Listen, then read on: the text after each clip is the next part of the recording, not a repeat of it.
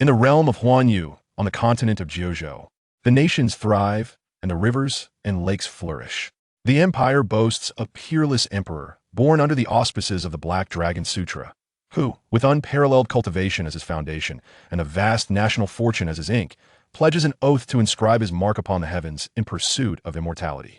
In the rivers and lakes, there exists a sword master of extraordinary talent, who, through his sword techniques, establishes an unrivaled martial art, ascending to the pinnacle of skill. A modern university student finds himself transported to the besieged territory of Shichu, awakening a family system. He acquires a novice gift pack and plots to intercept the reigning queen of Shichu and her daughter, ranked first on the Rouge List. Later, he seeks refuge through a transaction at Wudang, and from that point onward, establishes his family and gradually expands it. In later generations, it is said Wanbao Zhou family.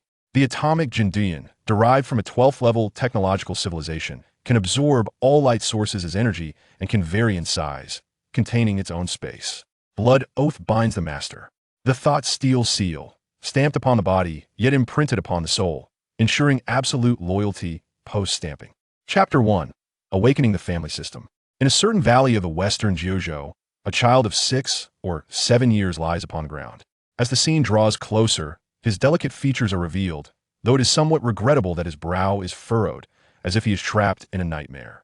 After a moment, the child opens his eyes and sits up abruptly, startled by his surroundings. What in the world? Am I not in the dormitory playing Jinchanshan? He quickly rises, but is momentarily stunned by the sight of his own hands supporting his body. Transmigration? But who would traverse to such a desolate wilderness? Just as he prepares to check his body and assess his condition, a mechanical voice resonates in his mind. Ding! Host detected as awakened, binding family system. Meanwhile, excitement begins to spread across the boy's face. A system? Oh my heavens, truly there's no hardship I must endure. I am indeed your most beloved child. Moments later, ding, congratulations host, family system binding complete. Listening to the mechanical voice once more, the child beams with joy and, following the narrative from a novel, skillfully exclaims, System, what functions do you possess? System? Little system? Speak to me. The child gazes at the silent system, his emotions plummeting like a roller coaster into despair. Eventually, he clings to a glimmer of hope. Open the system panel. As the words leave his lips, a brilliant blue light screen materializes before him. Haha, I knew the heavens would not toy with their most cherished child. With that, he begins to examine the system, first focusing on the personal attributes panel. Name, Zhou Changshou. Age, 21, possessed. Cultivation, none. Treasures, none. World, comprehensive martial world. Gazing at the personal attributes panel, Zhou Changshou cannot help but twitch his lips. Based on his experience from reading novels, he expected to awaken with the memories of his previous life. It turns out he is merely a possessor. However, upon seeing the age listed, his expression suddenly shifts. What on earth have I turned into a dwarf? I will grow normally. Gazing at his diminutive form, now less than 1.2 meters from an original height of 1.8 meters, he felt a profound sense of loss. Yet to avert further misfortune, especially in that regard, he hastily reached into his pocket. Upon seeing the familiar dragon-shaped birthmark on his golden staff, he exhaled in relief, confirming that he indeed had donned a new body. Well then, if I am a dwarf, so be it.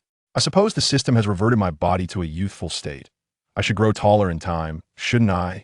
At this point, Zhou Changxing found himself somewhat lacking in confidence, for who at the age of 21 still experiences growth.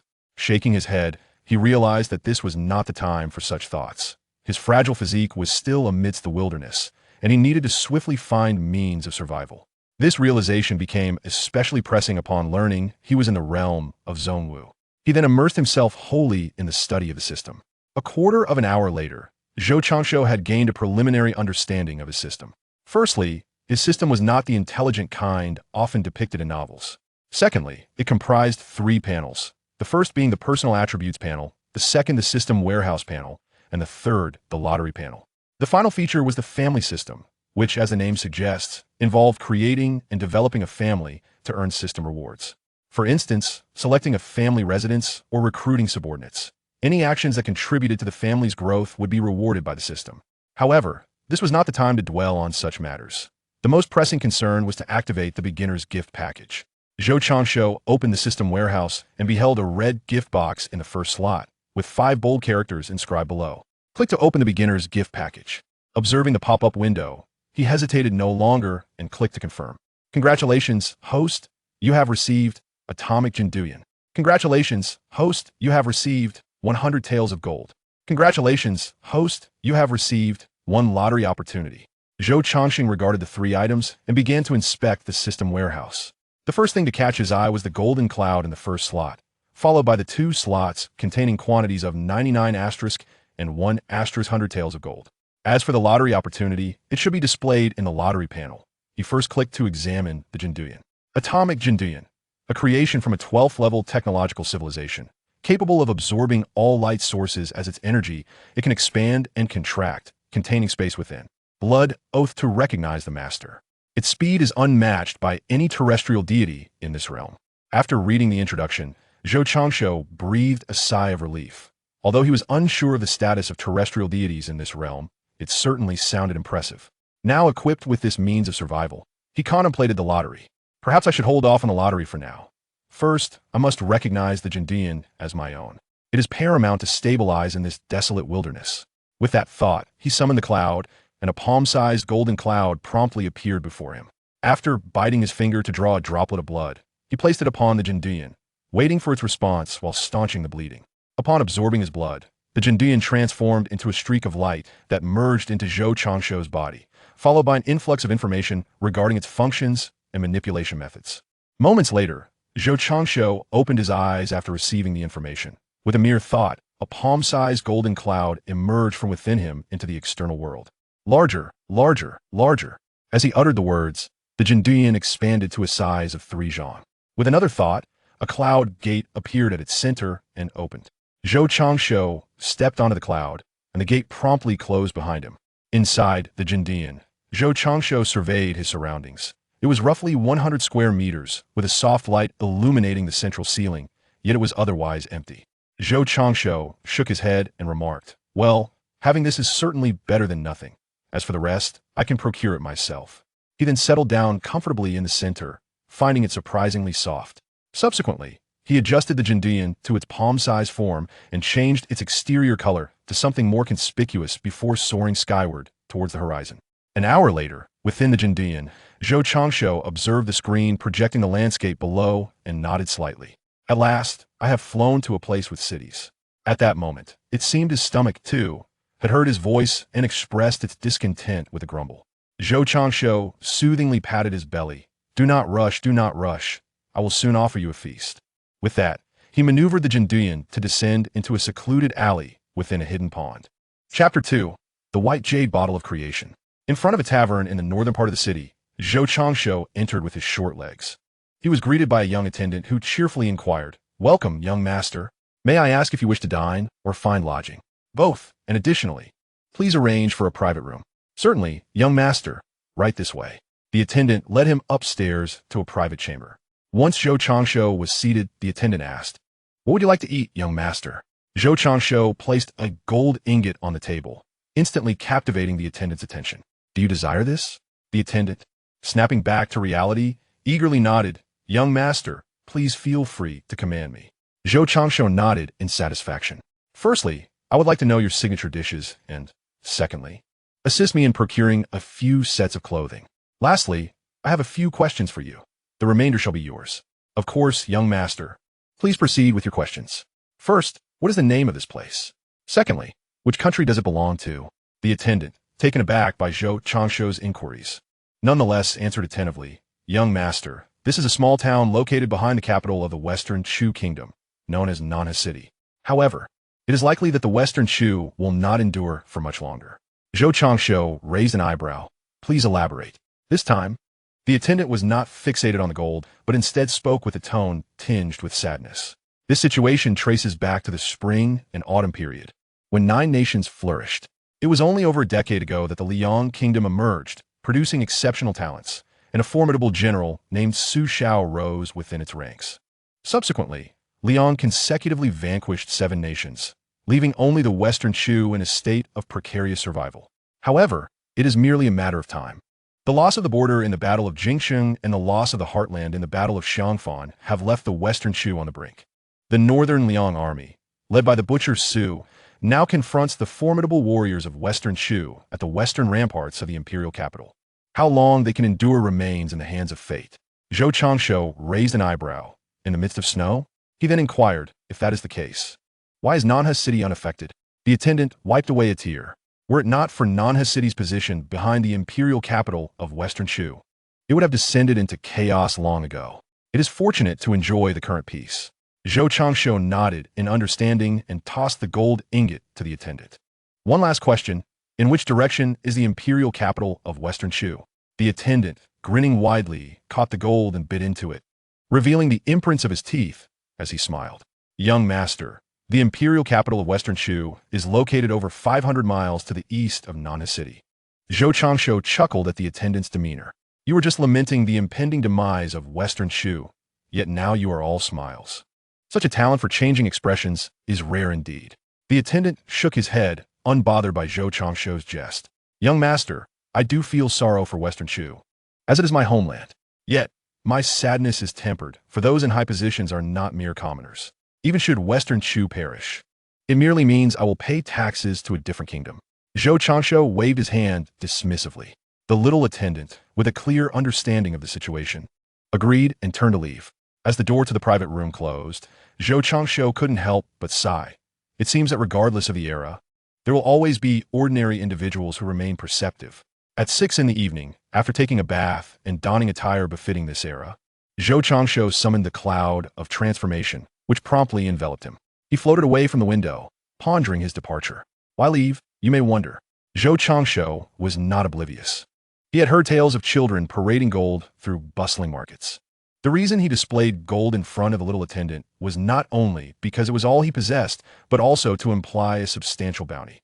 Indeed, he quickly gathered information about his current circumstances. Now that all matters were settled, it was time to depart, regardless of whether the little attendant or the establishment harbored ill intentions. Zhou Changshu would never place his safety in the hands of others. High above, 300 meters in the air, the cloud of transformation soared eastward. Inside the cloud, Zhou Changshu reclined, crossing his legs and humming a tune, thoroughly enjoying the moment. The heavens had treated him kindly. Although he had been an orphan in his past life, his exquisite appearance had earned him the affection of a matron, allowing him to live a sheltered life without hardship. He had even excelled beyond expectations in his college entrance exams, gaining admission to a prestigious university. After more than 3 years of gaming, he was on the cusp of entering the workforce. To his surprise, the heavens, unwilling to let their favored child suffer, had granted him a rebirth and a golden opportunity. Reflecting on this, Zhou Changshu couldn't help but click his tongue in delight. It seemed his future was destined for greatness, filled with power and the indulgence of a life surrounded by beauty. Oh, he almost forgot about the lottery. With that thought, Zhou Changshu sat up and opened the lottery page of his system. After clicking to draw, the wheel began to spin. May the 3 pure ones and the goddess Nuwa bless me. Regardless of who it may be, I simply wish for a splendid reward, he earnestly prayed. Ding! Congratulations to the host for drawing the creation white jade bottle. Upon hearing the mechanical voice, Zhou Changshu opened his eyes and eagerly examined the information. Creation white jade bottle. A celestial treasure from certain world of cultivation. Effect: produces a drop of creation liquid daily when infused in water. It enhances the growth of plants for an entire year. Note: requires blood to acknowledge the master. Reading the details about the creation white jade bottle, Zhou Changshu couldn't help but grin widely. My gratitude to the divine beings of the 3 pure ones. I thank you here. With that, he eagerly summoned the thumb-sized creation white jade bottle from the system's repository, holding it in his hand. After pricking his finger to draw a drop of blood, he let it fall onto the bottle. Instantly, the bottle absorbed the blood, transforming into a streak of light that entered Zhou Changshu's consciousness. Zhou Changshu reclined, contemplating the essence of the creation white jade bottle. His thoughts first turned to the heavenly bottle, indeed the one belonging to Han Tianzuan. In a sense, his creation white jade bottle and Han Tianzuan's small green bottle each possessed their own merits. The small green bottle prioritized the efficacy of individual herbs, while his white jade bottle excelled in quantity. Although it could not compare to the small green bottle that could enhance an herb's age by several hundred years with a single drop, the sheer volume he could cultivate compensated for this deficiency. Even though the creation white jade bottle could only augment an herb's age by 1 year each day, What if he were to plant hundreds or even thousands? In 2 or 3 years, would he not find himself in a prosperous position? As for seeking even higher ages, Zhou Changshu deemed it unnecessary, for he resided in a world of martial arts. Returning to the matter at hand, this artifact was indeed a potent tool for family development. Regardless of the realm, medicinal herbs were always in demand. This was not merely a financial concern. In the current world of martial arts, resources were undoubtedly essential. Beyond the teachings of his master, medicinal herbs and elixirs were of paramount importance. With the creation white jade bottle in his possession, he would no longer need to worry about resources when gathering subordinates. Chapter 3. Observing the battle at Shilei Wall, Wu Su beats the drum. Time swiftly passed, leading to midday of the following day. 500 meters above Shilei Wall, the colorless somersault cloud hovered, and within its confines, Zhou Changshu sat cross-legged, observing the intense battle unfolding below with a sense of exhilaration. This was the final clash of the spring and autumn period amidst the snow, a truly magnificent yet brutal spectacle. Watching the cavalry clash and the soldiers grit their teeth in combat, he felt not disgust, but an overwhelming surge of excitement. Zhou Changshu had arrived in the Western Chu imperial capital the previous night, but did not linger long, heading directly to Shilei Wall. The reason? He wished to witness the stirring scenes depicted in the book. Although he had yet to see the grand finale, such as the figure in white striking the fish dragon drum, the sight of the battlefield below made the journey worthwhile. Did the Han Gaozu, upon witnessing the first emperor's procession, feel a similar sensation? One could presume it was much the same. 3 days swiftly elapsed. Zhou Changshu watched continuously, and as the confrontation reached a fever pitch, the battle below had escalated into a decisive conflict, the intensity of which was staggering. At midday, he finally beheld the individual he had longed to see. Atop the city wall stood a striking woman clad in white, her features exquisite, exuding an air of valiance, carrying a purple sandalwood sword case as she ascended the battlements. Observing the woman in the scene, Zhou Changshu could not help but jest. TSK, Su Xiao. This old fellow is truly living well. In the original text, a second-tier minor master could directly ascend to the realm of Earth Immortals, an astonishing feat yet. One might argue that given this old fellow's capabilities, he was indeed deserving, albeit in a sense, his son had become rather subordinate. At this moment, the scene shifts to the castle's ramparts, where Wu Su, clad in white attire, is unfastening her sword sheath. Abruptly, she gazes skyward, yet perceives nothing amiss. Did I misinterpret the sensation? The focus then returns to the Nimbus Cloud, where Zhou Changshu observes Wu Su's reaction with a hint of astonishment. Has she sensed a lurking presence, or is it the intuition of a woman? However, upon witnessing Wu Su retract her gaze, he realizes she has not discerned his presence. Perhaps she is aware of being watched, but cannot pinpoint the observer. As Wu Su strikes the fish dragon drum, Zhou Changshu diverts the scene to the battlefield of the soldiers from Bailiang. Observing the soldiers rallying forward with cries of defiance, he feels a stirring desire to join their ranks. Half an hour later, the battlefield remains in a state of stalemate. Yet, Zhou Changshu decides he can no longer bear to watch. The scene shifts back to the Nimbus Cloud, where he reclines, declaring, "I have seen enough of this live broadcast. It is time to depart." With that, he directs the Nimbus Cloud towards the imperial capital of Shichu. Meanwhile, on the ramparts above the battlefield, Wu Su exhales a sigh of relief, having clearly sensed the vanishing aura of scrutiny. In the afternoon, Zhou Changshu, piloting the Nimbus Cloud above the imperial capital of Shichu, gazes down upon what should be a bustling city, now desolate and void of life. The streets are eerily empty. Nevertheless, Zhou Changshu does not linger, steering the Nimbus Cloud directly into the Shichu Palace. Although reports from the front lines remain incomplete, chaos has already begun to engulf the palace. Along the way, Zhou Changshu observes numerous eunuchs clutching an abundance of gold and jewels, while the palace maids were expressions of grave concern. A quarter of an hour later, outside the chambers of the Shichu Empress, Zhou Changshu guides the Nimbus Cloud inside, immediately spotting a stunning woman adorned in a gown embroidered with golden phoenixes, wearing a phoenix hairpin, seated at the edge of a bed with a worried expression. On the bed sits a young girl of 6 or 7 years. "Mother, why hasn't father returned yet?" The woman forces a smile, looking at the innocent child, and reassures her, "Seer, as long as you are obedient, your father will return in due time." The little girl obediently agrees. Yet Zhou Changshu perceives a flicker of sorrow in the exquisite woman's eyes. After a brief observation, he departs from the Empress's chamber, aware that this is not the moment for his appearance. Although it is evident to all that the fall of Shichu is merely a matter of time. As long as the Shichu emperor remains alive, hope persists among the royal family. Thus, Zhou Changshuo's plan is to reveal himself only on the day Su Xiao slays the Shichu emperor, when the enemy is poised at the gates. After all, offering aid in times of dire need resonates far deeper than mere embellishment in moments of prosperity. As for the present, nature dictates that one must first locate the treasury of the Western Chu, along with the more pressing matter of the library. For the advancement of one's family cannot solely rely on mere words. Time swiftly passed, and a month had elapsed. During this period, Zhou Changshuo had thoroughly emptied both the treasury and the library of Western Chu, instilling a sense of dread within the palace. After all, such a formidable figure, vanishing without a trace, left everyone uncertain of the unfolding events. High above the Western Chu palace, 300 meters in the air, the nimbus cloud hovered, revealing Zhou Changshuo seated upon the cloud, peering through its projection towards the distant cavalry. A smile crept upon his face. They have arrived. With that, he maneuvered the nimbus cloud downwards towards the palace, where chaos had erupted among the eunuchs, some scrambling for riches while others fled in panic. Zhou Changshuo paid them no mind, directing the nimbus cloud straight into the Queen's palace.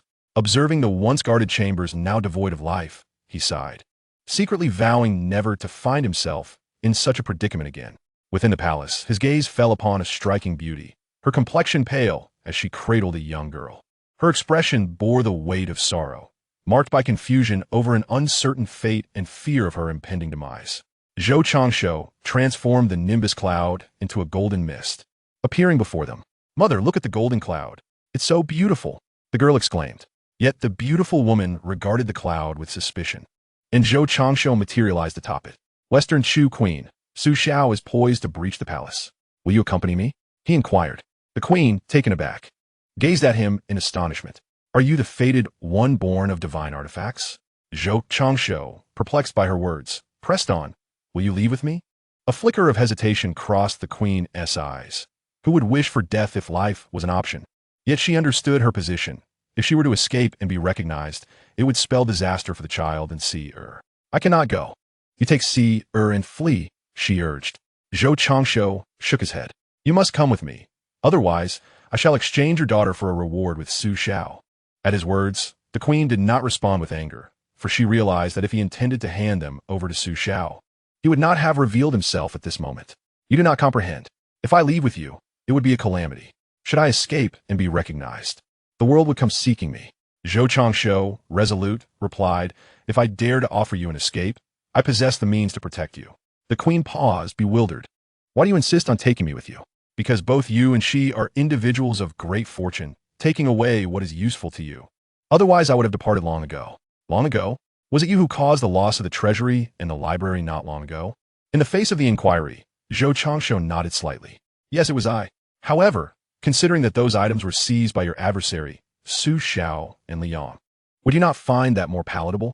The Empress of Western Chu choked momentarily. It was the first time she had encountered such twisted reasoning. Yet she could not help but acknowledge its validity in her heart. "Well, it won't be long before Su Xiao enters the city. You must make a decision." Faced with Zhou Changshuo's second inquiry, the Empress of Western Chu fell silent for a moment. Now that her worries had been resolved, she could no longer afford to make the decision to remain and await death. After all, a person's endurance has its limits. Naturally, one would prefer to live rather than die, especially since she had already forfeited one opportunity for life. Subsequently, she looked at Zhou Changshuo and nodded. "Very well. I agree to your terms. I will leave with you and my child." Zhou Changshuo nodded slightly, feeling a sense of relief. Now, he was merely an ordinary person. Should she insist on staying here to perish, he would have no means to assist her. "Congratulations, you have made the right decision. Prepare yourselves. Time is of the essence. If there is anything you wish to take, gather it now." The Empress of Western Chu nodded slightly, and, after saying a word to the little girl, walked toward the vanity. Zhou Changshuo then turned his gaze to the little girl, who, showing great courage, jumped down from the chair and approached the golden cloud. "Is this golden cloud yours? Can fly?" Zhou Changshuo nodded slightly. "Yes, it is mine. May I sit on it?" Zhou Changshuo raised an eyebrow. "You may, but you must first tell me your name." The little girl paused for a moment, as if perplexed that someone did not recognize her. My name is Jiang Sha. Zhou Changsho stroked his chin. Jiang Sha? Is this the original name of Jiang and I? Quite unexpectedly melodious. At that moment, the voice of the Empress of Western Chu called out, come here. Upon hearing the Empress's voice, Jiang Sha turned and trotted over with her little legs. Zhou Changsho naturally followed closely behind. Upon arriving before the bed and seeing the pile of clothes stacked like a small mountain, he could not help but twitch his lips. Seemingly sensing Zhou Changsho's thoughts, the Empress of Western Chu said with a hint of embarrassment, "If you cannot carry it all, you need not take it." Zhou Changsho waved his hand dismissively. "It is but a trifling matter. I merely lament the amount of belongings you have managed to gather in such a short time." With that, he waved his hand and stored everything in the systems warehouse. Watching the suddenly vanished clothing and other items, Jiang Sha gazed at Zhou Changsho in astonishment. So impressive, they all disappeared. Zhou Changsho did not respond, but instead jumped down from the cloud and began to examine the bed before him. TSK. Such a large bed, just what is missing in the cloud. He then waved his hand and took it away. Subsequently, she turned her gaze towards the Empress of the Western Chu and said, "Let us depart. I shall guide you." Upon uttering these words, she summoned the Nimbus Cloud, transforming it into a size of 10 feet, while simultaneously a portal of clouds opened. "Come, follow me," she beckoned, stepping inside. The Empress momentarily hesitated, but quickly scooped up Jiang Si and followed Zhou Changsho into the portal. Once inside, she finally comprehended why the child had removed the bed. The expansive space, measuring 100 square meters, was adorned with mounds of gold and silver on the left, accompanied by towering stacks of books. Zhou Changsho settled himself in the center of the cloud layer, then turned to regard the Empress, who was approaching while cradling Jiang Si. "I apologize for the lack of decor. Please make do with what we have," he said. The Empress glanced at the cloud layer beneath her feet and smiled reassuringly. "This is my first experience riding on clouds, far more delightful than a conventional seat." With that, she sat down, still holding Jiang Si. Zhou Changsho then commanded the cloud to shrink to the size of a palm, transforming it into an ethereal hue, before soaring through the doorway into the sky. Upon reaching an altitude of 300 meters, Zhou Changsho summoned the projection of the Nimbus Cloud before the trio. "Is this the royal palace?" he inquired, to which Zhou Changsho nodded slightly. "Indeed, let us not rush to leave. Let us observe Su Xiao and the others' reactions first. I anticipate it will be quite spectacular." With that, he adjusted the view to the courtyard of the Empress's palace. "By the way, what is your name?" Zhou Changsho asked.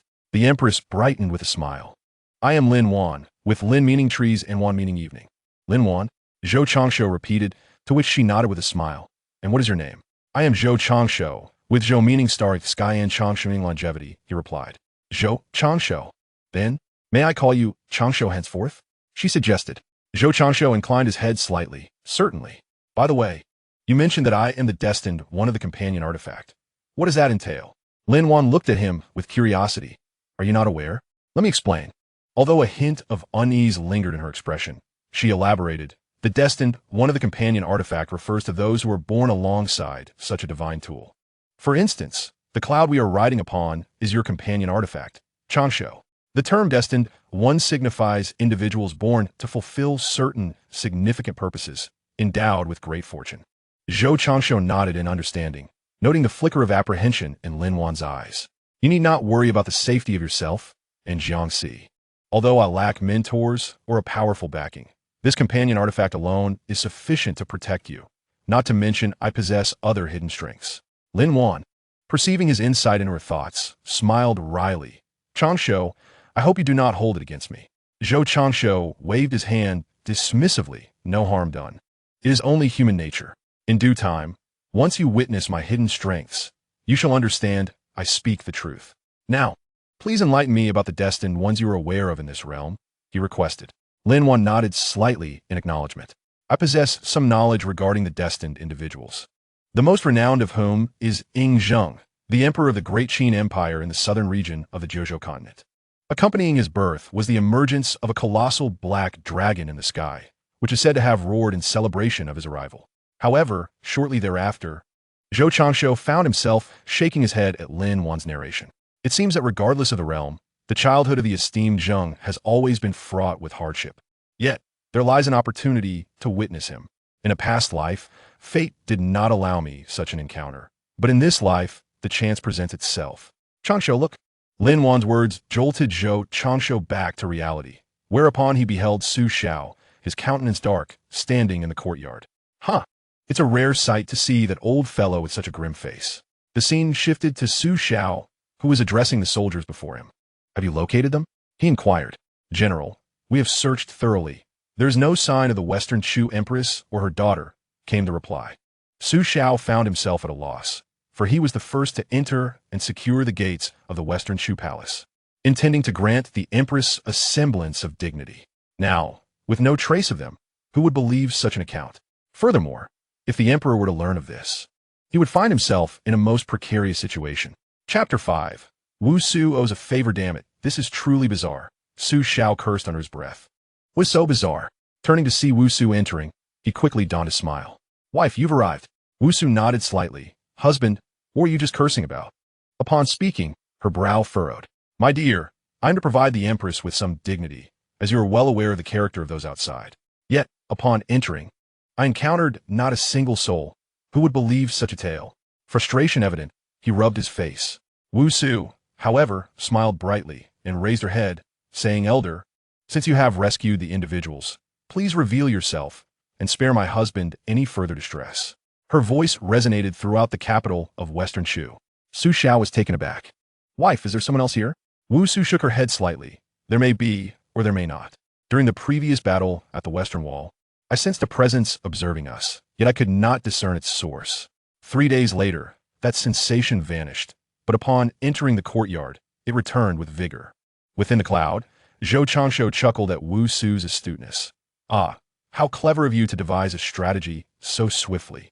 Lin Wan, however, expressed her concern. Changsho, what should we do? What to do? Haha, if they have discovered us, they have. She has never seen us before. With that, he waved his hand, summoning ink, paper, and brush before him. Now, assist me in writing something. I shall dictate. Lin Wan nodded gently. Though lacking a table, she knelt and bent down to write. Zhou Changsho, observing the tumultuous scenery before him, coughed discreetly and made a deliberate effort to redirect his attention. Wu Su, you're indeed clever. Far more so than that old fellow beside you. Initially, I thought it best not to reply, for then no one would believe your words. However, in light of your impressive demeanor during this moment, I have decided to respond. Furthermore, you owe me a personal favor. I had intended to leave, but I lingered merely to witness Su Xiao's sullen expression. Should you deny this, be wary of the day I take it out on your son. By the way, I must mention, Su Xiao, you old chap, you do eat exceedingly well. Consider this piece of gold my token of appreciation for you on Wu Su's behalf. You're doing well. Here is some money for you to procure some supplements. Having said this, I turned to Lin Wan, inquiring whether she had finished. Lin Wan, after completing her final stroke and setting the brush aside, finally rose. It's done. But, Changsho, are you truly a child? Zhang Changsho, while picking up the paper to dry the ink, responded, I am a child, but I possess considerable understanding. However, in his heart, he mused that having been alive for over 200 months still made him a child. Lin Wan's lips twitched. It was the first time she had heard someone claim to have more understanding in this regard, especially from a child. Changsho, oblivious to her thoughts, gazed at the elegant calligraphy on the paper with satisfaction. With a flick of his hand, a gold ingot materialized, which he wrapped in paper before allowing it to fall. As the paper descended into the clouds, it vanished within, plummeting downward. The scene shifted to Su Xiao. Wife, are you certain you sense correctly? There is no one here. He shielded his forehead with his hand and looked skyward. Wu Su, who had not expected a response, suddenly felt a thrill as she gazed at the sky. Raising her hand, she formed a sword shape, sending an invisible blade soaring upward. This unseen sword caught the paper and swiftly descended toward her. Once the invisible sword delivered the paper into Wu Su's hands, she unfurled it, initially disregarding the gold within, her attention drawn instead to the written words. Upon reading the contents, her expression shifted to one of astonishment, prompting Su Xiao to lean in closer. Wife, what does it say? Oh, it seems rather grand. They even gifted us an ingot of gold. Wu Su, regaining her composure, handed the gold and paper to Su Xiao. What do you mean for us? This is for you. She then raised her gaze and declared, this favor, Wu Su acknowledges. I look forward to meeting this esteemed individual in the future. Meanwhile, Su Xiao, having read the letter, experienced a tumult of emotions, his face alternating between shades of blue and white. Hey, this esteemed person is quite rude. Wife, why do you acknowledge such a favor? Wu Su shot Su Shao glare. Have you lost your senses? How can he be considered an elder? He calls you old fellow. Does that denote seniority? The words are imbued with youthful spirit. Besides, isn't it a compliment to you? Or do you believe there is something lacking in me? Su Zhao's expression turned awkward. Wife, I never said such a thing. It is quite insulting to suggest that I need a gold ingot to purchase some supplements. I am quite robust. Wu Su glanced at Su Shao before averting her gaze, as if she had spoken volumes, yet said nothing at all. Su Shao, however, felt a pang of insecurity. Wife, do you think I am inadequate? Wu Su let out a light chuckle. Hee, only heaven knows. The scene shifted back to the Nimbus Cloud, where Zhou Changsho, having witnessed Wu Su acknowledge the favor, clapped his hands. The show is over. It is time for us to depart. With that, he guided the Nimbus Cloud towards the horizon. 7 days later, in Qingzhou, a golden cloud hovered 30 meters above the surface of Spring God Lake, with Zhou Changsho and the others seated upon it. Over the week, Lin Wan gradually discerned Zhou Changsho's character, seemingly calm, yet exceedingly domineering, though he was quite kind to his own. Little Changsho, you previously mentioned that we are individuals bearing great fortune, which is why you saved me and Seer. What did you mean by that? Zhou Changsho rested his head on Lin Wan's lap, explaining to the delighted Jiang Si, who was gazing at the lake. It is quite literal. The Western Chu, having accumulated immense fortune over more than 6 centuries, has a legacy that you, as the last 2 survivors of the royal family, are destined to inherit. As a former queen, Lin Wan was somewhat familiar with the notion of fortune. So, little Changsho, do you intend to train Seer and me in martial arts? Or perhaps view us as mere pawns? Zhou Changsho chuckled. You two? Not that I underestimate you, but given my opportunities, once you grow, acquiring as many experts as I desire will be trivial.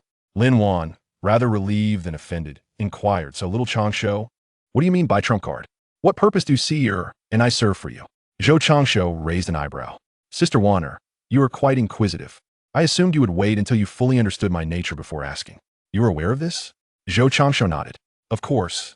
I possess an innate ability to read people. Lin Wan felt at ease, knowing that Zhou Changsho would not be angered since he had chosen to share this with her. Then, little Changsho, do share. It would put my mind at ease, otherwise I shall remain on edge. Zhou Changsho calmly revealed something that shocked Lin Wan. The reason I saved you is that I desire you both as my wives. As wives. Little Changsho, you are quite young to be seeking a wife. Zhou Changsho rolled his eyes. What of it? Though I may be young, I'm not ignorant. Besides, my pursuit of wives is tied to my opportunities. Opportunities? Little Changsho, do not deceive me. While I may not practice martial arts, I am still a former queen. I have never heard of any opportunity that necessitates marrying wives for development.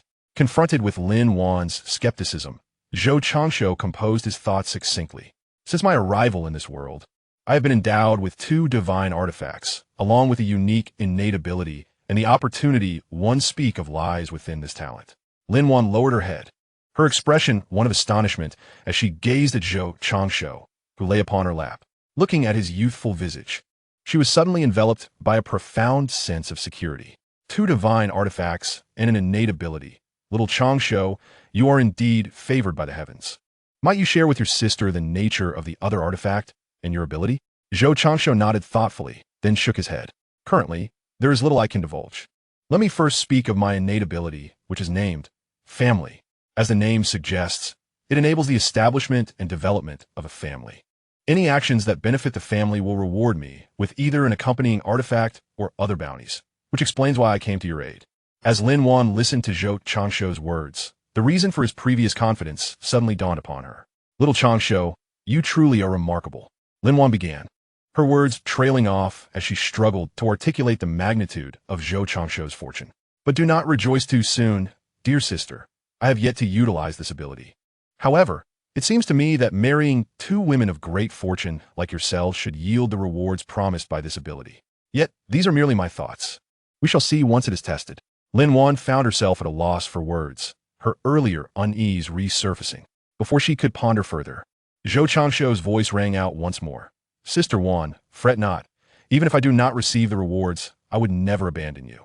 After all, you are the illustrious beauty of the spring and autumn period, the first among the renowned. You should have more confidence in yourself. Lin Wan was jolted back to reality by his words, playfully poking his forehead with her delicate finger. You, indeed, are a clever little one. However, might you tell your sister what the other artifact is?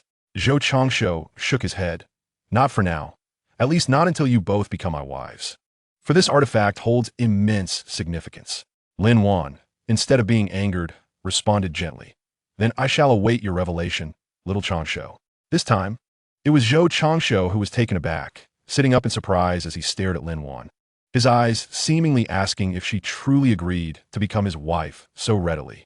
Lin Wan, observing Zhou Changshu's typically calm demeanor now transformed, couldn't help but chuckle. Little Changshu, I have never seen you display such a look before. Are you curious as to why your sister is willing to marry you? Noticing his slight nod, Lin Wan elaborated. There are 3 primary reasons.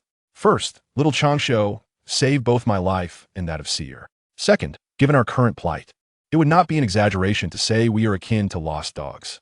Now that I understand your bright prospects, and knowing you hold affection for me, I am naturally inclined to accept your proposal. Indeed, it seems I am the one gaining an advantage here. Certainly, the third point is the most crucial. Given your domineering nature, both Seer and I have come to realize your opportunities. While you may not resort to violence against us, our paths are limited to 2. One is imprisonment, which means that until you have grown powerful, Seer and I would likely have no freedom at all. The other option, as you suggested, is for us to become your wives, thus forming a family. In this scenario, Seer and I would not only be free from your vigilance, but could also lead a far better life. Zhou Changshu applauded Jiangxi. Sister Wanner is indeed clever. But are you not concerned that the innate talent I speak of might be a deception? Lin Wan smiled slightly. Such childish tricks should be left unspoken. Not only have I come to understand your character on this journey, but should it be a falsehood, it would eventually unravel. So I do not believe you would deceive me. Zhou Changshu nodded in understanding and then reclined on Lin Wanner's lap. Zistavanya, I currently possess nothing and have yet to establish any influence. Marrying you would indeed be a burden. However, Lin Wan shook her head with a smile. There is no need for such thoughts, dear Changshu. I'm not one to crave vanity. Zhou Changshu countered, shaking his head. While you are not vain, how can my wife be inferior to others? In the future, I shall bestow upon you a grand wedding. Lin Wan chuckled lightly, as if to soothe the child. Very well, I shall await the grand wedding from you, dear Changshu. On a mountain peak of a desolate island within Spring God Lake, Zhou Changshu hovered 10 meters above the ground on his nimbus. He then turned to Lin Wan. Sister Wanner, let this be the place. Though humble, you may rest assured. You are my first wife. Lin Wan shook her head with a smile. There is no need for such concern. I do not feel wronged. Though lacking worldly ceremonies and wedding gifts, with heaven and earth as our witnesses, it is quite sufficient. Zhou Changshu felt warmth in his heart. Sister Wanner, shall we commence? A quarter of an hour later, Zhou Changshu playfully found himself with a wife and a child bride. Brother Changshu, does this mean you're now Seer as husband? Zhou Changshu burst into laughter at this remark, for he had just received a reward from the system. Seer, you are mistaken. I am currently your child husband. We must wait until we grow up to marry before I can be your true husband. Huh? That'll take a very long time. Lin Wan, seeing Zhou Changshu's delight, instantly understood. Dear Changshu, has it succeeded? Zhou Changshu raised an eyebrow. Indeed, Sister Wanner and Seer are truly my lucky stars. Please wait a moment while I check. Lin Wan nodded gently and spoke softly to Jiangxi, while Zhou Changshu closed his eyes to examine the system rewards. As he opened the system, 2 notification windows immediately appeared before him. Ding! Congratulations, host, on marrying the most beautiful woman of the spring and autumn period, Lin Wan. It has been detected that she bears great fortune, and as a reward, you have been granted the Guardian Clan Grand Formation, Atomic Zhou Tian Sword Base. Ding! Congratulations, host, on forming a betrothal contract with the innate sword embryo, Jiang and I. It has been detected that she also carries immense fortune, and as a reward, you have received an infinite upgrade proficiency panel plugin. Upon seeing the 2 notifications, Zhou Changshu's heart soared with joy as he promptly accessed the system's warehouse panel. The first item displayed was a miniature silver base, adorned with numerous small swords protruding from it. Zhou Changshu opened the description, Atomic Zhou Tian Sword Base, a product born from the fusion of technology and cultivation civilizations. The base can absorb all light sources as energy. There are a total of 365 flying swords, and activating the formation can create the Zhou Tian sword array, with each sword capable of unleashing the might of terrestrial immortals. When combined, they can slay powerful cultivators at the Golden Core stage. Note, this is a Guardian Clan Grand Formation and cannot be moved once established. Control Method, Blood Oath. Chapter 7. The 9 Provinces Martial Arts Realm. Reading the description of the Atomic Zhou Tian sword base, Zhou Changshu felt an inner delight. If the Nimbus Cloud was his means of survival in this world, then this formation would provide him with a solid foundation. Although it had the drawback of being immovable once set, its merits were undeniable. As long as he could find a piece of clan land to establish it and develop his family methodically, he would be secure. After all, despite his current unfamiliarity with the martial arts realm of this world, he had gained some understanding of its level from his past life. The description stated that each sword could exert the power of a terrestrial immortal, and when combined, they could slay cultivators at the Golden Core stage.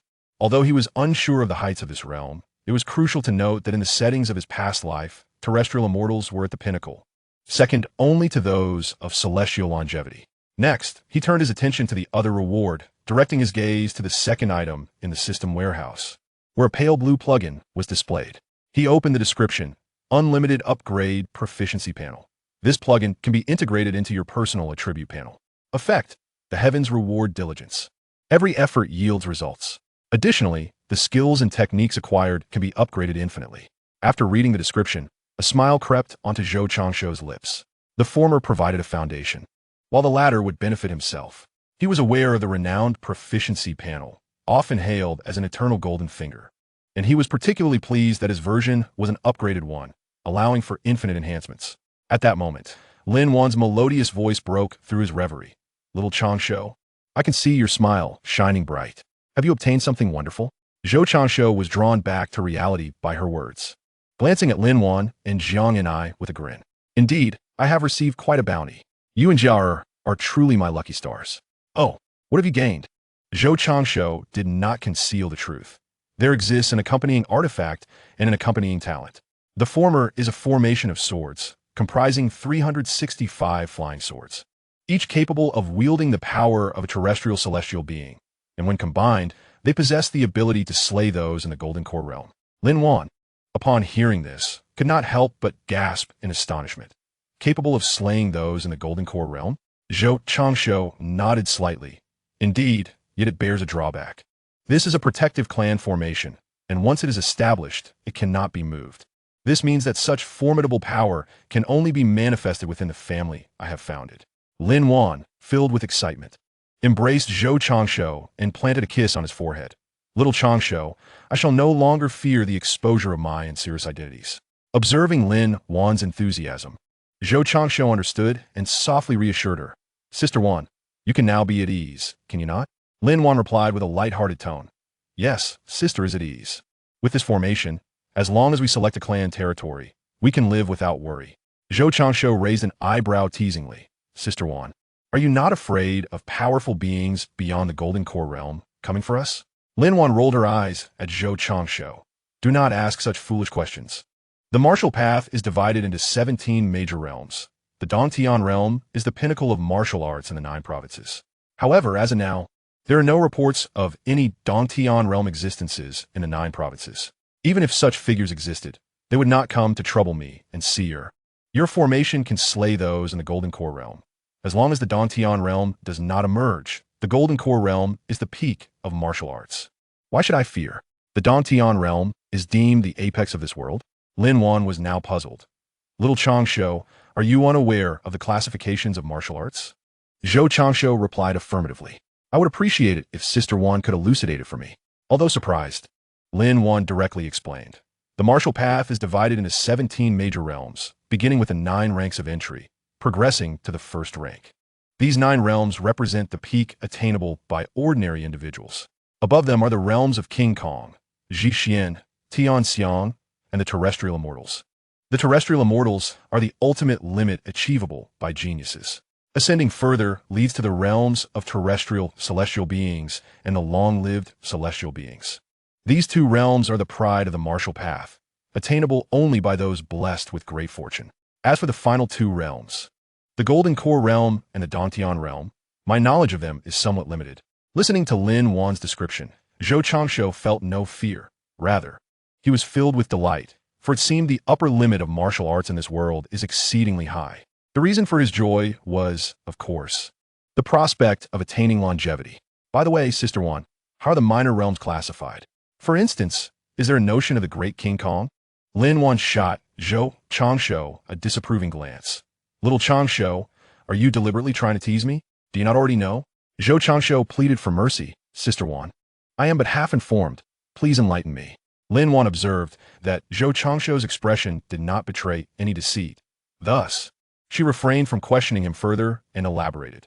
The martial arts realm comprises 17 grand stages, each of which is subdivided into 4 smaller realms: early, middle, late, and peak. However, upon reaching the diamond realm, the structure alters. For instance, in the Buddhist tradition, upon attaining the first grade and entering the primary focus of the diamond realm, one encounters 4 subdivisions: great true, small false, true diamond, and great diamond, ultimately leading to the earthly immortal stage. Conversely, in Taoism, upon reaching the first grade, one enters the primary focus of the Ji Xian, while Confucianism centers on the celestial phenomena. Aside from these 3 major schools, ordinary practitioners of martial arts advance through the 17 grand stages step by step.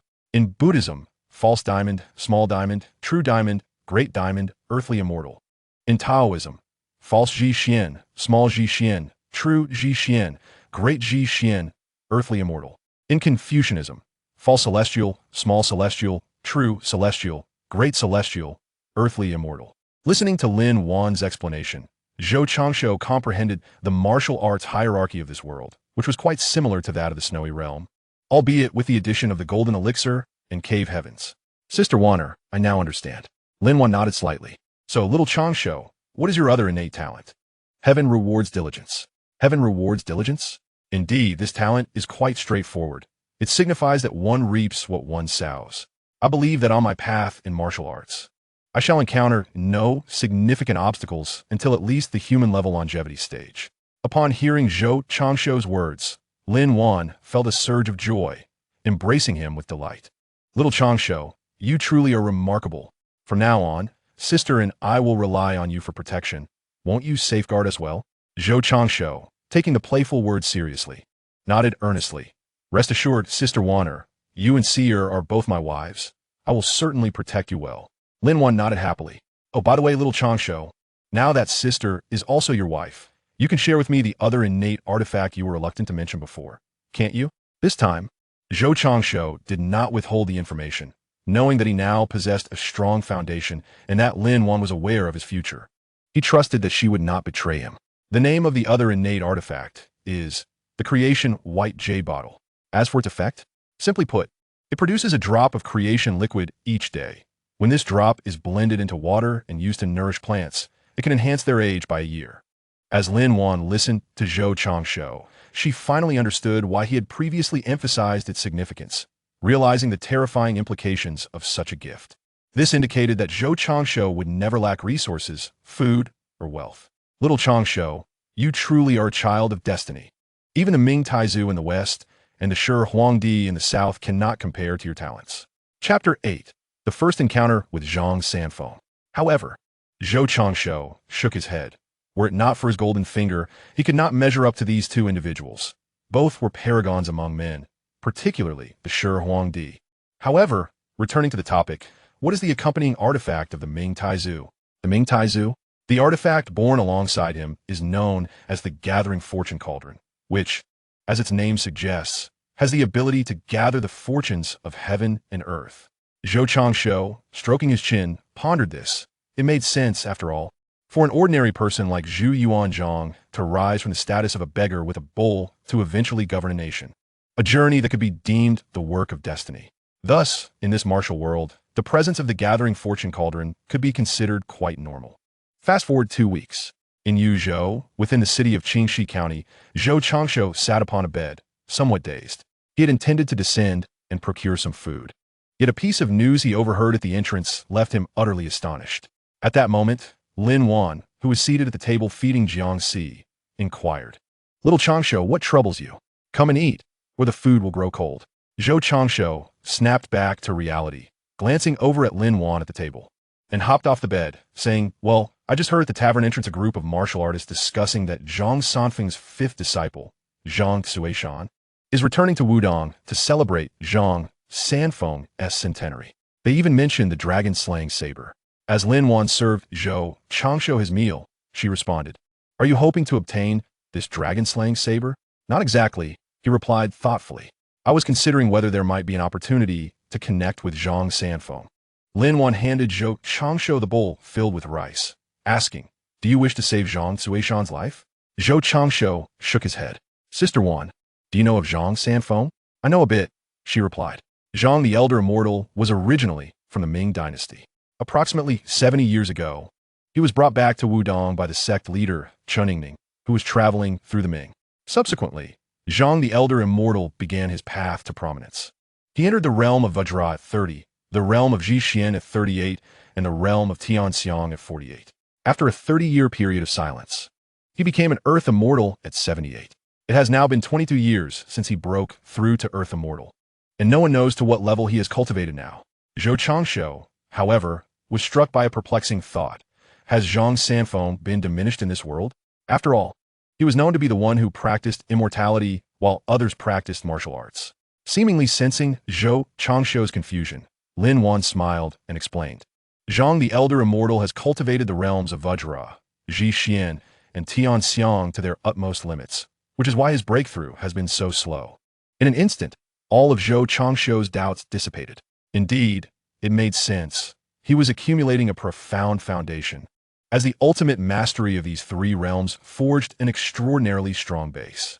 With this alone, Zhang Sanfeng would only continue to advance more swiftly, aligning perfectly with the persona of Zhang Sanfeng, who grows increasingly formidable with time. By the way, has Zhang Sanfeng's third disciple sustained any injuries? Lin Wan looked at Zhou Changshu in surprise, asking, "How do you know this?" Zhou Changshu did not elaborate. "In that case, it shall be easier. We have managed to establish a connection with Zhang Sanfeng.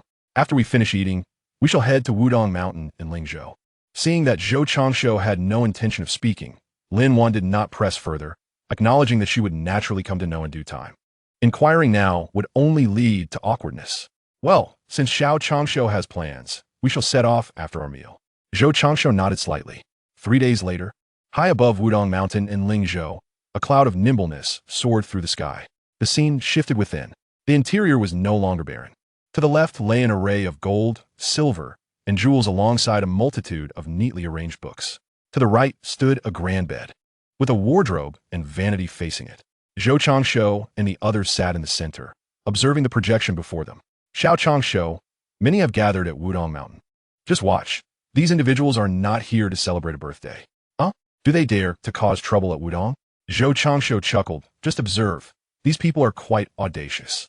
Before long, the cloud of nimbleness arrived above Wudang, shrinking to the size of a palm as Zhou Changshu directed it towards the grand hall atop the mountain. Upon entering, they encountered 2 elderly men in Taoist robes, surrounded by over a dozen middle-aged individuals. At that moment, the 2 old men exchanged glances, inadvertently casting their eyes towards the direction of the nimble cloud. "Master, the 5th brother is returning to Wudang, yet the news of the dragon-slaying blade grows increasingly fervent. Should we not go and offer assistance?" One elder stroked his beard, but did not respond, instead gazing intently towards the cloud's location. "Which fellow Taoist approaches? Is it not impolite to hide? Might you step forth for a greeting?" Except for the other elder, the rest were on high alert, following Zhang Sanfeng's gaze towards the cloud. "Master, is someone there?" Zhang Sanfeng remained silent, patiently awaiting. At that moment, a palm-sized golden cloud floated before them, accompanied by a surprisingly youthful voice. "Old Zhang, might I inquire if you have attained the realm of Dao in the cave heaven?" Faced with this inquiry, Zhang Sanfeng was not frightened. Rather, he responded with keen interest, "I have yet to reach the cave heaven realm. May I ask what brings you to Wudang, young friend?"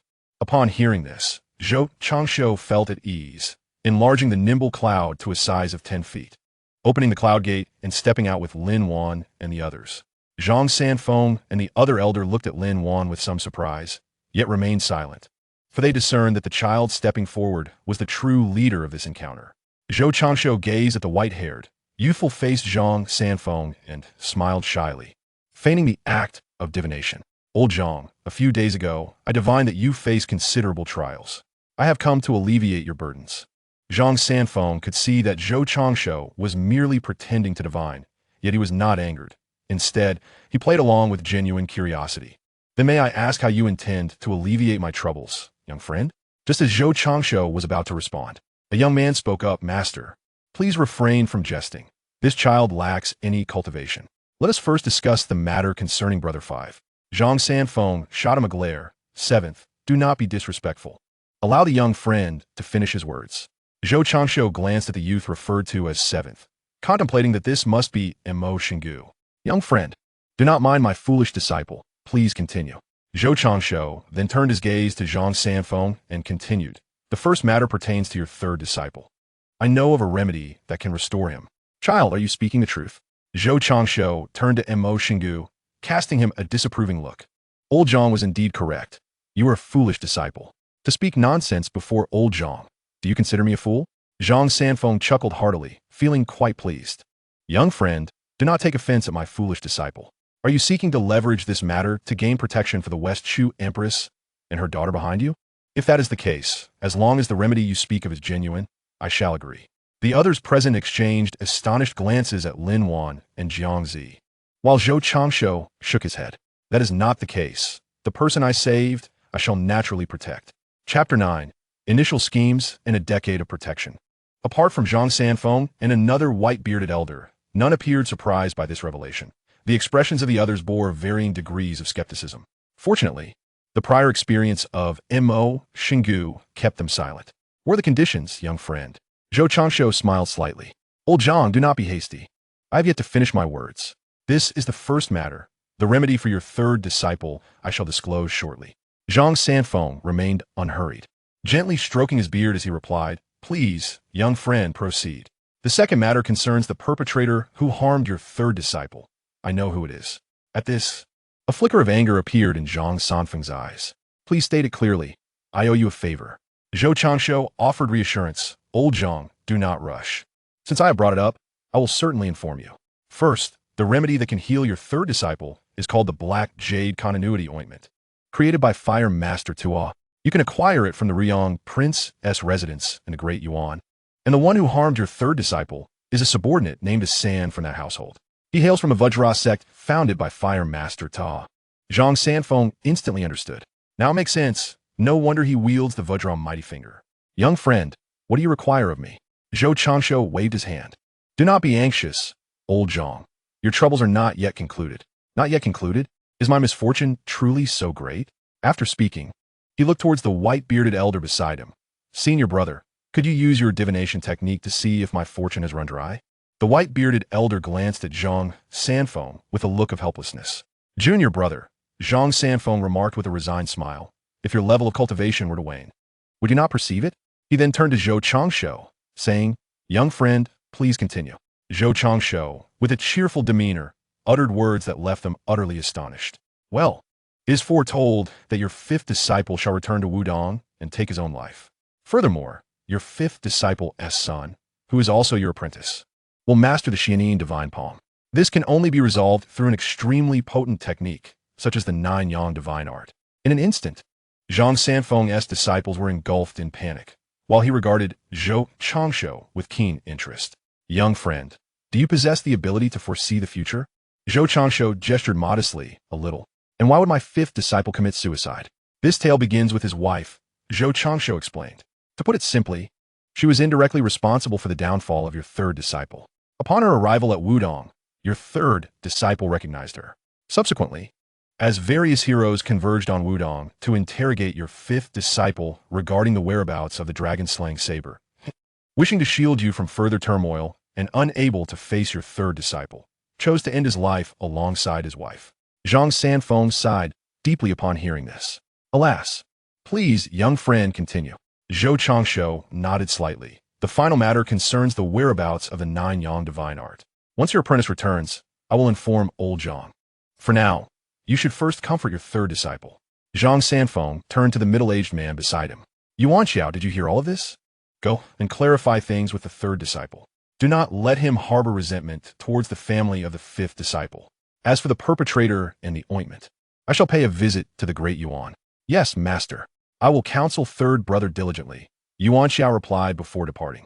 Once he had left, Zhang Sanfeng turned to Zhou Changshu.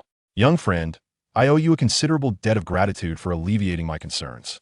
Now, it is time for you to reveal your intentions. Zhou Changshu nodded slightly. Indeed, I seek two things. First, old Zhang, you must protect us for 20 years. While we reside on Wudang Mountain, you cannot allow us to suffer any harm. Second, you must secure a piece of ancestral land for my family on Wudang. Zhang Sanfeng chuckled at the young boy before him. Young friend, did you not claim that you do not require protection? Zhou Changshu did not hesitate to clarify. I possess a birthright artifact, a sword formation that, once established, can vanquish those at the golden core level of martial arts. However, the drawback is that it cannot be relocated once set. Hence, my need for your protection. The onlookers gasped in unison, their gazes fixated on the young boy with astonishment. Recalling the initial inquiry, Zhang Sanfeng looked at Zhou Changshu and chuckled softly. Young friend, how remarkable your fortune is to be born with two artifacts. As his words lingered, Lin Wan behind them secretly chuckled, aware that her little Changshu possessed even greater secrets. Old Zhang, what say you? Zhang Sanfeng nodded in agreement, saying, the first condition is acceptable, but the duration of protection must be extended to 10 years, for after a decade. I intend to establish the Wudang sect in the Ming dynasty. Of course, should you wish to accompany me to the Ming dynasty in 10 years, I can extend that commitment to 20 years. Just as he finished speaking, a middle-aged man interjected hastily. Master uncle, must it be this way? The position of the Wudang sect's leader rightfully belongs to you. Zhang Sanfeng turned to the man with a gentle demeanor, replying, Zhonglou, it is not because of you. My elder brother's act of bringing me back to Wudang was a great kindness. How could the leadership fall into the hands of my master's lineage now? Before Wang Zhonglou could respond, an elderly man with a white beard snorted derisively. Such fine words. You merely wish to return to the Ming dynasty to be with your old flame. Do not think I am unaware. Even the place you chose for establishing the sect is reminiscent of that person's creation. Zhang Sanfeng's lips twitched. Elder brother, please spare me some dignity. There are so many younger generations present. Zhou Changshu watched the scene unfold, his face filled with intrigue. Could this old flame be Guxiang? The white-bearded elder chose not to elaborate further, as he believed that for the Wudang sect to flourish, Zhang Sanfeng's establishment in the Ming dynasty would indeed breathe new life into it. Zhang Sanfeng then turned to Zhou Changshu. What do you think, my young friend? 10 years is sufficient. Zhang Sanfeng nodded slightly, but when it came to the second condition, he appeared somewhat troubled. My young friend, designating a piece of family land for you in Wudang Mountain poses a challenge. After all, as I have mentioned, I will be leaving Wudang in 10 years. At this moment, the white-bearded elder spoke up. I shall take responsibility for this matter. My young friend, feel free to select your piece of land in Wudang. We have ample territory here. Zhou Changshu turned to the elder and inquired. May I ask who you are? I am Chuningning, the elder replied. Zhou Changshu instantly understood. He was the one who had predicted that Hong Shixiang would not descend the mountain until he became the world's foremost master. Then I thank you, Master Chun. Should Wudang encounter difficulties in the future, I shall lend my hand once.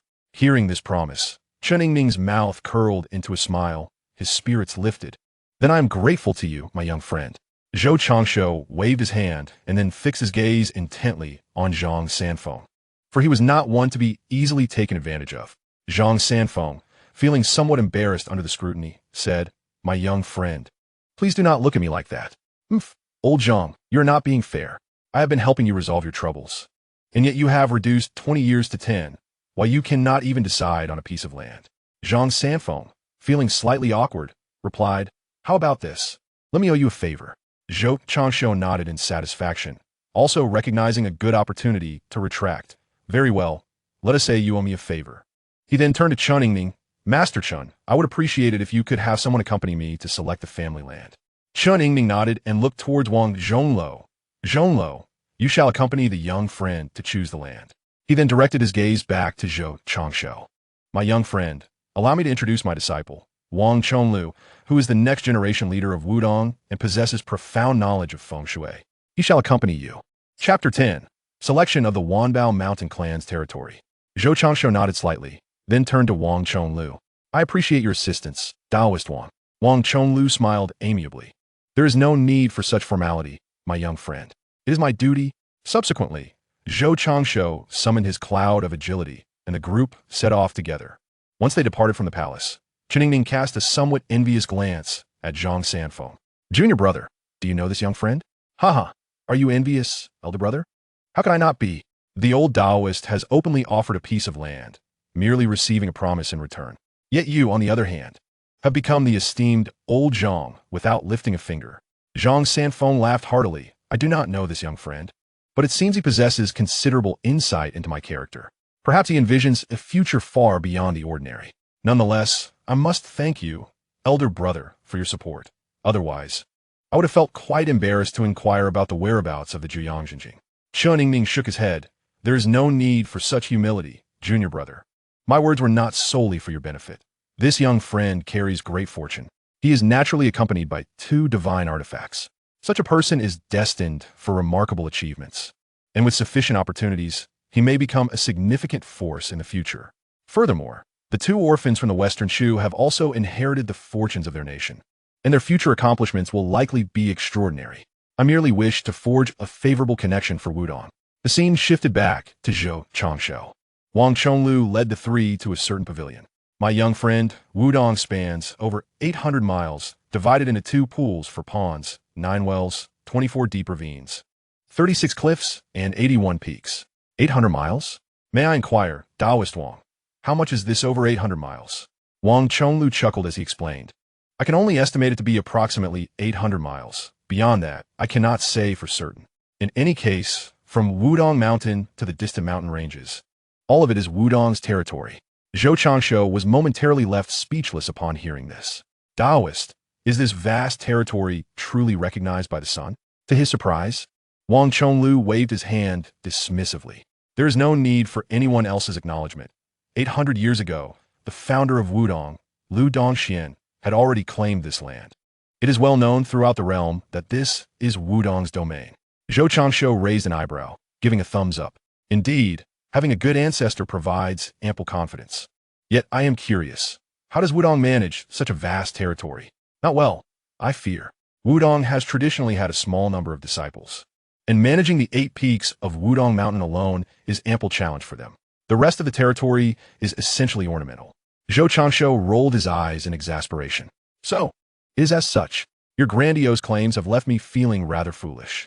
Wang Zhonglo cleared his throat awkwardly and said, My young friend, due to the limited number of personnel in Wudang and the rampant presence of otherworldly beasts, this place has been designated as a training ground for disciples. Although Wudang does not control other territories, it is widely recognized as their domain. Even when the future delineation of lands occurs, despite Lu Zhu's ascension, the headmaster and master Sanfeng remain, and they would not sever ties with Wudang over mere mountain ranges. Thus, feel free to make your selection. Zhou Changsho understood well. Ultimately, power spoke volumes. Very well, I shall convey my requirements to the Taoist, and I kindly ask for your consideration. Please, do go on, Wang Zhonglo urged. My intention in acquiring territory is to establish a family, and thus I have 3 stipulations. First, it must not be too far from Wudang, otherwise, my request for protection from old Zhang would be rendered futile. Though I possess a sword array for protection, I cannot remain confined to my clan's territory, lest I suffocate. Second, it must not be too close to Wudang, as the growth of my family may inadvertently lead to friction with them, which would be undesirable. Third, the land must be a site of auspicious geomancy. Listening to Zhou Changsho's straightforward requirements, Wang Zhonglo pondered for a moment before his eyes brightened with realization. I have an idea. 50 miles from Wudang lies a mountain and a pond. The mountain features a waterfall cascading down, glistening in the sunlight like golden treasures. Hence it is named Wanbao Mountain. At the foot of the mountain, a pond nurtures a golden dragon fish, said to possess a faint true dragon bloodline, which might transform into a dragon given the right opportunities. Thus, this pond is called a heavenly pond. This location is neither too far nor too close to Wudang, allowing your family to expand towards the rear mountains without conflict. Moreover, it is indeed a site of excellent geomancy, meeting your 3 criteria perfectly. What do you think, my young friend? Zhou Changsho nodded slightly. It sounds promising. I would appreciate it if Taoist one would take us to see it. Of course, replied Wang Zhonglo. Zhou Changsho summoned a cloud, transforming it into a Tuzhong-sized form before the others. Taoist Wang, please. Wang Zhonglo smiled warmly. This resembles the accounts of celestial beings arriving on clouds. And I must admit, this is my first experience with such an ethereal journey. I shall not be modest. With that, he stepped onto the cloud ladder, followed closely by Zhou Changshu and the others, as they soared towards Wanbao Mountain under Wang Zhongluo's guidance. The journey was far from dull. Wang Zhongluo's remarkable insights made the trip enjoyable. Hovering 60 meters above the heavenly pond, he gestured below. My young friend, behold the heavenly pond, and ahead lies Wanbao Mountain. Zhou Changshu gazed downward, observing the pond, which spanned approximately 10 miles in circumference.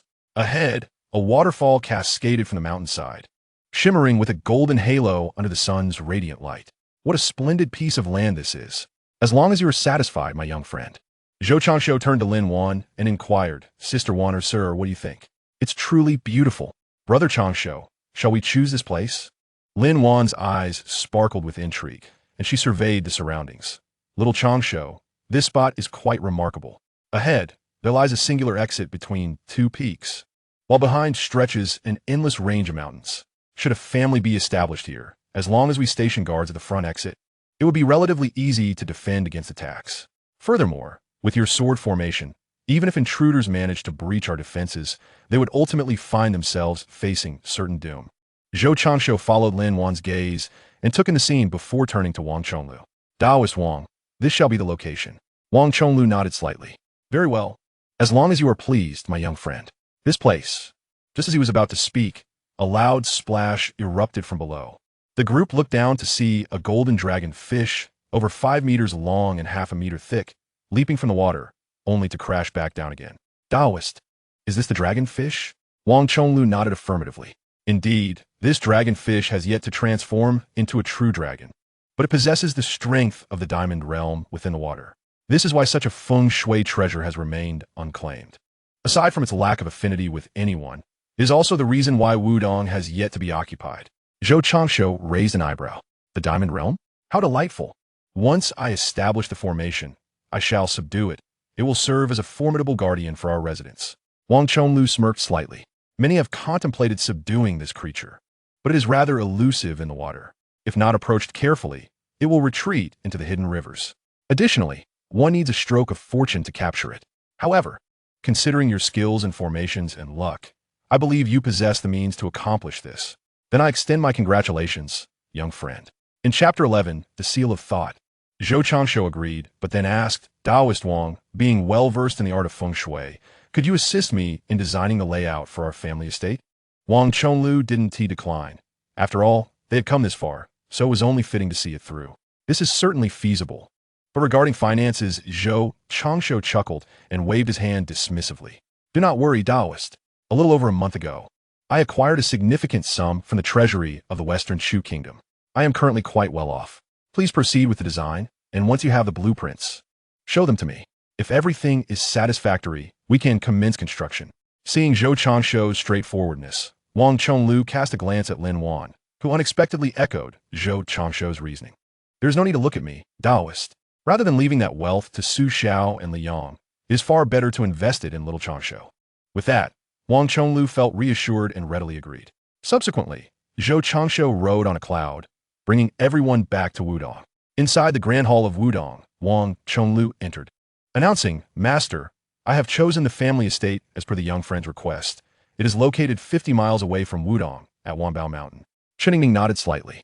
In this place, neither far nor near from Wudang, future conflicts may indeed be avoided. By the way, what a young friend. Which young companion escorted the disciple back to Wudang only to depart gracefully, stating he would return in due time. Master, this young friend has also requested my assistance in designing the clan's architectural structures, to which I have consented. Chen Ningning waved his hand. Chonglu, you must develop your own opinions. For matters such as these, agreeing is sufficient. However, once you have made a promise, strive to fulfill it. This young friend is destined for remarkable achievements in the future, and as the next generation leader of Wudang, you should cultivate a good rapport with him. 10 miles above Wudang Mountain, within the confines of the cloud, Zhou Changshu was examining the system rewards, having received a prompt upon selecting the clan's territory, though he had not paid close attention at the time.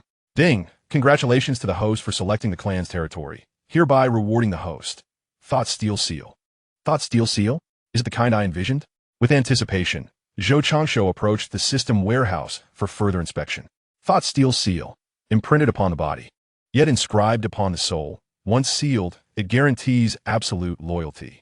Note, cannot exceed one's own realm. Method of recognition, blood oath. Zhou Changshu's lips curled into a smile upon reading the description. Now, aside from mastering his primary techniques, he felt he had attained everything necessary. Little Changshu, have you received any rewards? Lin Wan's voice pulled him back to reality. Indeed, the reward is quite favorable. It is a companion artifact. Henceforth, I need not fear betrayal. Lin Wan, under the impression it was merely a controlling artifact, did not inquire further, but asked, Little Changshu, where are we headed now? Where to? Let us embark on a journey. The clan's territory has yet to be established, and old Zhang's disciples have not returned to Wudang, so we cannot witness the festivities. It is the perfect opportunity to explore the diverse cultures of the world. Hooray, hooray, let's go play. Lin Wan smiled at the delighted Jiang Si in her arms. Very well, let's go play. Meanwhile, in the courtyard of Wudang Mountain, Yu Daiyan could no longer hold back his tears as Song Yuanxiao's final words echoed. Brother, is there truly hope? Song Yuanxiao nodded slightly. Do not worry, third brother. Though this young friend is still young, he possesses 2 companion artifacts by nature. He should not be one to speak empty words. Moreover, you must trust him, for our master believes in him. Yu Daiyan shook his head repeatedly. Brother, you misunderstand. I'm simply overwhelmed with emotion. It is not that I do not believe, but that I dare not. I long for the day I can stand again and wield my sword. Third brother, remain calm. This is real. Master has stated that once 5th brother returns to Wudang to address the matters concerning the dragon-slaying saber, he will set out to avenge you and seek the healing ointment. Just hope you do not hold 5th brother's family in disdain. Yu Daiyan composed himself. Now I have come to understand that my 5th sister-in-law initially intended to escort me back to Wudang without the intention of harming me. It was merely an unfortunate accident along the way, and I do not hold it against her. That is well indeed. When my 5th brother returns, we shall reminisce together. However, Yu Daiyan spoke up with some difficulty. Elder brother, if I'm not mistaken, my 5th sister-in-law is likely affiliated with the Heavenly Eagle sect. Upon hearing this, Song Yuanxiao cast a peculiar glance at Yu Daiyan, as if to question, Third brother, have you lost your wits? Would our master concern himself with such matters? Yu Daiyan rolled his eyes at Song Yuanxiao. Elder brother, what are you thinking? My point is not concerning our master, but rather the sects attending our master's centennial celebration, particularly the abbot of the Extinction sect. You are well aware of her origins. Should she raise a fuss, I fear it would place our master in a difficult position. Song Yuanxiao felt a sudden jolt in his heart. What shall we do if this is not handled properly? Our master may never find us a teacher's wife in this lifetime. Now do you understand why I said that? At that moment, a voice both imposing and benevolent resonated. Leave everything to me. You are my disciples, and I have long regarded you as my own children. The two turned to see Zhang Sanfeng approaching with several fellow disciples. Master, Master. Zhang Sanfeng waved his hand and took a seat. Daiyan, has your elder brother discussed your injury with you? He has, Master. Well, that is good to hear. I shall visit the great Yuan in due time, though I regret the inconvenience it causes you. Yu Daiyan shook his head. Master, I am not inconvenienced. The events of the past are not significantly tied to my 5th sister-in-law. Grievances have their roots, and I can discern them clearly. Zhang Sanfeng, witnessing his 3rd disciple's sincerity, couldn't help but laugh heartily. Excellent. This is the spirit a disciple of the Tao should possess. Returning to the main topic, 7 days later, the scene shifts to the city of Xiangfan in Qingzhou, where a colorless cloud floats gracefully. Zhou Changshu had intended to visit the scenic sites and catch a glimpse of Pei Nanwei, who was known to need support to walk, but lost track of time. The old emperor had not yet passed, and the king of Jing'an was still in the capital of Liang, engaged in the struggle for succession. Thus, he had to abandon his plans. After purchasing some provisions, Zhou Changshu took Lin Wan and the others to enjoy a boat ride on the Spring God Lake. While admiring the splendid view of the lake, he playfully teased Jiang Si. Suddenly glancing at Lin Wan, he noticed her sorrowful eyes and recalled the tragic history of Xiangfan, prompting him to hurriedly explain, Sister Wan, I did not intend to bring you to Xiangfan. I originally meant to meet someone, but I arrived too early. Lin Wan, touched by Zhou Changshu's awareness of her emotions, felt warmth in her heart. Little Changshu has misunderstood. I am not upset with you. I am simply a bit melancholic. Too many people from the Western Chu have perished in this city. That is a relief. I thought you were blaming me for bringing you to Xiangfan on purpose. Seeing Zhou Changsho exaggeratedly patting his small chest and pretending to breathe a sigh of relief, Lin Wan couldn't help but chuckle softly. You certainly know how to amuse your sister. Chapter 12. Encountering the Martial General Bai Qi. Before Zhou Changsho could respond, an elderly yet commanding voice resonated. Young man, are you the one destined to wield the divine artifact? The trio turned toward the source of the voice and beheld an old man with white hair seated on a solitary boat. Zhou Changsho steered the cloud towards the boat, and moments later he inquired, I am Zhou Changsho. May I ask your esteemed name, elder? The old man did not answer directly. Instead, he posed a question of his own. Young man, would you be willing to become my disciple? Zhou Changsho was taken aback. May I inquire about your cultivation level? Esteemed elder? The old man raised an eyebrow. You are cautious indeed. I am at the realm of the terrestrial immortals. How does that sound? Contrary to the old man's expectations of submissive respect, Zhou Changsho reacted like a startled rabbit, controlling the cloud to appear 50 meters in the air in a heartbeat. His wariness was not unfounded. Having witnessed the treachery of older beings in the snowy realms, he could not guarantee that they would refrain from attacking him. May I ask your name, esteemed elder? The old man slightly lifted his gaze towards Zhou Changsho. The speed of a terrestrial immortal? In the next instant, he vanished from the boat and reappeared, standing in midair before Zhou Changsho. Young man, you increasingly pique my interest. Do you wish to become my disciple? Esteemed elder, you must first reveal your name. How can I pay my respects without knowing it? The old man's mouth twitched. I am Bai Qi. Bai Qi. The martial general Bai Qi, who annihilated 600,000 troops in a single battle? Zhou Changsho exclaimed in surprise, looking at the elder. The old man appeared momentarily taken aback. I did not expect that, so far from the great Qin, in this era, there would still be someone who remembers me. Realizing he had guessed correctly, Zhou Changsho relaxed his vigilance and expanded the cloud to a size of 3 zhong. Then addressed Bai Qi, please take a seat. Bai Qi, intrigued, observed the cloud and gracefully alighted upon it. As he settled down, he remarked, Young man, why did your wariness dissipate upon hearing my name? Are you not afraid of me? Zhou Changsho chuckled inwardly. Could he express that he felt a sense of familiarity with that name? Of course. He could not voice such thoughts. I am not afraid. It is precisely because you are Bai Qi that I feel at ease. The reasons are twofold. First, I am aware of your legacy. Second, you are not from this land. Bai Qi laughed heartily. You are quite an interesting lad. Those who have heard my name are often like startled birds, yet you seem completely at ease. Do you realize that if I wish to eliminate you, it would be as easy as flipping a hand? Zhou Changsho glanced at Lin Wan, whose eyes betrayed her concern, and gently patted her hand. Zistavania, rest assured, Lord Bai is not that kind of person. Moreover, have you forgotten my secret weapon? Lin Wan's heart was instantly set at ease. And only then did Zhou Changsho turn to Bai Qi. Lord Bai, please do not frighten me. Besides, it may not be within your capabilities. I possess a companion artifact, a sword formation. Below the realm of Dantian, no one can kill me. Bai Qi regarded Zhou Changsho, whose confidence was evident, without doubt. After all, few can deceive his keen perception. You, young man, are indeed fortunate. How about becoming my disciple? Zhou Changsho shook his head. Lord Bai, there is no need for that.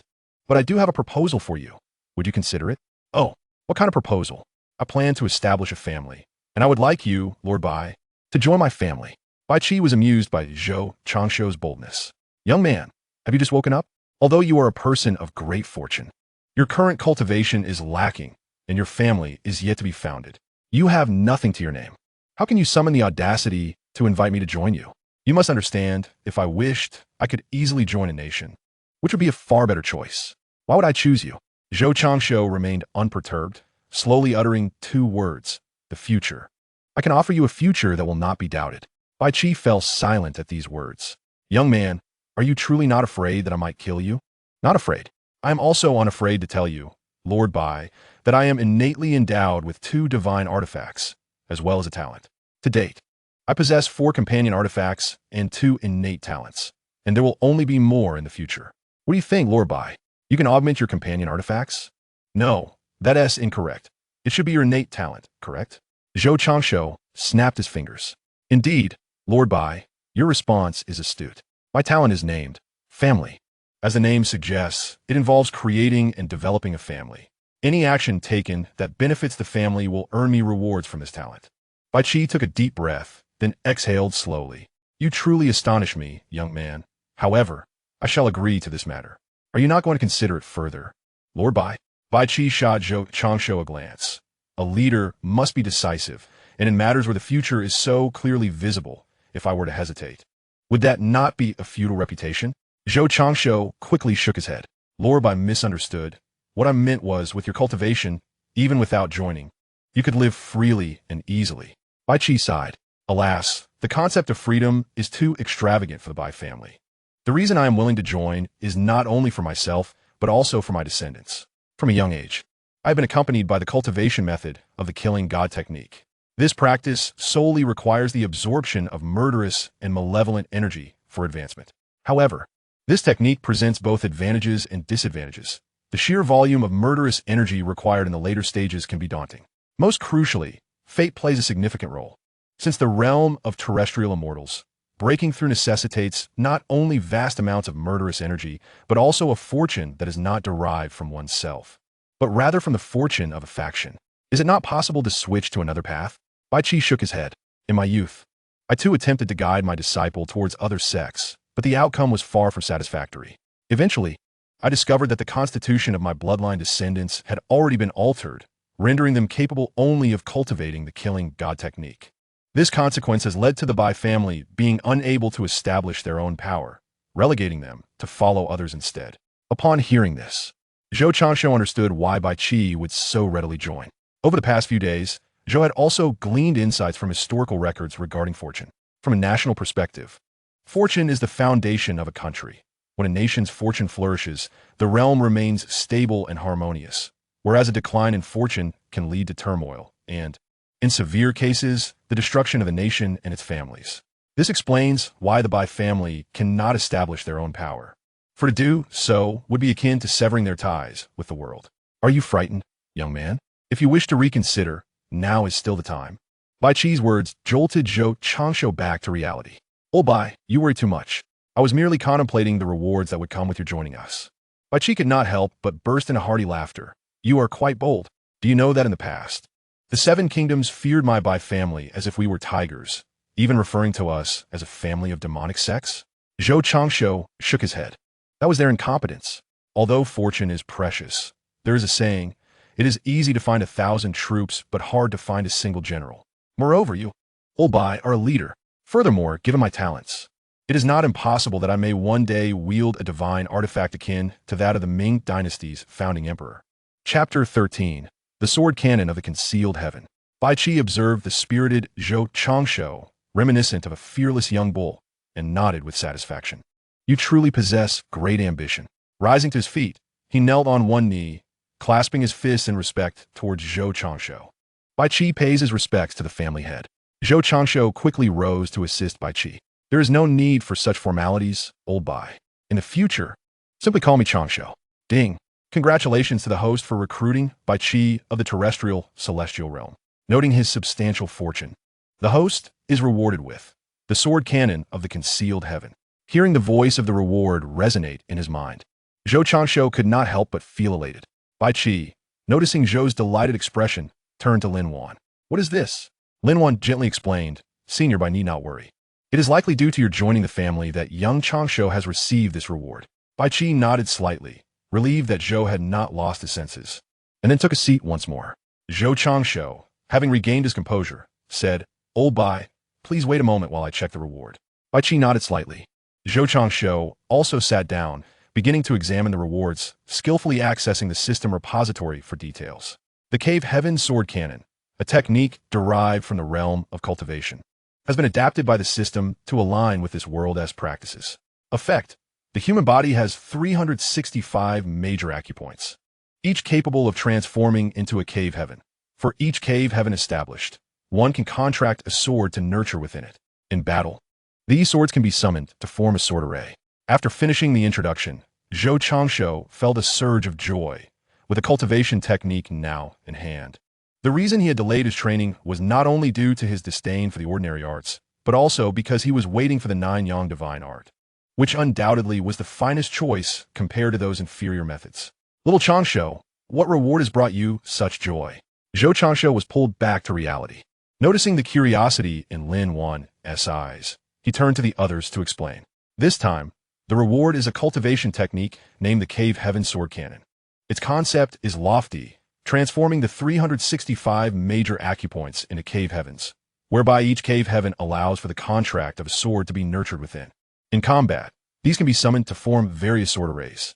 The most crucial aspect is that it equates to having 365 dantians, alleviating concerns over energy consumption.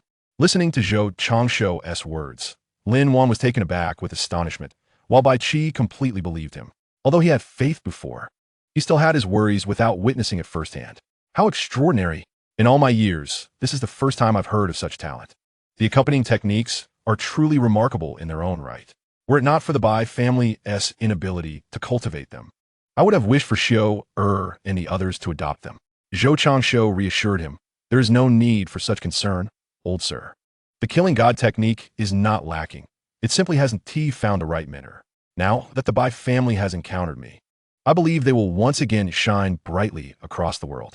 Then I shall take your auspicious words to heart, Bai Qi said, feeling quite elated. By the way, old sir, you hail from the Qin kingdom. What brings you to Liang? The reason I came to Liang is primarily to find a suitable place for the Bai family. Over the years, I have traveled extensively, yet I have not encountered a ruler capable of fully embracing the Bai family. Additionally, I have heard that Liang has produced a formidable figure and wish to come and assess his caliber. Zhou Changshuo raised an eyebrow. What do you think of Su Xiao? Then, Bai Qi expressed admiration. Not bad. Although he pales in comparison to me, he is indeed an exceptional talent. With merely the cultivation of the Diamond Realm, he has extinguished several nations. Such individuals are rare in this world. Zhou Changshuo nodded in agreement. While he held a poor opinion of his own son, he still had great respect for Su Xiao. Old sir, what are your plans next? I intend to return to the Qin kingdom first and bring my son and grandsons over. Zhou Changshuo calculated the time. With over half a month remaining until Old Zhang's centenary celebration, he turned his gaze toward Bai Qi. In that case, let us accompany the old master. My Nimbus cloud possesses the speed of a terrestrial deity, and it can travel ceaselessly day and night. Bai Qi nodded slightly. Then I shall trouble you, Changshuo. Zhou Changshuo waved his hand. No worries. It is a splendid opportunity to take Sister Wanner and the others on an excursion. We have yet to visit the state of Qin. 10 days later, in the southern region of Zhou, above the borders of Qin, the Nimbus cloud soared through the sky. Inside the cloud, Zhou Changshuo and his companions were engaged in leisurely conversation over tea. What an impressive city wall! Zhou Changshuo followed Jiangxi's gaze to behold the magnificent Great Wall of Qin displayed in the projection. Seer, let's first fetch Uncle Bai and the others. When we return, I will take you down to play, all right? Jiangxi nodded obediently, and Zhou Changshuo turned his attention to Bai Qi. Old master, did you ever contemplate the first emperor? With his remarkable talents and vision, he surely would not have dismissed you and the Bai family. Bai Qi stroked his white beard. Naturally, Zhang could accommodate me. Over 20 years ago, when he vanquished the 6 states, I had the privilege of meeting him. To be frank, among the emperors of Zhou, he is the one I hold in the highest regard, rivaled only by the Hongwu emperor. However, the Hongwu emperor's temperament and mine do not harmonize. My inclinations lean more towards Zhang. But due to the cultivation of the accompanying black dragon being tied to luck and fate, I ultimately remained unrecognized by him and the Bai family. Zhou Changshuo nodded slightly. I hope to have the opportunity to meet the first emperor in the future. Bai Qi raised an eyebrow. From your demeanor, it appears you hold a certain admiration for the first emperor. Zhou Changshuo affirmed with a nod. Indeed, he conquered the 6 states, unified the measurements, standardized the cart tracks, and established a common script. Such a formidable individual. How could I not feel admiration? Of course, what Zhou Changshuo did not express was that it was Zhang's childhood experiences and his achievements that truly inspired his respect. If he were in Zhou Changshuo's position, merely avoiding corruption would be quite an accomplishment. Haha, if he were to hear your words, I believe he would bestow upon you great rewards. You must understand that in the Qin state, apart from the Qin people, the remnants of the other 6 states refer to him as a tyrant. Even his eldest son, Fusu, once called him a tyrant during an argument. Had they not been father and son, Fusu might have faced dire consequences. Zhou Changshuo's mouth twitched as he recalled the accounts of Fusu from his past life, which were indeed hard to bear. He found it incomprehensible how such a personage as Zhang could have fathered a son of such character. Could it truly be that extremes meet? Old master, is Fusu truly the son of the first emperor? He wasn't found abandoned, was he? Bai Qi's lips curled slightly. You might want to pose that question directly to Zhou. The Bai family resides in Xianyang, if you wish to inquire. I shall take you to meet him when we arrive. Zhou Changshu shook his head repeatedly. Very well, consider it mere rambling on my part. I have no desire to provoke his ire. However, a meeting could be arranged. Is it truly possible to see the old gentleman? Bai Qi nodded slightly. Is there any doubt? Although Zhou once rebuffed my advances, he treated me with considerable respect. He bestowed upon me a residence in Xianyang and frequently engaged me in discussions regarding the military affairs of the Six Kingdoms. Chapter 14. The Gathering of the Bai Family. Return to Liang. 3 days later, in front of a lavish estate in Xianyang, Zhou Changshu and his companions arrived. Old sir, is this truly your home? Zhou Changshu inquired, glancing at the opulence of the residence, and then at the location of the imperial palace. Indeed, do you think I would deceive you? With that, he led the group forward and knocked on the door. After a brief moment, the door creaked open, revealing a middle-aged man. Father, you have returned. Bai Qi waved his hand. Show her. Let us step inside first. A quarter of an hour later, in the courtyard of the Bai family's estate, Zhou Changshu finally met Bai Qi's descendants, 2 sons and a daughter, accompanied by 2 women and 5 grandchildren. Changshu, allow me to introduce you. This is my eldest son, Bai Xiu. This is my second son, Bai Shan, and this is my youngest daughter, Bai Chen. Zhou Changshu observed them closely. Bai Xiu possessed an air of refinement that momentarily obscured the fact that he was a practitioner of the killing god technique. As he turned his gaze to Bai Shan, the sight indeed matched Zhou Changshu's expectations. Standing at nearly 2 meters tall, he resembled a small mountain, radiating an aura of menace that would send shivers down the spine of any foe, yet provided a sense of security to friends. Lastly, Zhou Changshu's attention fell upon Bai Qi's daughter, who stood confidently in a red dress. Though her features were merely delicate, the spirit she exuded was striking. Old sir, your daughter truly embodies the spirit of a heroine. Bai Qi stroked his beard and smiled. Qing'er has never been inferior to any boy. She prefers martial prowess over adornment. At merely 20, she has already reached the celestial phenomenon realm. Alas, without opportunity, this may be the pinnacle of her journey. There is no need for haste. Opportunities will arise. And what are these 2? Bai Qi gestured toward the 2 women. This is Xiu'er's wife, Wan Ning, and this is Shan'er's wife, San Yang. As for these young ones, they are my grandsons, named according to the 5 elements, Bai Jin, Bai Mu, and so forth in succession. Zhou Changshu nodded slightly to each of them. At that moment, Bai Xiu spoke up. Father, who are these individuals? This is the esteemed elder who has secured a promising future for our Bai family. This is Zhou Changshu, the head of the Zhou family. And this is Lin Wan along with her daughter, Jiangxi. Bai Xiu regarded Zhou Changshu with a hint of surprise, and a bold thought sprang to his mind. Has my father's travels rendered him a bit foolish? However, considering the martial prowess of my father and his temperament, I refrain from expressing my thoughts aloud. Father, have you lost your senses? This child possesses no cultivation. Is it not a jest to seek refuge with him? Upon uttering these words, Bai Xiu was taken aback, glancing toward the speaker, wondering who this formidable warrior might be. Once he discerned it was Bai Qi, he was not particularly surprised, for she was indeed the cherished darling of their family. Bai Qi gently replied, Qing'er, there is a rationale behind a father's decisions. Although Changshu is young, he embodies great fortune and is a person of destiny. Bai Qing'er cast a glance at Zhou Changshu and promptly closed her mouth, understanding the weight of being a person of destiny, from which she herself would benefit. Observing his daughter's silence, Bai Qi continued, Changshu hails from Liang. I intend to relocate the Bai family to Liang. Prepare your belongings. We shall set forth in a few days. The others exchanged glances but ultimately agreed, fully aware of the Bai family's shortcomings. Yes, father. 12 days later, 30 miles outside Wudang Mountain, an altitude of 100 meters, the cloud of somersaults soared through the air.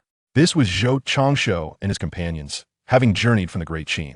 The only regret from this trip was their failure to meet the first emperor, who was currently in seclusion.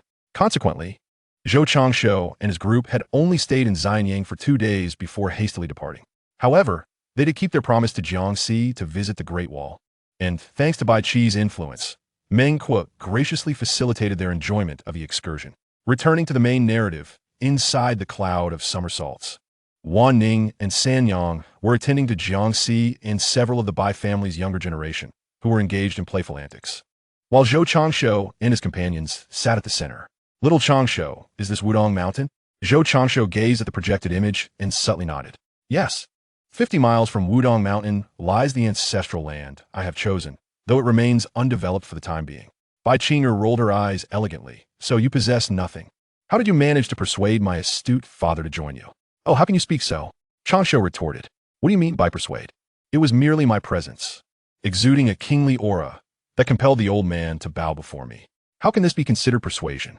Observing the playful banter between Zhou Changshu and Bai Qing'er, Bai Qi's eyes softened with affection. All right, Qing'er, cease your teasing. We have arrived at Wudang Mountain. Zhou Changshu turned toward the projection, rising to guide the cloud of somersaults toward a nearby pavilion. Half an hour later, Wang Chonglu approached the pavilion and, upon seeing the group surrounding Zhou Changshu, hurriedly stepped forward, not for any other reason than the presence of several individuals at the celestial realm. Young friend, it has been a while. Zhou Changshu nodded slightly. Indeed. Wang Daochong, have the designs for my family's plans been prepared? Wang Zhonglo nodded slightly before taking a blueprint from his possession and handing it to Zhou Changshu. After a brief moment, he inquired, Wang Daolong, is this the ancestral land you have designed for my Zhou family? Indeed, dear friend, please observe. On Wanbao Mountain resides the dwelling of the family patriarch, intricately aligned with the principles of the 9 palaces and 8 trigrams, predominantly adopting the architectural style of Jiangnan. From Wanbao Mountain, a staircase descends to the base of the heavenly pool, extending from the 2 flanks of the pool towards the exit ahead. One side will accommodate the family S-maids, while the other is designated for the family S-guards. This arrangement is ample for your family S initial development, and should you find it insufficient in the future, you may also consider constructing towards the rear of Wanbao Mountain. However, by that time, you likely will not require my assistance in design. Zhou Changshu took the blueprint and began to examine it. After a thorough review, he remarked, Wang Daolong, I'm exceedingly pleased with this design. How much will it cost to bring this to fruition? Furthermore, I hope to rely on your expertise throughout the process. And rest assured, I will not neglect your efforts. Wang Zhonglo regarded Zhou Changshu with a wry smile, bemused by his youthful ambition. Of course, he found himself unable to decline, especially since his own master had also partaken in this endeavor. Rest assured, as long as the finances are secure, you need only await your move-in. I have not calculated the exact amount, but it will require at least 1,000,000 taels of silver, although, if the materials are of lesser quality, the expenses may not reach such heights. Zhou Changshu rolled his eyes inwardly at this statement. Having experienced subpar conditions in his past life, he found it unacceptable to settle for less in this new existence. Do not worry, finances will not pose a problem. Please lead the way, so I may arrange the payment. Wang Zhonglo nodded slightly, then rose to guide Zhou Changshu and his party towards the Wudang storeroom. Chapter 15. The Descent of Zhuyang. A quarter of an hour later, Zhou Changshu and his companions emerged from the storeroom, while Wang Zhonglo hastily took his leave to gather personnel for the construction. Zhou Changshu and his company then leisurely explored Wudang Mountain. An hour later, beneath one of the mountain's peaks, they arrived at a hillside featuring a stone gate inscribed with the characters Purple Bamboo Forest. Zhou Changshu paused momentarily, intrigued. Purple Bamboo Forest? This place seems to hold some fortune. Let's venture inside. As they stepped through the entrance, a sudden surge of sword energy enveloped them, only to be effortlessly dispersed by Bai Qing, who stood closest to Zhou Changshu. Who goes there? Zhou Changshu gestured gently. Sister Qing'er, no need for alarm. Is a Taoist from Wudang. In the next moment, the figure of Wang Xiaoping materialized before them, silent yet fixated intently on Zhou Changshu. Taoist, I apologize for the intrusion. We merely wish to explore and harbor no ill intentions. Wang Xiaoping remained silent, merely gesturing towards Bai Qi and casting a glance at Zhou Changshu. Upon witnessing the scene, Zhou Changshu couldn't help but twitch his lips, suddenly recalling that Wang Xiaoping was currently engaged in a vow of silence. Taoist Wang, if one must court danger, it is not wise to challenge a master of such high caliber right from the outset. Wang Xiaoping remained silent, clutching his sword as he gazed at Zhou Changshu. Bai Qi, observing this, showed no signs of irritation and took a couple of steps forward. Draw your sword. Let me see the true measure of your skill. With those words, Wang Xiaoping began to gather his strength, ultimately unleashing a strike that transformed the very heavens. A dark sword aura surged forth towards the crowd. However, it bore no consequence, as Bai Qi merely extended his hand, forming a sword gesture, and with a gentle flick, shattered the sword aura in an instant. You do not tread the path of the Tao but rather that of a martial artist.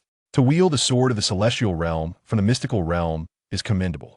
Wang Xiaoping slightly bowed and clasped his fists, then stepped aside. Taoist, my esteemed elder's intervention comes at a high cost. I have heard that there are spiritual bamboos in the purple bamboo forest. I must excavate a few seedlings to take with me. Are you amenable to this? Wang Xiaoping nodded slightly. Zhou Changshu ceased his discourse and led the group into the depths of the purple bamboo forest.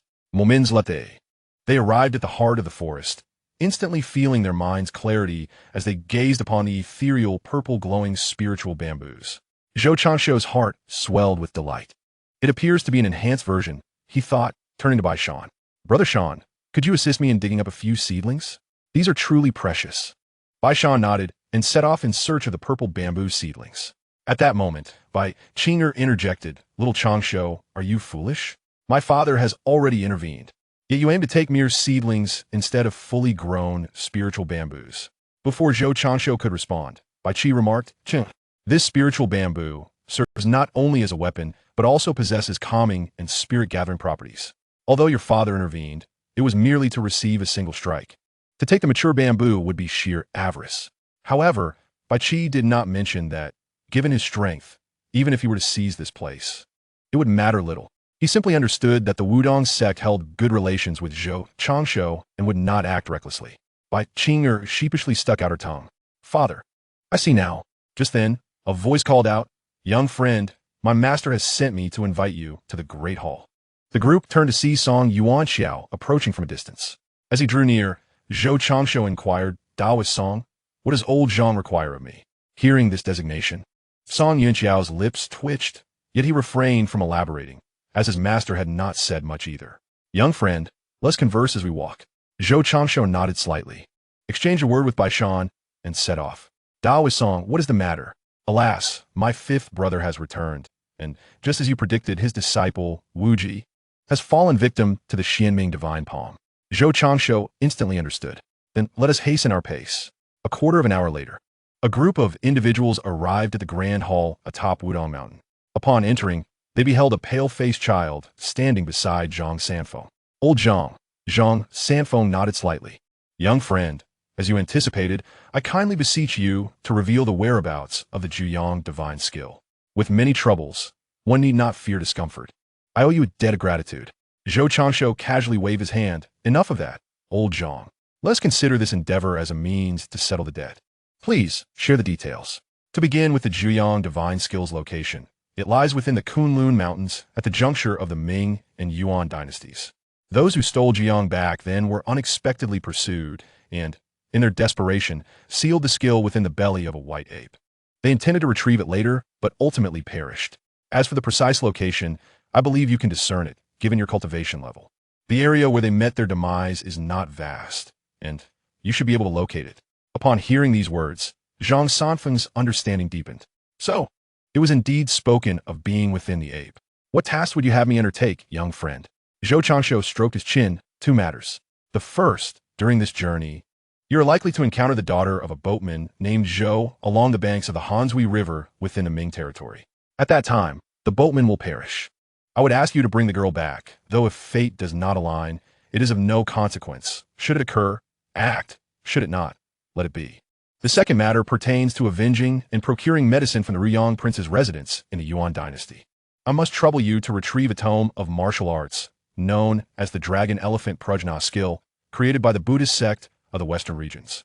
This skill comprises 13 levels. With each level mastered, one gains the strength of a dragon and an elephant. Moreover, even those of limited aptitude can achieve the first level within a year, provided they have sufficient resources, while subsequent progression requires diligent training, with the final 13th level demanding a millennium of effort. This skill is widely circulated among the Yuan military. I would appreciate any levels you can acquire, as I intend to develop my family lineage. Thus, there is no need for you to take unnecessary risks. Zhang Sanfeng was taken aback. This was the first time he had heard of such a skill. Rest assured, young friend, I shall do my utmost. At that moment, he turned to the handsome figure beside him. Cui Shan, come forth and pay your respects to this young friend. Were it not for him, Wu Ji's later life would have been fraught with difficulty. Zhang Kui Shen, alongside Rinsusu, approach Go Hengsu, prepare Tonil. No. You are all my seniors. I would rather not shorten my life. As his words fell, Bai Qi swiftly intervened, halting the two from kneeling and gesturing for them to rise. Impressive technique, my friend. Bai Qi glanced at Zhang Sanfeng. You are not lacking either, with your foundation at the pinnacle of the three realms. You stand on the verge of breaking through to the terrestrial celestial. You flatter me, Zhang Sanfeng replied, surveying the assembly before finally addressing Zhou Changshou. Young friend, may I inquire about this individual? Zhou Changshou smiled gently. My newly appointed family steward, what are your thoughts? Zhang Sanfeng fell silent. Well, since the young friend is unwilling to speak, let it be. The old Taoist centenary birthday is in 3 days. I humbly invite you to attend. Zhou Changshou nodded. Rest assured, old Zhang, how could I possibly miss such an opportunity to partake in the festivities? Chapter 16. Bai Qi's initial move. 3 days later, outside the Wudang Great Hall, the plaza was filled with representatives from various factions. Where is Zhang Zhenren? Indeed, with so many of us gathered, we implore you to make an appearance. Zhou Changshou stood on the left side of the hall, observing the bustling crowd, and could not help but twitch his lips. Who bestowed upon them such audacity? The individuals behind Zhou also wore expressions of disbelief. These people truly lacked awareness of their own insignificance. Zhang Daolang is, after all, a celestial being of the terrestrial realm. It seems that due to the old Taoist's prolonged absence from action, they have mistaken him for a mere simpleton. As the crowd turned, they beheld Zhang Sanfeng, who had seemingly materialized before the hall, gazing at Zhou Changshou and his companions. Zhou Changshou offered a subtle nod in acknowledgement. Old Zhang, do not show any leniency. With so many sects watching today, kindness can be mistaken for weakness. Zhang Sanfeng nodded slightly, then directed his attention to the gathering below. Silence, everyone. His voice resonated with a grand authority, causing all present in the plaza to feel an overwhelming pressure, as if they could scarcely breathe. Zhang Zhenren, do you intend to oppress the weak with your might? Zhang Sanfeng cast a sidelong glance at the middle-aged woman. Mieju, you foolish simpleton, to be used as a pawn and yet rush forward so eagerly. He then withdrew his imposing presence and addressed the crowd. Today marks the centenary of this old Taoist. Those here to celebrate are most welcome. However, if anyone seeks to cause trouble on this joyous occasion, I would prefer to avoid bloodshed. For a moment, the assembly was rendered speechless by Zhang Sanfeng's words, or rather by the earlier oppressive aura that had subdued them. Of course, not everyone was intimidated. The visibly distressed Mieju stepped forward. Zhang Zhenren, our purpose today is twofold. Firstly, to celebrate your birthday, and secondly, to seek out Zhang Cuishan and inquire about the whereabouts of Xie in order to rid the martial world of a menace. This declaration elicited a chorus of agreement from the previously intimidated crowd, but the next moment, Zhang Sanfeng unleashed a palm strike that reverberated through the air, striking Mieju squarely in the face. Following that, he immobilized her with a mere gesture. Mieju, do you truly believe my temper is so accommodating? This time, out of respect for your master, I shall spare you. He then disregarded Mieju's astonished expression and turned his attention to the 3 monks standing in the center below. Shaolin remains as cunning as ever. Since you are the instigators, why do you not reveal yourselves? The monk smiled faintly. Ba, Zhang Shizhu, you speak of things not in accordance with truth. This humble monk merely wishes to eliminate threats to the martial world. I beseech Zhang Zhenren to summon Zhang Cuishan, that we may learn of Xie Sun's whereabouts. Once I obtain this information, I shall take my leave. Zhang Sanfeng let out a cold snort. Addressing the bald monk, spare me your tricks. Old Taoist has but one decree. Anyone who dares to cause trouble today shall meet their end. The crowd exchanged glances, their eyes inevitably drifting towards the monk. The monk felt a twinge of fear, yet maintained his composure while gazing steadily at Zhang Sanfeng. Master Zhang, with so many of us gathered, do you truly believe you can slay us all? Moreover, let us not forget who among us has not lost friends or disciples to Xie Sun. If you could kindly inform us of his whereabouts, it would be a significant service to the martial world. Zhang Sanfeng regarded the monk with a cold gaze, a fleeting murderous intent stirring within him. After all, who among them was unaware that he was destined to establish a sect in the Ming dynasty a decade hence? Should he eliminate these individuals now, it could jeopardize his plans for the future. The bald monk was indeed issuing a veiled threat. Should he resort to violence, the Ming royal family would undoubtedly keep a watchful eye on him, thwarting his ambitions. Conversely, if he refrained from action today, he would risk appearing weak. thus inviting disrespect from even the most insignificant challengers. As Zhang Sanfeng pondered, the monk spoke again. What do you think, Master Zhang? Zhang Sanfeng narrowed his eyes, his gaze filled with lethal intent, only for it to dissipate moments later. Internally, he resolved, Shaolin, I shall not let this bald monk off easily. Wait until I find my opportunity. Simultaneously, he discreetly transmitted a message to Zhou Changshu. Young friend, I implore you to have your esteemed companion intervene. I assure you, there will be generous rewards afterward. Meanwhile, Zhou Changshu, upon receiving Zhang Sanfeng's message, glanced at him, contemplating his next move. Truth be told, he was reluctant to act. Initially, he sought Zhang Sanfeng's protection, fostering a relationship with him. Now that he had aligned himself with Bai Qi, his regard for Zhang Sanfeng had diminished. However, the sunk cost of their previous alliance weighed heavily on him. He had already established a foundation with Zhang Sanfeng and Wudang. If he chose not to intervene, even if Zhang Sanfeng were to forgive him, their relationship would likely never return to its former state. Very well, consider an investment in Zhang Sanfeng's future, he muttered. Old master, I kindly request your assistance in driving these individuals down the mountain. If they remain obstinate, then let us make an example of a few leaders. Bai Qi, having listened to Zhou Changshu, replied with a simple, understood, before vanishing from sight, only to reappear beside Zhang Sanfeng moments later. An overwhelming and tyrannical aura of killing intent surged forth, enveloping the crowd below. Those with lesser cultivation immediately succumbed to panic, while those wise enough fainted from the sheer pressure. The more powerful among them attempted to resist the overwhelming force. Observing the scene below, Zhang Sanfeng could not help but be taken aback by the sheer ferocity of this killing intent. However, Bai Qi paid no heed to Zhang Sanfeng's gaze, instead focusing on the crowd below. Leave Wudang, or face death. As his words echoed, an overwhelming aura of menace surged once more, causing those who had previously resisted to falter. Now, only 3 monks from the Shaolin Temple remained standing. May I inquire your esteemed name, senior? Bai Qi remained silent. Depart, or perish.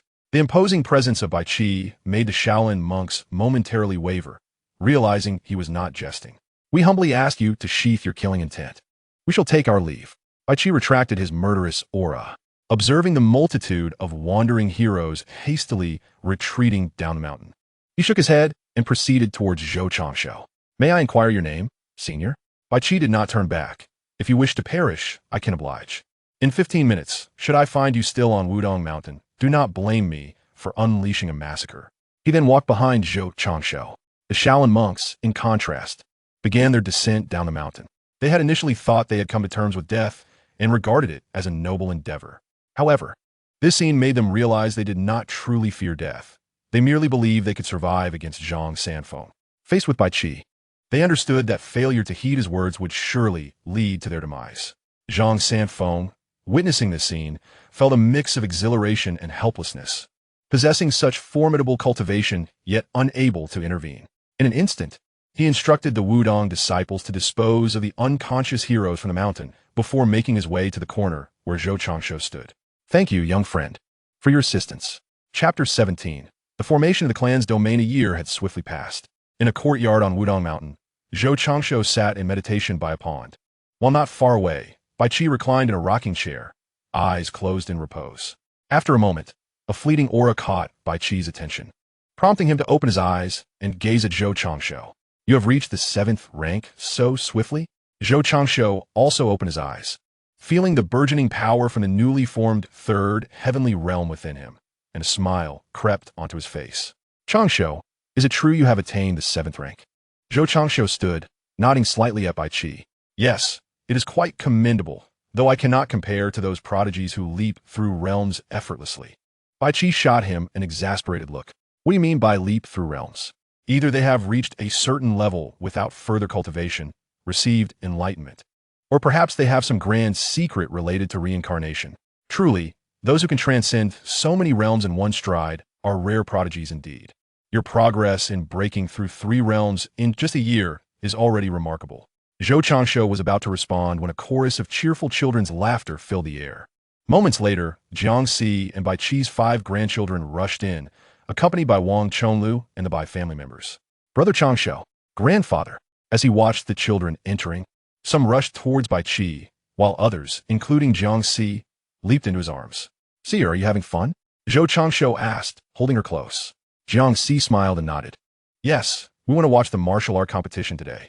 Zhou Changshu nodded gently, then turned his gaze towards Wang Zhonglou. "Taoist Wang, what brings you here today?" "Ha! I am here to share delightful news with you, Changshu. After a year's effort, I have managed to establish a territory for our young friend." Wang Zhonglou replied with a smile. Zhou Changshu's heart soared with joy. "Really?" he exclaimed. Wang Zhonglou nodded slightly. Just as Zhou Changshu was about to speak, an aura emanated from within the house, causing everyone to turn their heads. "Has Sister Wanner broken through?" Bai Qi asked, nodding slightly. "Indeed, Wanner is truly a person of great fortune. In just a year, she has attained the 8th rank." Zhou Changshu nodded thoughtfully. "Then let us wait for Sister Wanner. We shall visit the territory together." He then turned back to Wang Zhonglou. "I apologize for the inconvenience. Taoist Wang, please bear with us a moment." Wang Zhonglou waved his hand dismissively. "No need for such courtesy. It's but a trifling matter." The group settled down. "Taoist Wang, has old Zhang not returned yet?" "It's been a year. You should have been back by now." Wang Zhonglou pondered for a moment. "By all accounts, Master Zhang should have returned. 6 months ago, I received word that he infiltrated the Ruyang royal residence, vanquished 3 celestial realm warriors, and subsequently defeated 3 Buddhist cultivators of the Diamond Realm. He then engaged in a fierce battle with a terrestrial immortal, wounding him and escaping. He concluded, after that, I'm unaware of what transpired." Zhou Changshu's lip twitched. Old Zhang is as formidable as ever, even at his age. Wang Zhonglou did not respond directly, for he understood that despite the lack of repercussions from the terrestrial immortal's steward, Zhang Sanfeng's debts of gratitude would not lead to animosity. Just then Lin Wan stepped out, adorned in a golden gown. "Little Changshu," she called. The group turned to her. "Sister Wanner, congratulations on your breakthrough to the 8th rank. By the way, the territory has been completed. Shall we go take a look?" Lin Wan nodded slightly. Without further delay, Zhou Changshu summoned a cloud, enlarging it until everyone could board, and they set off towards Wanbao Mountain. A quarter of an hour later, the cloud hovered 30 meters above the heavenly pool, and the group looked down at the constructed pavilions and terraces with great delight. They beheld a magnificent mansion on Wanbao Mountain, harmoniously blending with its surroundings, as if it had always belonged there. The entrance featured a platform leading down a stone staircase that wound gracefully to the base of the mountain. On either side of the heavenly pool lies a road that stretches all the way to the exit, interspersed with pavilions at regular intervals. Along the roadside, there are standardized courtyards, and before these courtyards stand 2 grand training grounds. "Ah, how splendid! Taoist Wang has truly built a place that resonates with my heart." Wang Chonglu gently stroked his beard and said, "As long as you are satisfied, my young friend, this is merely the surface. At the rocky edges of the 2 training grounds, I have excavated 2 immense storerooms for you to store any items in the future. There are other arrangements as well, but I shall not elaborate on them all. You may peruse the blueprints I have prepared." Zhou Changshu accepted the blueprints from Wang Chonglu, glanced over them briefly, and then tucked them away. He then turned to Bai Qi. "Old master, Sister Wanner, what do you think?" "Quite good," the elder replied. "Though I have seen this place many times, I still find it remarkable. There lies a natural barrier ahead, and with the establishment of city walls in the future, it will serve as a strategic stronghold. Inside, it can become a veritable paradise, and beyond it stretches endless mountains, allowing for both training and expansion of our clan as we desire." Lin Wan, cradling Jiang Si, softly remarked, "Little Changshu, I truly like it. This will be our home." Zhou Changshu nodded slightly. Bai Qing'er, bending down to embrace Zhou Changshu's small shoulders, teased, "Little Changshu, congratulations on taking the first step toward establishing a family." Zhou Changshu happily nodded in agreement. Since everyone felt positively about the place, it was decided that this would be the Zhou family's territory in the future. "Zista Kingia, please step back a bit," Zhou Changshu instructed. Bai Qing'er nodded slightly, standing up and retreating a couple of steps. Without further hesitation, Zhou Changshu flipped his hand, and a mini silver pedestal, adorned with numerous sword hilts, materialized in his grasp. He tossed it into the air, and it rapidly expanded to a size of 10 zhang, merging into the Wanbao Mountain. From the center of Wanbao Mountain, 365 flying swords shot skyward, transforming the very heavens. Each sword emanated an overwhelming aura of danger as Zhou Changshu controlled one sword, unleashing a blade of sword energy towards the sky. The sword energy cleaved the heavens, extending for 1,000 miles before dissipating. Wang Chonglu was momentarily speechless. the sword energy of a terrestrial, celestial being? As he gazed at the 365 flying swords in the sky, he was filled with awe, realizing that this was merely one of the swords. If calculated, did the Zhou family not already possess 366 terrestrial, celestial beings? Simultaneously, powerful figures from various corners of the world were awakened by this sword energy.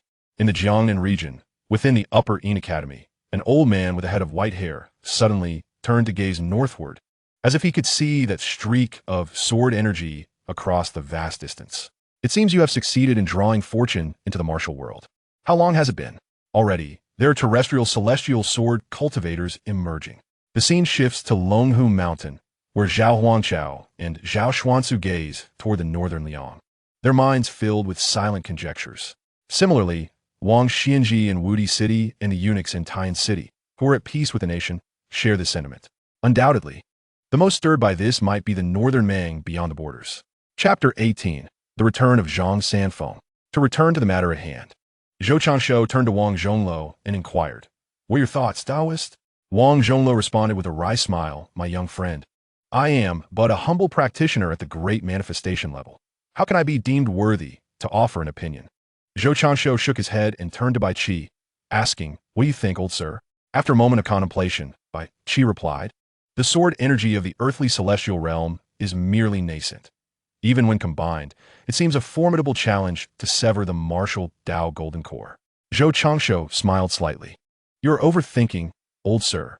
This is merely a casual strike, if pushed to its utmost. Each sword energy could unleash the might of the pinnacle of the earthly celestial realm." Bai Qi nodded slightly. "I see, that makes sense. In the future, this place will rival only a few great nations and the abodes of ancient masters in terms of safety." Bai Qing'er approached and wrapped her arms around Zhou Changshu's shoulders, her face a picture of astonishment as she gazed at him. "Little Changshu, no wonder you capture my father's heart. You have hidden such prowess. Now tell me, what else are you concealing from your sister?" Zhou Changshu deftly brushed aside Bai Qing'er's hands, grinning. "Oh, there are many things. You'll discover them in due time." He then summoned 12 flying swords to plunge into the heavenly pool.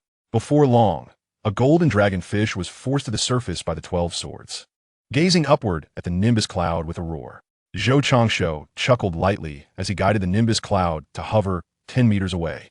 "I know you possess spirit. Yield to me, and I shall grant you the opportunity to transform into a dragon. Otherwise, face death." The golden dragon fish appeared to ponder momentarily before nodding vigorously. Satisfied with its response, Zhou Changshu clapped his hands. "Well done. You are quite perceptive. The true dragons of antiquity bore the surname Ao, and today I shall bestow upon you the name Ao Rue. Henceforth, you shall be the guardian of this heavenly pool and a harbinger of fortune for the Zhou family. I hope you live up to this name." As his words fell, the 12 flying swords soared out of the water and returned to the sky, while the dragon fish, understanding Zhou Changshu's words, leaped joyfully from the water and fell back down.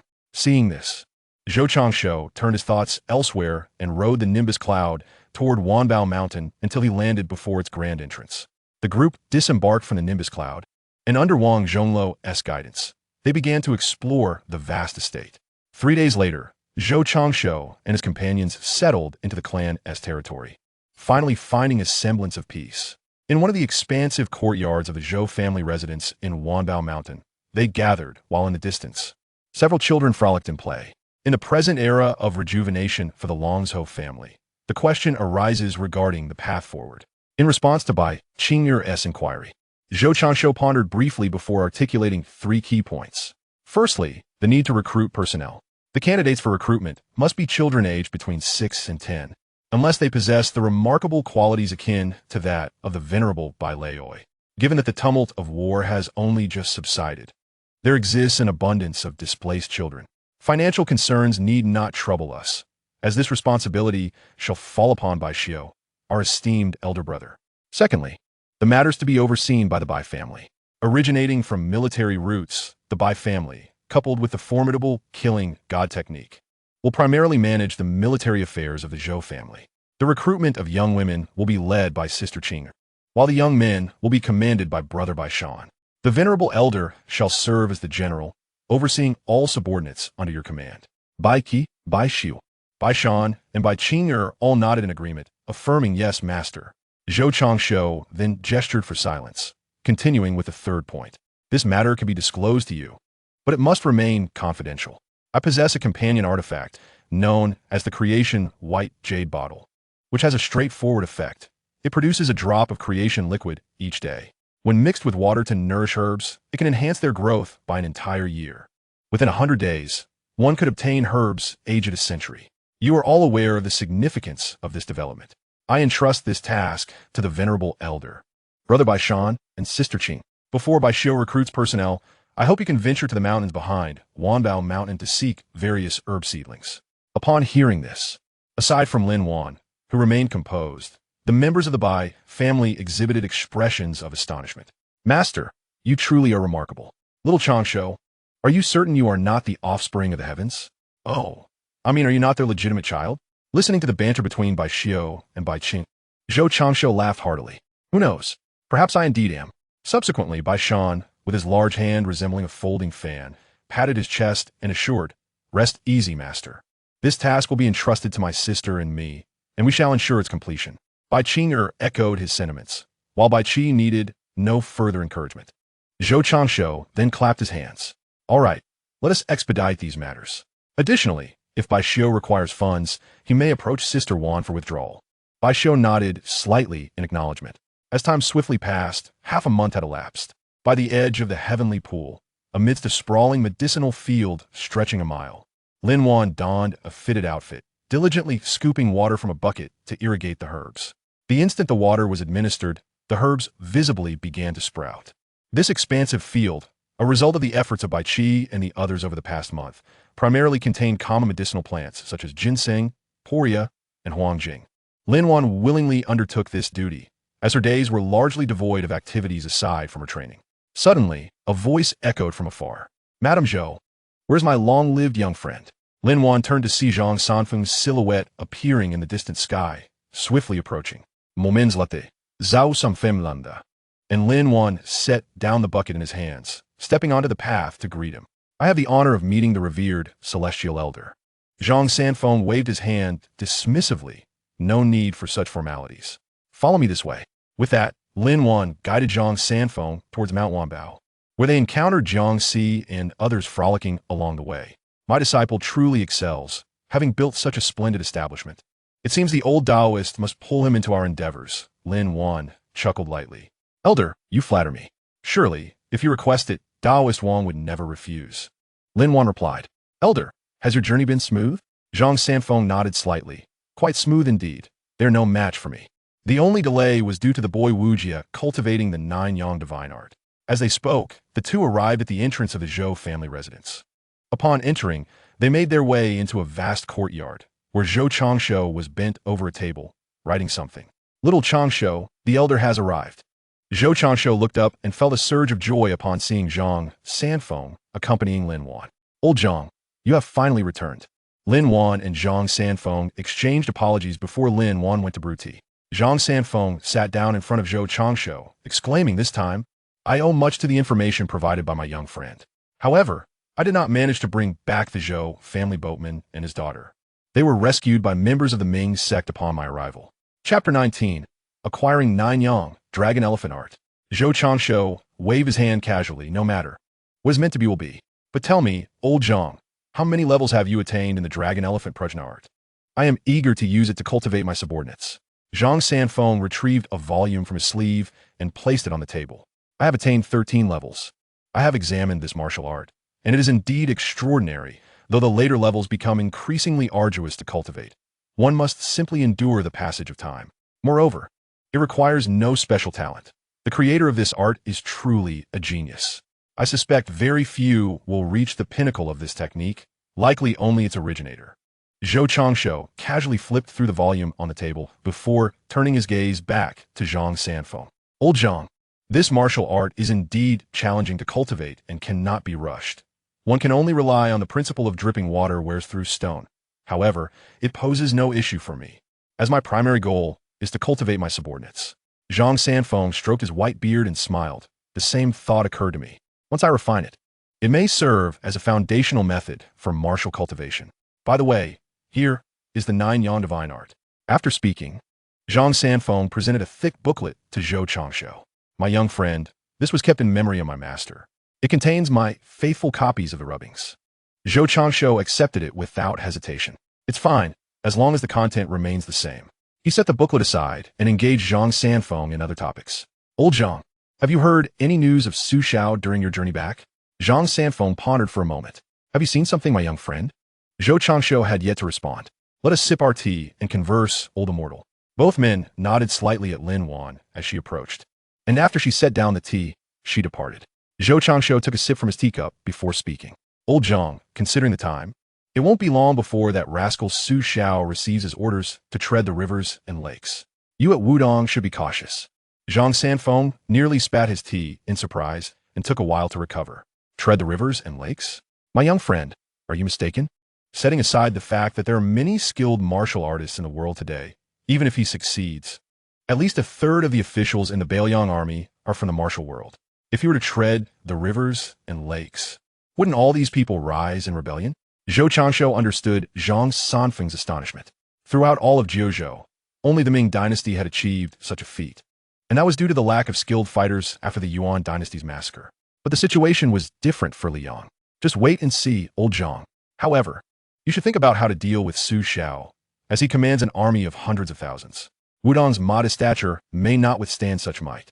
Zhang Sanfeng chewed thoughtfully. Su Xiao may bully the scattered martial artists and the weaker powers, but if he dares to tread upon Wudang, I shall make him understand why I am known as Zhang Sanfeng. Zhou Changshu couldn't help but smirk. I almost forgot about your past exploits. But speaking of which, you must exert yourself, for Su Xiao's father-in-law is Qi Lianhua, one of the top 13 swordsmen of the spring and autumn period. He is accompanied by 2 bodyguards, Han Lao's Hans and Su Yanbing, both of whom tread the path of martial prowess, along with a half-step land immortal, Wu Su. Oh, and let's not forget the half-damaged spring and autumn swordsman, Li Chugang. Although Zhang Sanfeng was surprised, he waved his hand dismissively. Everyone is on the path of martial prowess. Are they not? Among these people, only Li Chugang is worth a glance. The others are mere chickens and dogs, not enough for me to handle with one hand. If Li Chugang were in his prime, I might have some reservations, but after Sui Shiegu severed his arm, he was already insignificant in my eyes. Moreover, after so many years of neglect, I am no longer the Zhang Sanfeng of the past, and I fear him even less now. Zhou Changshu did not perceive Lao Zhang's words as mere bravado, for they were spoken in jest. However, the primary reason was his awareness of Zhang Sanfeng's current cultivation level, coupled with his profound foundation. Old Zhang, it must be you, he remarked, giving a thumbs up. A smile graced Zhang Sanfeng's face as he responded, Changshu, you speak only of Wudang. Do you not fear Su Xiao causing trouble for your Zhou family? Zhou Changshu curled his lip in disdain. If that old rascal dares to trouble my Zhou family, I would not hesitate to deal with him. After all, my sword formation is already set, and unless Su Xiao can summon a powerful being from the cave heaven realm, it is all mere nonsense. Besides, Wu Su still owes me a favor. Gusu owes you a favor? Zhou Changshu nodded slightly and recounted the incident. Zhang Sanfeng laughed heartily. Changshu, you truly have an imaginative mind. Su Xiao's face must have been quite the sight back then. Zhou Changshu nodded in agreement. Indeed, you should have seen the expression on that old fellow's face. Changshu, might I request to witness your sword formation? It is my first time hearing of an artifact born from a formation. Zhang Sanfeng inquired with curiosity. Zhou Changshu acquiesced. Certainly. With a mere thought, 365 flying swords ascended into the sky, subsequently appearing above the courtyard. Zhang Sanfeng looked up to see the swords exuding a formidable aura, and an instinctive sense of danger washed over him. Death could be imminent. Old Zhang, this is the Atomic Zhou Tian sword formation, comprising 365 flying swords. Each sword can unleash the sword energy of a pinnacle earthly immortal, and together they can slay a martial Dao golden core.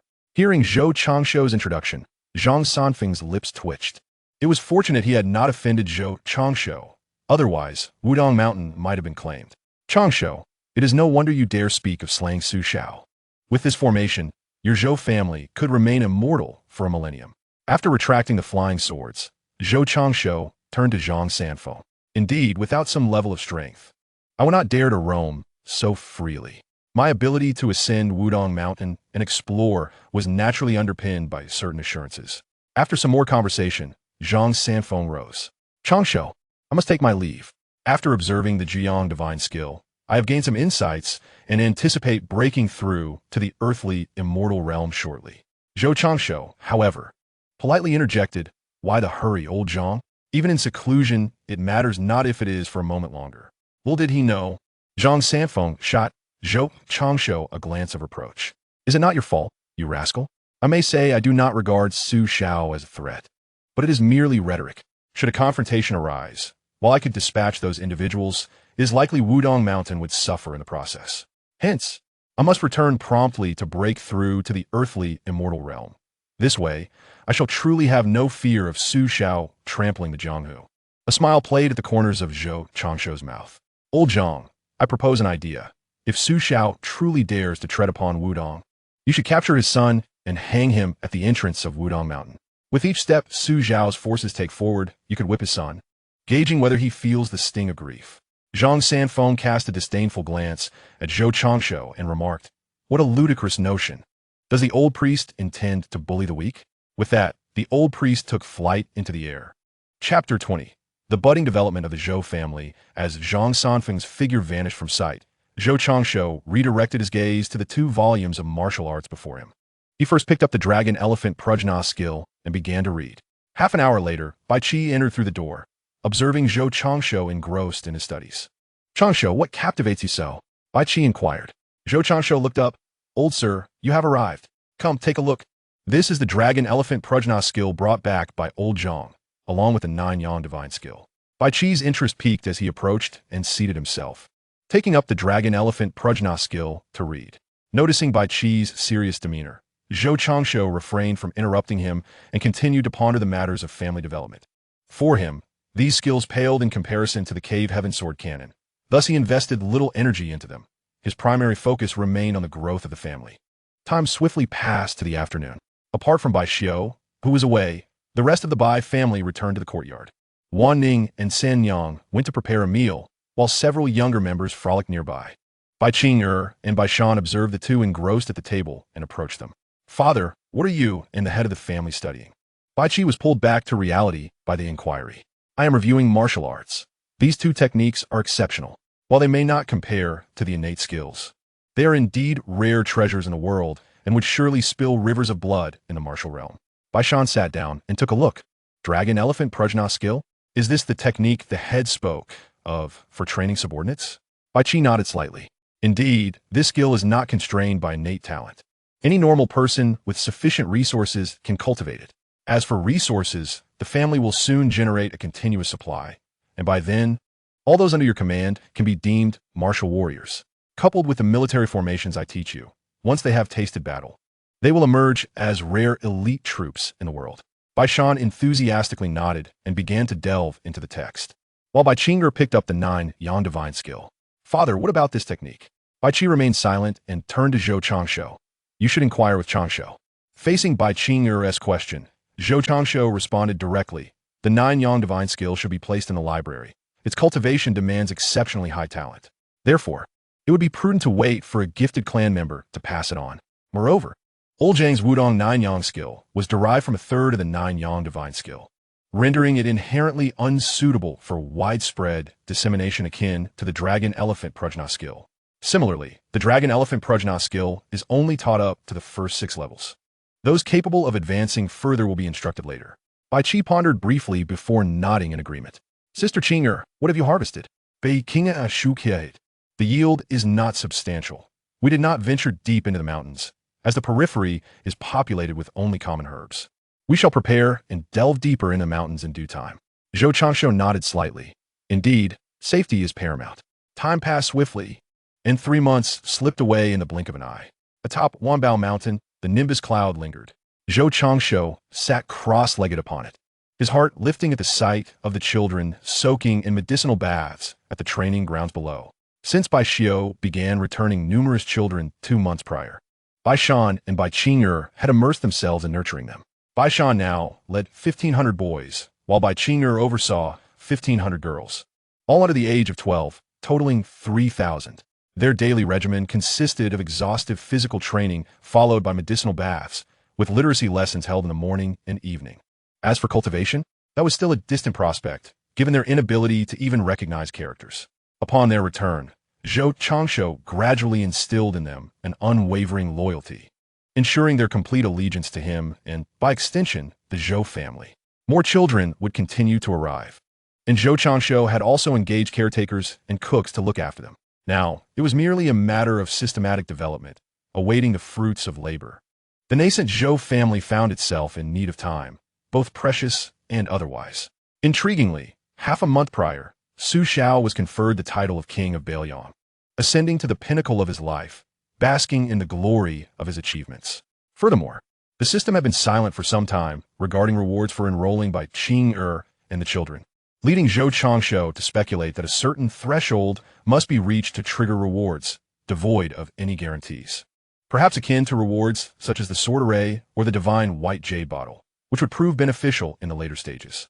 Nevertheless, this was preferable, as it spared Zhou Changshu from the incessant worry about the system, or rather, from obsessively anticipating its rewards.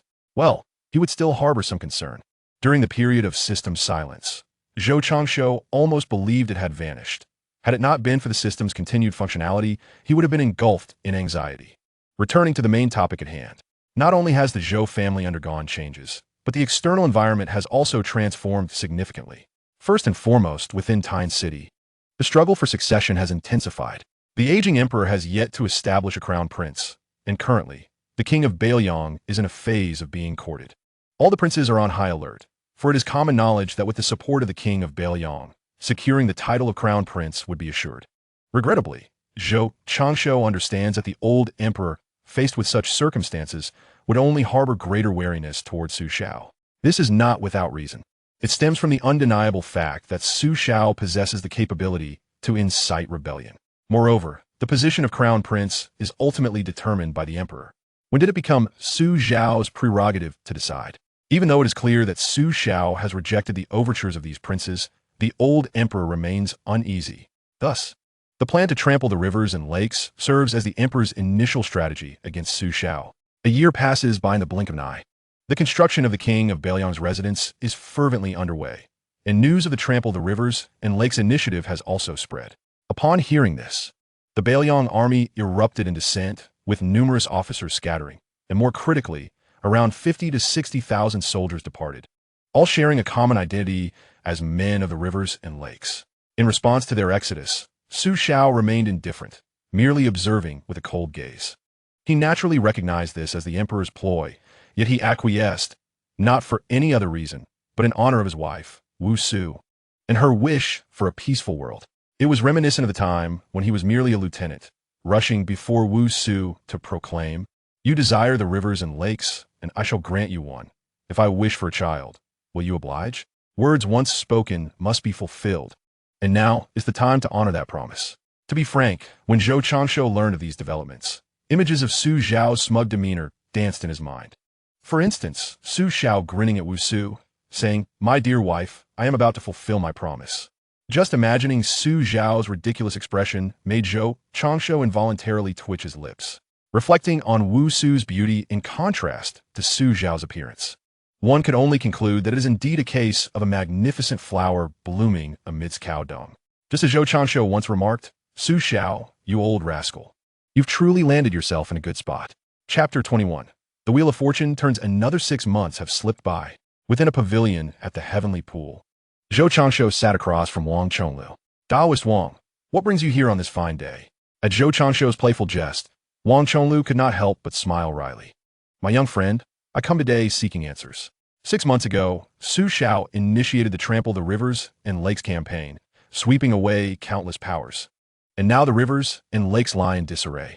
Presently, with the eastward and westward campaigns, it appears the Bailiang army is poised to return to Bailiang, with Wudang as the next target. I am genuinely concerned. I also wish to inquire if you have any solutions." Zhou Changshu was momentarily perplexed. "Has old Zhang not informed you?" Wang Chonglu paused for a moment. "Inform me of what?" Zhou Changshu's lips twitched slightly. It seems that old Zhang truly underestimates Su Xiao. 2 years ago, when old Zhang returned, I informed him of Su Xiao's ambitions to tread the martial world. I expected old Zhang to relay this to you, but it appears that his silence stems from a sense of confidence. Moreover, Old Zhang previously remarked that Su Xiao merely bullies the weaker top-tier factions and those below. The evidence supports Old Zhang's assertion. Whether in Wudi City or Shangyin Academy, or even at Huazhai Temple, has not Su Xiao refrained from confronting them directly? Therefore, Taoist Wang, you need not worry. Su Xiao lacks the audacity to act against Wudang. Wang Zhongluo paused for a moment. Are you suggesting that I have been overly concerned? Zhou Changshu nodded affirmatively. Indeed. Have you considered who Old Zhang is? He is a figure who has vanquished demons for a century and braved the great Yuan alone. Su Zhao's ambitions to tread upon Wudang are far from realization. Should Old Zhang be pushed to his limits, even the dogs of the North Liang Wangfu would feel his wrath. Wang Zhongluo, reflecting on his master's temperament, felt a sense of relief. That is true. However, it must be noted that my master will depart for the Ming dynasty in 8 years. What will become of Wudang then? Although I comprehend that my master is merely traveling to the Ming and not facing demise, distant waters cannot quench a nearby fire. If a conflict were to arise, I would be a loss. As Wang Zhongluo spoke, a piece of information from the Great Yellow Court flashed through Zhou Changshu's mind, suggesting that the narrative remains subject to modification. Yet, with his presence, he wished to prevent the amiable Wang Zhongluo from falling into such a predicament, primarily due to his disdain for Su Fengyan. Thus, Zhou Changshu addressed Wang Zhongluo. Fear not, Taoist Wang. Should that day arrive, simply bring Su Xiao to me. If he dares to threaten you, you shall witness how I deal with him. Wang Zhongluo looked at Zhou Changshu with delight. Is that truly the case? Observing Wang Zhongluo's expression, Zhou Changshu's lips curled slightly. Old Wang, you're not being entirely forthright. Wang Zhongluo chuckled. How can you claim I'm not forthright? A Taoist matters must be approached with prudence and calculation. Zhou Changshu, unperturbed by Wang Zhongluo's retort, countered, Old Wang, are you not concerned that I might remain a passive observer? Wang Zhongluo chuckled again. Indeed, my master often says, whether there are dates or not, one must strike 3 times first. Furthermore, I am familiar with our young friend's temperament. He is exceedingly kind to his own. Although I cannot claim to be one of his own, I can be considered half of one. Thus, you understand, young friend. Zhou Changshu shot a glare at Wang Zhongluo in response to such remarks. Your master has indeed become quite astute. Nevertheless, should you become the leader and Su Xiao trouble you, simply bring him to Wanbao Mountain. I shall handle everything. Wang Zhongluo, upon hearing this, ceased his playful demeanor and stood solemnly, bowing deeply to Zhou Changshu. Thank you, my young friend. Should there ever be a need for my assistance in the future, do not hesitate to speak. I would traverse mountains of blades and seas of fire without a second thought. Zhou Changshu waved his hand dismissively, saying, Enough of such grave talk. I have but one request of you. Live well and reach the end of your days in peace. Wang Chonglu finally regained his composure and gazed at Zhou Changshu. Did you perceive something? Perhaps. I saw you send forth your entire essence of the Great Yellow Hall. I hold a certain fondness for you, Old Wang, and thus am willing to extend my aid. Wang Chonglu inhaled deeply and exhaled slowly. It seems I'm not entirely without merit. Zhou Changshu rolled his eyes. Old Wang, are you foolish? Wang Chonglu chuckled, looking at Zhou Changshu as he explained. To be able to contribute to Wudang brings me joy. However, with you here, I promise to live until my natural end. Suddenly, Zhou Changshu recalled something and regarded Wang Chonglu with a peculiar expression. Old Wang, does your previous statement about traversing mountains of blades and seas of fire hold true? Wang Chonglu, though puzzled by Zhou Changshu's odd demeanor, nodded resolutely. It holds true. Zhou Changshu clapped his hands. Old Wang, you said it.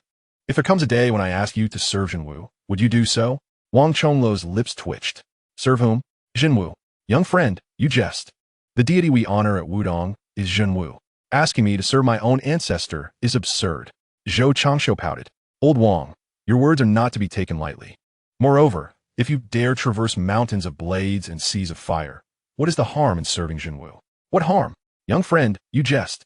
Traversing mountains of blades and seas of fire may lead to death, but serving my ancestor would incur the gravest of filial offenses.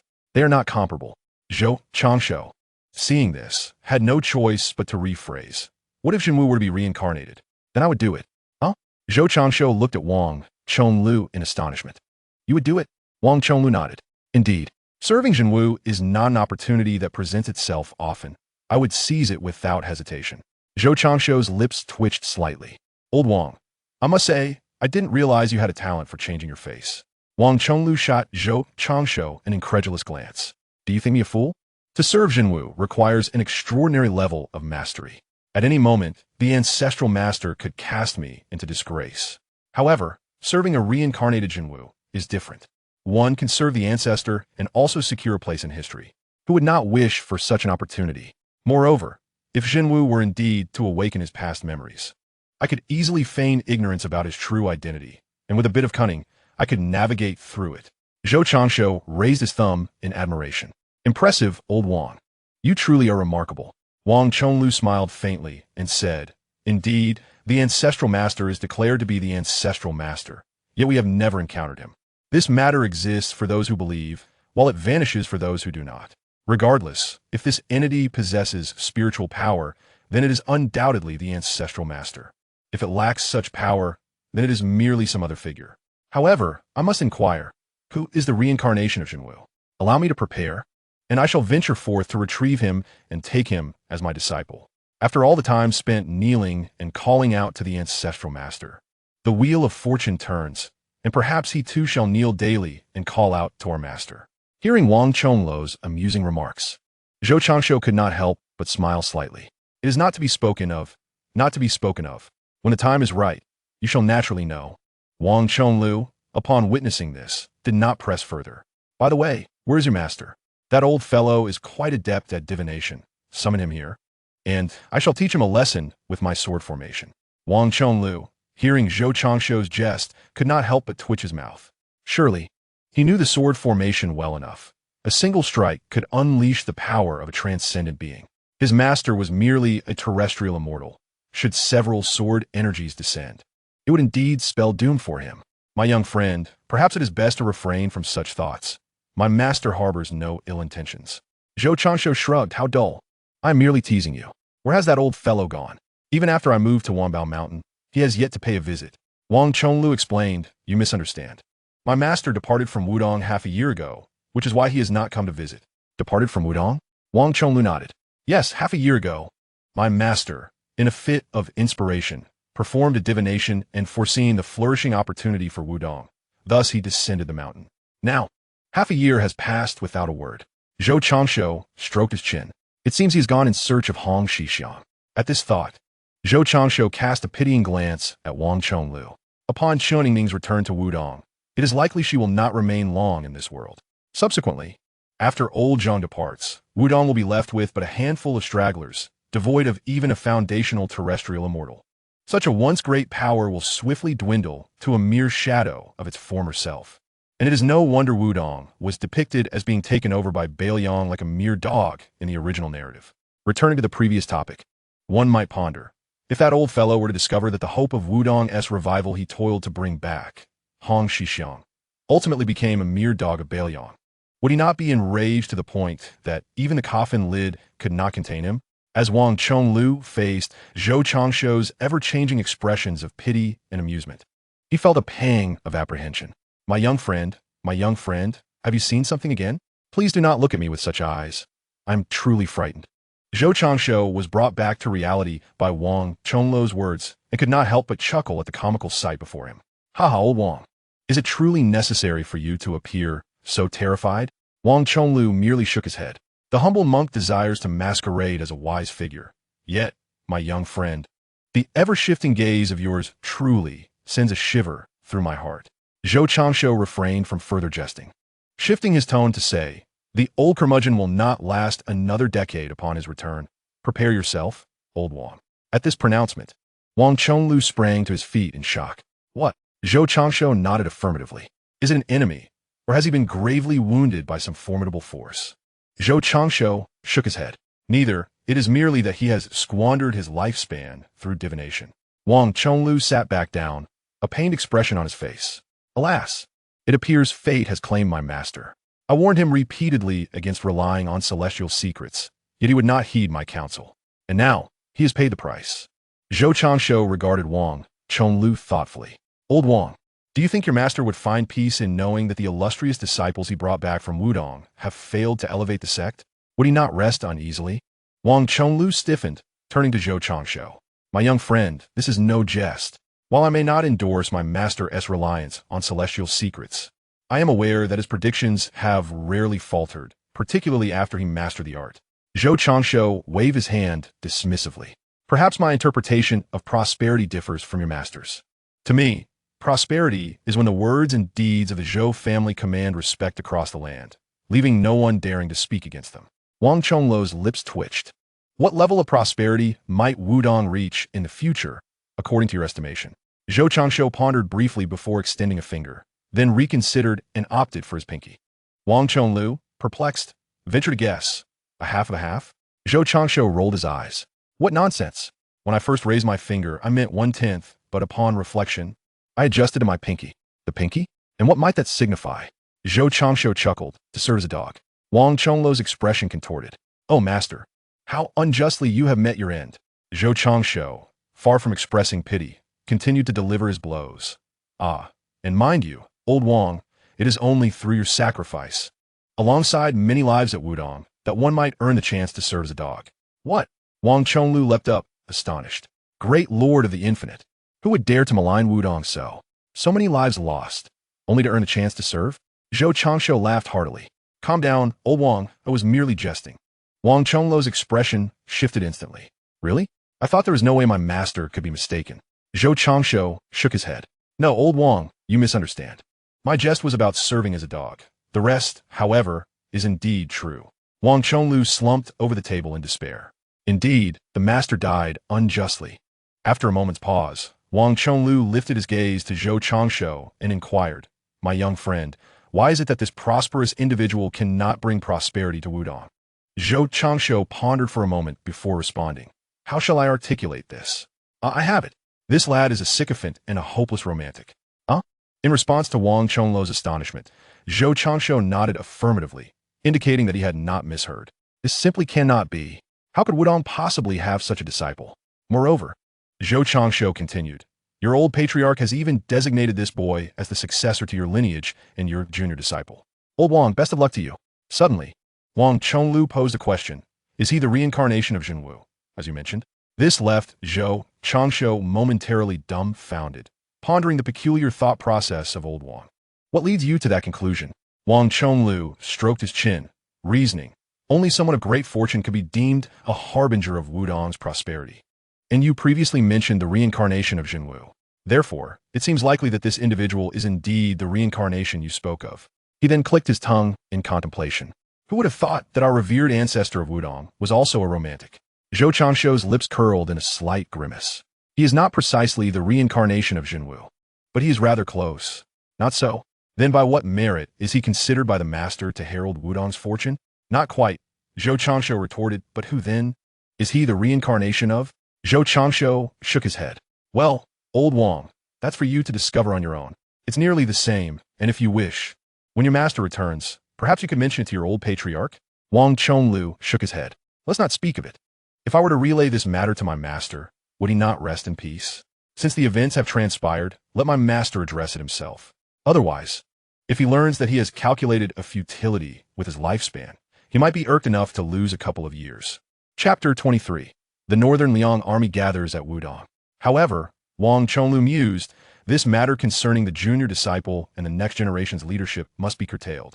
If he were to ascend to the position of Wudang's leader, would it not foster a culture of romanticism and sycophancy? This must not come to pass. Listening to Wang Chongluo, Zhou Changshu instinctively asked, And what do you intend to do? Wang Chongluo smirked. What shall I do? Certainly, I won't resort to killing him. Though I understand that future events are disconnected from the present, I cannot swallow this grievance. Thus, I shall have a third-generation disciple take him as an apprentice, ensuring he pays his respects to me daily, so he may learn what it means to honor one as teacher.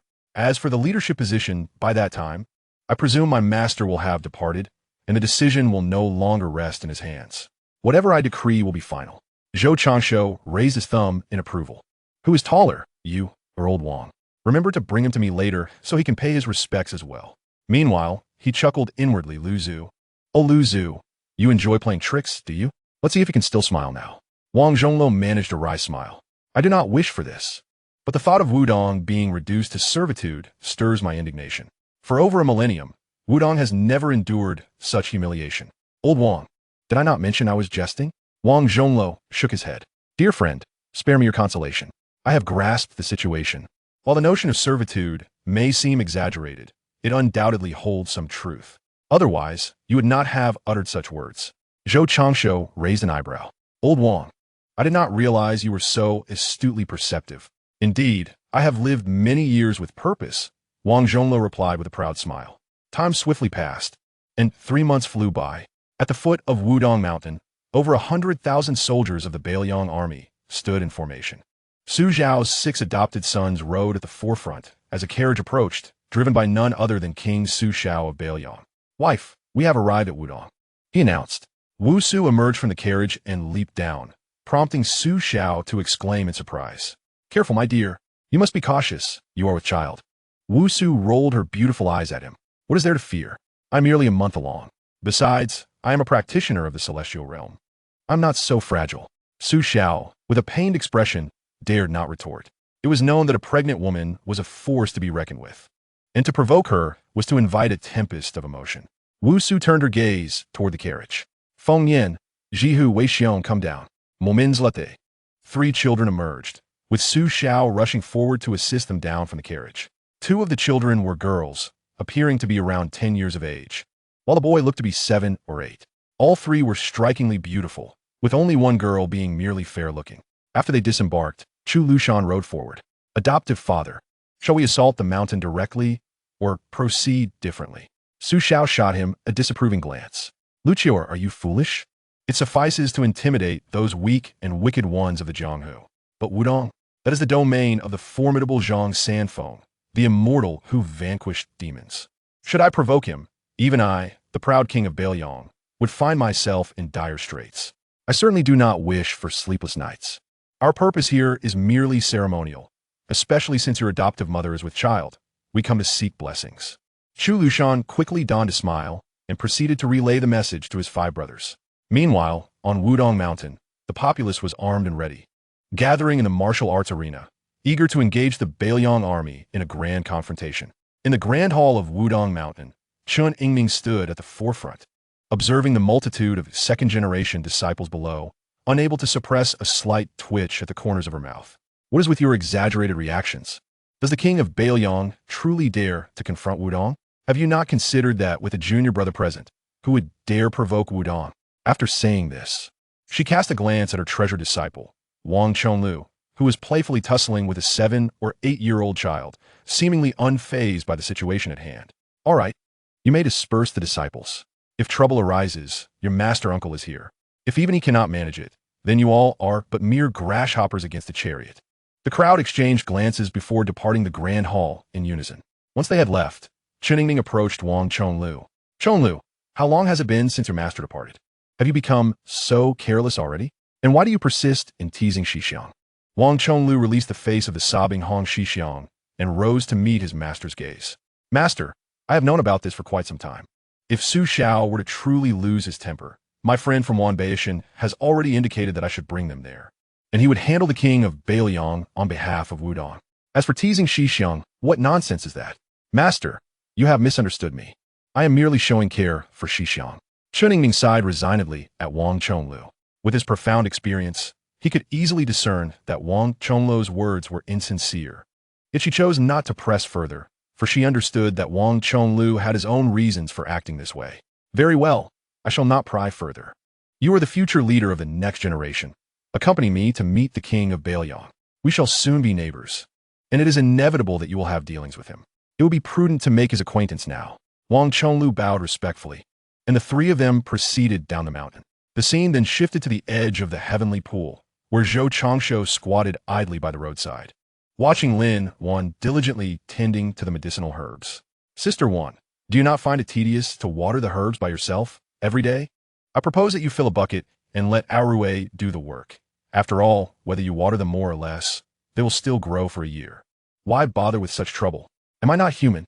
Exclaimed Longyu. Lin Wan rose, brushing her hair behind her ear, and looked up at the children merrily riding on Longyu's back while propping her face with one hand and pointing at them with the other, unable to suppress a gentle laugh. Sister, it has simply become a habit. Moreover, I am uncertain whether the creation liquid would be harmful to Aruei. If he were to accidentally consume it, it would be detrimental to him. Zhou Changshu sighed. How utterly boring, Sister Wan. In recent days, The development of Wanbao has been progressing fervently. The tasks at hand are rather limited. For instance, the matters concerning the family army have already been delegated to the Bai family by Zhou Changshu. Logistics, law enforcement, and intelligence organizations remain unstaffed, leaving the search for suitable individuals as the only option. Aside from these responsibilities, Zhou Changshu finds himself with ample time to cultivate, leading to idle wandering. Suddenly, two figures appeared not far from him. Changshu, there's an exciting spectacle ahead, one of them remarked. Zhou Changshu turned to see Bai Qing'er and Bai Qi approaching, laden with a variety of herbs. Sister Qing'er, old man, what thrilling event awaits us? He inquired. Bai Qing'er reached Zhou Changshu's side, taking the herbs from Bai Qi's hands, and glanced at Lin Wan. Sister Wan, these are the herbs father and I just gathered. I'll leave them here. She then looked towards Zhou Changshu. What's the excitement? Of course, it's the Northern Liang army now encamped at the foot of Wudang Mountain. What do you think prompted father and me to rush back? Zhou Changshu sprang to his feet. Is that true? Bai Qi nodded slightly. Indeed, I sense the situation, which is why I returned. Do you wish to see it, Changshu? Zhou Changshu nodded enthusiastically. We must go, he exclaimed, summoning the clouds of his magical steed. He swiftly ascended and, sitting upright, urged Bai Qing'er and Bai Qi, hurry up, or we'll miss the Northern Liang King. With a light leap, Bai Qi and Bai Qing'er joined him on the magical clouds, and they bid farewell to Lin Wan. In a flash, the clouds surged forward. As for the reason Lin Wan was not accompanying them, it could only be said that she wished to avoid encountering the Northern Liang King. The scene shifted to Wudang Mountain, where Su Zhao's 6 adopted sons were engaged in conversation with Wu Su and others, while Su Fengyan occasionally interjected. Su Zhao, however, was restless, turning left and right, glancing occasionally up at Wudang Mountain. My dear husband, your incessant pacing makes me dizzy. Please, cease your movements, Wu Su chided. Approaching her, Su Zhao expressed his frustration. Does Wudang look down upon me, the Northern Liang King? We've made such a grand entrance. Yet not a single person from Wudang has come down to greet us. Do they truly wish to engage us in battle? Wu Su shot him a disapproving glance. Are you foolish? You haven't even presented a formal greeting, yet you lead over 100,000 troops to block their mountain gate. It's sheer luck that the old immortal hasn't come out to confront you, and yet you complain? Just wait patiently. Once Wudang sees we're not making any aggressive moves, they will naturally send someone down to converse. As her words fell, a voice, aged yet gentle, resonated. Indeed, the female sword fairy possesses great insight. I am Chunning, a humble Taoist, and I have come to greet the Northern Liang King.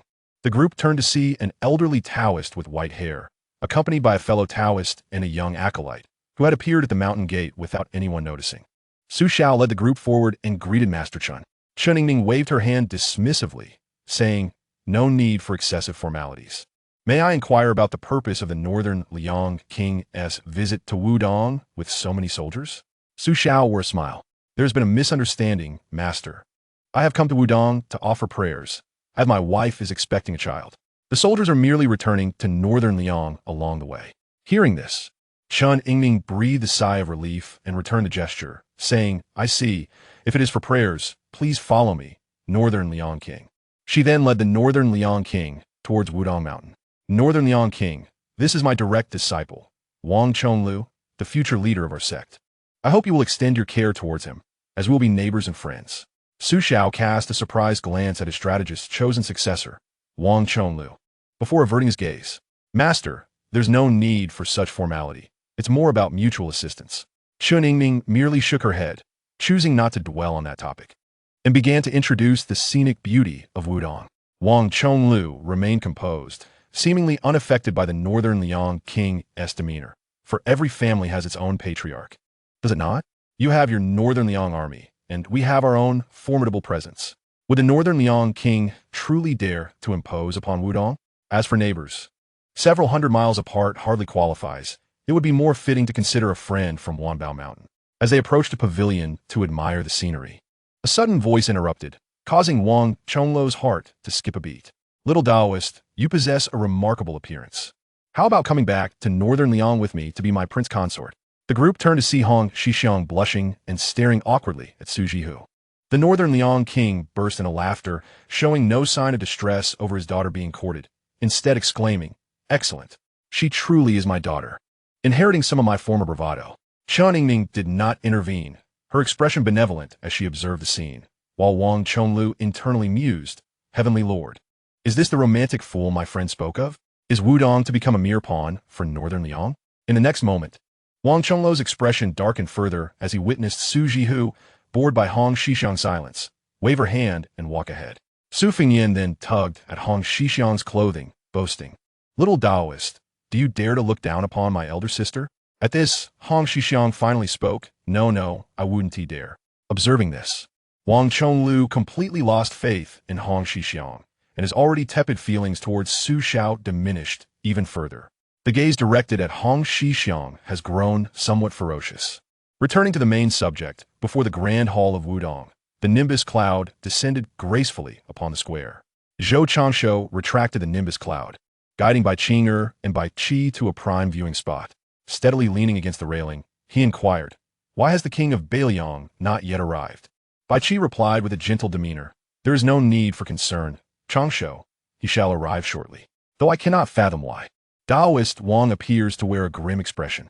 Zhou Changshu erupted into hearty laughter. What else could it be? He has undoubtedly confirmed the truth of my previous words. Moments later, the entourage of the king of Beiliang finally made their entrance at the square's gateway, and Zhou Changshu caught sight of the dark-faced Wang Zhongluo. Wang Zhongluo glanced back at him, prompting Zhou Changshu to mischievously raise his eyebrows, eliciting an irritated glare from Wang Zhongluo. Unperturbed, Zhou Changshu responded with an innocuous smile. The entourage of the king of Beiliang also noticed Zhou Changshu and his companions by the hall. Wu Su, however, felt a sudden jolt of alarm. Not for any trivial reason, but because the presence of Bai Qi beside her emanated an inscrutable aura, instilling a sense of impending peril. She could not discern his realm, but she recognized Bai Qing'er's celestial realm cultivation. Her gaze then fell upon Zhou Changshu, who was reclining comfortably atop Bai Qing'er's shoe, prompting her to speculate discreetly about the origins of this child. Cheningning also spotted Zhou Changshu. Little friend, it has been quite some time. Zhou Changshu rolled his eyes in response. You old rascal, you have been quite mischievous. Even after my move, you have not bothered to visit.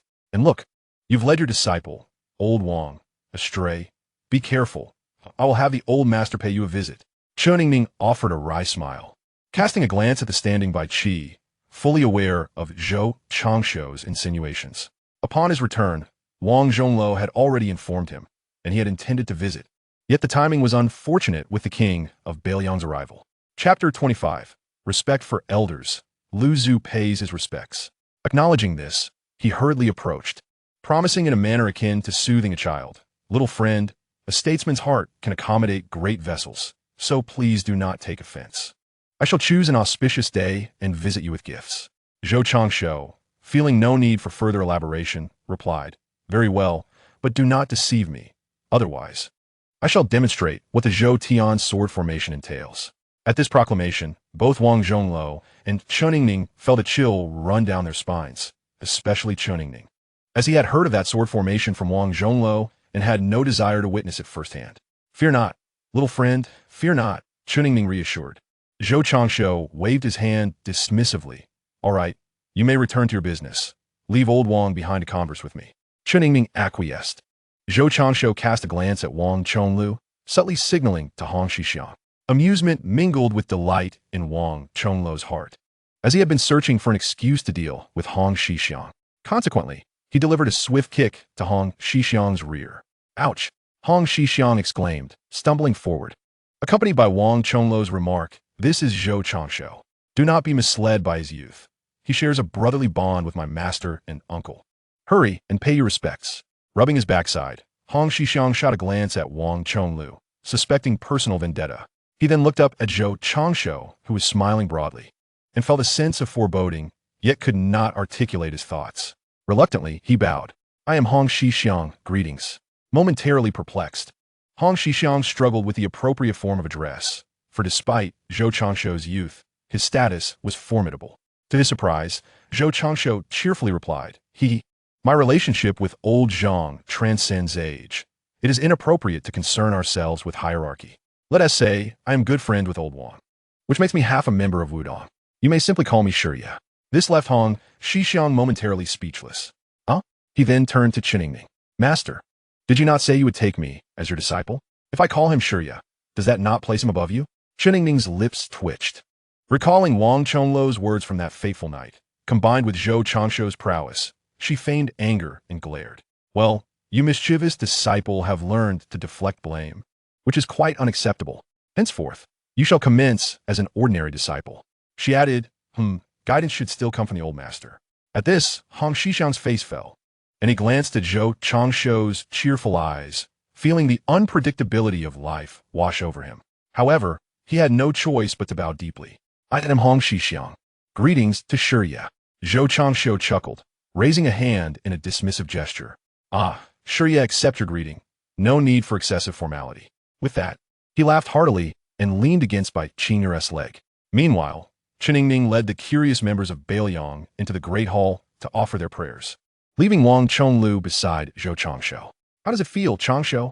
Zhou Changshuo squinted his eyes and replied, one word, delightful. Two words, very delightful. Four words, utterly exhilarating. He then inquired, what about you, old Wang? Wang Chonlu's expression radiated contentment. I feel the same. Zhou Changshuo could not help but chuckle when Bai Qing'er suddenly interjected. Little Changshuo, why are you so happy? Is there something special about this little Taoist? Zhou Changshuo shook his head. Sister Qing'er, I will tell you when we return. The scene shifted to the interior of the great hall, where Su Xiao looked quizzically at Wu Su. Dear wife, why did you just stop me from speaking to someone? Others also gazed curiously at Wu Su, sharing a similar intrigue towards Zhou Changshuo. However, neither the king of Bailiang nor Wu Su chose to speak, resulting in a hushed atmosphere. Wu Su cast a sidelong glance at Su Xiao. That woman possessed the strength of the celestial phenomenon realm, and the individual beside her was even more inscrutable. Engaging in conversation with them could be perilous, especially given Su Xiao's temperament. What if he inadvertently offended someone? Su Xiao's expression turned grim as he turned to Qining, seeking insight. Master Chun, may I inquire about the Elderess realm? Qining did not conceal the truth, for such information could easily be uncovered through casual inquiries at Wudang, provided one refrained from disclosing the secrets of rare artifacts known only to a select few. There is nothing to hide. That individual is at the earthly celestial realm. As for the specifics of his mastery, the old Taoist cannot ascertain. My heavens, the earthly celestial realm! Su Xiao exclaimed, astonishment etched upon his face. Among the skilled practitioners he had encountered, the highest rank had merely reached the earthly immortal level. The 6 disciples accompanying him shared similar shock, their arrogance swiftly diminishing. Such a being was not one to be trifled with, especially in the absence of their military. If that individual harbored malicious intent, they could easily extinguish their lives, leaving them with no recourse for lamentation. Wu Su, however, began to understand why she felt an ever-present sense of impending doom. It was due to the presence of an earthly celestial. Master Chun, who is that child over there? She inquired. After a brief silence, Qining replied, the head of the Zhou family from Wanbao Mountain. The earthly celestial is the family steward, and the woman beside him is his daughter. At this revelation, the group collectively gasped in disbelief. What? They exclaimed in unison. Chun Yingning, observing their astonishment, did not find amusement in their reaction. For had he not witnessed this matter firsthand, he too would have been incredulous. Master Chun, you cannot be serious. That child is merely a boy, one exclaimed. Indeed, while he may appear mature for his age, surely he cannot command an earthly celestial as a steward. Chun Yingning glanced at the chubby boy who had spoken. Well, that is a matter I cannot divulge. You must seek the answers for yourselves. Otherwise, should you provoke that young friend, you might find yourselves in dire straits. At my age, I prefer to maintain my dignity. The group, recognizing the gravity of the situation, refrained from pressing further and began to offer prayers. Meanwhile, Zhou Changshuo was engaged in pleasant conversation with Wang Chonlu. Young friend, is there any way in which this humble Taoist may assist you? Zhou Changshuo rolled his eyes. Old Wang, if you're not inclined to speak, then remain silent. Given our rapport, feel free to ask whatever you wish directly. Wang Chonlu cleared his throat. Well, young friend, when you mentioned that dog before, were you referring to the individual inside? Zhou Changshuo's expression shifted as he regarded Wang Chonlu with newfound intensity. He tentatively inquired, is it change or constancy? Wang Chonlu was momentarily taken aback. My young friend, what are you saying? What nonsense is this? If you desire a meal, I can send my disciple down the mountain to procure one for you. Zhou Changshuo rolled his eyes, feeling a bit exasperated. He had anticipated a heartfelt reunion, possibly with a twist of betrayal. Old Wang, how did you discern who was inside? Wang Chonglu regained his composure. How did I know? It's quite simple. That lad has truly become infatuated. The girl in question is the princess of Baoyang. Who else could it possibly be but the king of Baoyang? Zhou Changsho chuckled, shaking his head. Not quite, but somewhat close. It's that young heir. Chapter 26. Seeking the azure bird from Wusu. That fellow, the persimmon? Wang Chonglu shook his head. Never mind who it is. Ultimately, it matters little, as they have not concealed their intentions well. A dog cannot be a dog. In this lifetime, Wudang would rather sell everything than compromise. Zhou Changsho gave Wang Chonglu a thumbs up. This is splendid. Without your formidable presence, Su Fengyan's martial progress will surely slow. My young friend, an esteemed elder, I possess some exquisite preaching tea in my humble abode. Would you care to join me for a cup? Zhou Changsho waved his hand dismissively. Yeah, that stuff is quite bitter. I have no fondness for it. Is there anything else? Wang Chonglu's expression turned awkward. But when you hosted me, was it not tea that we drank? Zhou Changsho stood, brushing off his trousers, slightly embarrassed to face Wang Chonglu. Well, old Wang, I was merely saving face. Wang Chonglu shook his head helplessly. Saving face? I must concede, all I have in my abode is sugar. Would you care for a cup of sweetened water? Zhou Changsho nodded. That will suffice. Let's be on our way. After their exchange, the group made their way toward Wang Chonglu's courtyard. Half an hour later, within Wang Chonglu's courtyard, Zhou Changsho and the others were seated and engaged in conversation when suddenly a disciple entered. Master Uncle, the king of Baoyang has come to visit. Wang Chonglu paused momentarily before rising to inform Zhou Changsho, then stepped outside to greet the visitor. Though he held no fondness for the king of Baoyang, he recognized the importance of decorum. After all, appearances matter in Wudang, lest they be seen as lacking in courtesy. A moment later, Wang Chonglu returned with Su Xiao and others, leading them to the table. Wang Chonglu began the introductions. King of Baoyang, this is my young friend Zhou Changsho. As for the others, I shall refrain from further introductions. You may address them as seniors or young lady. This is not a matter of Wang Zhonglu being unaware of etiquette. Rather, it is primarily due to the rarity of knowledge regarding these two names. Thus, before Zhou Changsho consented or before he revealed himself, it would be prudent for him to refrain from speaking too freely. Even he was profoundly shaken upon discovering Bai Qi's identity. After all, he is a veritable god of slaughter, a master of unparalleled prowess. Su Xiao slightly nodded, and after Su joined him to sit down, he clasped his hands and addressed Zhou Changsho. I am Su Xiao of Baoyang, honored friend, and esteemed elder. He then gestured towards Su, saying, this is my wife Su. Subsequently, he introduced several of his adopted sons and a few children. Zhou Changsho merely nodded gently to everyone. Before picking up a cup of sweetened water he had prepared specifically for Wang Zhonglu, pouring a glass, and sliding it across the table towards Su. He then raised an eyebrow and looked at Su. Su, it is a pleasure to meet you again. As his words fell, everyone momentarily paused in surprise. Su then gazed intently at Zhou Changsho, suddenly realizing, you are the one who wrote the letter? Zhou Changsho snapped his fingers. Congratulations, you guessed correctly. At that moment, Su Xiao interjected, so is you who played a trick on me back then. Zhou Changsho shot Su Xiao an exasperated glance.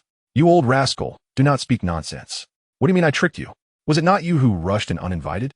Su Xiao was momentarily at a loss for words, but quickly changed the subject. Let's forget about that. Surely you can take the blame for the insult regarding the gold. Right? Insult? What do you mean? What else, of course, the insult to my health. Zhou Changsho looked at Su Xiao with an odd expression and cleared his throat. Ahem, you cannot blame me for this. Moreover, you must clarify your statement. I do not have an inclination towards men. As for whether your health is good or in need of supplementation, that is a question for Su. I cannot say. Bah, I have no inclination towards men either. Zhou Changsho shrugged, replying in a manner that would infuriate. Only heaven knows. Su Xiao stared at Zhou Changsho for a moment, unable to articulate a response. Su watched the two banter with amusement, then lifted her cup to take a sip. Upon tasting the sweet water, her eyes brightened. Are you truly a child? Zhou Changsho rolled his eyes. What else could I be? Am I to be an ancient monster instead? Susuchakil softly. I had my doubts before. After all, only a youthful lad would utter such words. I never expected you to be a mere child of 5 or 6.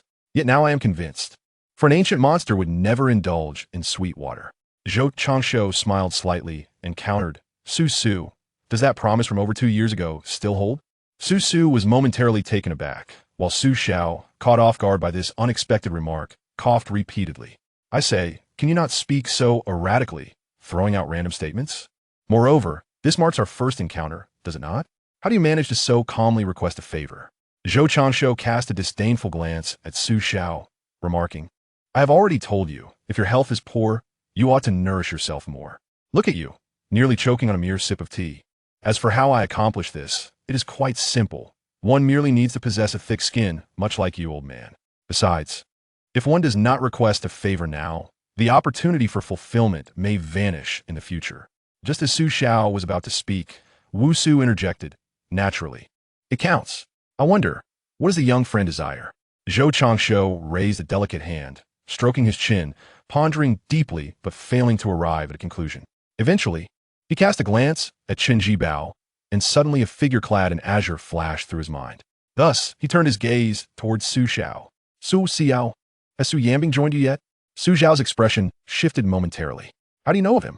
Zhou Changshu had indeed obtained the answer he sought, confirming that Su Yambing was now under Su Xiao's wing. He then turned to Wu Su and declared, I desire the Qingyao, the daughter of the renowned gun sage, Wang Xiu. Aside from her, there are few treasures worth my attention within the northern Liang royal palace. What say you? Wu Su fell into contemplation, while Su Xiao wore a look of disbelief. After all, he had amassed a considerable collection through countless battles.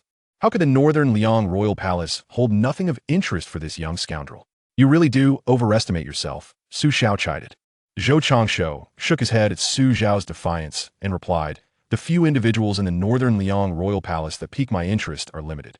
Firstly, there is Li Yishan. My Zhou family is in dire need of a military strategist, but alas, he is too deeply entwined with your Su family. Secondly, Qin Jibao. I have little chance of that before you, old man. Shuffle off this mortal coil. Lastly, there is Qing Yao. This one, I presume, does not hold much significance for you. But compared to the first two, she is the most attainable, for if I do not request this favor now, the opportunity will slip away. Listening to Zhou Changshu's words, Su Xiao could not help but cast a smug glance at him. You do have an eye for talent. Envy me, if you will. Meanwhile, Qin Jibao was the recipient of envious glances from Su Xiao's other 5 adopted sons, for he was no ordinary individual. Merely being a steward placed him in the realm of terrestrial celestial beings. And receiving such recognition and praise from a person of stature was far more gratifying than the flattery bestowed upon the average man. At that moment, Wang Chonlu, seated nearby, discerned the deeper meaning behind Zhou Changshu's words, aware that Zhou Changshu possessed the ability to foresee the future. He then regarded Wu Su and Qin Jibao with keen interest. Chapter 27. The Emergence of Ancestor An's Combat Power. This matter is beyond my jurisdiction. After all, Qing Yao came to Northern Liang with Su Yambing. Although Su Yambing has joined Northern Liang, Qing Yao, strictly speaking, is not a member of the Northern Liang Royal Palace, Wu Su stated. Undoubtedly, the principal reason lies in the extraordinary discernment of Zhou Changshu, who perceives that Wu Su's intentions are far from ordinary. Consequently, she harbors no intention of relinquishing the Qingyao, choosing instead to reserve it for Su Fengyan, for no other reason than that precious things ought to be bestowed upon one's own progeny. Zhou Changshu, observing this, could not help but roll his eyes at Wu Su. Were you to have been born a decade later, Su Xiao would have been a non-issue for you. Your disposition mirrors mine. Once words are uttered, it is I who decides their validity. Wu Su, realizing her thoughts had been laid bare, offered an awkward smile. Yet Zhou Changshu did not relent. I may be younger, but I am certainly not foolish. Moreover, Wu Su, cease your nonsensical prattle. How many benevolent women could possibly align themselves with Su Xiao? Your rhetoric may be bright, but do not presume I am unaware. Your training of the Death Warriors is merciless. Among us is one of them. And do you truly believe Su Xiao would allow any opportunity to slip by? As it stands, the Qingyao is likely undergoing or preparing for the Death Warrior training. He regarded Wu Su with a knowing cluck of his tongue. Indeed, there is wisdom in the saying that one cannot share a bed with 2 types of people, which aptly describes you and Su Xiao. With a resounding clap of his hands upon the table, Su Xiao interjected, you, young man, are becoming rather audacious. Zhou Changshu merely rolled his eyes. He raised his hand as if to slam the table again, but ultimately retracted it, recalling from a previous life that force is reciprocal. He then turned to Wang Chonlu. Old Wang, you too should strike the table, and let it resound louder than that old rascal S. With a raised brow, he encouraged. Wang Chonglu, already harboring a dislike for Su Xiao, did not hesitate and delivered a sharp clap on the table. The sound echoed significantly louder than Su Xiao's. Zhou Changshu nodded in satisfaction at this distinctly louder clap. He then turned to Su Xiao. What? Do you believe that whoever produces the loudest sound has the upper hand? Do not move. Zhou Changshu turned his gaze toward Bai Qing, following her line of sight, to see Qin Jibao and others rising to confront them, only to be immediately subdued by Bai Qing's overwhelming presence. Zhou Changshu gestured towards them. Behave yourselves, especially you rotund fellow. I have long harbored a disdain for you. Should you dare to make a move, I shall be the first to eliminate you. Upon hearing this, Chu Lushan instinctively recoiled. Zhou Changshu then turned back to Su Xiao, about to speak. You would do well to suppress those petty thoughts of yours. Otherwise, should I lose even a single hair, I will ensure you remain here forever. Zhou Changshu then looked towards Bai Qi. Old man, what troubles you? Bai Qi replied gently. Two formidable warriors of the Xian realm are concealed in the sky. Zhou Changshu nodded in acknowledgement and addressed Su Xiao. Old rascal, expend less effort. Otherwise, with a mere stamp of my foot, you all shall find yourselves laid to rest here today. He then turned his gaze towards Wu Su. Wu Su, with a hint of irony, remarked, you must give me the Qing Niao, whether you wish to or not. Otherwise, as I previously stated, should you refuse, I shall take it out on your son. Wu Su forced his might. Please, young master, temper your anger. I was merely employing a bit of cunning. The Qing Niao shall be provided by the northern Liang Wangfu. Zhou Changshu nodded in satisfaction. Sister Qing old master, please retract your imposing presence. The two complied, releasing their pressure. The remaining members of the northern Liang, aside from Wang Zhongluo, collectively exhaled in relief. However, the very next moment, Su Fengyan's words once again raised their anxiety. You shall await your reckoning, for today you have insulted my parents, and Su Fengyan will surely exact vengeance in the days to come. Zhou Changshu cast a disapproving glance at the enraged Su Fengyan. You, with that mindset, you believe you are worthy of having Li Yishan as your master? I fail to comprehend. Did he not inform you that a barking dog is the least likely to bite? Do you understand that with a mere word, I could ensure that all of you perish here today? Su Fengyan was momentarily taken aback, instinctively retreating several paces. Young master, please temper your fury. Fengyan is still young and lacks understanding, and his words may have been somewhat brash. Zhou Changshu glanced at the visibly anxious Wu Su and waved a hand dismissively. Enough. I harbor no intention of killing Su Fengyan, but he must be punished. Let's suspend him for a day as a cautionary measure. As the words fell, Bai Qi sprang into action, and with a swift motion, Su Fengyan was sent flying, his belt simultaneously soaring forth to bind his hands, suspending him from the peach tree in the courtyard. Fengyan. Zhou Changshu turned to Wu Su. Calm down. It's not a grave matter. Why the outcry? He is merely suspended, not dead. Wu Su shot Zhou Changshu an exasperated glare. Yes, if he were your son, you would surely be more concerned. Zhou Changshu retorted with a dismissive look. Nonsense. If he were my son, I would certainly not allow that old rogue Su Xiao to place a green hat upon him. As his words echoed, laughter erupted around them. Zhou Changshu turned to find Wang Zhongluo and Bai Qing in fits of laughter, while Bai Qi maintained a stoic expression, though the mirth in his eyes could not be concealed. Among his 6 adopted sons, aside from Chu Lushan and Qin Jibao, who glared at Zhou Changshu, the remaining 3 struggled to suppress their amusement, likely wishing to burst into laughter had the situation allowed for it. Wu Su regarded Su Changshu in silence, realizing that she could not best him in this verbal sparring. Of course, had Zhou Changshu been aware of her thoughts, he would have proudly proclaimed, "Come now, I graduated from a prestigious Zhuan Academy." Subsequently, Zhou Changshu rose to his feet. Sister Qing old master, we must take our leave. Just as they were about to breathe a sigh of relief at Zhou Changshu's departure, another voice echoed through the air.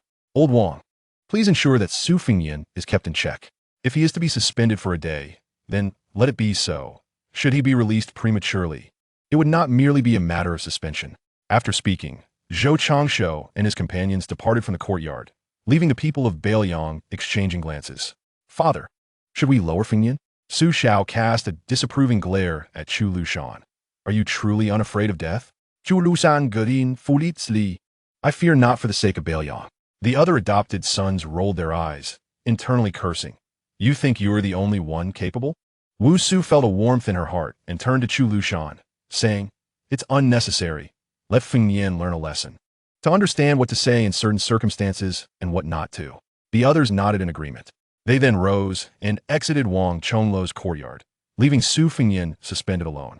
After their departure, Wang Chonglu cheerfully poured himself a cup of sweet water, savoring a sip. Sweet, truly sweet. Meanwhile, in the skies en route to Wanbao, a golden cloud soared, drawing closer to reveal Zhou Changshu and his companions seated upon it. Xiao Changshu, why not simply eliminate that group from Baoyang? It would seem more fitting. You are in T1 to show mercy. Chapter 28. Breakthrough to 5th rank. Zhou Changshu leaned back. They still hold value, so I cannot afford to eliminate them so easily.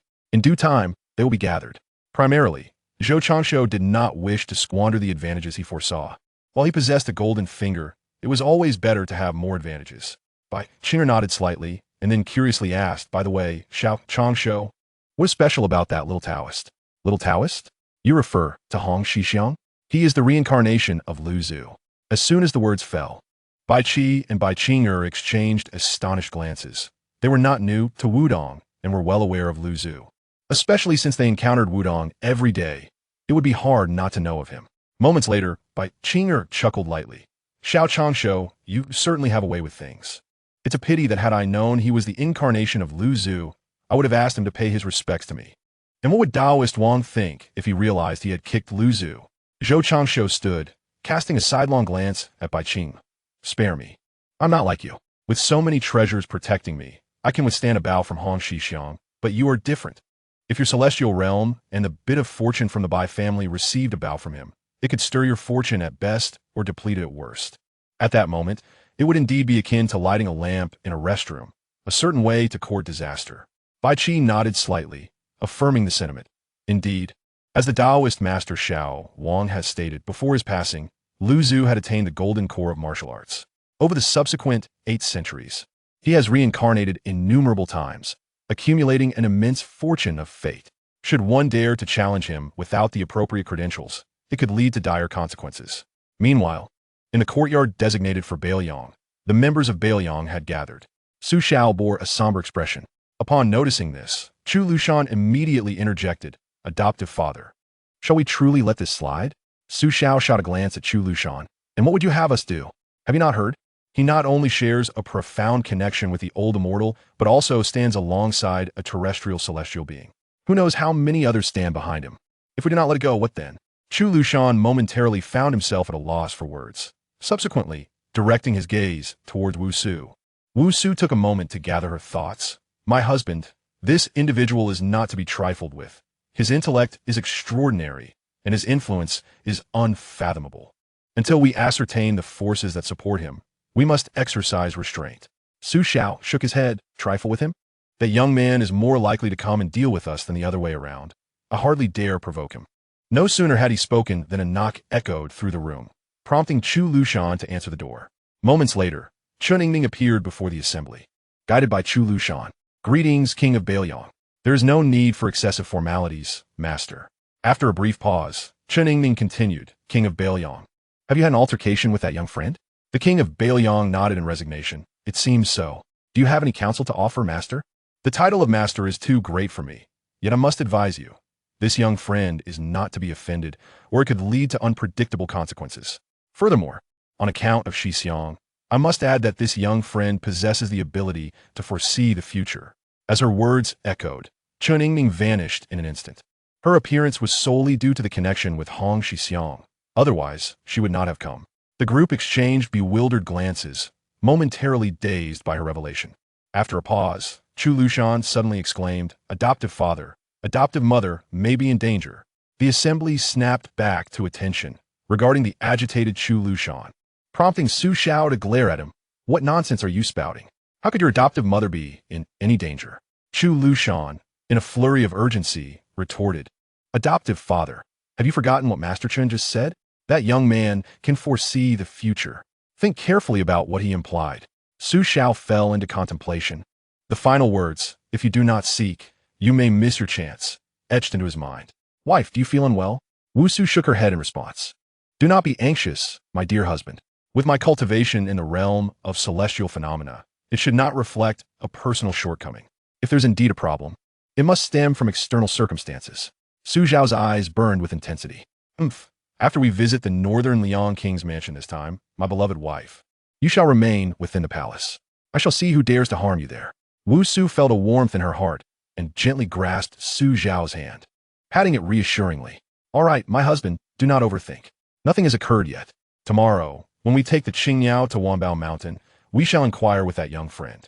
Su Xiao not that haupa. That night, the northern Liang King lay in bed, his mind in turmoil. Unable to suppress his curiosity, he finally asked, My dear wife, do you think that young man's remark about Chen Jibao during the day indicates that he might betray northern Liang in the future? Wu Su shook her head.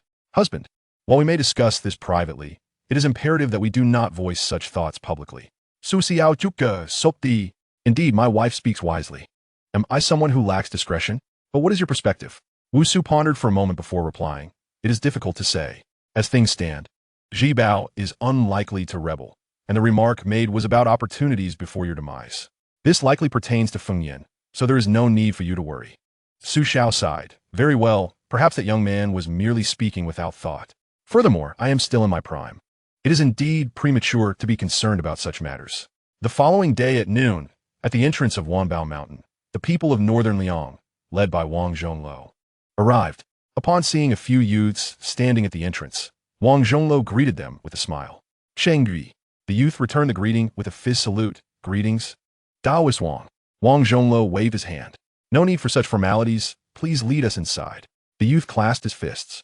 Please wait a moment, Daoist Wang. After speaking, he turned and dashed into the valley. Su Xiao observed the guards at the entrance, a hint of surprise crossing his face. Daoist Wang. These youths are exceptional martial talents.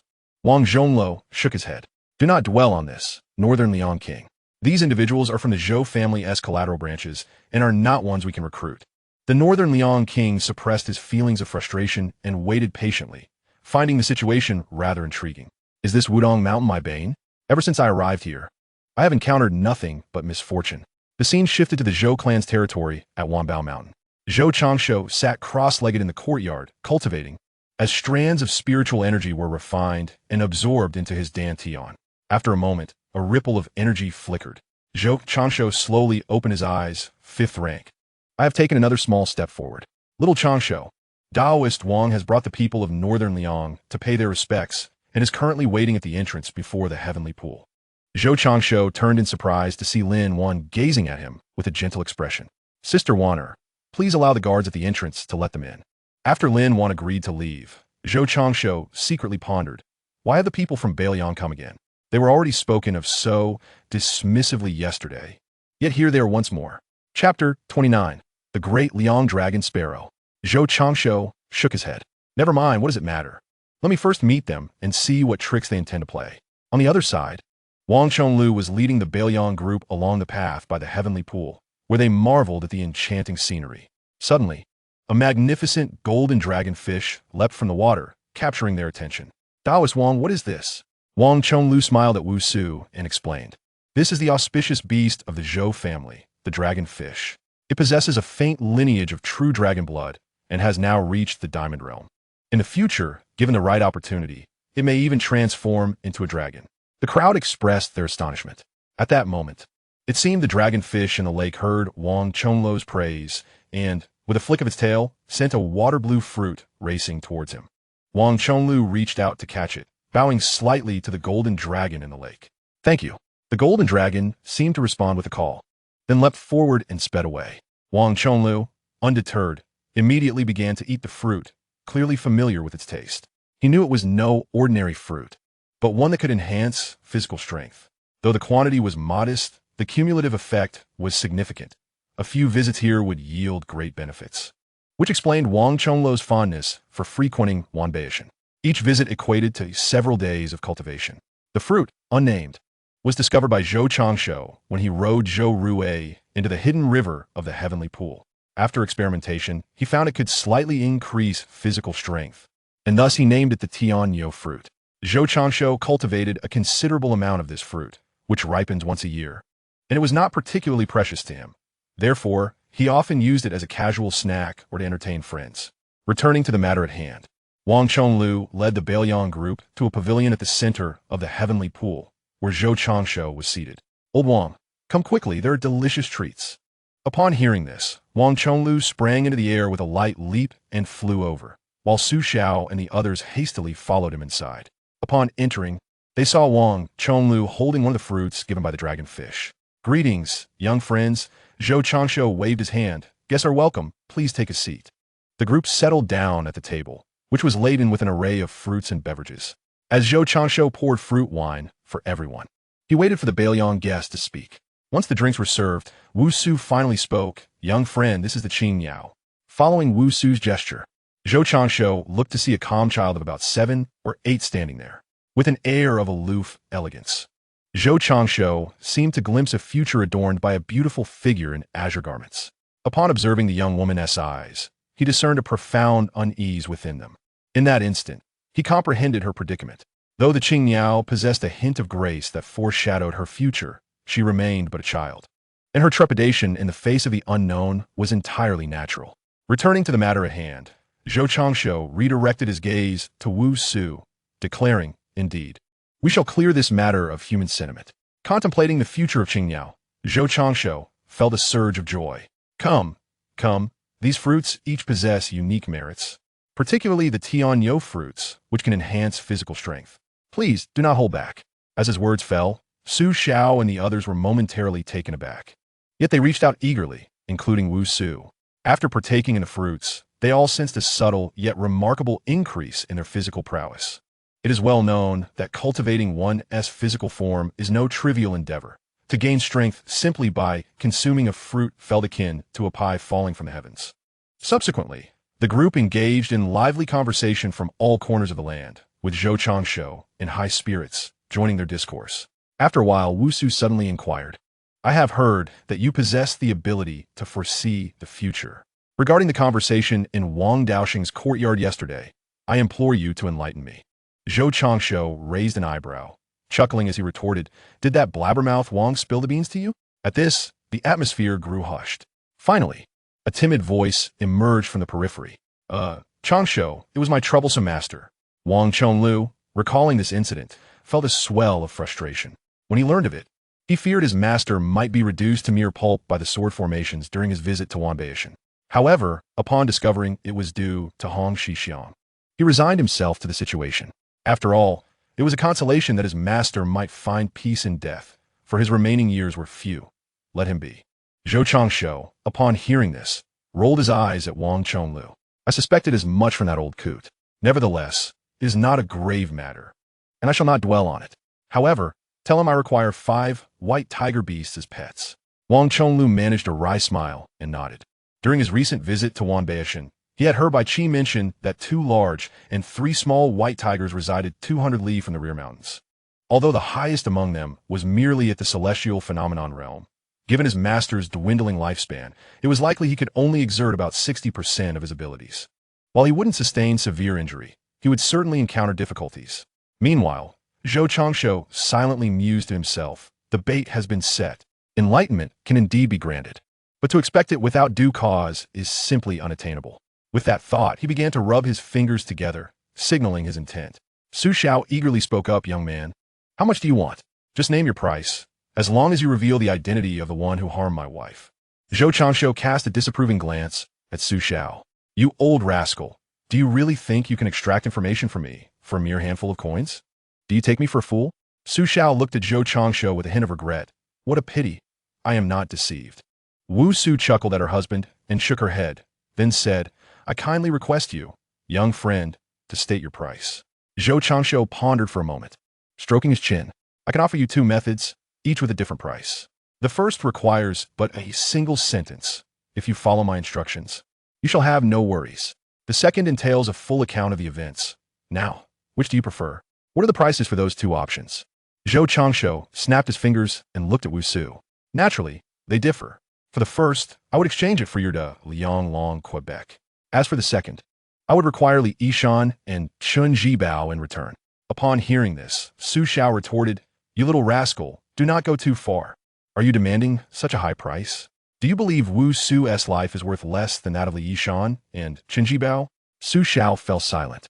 realizing that there was no correct response to that statement. Fortunately, Wu Su noticed his predicament and softly said, "Young friend, your wit is sharp. Do not trouble my husband further. Let us proceed with the first option." With that, the Zeton sword box flew from the side and landed on the table. "This is the De Liang Long Quebec." Zhou Changsho opened the box and examined the sword within, a smirk forming as he read the 2 lines inscribed on it. Indeed, this sword is perfectly suited for Sister Wanner.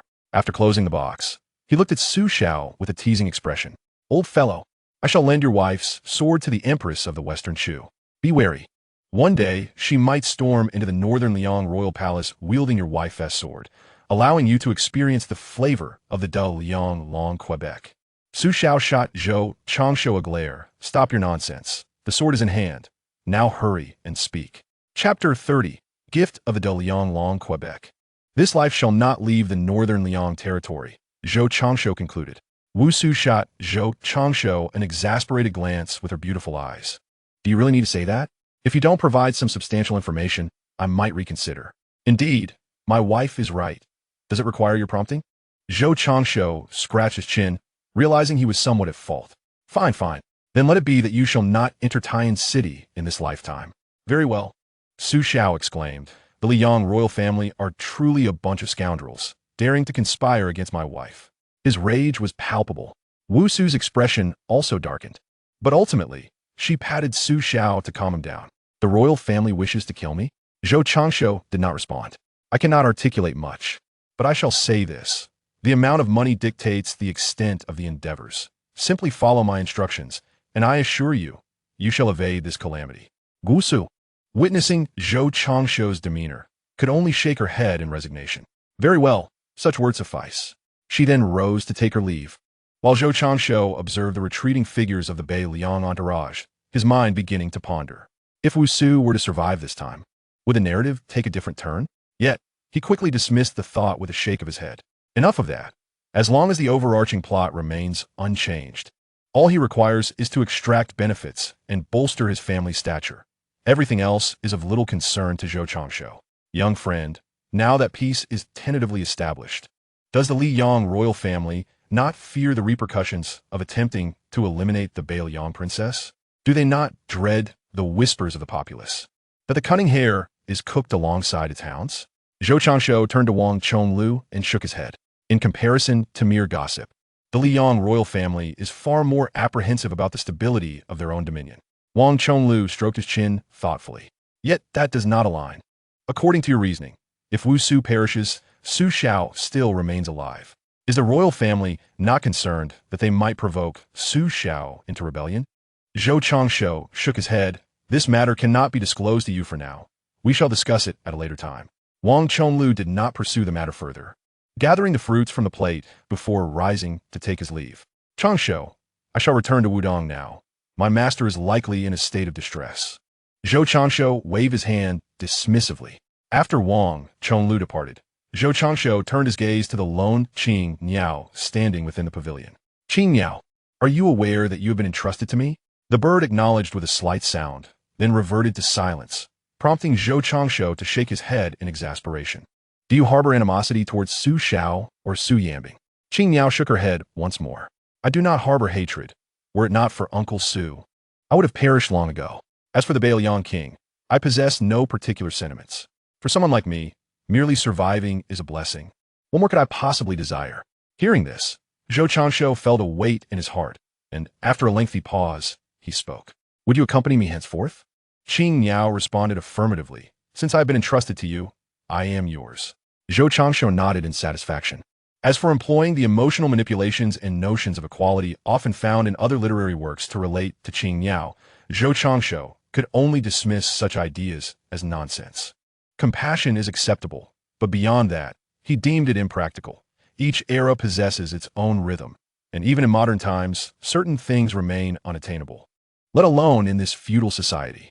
"Very well, henceforth you shall be under my care." With that, he picked up his sword case and stood. "Gome, let us return to Wanbao Mountain." As he spoke, he strode towards the pavilion's exit, with Qing Niao hastily following in his wake. "Qing Niao, do you not tire from standing for so long?" "Not at all. I began practicing with a spear alongside my father at the age of 5. Standing for several hours is far more exhausting than this. I see. And how old are you now? 10. The two individuals advanced toward Wanbao Mountain, one following the other, engaging in a back-and-forth exchange. After a quarter of an hour, they arrived at a courtyard, where Zhou Changshu, upon entering, spotted Lin Wan perusing a book at a table. Sister Wan. Lin Wan looked up towards the entrance. Little Changshu has returned. Zhou Changshu nodded and approached, placing the sword box upon the table. Sister Wan, this is Qing Yao. As I mentioned before, I will be relying on you henceforth. Lin Wan chuckled lightly. It's a trivial matter. With that, she pulled Qing Yao over and began to converse. When the conversation seemed to reach a suitable point, Zhou Changshu interjected, Sister Wan, this is a gift for you. Lin Wan turned her gaze towards Zhou Changshu. What gift? He pushed the sword box closer to her. Go on, open it. Lin Wan stood and opened it, revealing an ancient yet aesthetically pleasing longsword. What is this, Changshu? Zhou Changshu smiled. Sister Wan, take a guess. Lin Wan drew the sword and read the two lines inscribed upon it. Da Lion Longi. Zhou Changshu snapped his fingers. Correct. I traded for this from Wu Su. Do you like it, Sister Wan? Lin Wan nodded slightly. I do. This is the sword of the world's foremost female sword immortal. Although I am not fond of Su Xiao, I hold Wu Su in high regard. Zhou Changshu nodded in satisfaction. As long as you like it. By the way, when I got it, I told that old rascal Su Xiao that this sword was for you. He recounted the incident, causing Lin Wan to laugh heartily. Little Changshu, doesn't that mean Su Xiao is quite embarrassed? There are few in this world who can make Su Xiao suffer. Zhou Changshu waved his hand dismissively.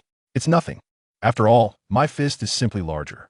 Sister Wan, shall we designate this De Liang Long Ke as your first contract sword? Lin Wan paused for a moment. And what about you, little Changshu? I am in no rush. Cultivation does not necessitate a forced contract for practice, and besides, De Liang Long Ke is a sword suited for women. It is not appropriate for me. Lin Wan responded with a soft agreement. Well, thank you, little Changshu. Zhou Changshu shook his head. What thanks? You're my wife, after all. Lin Wan's beautiful eyes instantly softened, stirring emotions within Zhou Changshu. Meanwhile, Su Xiao and his companions walked along the road. Wife, it is not the fear of thieves that troubles me, but rather the thought of them scheming. Instead of living in constant vigilance, perhaps we should take the initiative. Wu Su shook her head. Husband, the world has only just attained a semblance of peace. We must not incite further chaos. As for Liang, in the future, I shall remain within the borders of Beiliang. The others fell silent, their hearts swelling with boundless admiration and pride. Wudang Mountain. In the courtyard of Wang Chonglu, Cheningming paced anxiously, stroking his beard. Suddenly, hearing footsteps at the entrance, he turned around. Chonglu, you have finally returned. Wang Chonglu shot a glance at his master, an expression he would never have dared to display in the past.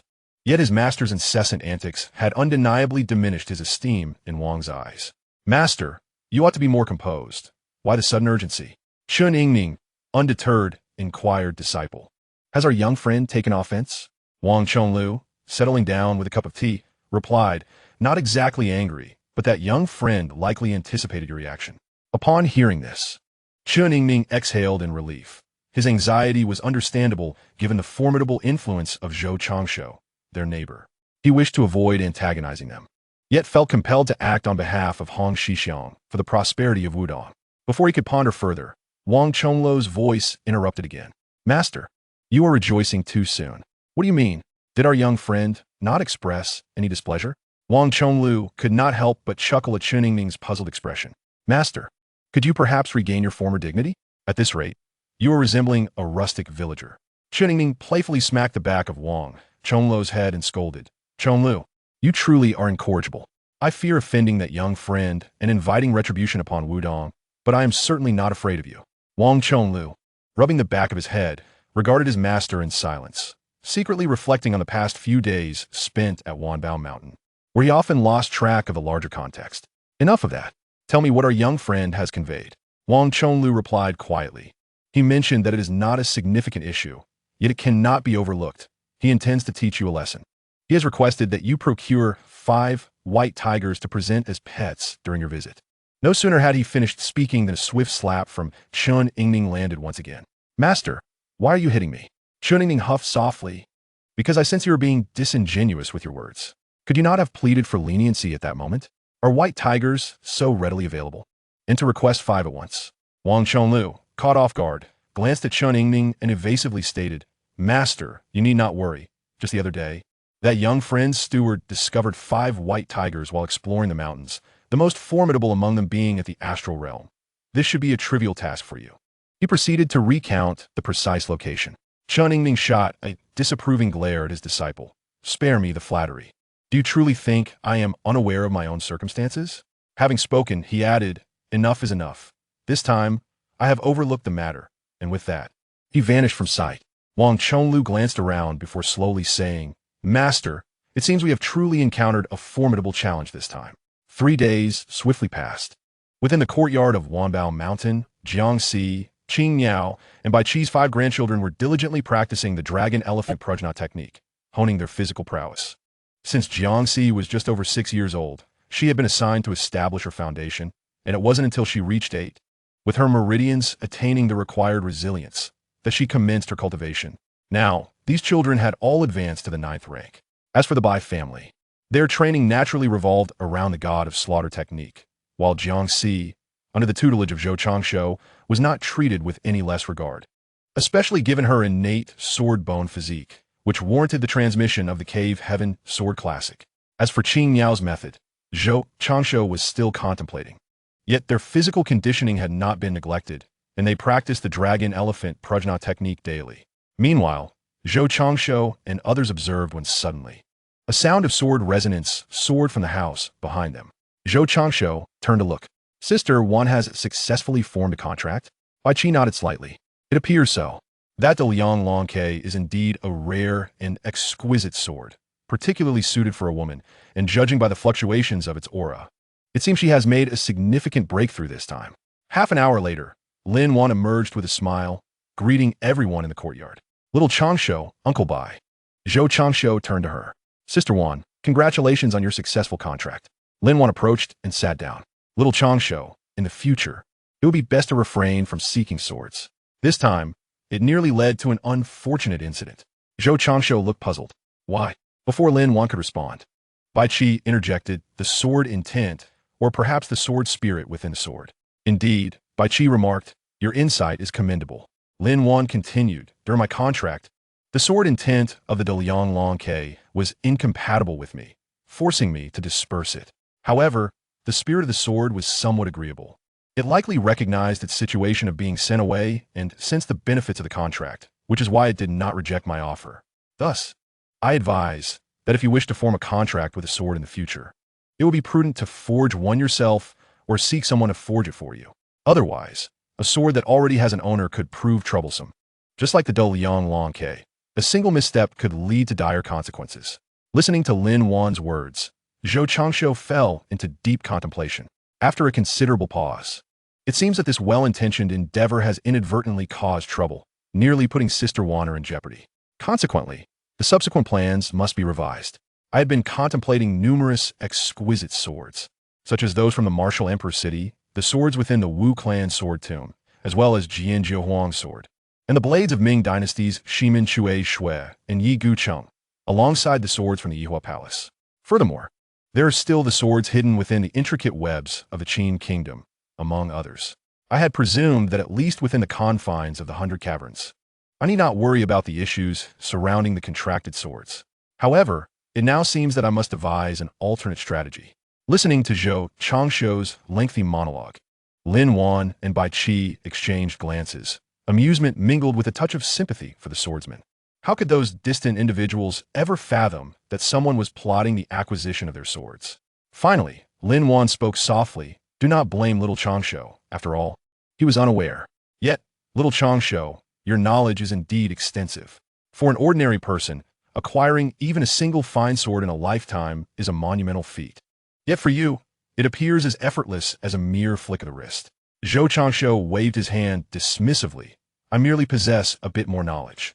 It is of no consequence. I am acquainted with several swordsmiths, but they require a search. For now, let us set that aside." Meanwhile, 200 miles behind Wudang Mountain, Chen Yingning knocked out the last of the 5 white tigers with a single palm strike and landed, panting heavily. After taking a moment to recuperate, she gazed at the scattered white tigers around her and couldn't help but smile wryly. It was indeed a challenging endeavor. It seems I must refrain from such actions in the future, for for this experience has been quite taxing. Although the beasts were merely at the celestial phenomenon realm, their physical strength was formidable, and she could not bring herself to deliver a fatal blow, resorting instead to a slow and calculated approach. The tough hides and resilient flesh of the beasts had certainly posed a challenge, and as she surveyed her tattered garments, she shook her head in resignation. Extracting a vial of tranquilizing powder from her Taoist robe, she administered it to each of the white tigers before finally sitting down to regulate her breathing. 7 days later, in a pavilion by the heavenly pool, Zhou Changshu observed the 5 white tigers lying not far away, and then turned his attention to Chun Yingning seated before him. With a teasing tone, he remarked, "Master Chun is truly remarkable." Chun Yingning chuckled softly. "Dear friend, please refrain from jesting about the old Taoist. This time, it was indeed my misstep. I hope, for the sake of these 5 white tigers, you will not hold it against me." Zhou Changshu burst into laughter. "Haha, the old man has led you astray with his ramblings. For the sake of these 5 white tigers, I shall overlook it this time. However, do not let it be known widely in the future." As he spoke, he poured a cup of tea for Chun Yingning. Receiving the tea, Chun Yingning took a sip before responding, "Rest assured, dear friend, the old Taoist will refrain from speaking out of turn in the future. This incident arose from specific circumstances." Chapter 32. The initial understanding of the grand ceremony in Taiyan City. Zhou Changshu chose not to elaborate further, merely casting a glance at Wang Chonglu, who appeared somewhat helpless, and silently chuckled to himself. Come, Chen Zhangjiao, partake of the fruit. Old Wang often visits me whenever he finds time, so please, do savor it." Time swiftly elapsed, and 3 months had passed. Beneath Wanbao Mountain, by the heavenly pool, Zhou Changshu was engrossed in gossip shared by Wang Chonglu. "Changshu, the king of Bailiang has gone to the capital to report his duties," Wang remarked. Zhou Changshu raised an eyebrow. "Report his duties? Indeed, the matters of the martial world have reached their conclusion, and the emperor must summon Su Xiao to present the situation. Furthermore, with the realm finally stabilized and territories recently delineated, it is only fitting to demonstrate martial prowess to the world. Thus, this occasion serves not only as a duty report, but also as a moment for officials and powers to witness the unification of Liang. Moreover, it seems the princess of Bailiang has not heeded the words of our young friend. I heard from the disciples below that she accompanied him as well." Zhou Changshu wore a puzzled expression. "Surely not. I have articulated my thoughts so clearly, and with Li Yishan and Bailiang, one would think they would not be so foolish." Wang Chonglu shook his head. "I cannot say, but the word from the disciples in Taiyan is that the emperor personally welcomed them, and that disciple even caught sight of Wu Su from afar." Zhou Changshu stroked his chin, his mind racing with thoughts. Is a false identity? Are they preparing for a feigned death? Or do they possess the confidence that the royal family of Liang, now that the realm is initially settled, will not strike so soon? Or perhaps they are placing their hopes on the Bailiang army. After much contemplation, Zhou Changshu found himself still baffled by the logic of Bailiang, and thus resolved to cease his musings. "Enough, it is difficult to counsel a fool. I have said all that needs to be said, and should Wu Su truly perish in Taiyan, I shall not return what is mine." Wang Chonglu swallowed his fruit before continuing. "There are 2 additional matters to discuss. First, the struggle for succession in Taiyan has escalated to a fever pitch, with one particular prince, Zhao Zhuan, who lacks substantial backing, standing out. In front of a crowd, he boldly declared a startling truth to a strategist, Yuan Bunshi. Perhaps you can guess what he said." Zhou Changshu shot Wang a sidelong glance. "That prince declared he was merely a puppet in your hands." Wang Chonglu could not suppress a laugh. "Changshu, this has become rather dull. I meant for you to guess, not to simply observe." Zhou Changshu rolled his eyes. "All right, enough of that. Old Wang, please continue." Wang Chonglu took a sip of his tea and resumed. "You're already aware of much, so what more is there to say? It would be a waste of breath. Old Wang, spare me. Did I not tell you that my ability to foresee the future comes at a cost?" Wang Chonglu chuckled awkwardly. "I had forgotten. Let me continue. The outcome was that the strategist chose Zhao Zhuan among the many princes. And what of the next matter?" Wang Chonglu sighed. 3 months ago, the court officially recognized Longhushan as the national religion of the Li Yang Zhao clan, bestowing upon them significant positions within the court. Furthermore, the recent display of martial prowess was orchestrated by the priests of Longhushan. Consequently, it seems that Longhushan is poised to become, after Wudang, another esteemed Taoist sanctuary, while Wudang may face decline. Zhou Changshu pondered this information. "So, the people of Longhushan are already within Taiyan City?" Wang Chonglu nodded slightly. "Indeed. Zhou Changshu contemplated for a moment before uttering words that left Wang Chonglu astounded. If Wu Suzhen has entered Taiyan City, the likelihood of safely returning to Bailiang is perhaps only 1 in 10 or 12. Could you elaborate? Zhou Changshu considered his response carefully. Long Hushan will collaborate with the Astronomical Bureau to determine the auspicious individual during this grand ceremony. Wang Chonglu blurted out, then isn't Taiyan City destined to be drenched in blood? This left Zhou Changshu bewildered. On what grounds do you say that? Wang Chonglu explained, did you not mention the fortunes of Liang Temple? Consider this. The individuals or factions attending the grand ceremony. Surely, they must include many auspicious figures. Zhou Changshu could not help but roll his eyes at Wang Chonglu. Old Wang, what are you thinking? Liang wouldn't be so foolish. They will certainly discern the situations. Wang Chonglu chuckled awkwardly. I was merely considering that if it were truly the case, Long Hushan would inevitably face destruction. Zhou Changshu smirked slightly. So the black sesame seed is right beside me. Facing Zhou Changshu's peculiar gaze, Wang Chonglu shifted the conversation. By the way, Changshu, didn't Liang invite you to the ceremony? Zhou Changshu raised an eyebrow. Of course, I received an invitation. Ever since my father's generous gesture at Old Zhang Centenary Celebration, I have discovered numerous spies in Wanbao Mountain.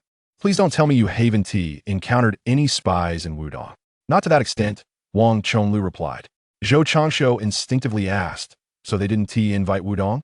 They did extend an invitation, but my master prefers to remain uninvolved, focusing entirely on Hong Shixiang. As for my martial uncle, he is still in seclusion. So Wudang sent junior brother Xiaoping to attend. Afterward, he inquired, Changshu, who did your family send?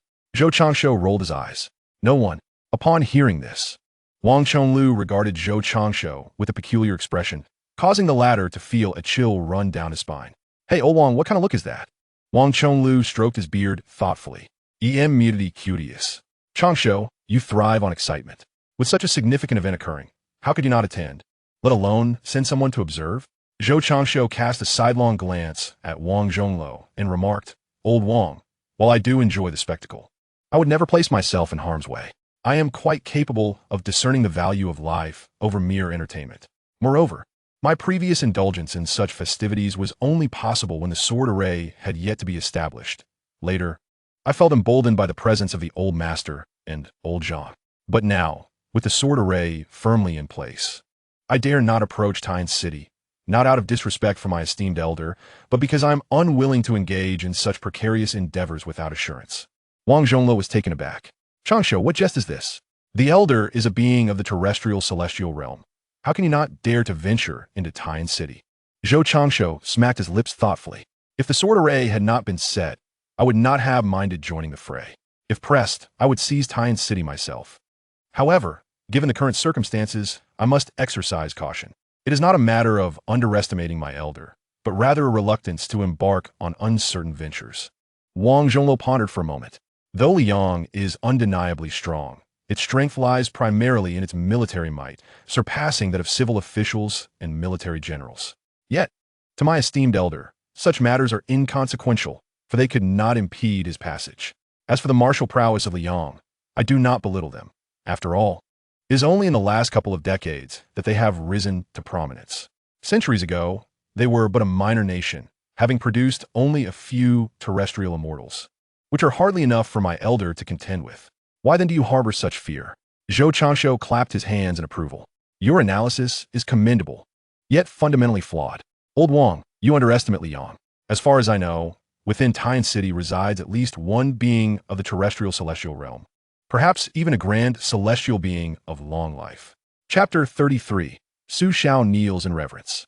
Wang Zhonglu, who had been stroking his beard, could not suppress a tremor upon hearing this revelation, causing several strands of hair to be tugged free. Wincing in pain, he finally turned his gaze to Zhou Changshu. Changshu, from whence does Liang derive the fortune to nurture such a formidable being? Moreover, does such a grand celestial being not fear the nation's instability and the resurgence of chaos across the realm?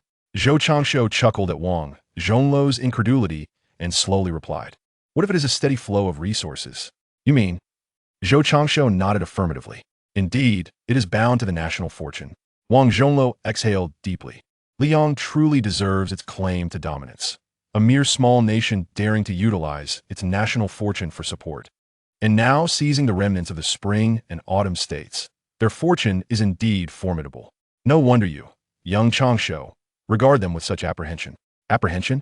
I wouldn't go so far, Zhou Changsho countered.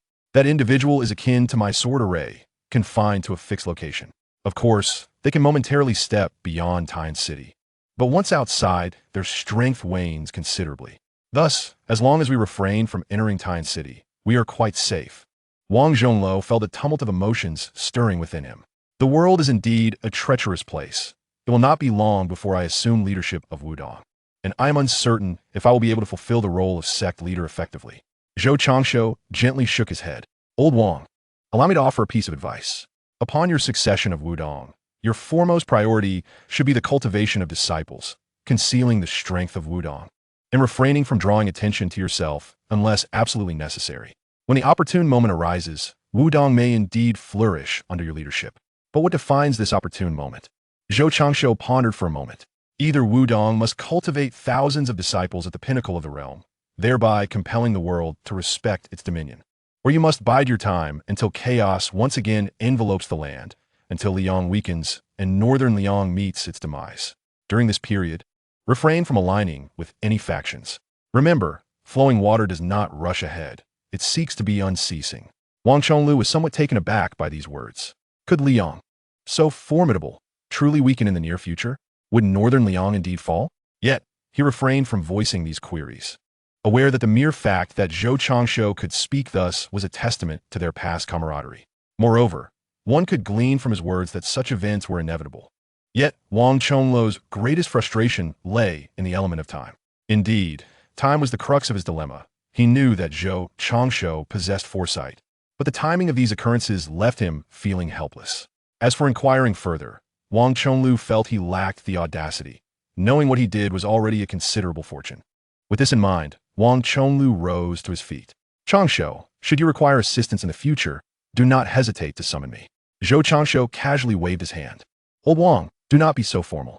If you truly wish to express your gratitude, bring that young scoundrel Hong Shixiang to me more often, and ensure he pays his respects. A smile tugged at the corners of Wang Chonglu's mouth. Very well, I shall seek opportunities to do so. Little Changsho, I shall take my leave to Wudang now. My thoughts are presently in disarray, and I find it difficult to attain tranquility. Zhou Changsho waved farewell, watching as Wang Chonglu, after bowing once more, departed from Tianqi. Half an hour later, Zhou Changsho rose and retrieved a whistle from his pocket, sounding it. The ethereal call reverberated throughout Tianqi, followed by a resounding roar of a tiger. These are the 5 white tigers gifted by Chen Yingning a few days prior, 3 of which had been imprinted with a mental seal by Zhou Changsho, while their parents were won over with a formidable club reminiscent of Bai Qi, coupled with a daily diet of precious herbs and carrots. They had since returned to his fold. Little Changsho. Zhou Changsho turned to see Lin Wan arriving atop a magnificent white tiger, measuring 8 meters in length and standing over 2 meters tall, moving with remarkable swiftness. It was indeed true what they said. The dragon rides the clouds, while the tiger rides the winds. Upon landing, Zhou Changsho exited the pavilion and approached, being lifted onto the back of the white tiger by Lin Wan, who then gracefully mounted as well. After patting the tiger, it took to the skies. Zista Vanya, what brings you here to fetch me? Lin Wan gently replied, I came to take you for a meal, but judging by your round belly, you seem rather unhungry. Zhou Changsho smiled at the delicate hand that rested on his abdomen. No worries, it is merely fruit juice, and I can still manage to consume it. 2 months swiftly passed, and a piece of news swept across the expanse of Liang, north and south. The matter at hand was the demise of Wu Su. In an instant, the world was rife with caution. Noble clans fortified their strongholds, families recruited retainers, and the common folk stockpiled provisions.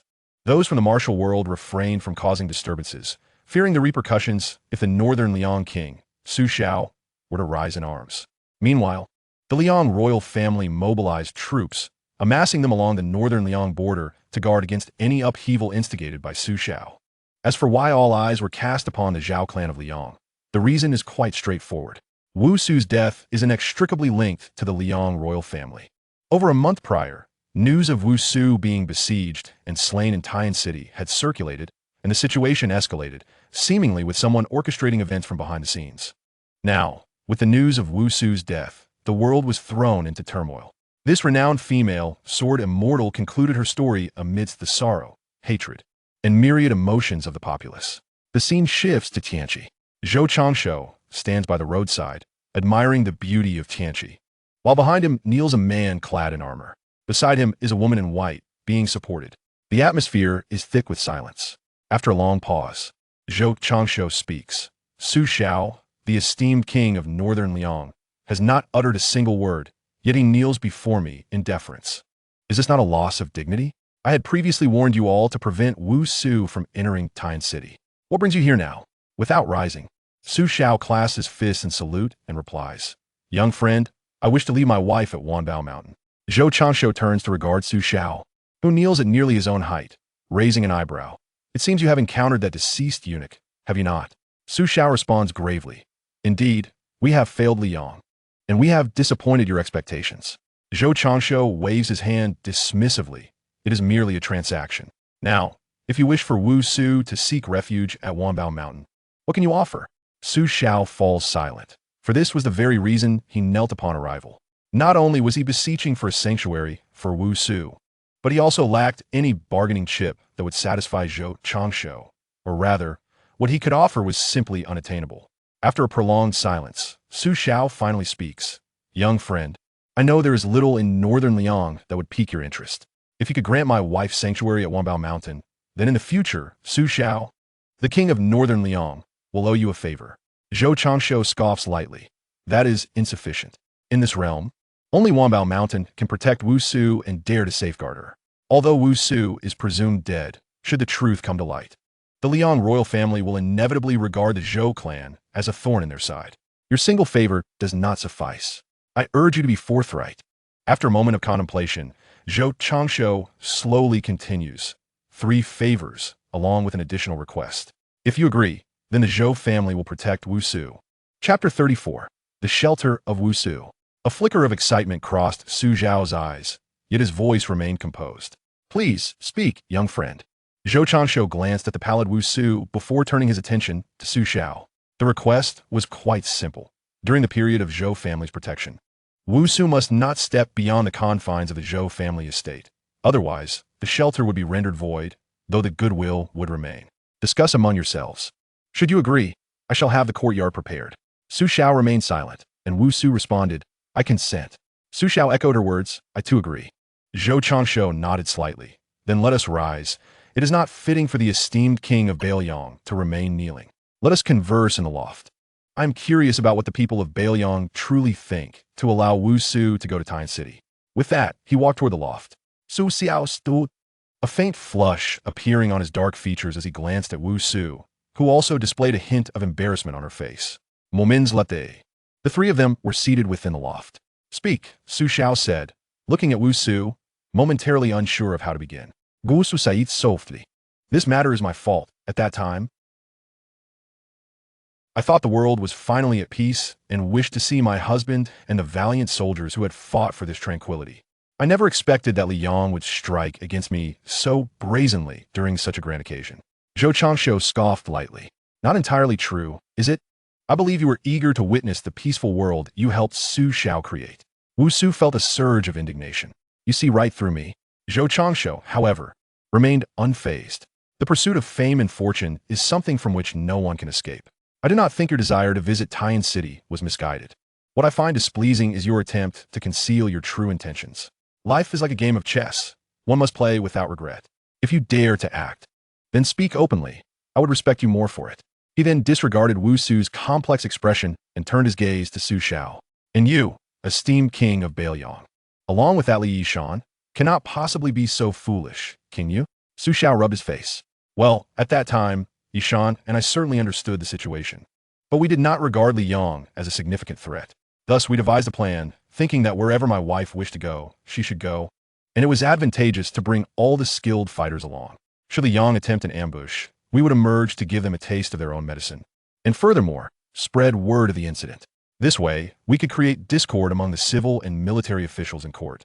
Additionally, in the future, should anyone from Bailiang be assassinated or feign an assassination, We could place the blame on Liang, making them wary of further attempts. Zhou Changshu shook his head helplessly and then curiously inquired, "So how did you manage to escape from that eunuch? It is important to note that among you, the highest is merely a terrestrial immortal." Su Xiao paused for a moment. He was supposed to die, but at that time, with Li Chuangang and seniorly present, he requested Wang Xianji, who was watching the spectacle, to intervene and block the people from Liang. This provided us with the opportunity to escape from Taiyan City under the cover of night. Zhou Changshu stroked his chin thoughtfully. "I see. It seems that Li Chuangang has called in a favor from Wang Xianji. Otherwise, you all would have faced dire consequences." Su Xiao nodded in agreement. "Indeed, it is quite fortunate when one reflects upon it." Zhou Changshu turned to Wu Su. "Wu Su, your complexion is pale. Are you injured?" Wu Su nodded slightly. "Yes. I was wounded in my meridians at that time, and after returning to Beiyang to give birth, my condition worsened. It will take at least 5 years for me to recover fully." Zhou Changshu chose not to say more, summoning a nearby maid to give her instructions. Before turning back to Su Xiao and the others, "I have arranged for the courtyard to be tidied up. When that maid returns, you may inquire as you wish. Additionally, I imagine you have much to discuss, so I shall not intrude." With that, he departed from the loft. As Zhou Changshu receded from view, Su Xiao finally spoke. "My dear wife, you should focus on recuperating at Wanbao. There is no need for you to worry about anything else. Everything at home is under my care, though it seems we may not see Feng Yin and the others for a while." Wu Su shook her head. "With you by my side, I feel at ease. It is you who bears the burden. I fear that Feng Yin will surely give you a headache." Su Xiao shook his head dismissively. "It matters not. Let Feng Yin make her fuss. She cannot truly contend with her father. Each year, I shall ascend Wudang to pray for blessings, and I will bring the children to visit you then." Wu Su nodded slightly in acknowledgement. Meanwhile, Zhou Changshu lounged comfortably with his legs crossed, observing Hong Shixiang, who was bowing before him with a cheerful demeanor. "Grandson, please rise. No need for such formality." Hong Shixiang lowered his head and rolled his eyes. "It sounds nice, but if I were to be less courteous, you would surely be displeased." Nearby, Wang Chonglu handed Hong Shixiang some fruit to assist him in rising. "Go on, be cautious on your way back to Wudang." No sooner had he spoken than Hong Shixiang darted away. Zhou Changshu chuckled. "Old Wang, you are quite generous." After Wang Chonglu sat down, he also laughed. "Indeed, that is our bond of friendship. By the way, I just saw that the esteemed King Su Xiao of Beiyang even knelt down. What did he say to you?" Zhou Changshu shot a glance at Wang Chonglu. "Old Wang, have you also taken a mischief? Such words you speak. I am merely influenced by my surroundings." "Haha, old Wang. You articulate that with finesse." He then briefly recounted the events that had transpired. Wang Chonglu felt a sense of perplexity. With the current strength of the Zhou family, there was no need for the Northern Liang king, especially in the future. Why would you risk offending Liang to protect Wu Su? If this matter were to come to light, the world would regard the Zhou family as an ally of Northern Liang. Zhou Changshu casually waved his hand. "It matters not. The Zhao family of Liang has never been virtuous. If I must offend them, then so be it. I fear them not now, and even less so in the future. As for my protection of Wu Su, it is primarily due to future plans. I have my eye on 3 individuals, and this favor will prove useful later on." Upon hearing this, Wang Chonglu refrained from further inquiries, for Zhou Changshu was well aware of his own motives. In the afternoon, the sunset was exquisite. Su Xiao reluctantly bid farewell to Wu Su and departed from the Zhou family's estate, embarking on his journey back to Northern Liang. 7 days later, after the Northern Liang king's completion of Wu Su's funeral, he feigned preparations for war, assembling troops at the border between Northern Liang and Liang. Instantly, the prices of goods soared throughout the realm. The old emperor was equally flustered. He understood Su Xiao. While he did not intend to annihilate Liang, conflict would undoubtedly severely weaken it, inviting neighboring nations to seize the opportunity.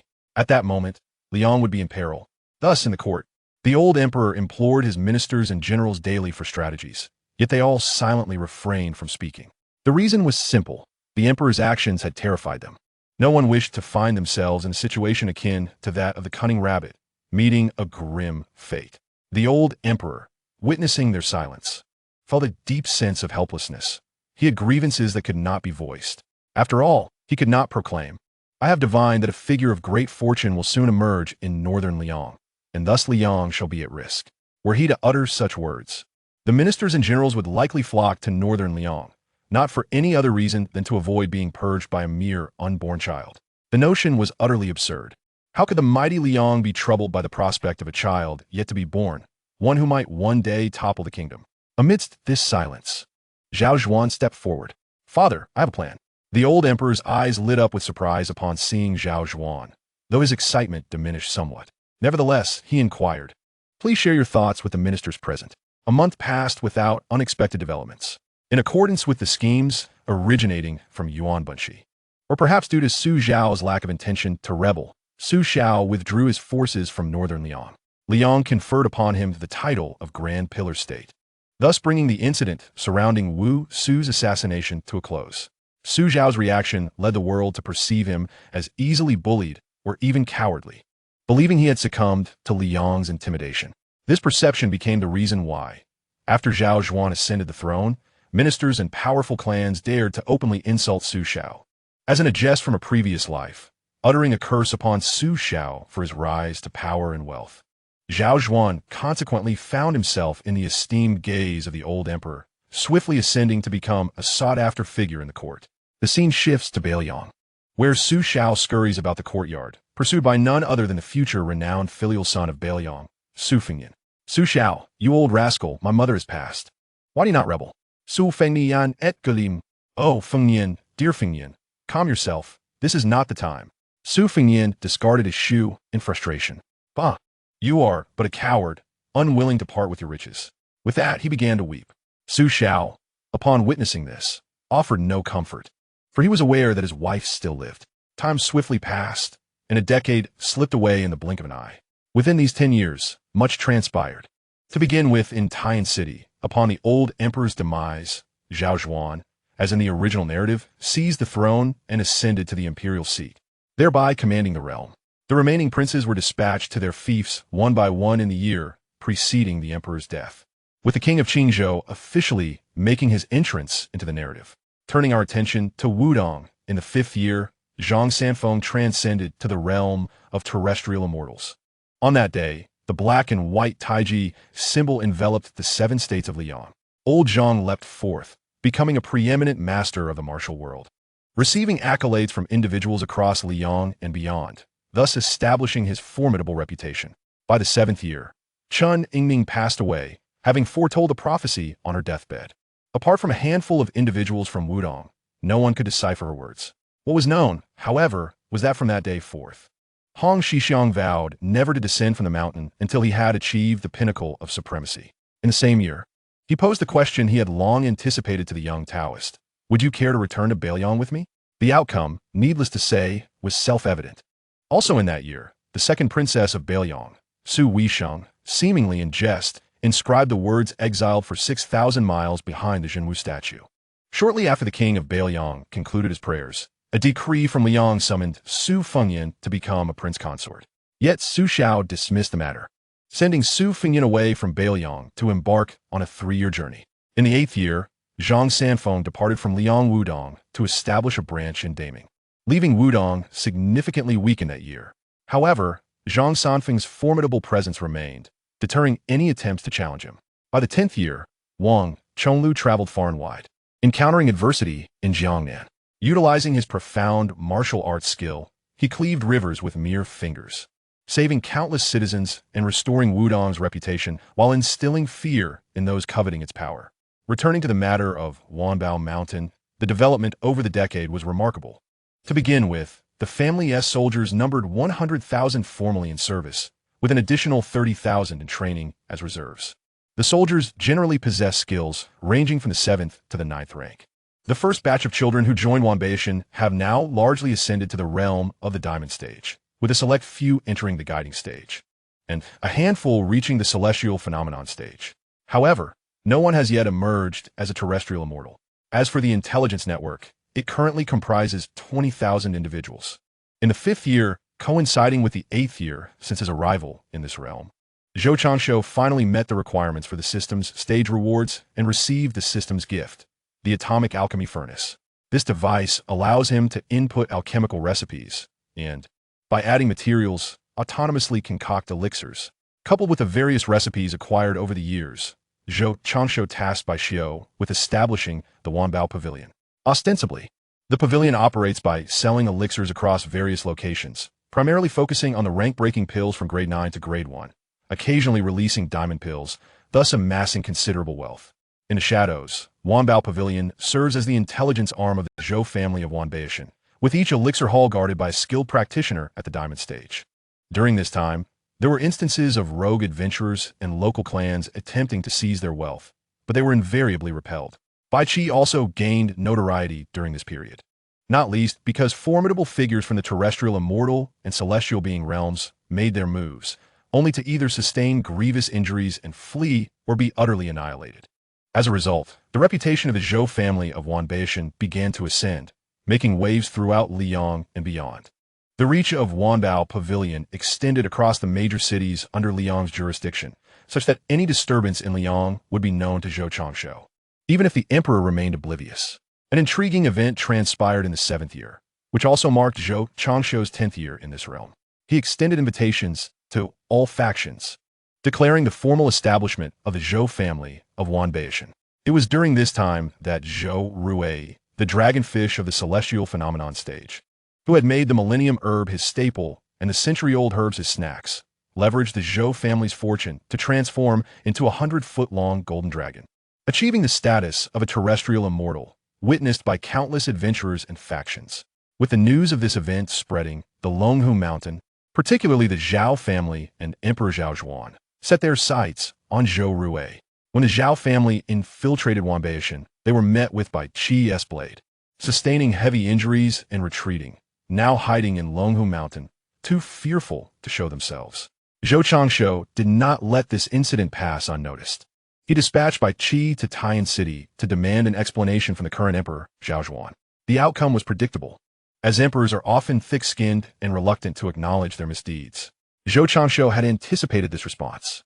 Following his guidance, Bai Qi, under the cover of night, unleashed several sword strikes from afar towards Taiyan City for over half a month, although each strike was intercepted by the eunuchs within Taiyan. The relentless pressure eventually forced Zhao Zhuan to concede.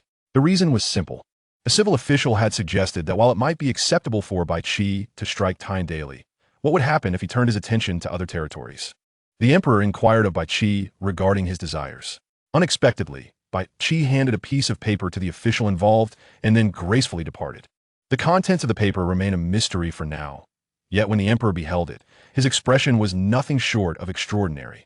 The following day, Emperor Zhao Zhuan issued a decree throughout the realm, first extending apologies, followed by vehemently condemning Zhao Huangqiao. The initial portion was indeed from Zhao Zhuan, while the latter was penned by Zhou Changshu, mirroring the message Bai Qi had conveyed to the Liang royal family. Chapter 36. In the minor celestial phenomenon realm, an encounter with a young Qilin. One can only imagine the remarkable expression on Zhao Zhuan's face at that moment. However, after some contemplation, he decided he had nothing to lose and thus acquiesced. Consequently, this event spread far and wide. Zhou Changshu earned the moniker of a charming gentleman, not for any other reason, but because the Zhou family of Wanbao had gone to great lengths, ultimately asking for nothing but for the emperor to widely disseminate a decree, demanding that people be sent forth to publicly denounce Zhao Huangqiao. This matter persisted for 3 months and, even 10 years later, remains a topic of lively discussion. We shall not recount the subsequent events in detail. Returning to the main narrative, the scene shifts to the summit of Wanbao, where Zhou Changshu sat cross-legged upon a cloud of rolling mist, eyes closed in meditation. The spiritual energy from the surroundings coalesced around him, forming a swirling vortex. With a surge of energy ascending skyward, practitioners of 2nd grade and above within Wanbao turned their attention towards him. After a moment, Zhou Changshu opened his eyes and exhaled a breath of stagnant air. He had finally achieved the minor celestial phenomenon realm. After 12 years in this world, Zhou Changshu had successively attained the Great Vajra realm and the Great Finger Profound realm. And now he stood just one step away from acquiring an extraordinarily robust foundation in all 3 teachings. Zhou Changshu's rapid progress in cultivation stemmed from the advantage of possessing a proficiency panel, unlike Zhang Sanfeng. While others might find themselves stymied at a minor realm or slowly enduring the passage of time in the Great Vajra or Great Celestial Phenomenon stages, Zhou Changshu could effortlessly break through, which explained his accelerated growth in cultivation. Little Changshu, Zhou Changshu looked up to see Lin Wan floating towards him, and a radiant smile instantly illuminated his face. A decade had passed, yet time seemed to have shown mercy on Lin Wan, leaving not a single trace upon her visage, as if deliberately attempting to forget her. Zhou Changshu rose to embrace Lin Wan as she approached, and after a moment of warmth, they settled down together, with Lin Wan resting in his arms. Sister Wan. Lin Wan gazed up at Zhou Changshu, her voice tender and gentle. Little Changshu, what troubles you? Zhou Changshu remained silent, lowering his head to press his lips against hers. After a considerable time, they parted. Little Changshu, you only know how to tease your sister. Zhou Changshu's lips curled into a smile. Observing the still-breathing Lin Wan, Zhou Changshu softly inquired, so, Sister Wan, do you like it? Lin Wan shot Zhou Changshu a glance, then wrapped her delicate arms around him. I do. This prompted Zhou Changshu to erupt into laughter, his mirth echoing far and wide. Thus, in the year when Lin Wan turned 18, she offered herself to Zhou Changshu as a gift for his coming of age. To be fair, upon awakening the next day, Zhou Changshu could only utter one word: splendid. After indulging in a period of intimacy, Lin Wan finally rose and remarked, Little Changshu, Uncle Bai has received news from the border stating that the latest batch of the killing gods has been honed and is inquiring when they will be recalled. Zhou Changshu did not respond directly, but instead questioned, has that little brat from the Su family returned to Bailiang? Lin Wan chuckled lightly. Little Changshu, why do you harbor such strong feelings against Sister Wu Su's son? Su Fingyan still has 3 months before he returns to Bailiang. Zhou Changshu pondered momentarily. Very well. Then you relay a message to the old man, informing him that in a month's time, we will lead the team back to Wanbao. Lin Wan nodded slightly. By the way, Little Changshu, I haven't yet congratulated you on breaking through to the minor celestial phenomenon realm. Zhou Changshu raised an eyebrow. Sister Wan has already offered her congratulations. Lin Wan's cheeks flushed as she stood from Zhou Changshu's embrace, leaving behind the words, I won't keep you, Little Changshu. I must go send a message to Uncle Bai. With that, she lightly stepped away from the clouds, drifting gracefully into the distance. Zhou Changshu gazed at Lin Wan's retreating figure, marveling at her enduring shyness, yet finding it delightful. He cherished this playful dynamic. In the afternoon, within a courtyard of the Wanbao clan, Zhou Changshu sat at a table engrossed in a book, while the kitchen nearby billowed with fragrant smoke and the aroma of cooking wafted through the air. Brother Changshu. He turned to see Jiang Si dashing toward him in her fitted attire, immediately enveloping him in an embrace. Su Changshu gently patted him, asking, Siat, where have you been today? Jiang Si released him, sitting beside him as she poured herself some tea. I went to the Wanbao mountain range for training. Brother Changshu, you won't believe what we encountered. Zhou Changshu played along. What did you encounter? Jiang Si snapped her fingers excitedly. We came across a young Qilin. Zhou Changshu looked at Jiang Si incredulously. Are you certain? Jiang Si raised an eyebrow. Of course. Both I and Qingyao saw it. Zhou Changshu stroked his chin thoughtfully. Did you manage to capture it? Jiang Si sighed. No, though it was a cub, its speed was astonishing, and it vanished in an instant. At that moment, Qingyao entered the room. Zhou Changshu quickly beckoned. Qingyao, come here quickly. I heard from Seer that you encountered a Qilin. The azure bird stepped forward and offered a courteous bow before taking a seat, turning her gaze towards Zhou Changshu. My lord, I am uncertain whether that creature is indeed a Qilin, but it certainly bears a striking resemblance to the legendary beast as described in ancient texts. Zhou Changshu stroked his chin, lost in contemplation. Upon hearing Jiang Si's account, his initial reaction was skepticism, for the Qilin is a divine beast, and any mention of it exists only in miscellaneous writings. What are these writings but mere rumors?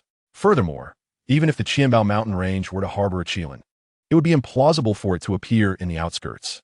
This left Zhou Changshu somewhat perplexed, leading him to entertain a more pessimistic theory. After all, when faced with uncertainty, it is often prudent to consider adverse outcomes. If the danger were real, one could prepare, and if it were false, there would be no loss. At that moment, Lin Wan emerged. Little Changshu, Seer, Qingyao, come and help serve the food. It's time to dine.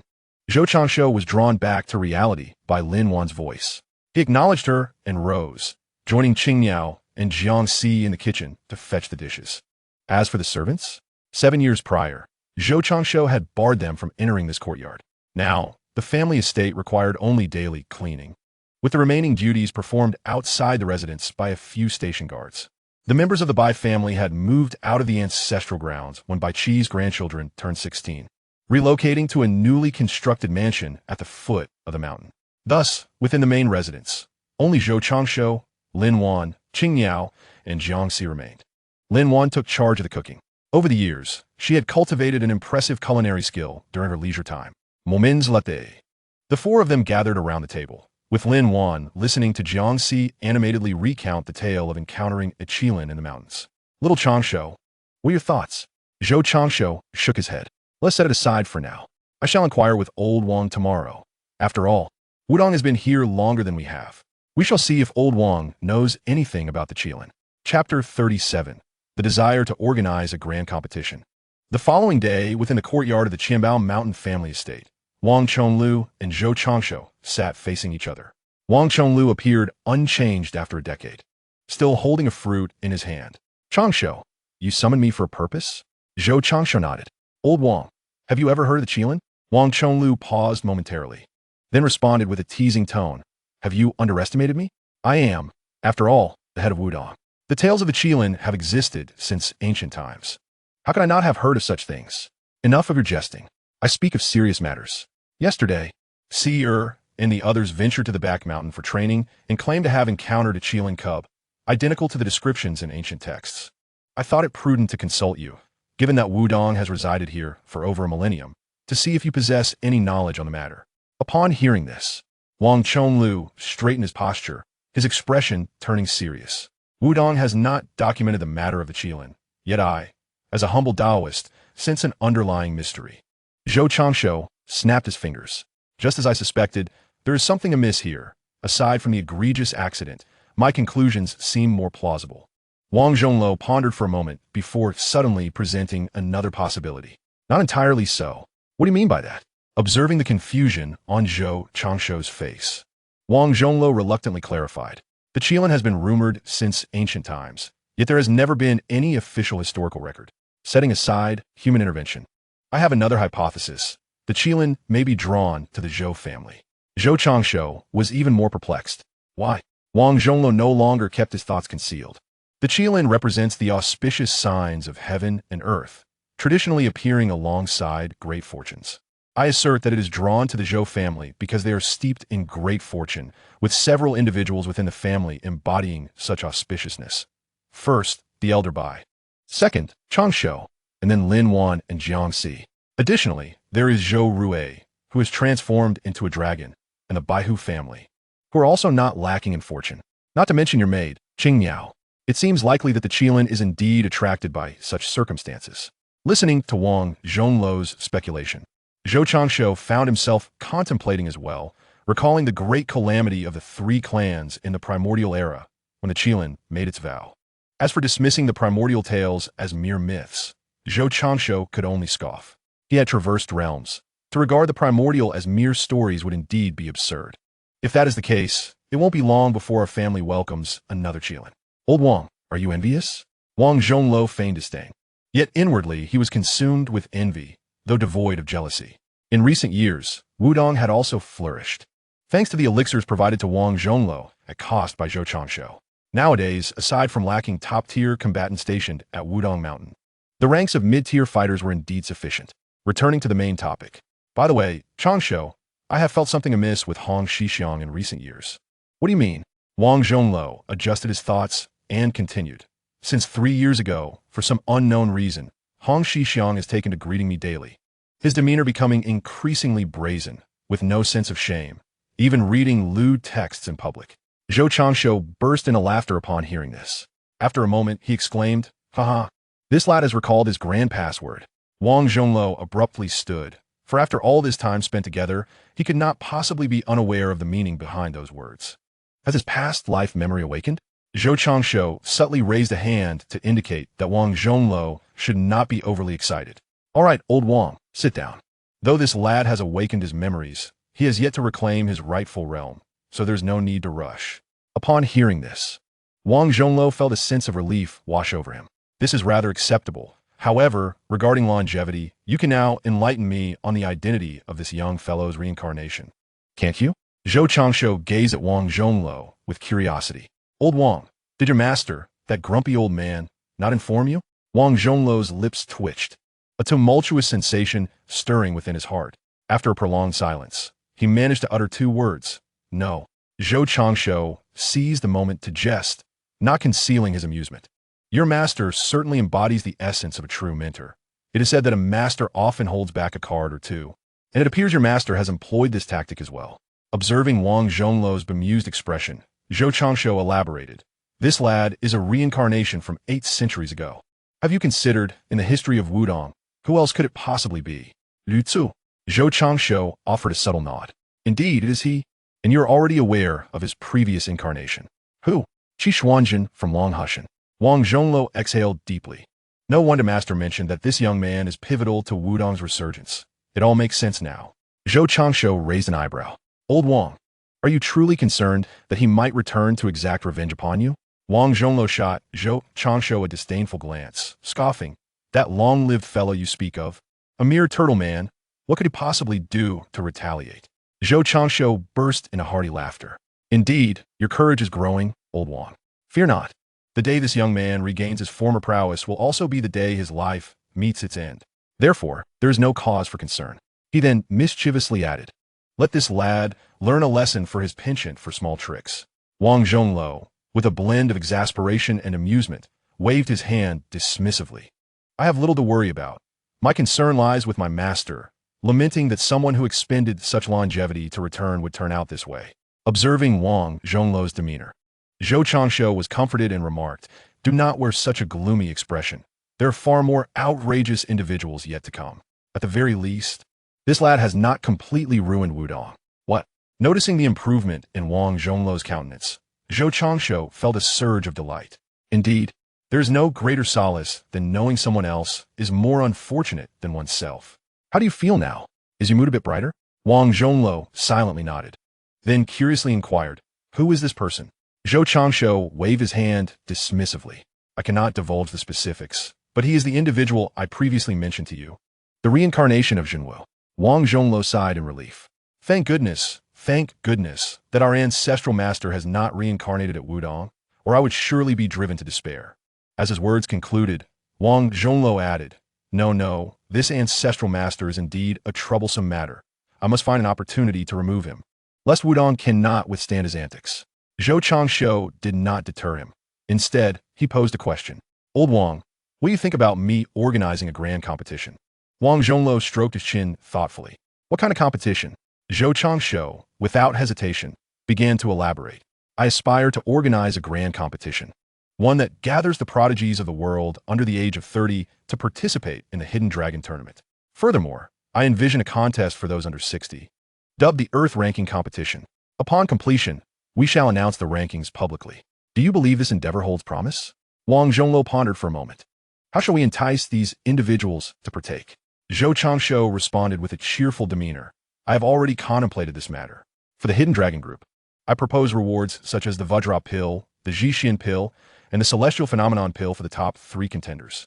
These are perfectly suited for those who find themselves at a standstill in their cultivation or who aspire to refine their foundational skills. As for the Earth Ranking, the first 3 prizes shall include longevity pills, healing elixirs, and detoxification potions.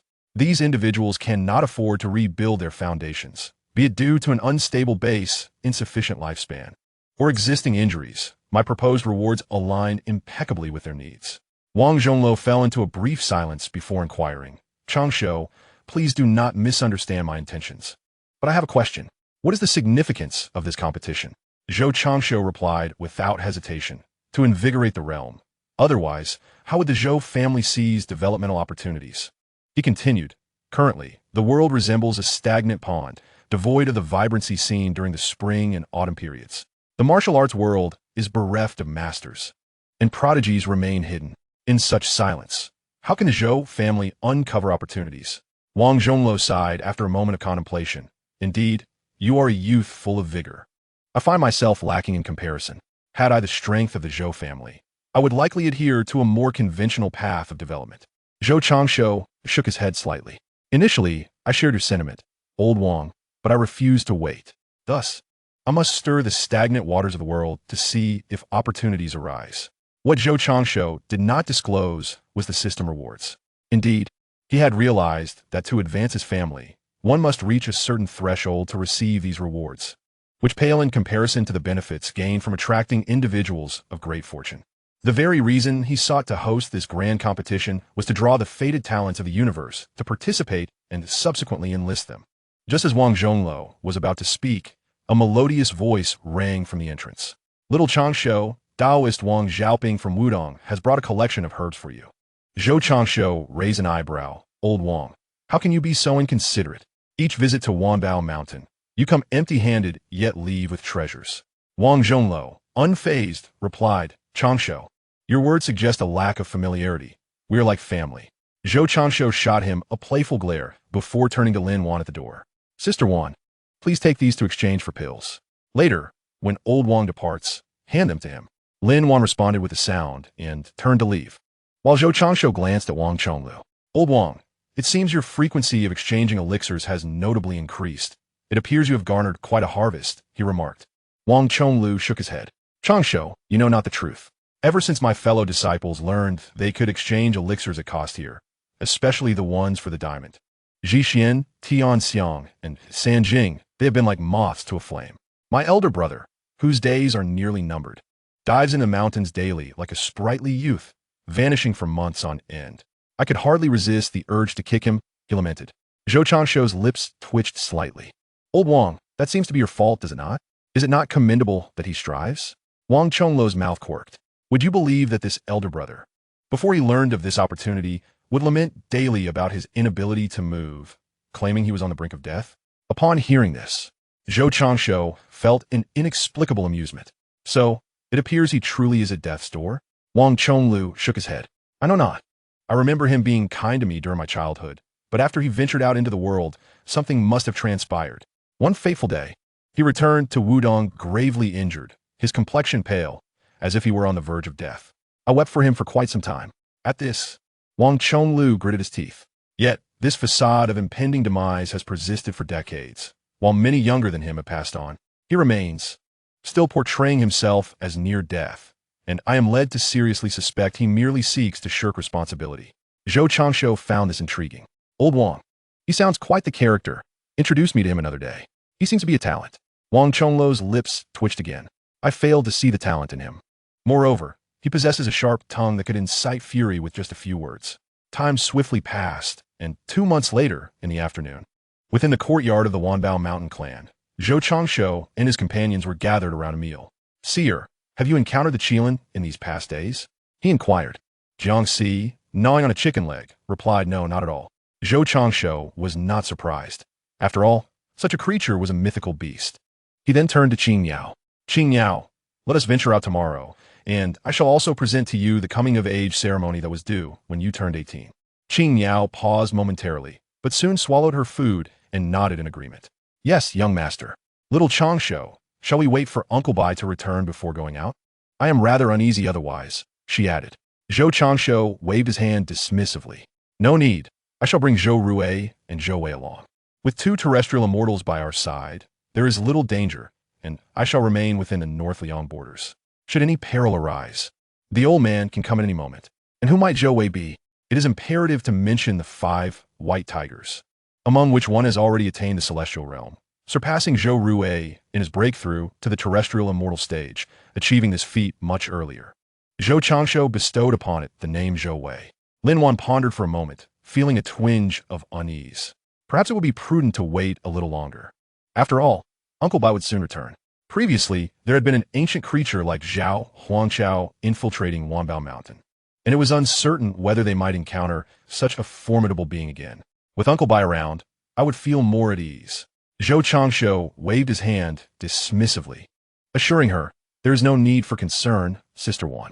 I am not so unfortunate, and besides, I would not feel secure without a master overseeing Wanbao Mountain. Furthermore, should the need arise, I can always escape. Have you forgotten that I possess the Nimbus Cloud? After hearing this, Lin Wan ceased her attempts to persuade him. The reason was simple. With Zhou Changshu as heightened cultivation, the speed of the Nimbus Cloud had become so astonishing that even Bai Qi could hardly fathom his level. The only certainty was that, when flying at full speed, Bai Qi would be unable to catch up. At that moment, Jiang Si's voice rang out. Brother Changshu, I want to go too. I want to have some fun. Zhou Changshu glanced at Jiang Si with a hint of exasperation, then shook his head. No, it is not yet time to expose you. Zhang Gusi sighed in resignation. Very well then. Zhou Changshu smiled reassuringly. Do not worry, Seeker. In just 3 to 5 years, you'll be free to do as you please. Jiangxi looked at Zhou Changshu with delight, and Lin Wan shared her enthusiasm. For this matter, Lin Wan had kept her sorrow hidden, as she had not been able to reveal herself when the Zhou family made their declaration to the world. Is that truly the case? Zhou Changshu nodded slightly. Indeed, it is true. In 3 to 5 years, the world will undoubtedly be stirred by Su Fengyan, and by then, few will pay attention to the identities of Lin Wan and Jiangxi. Even if they do, both Jiangxi and Lin Wan will have attained the terrestrial immortal realm and will possess the means to protect themselves. After their meal, Zhou Changshu turned to Lin Wan. Sister Wan, remember to communicate the matters I entrusted to you clearly to the old master. After discussing, you may commence with the arrangements. Lin Wan chuckled softly.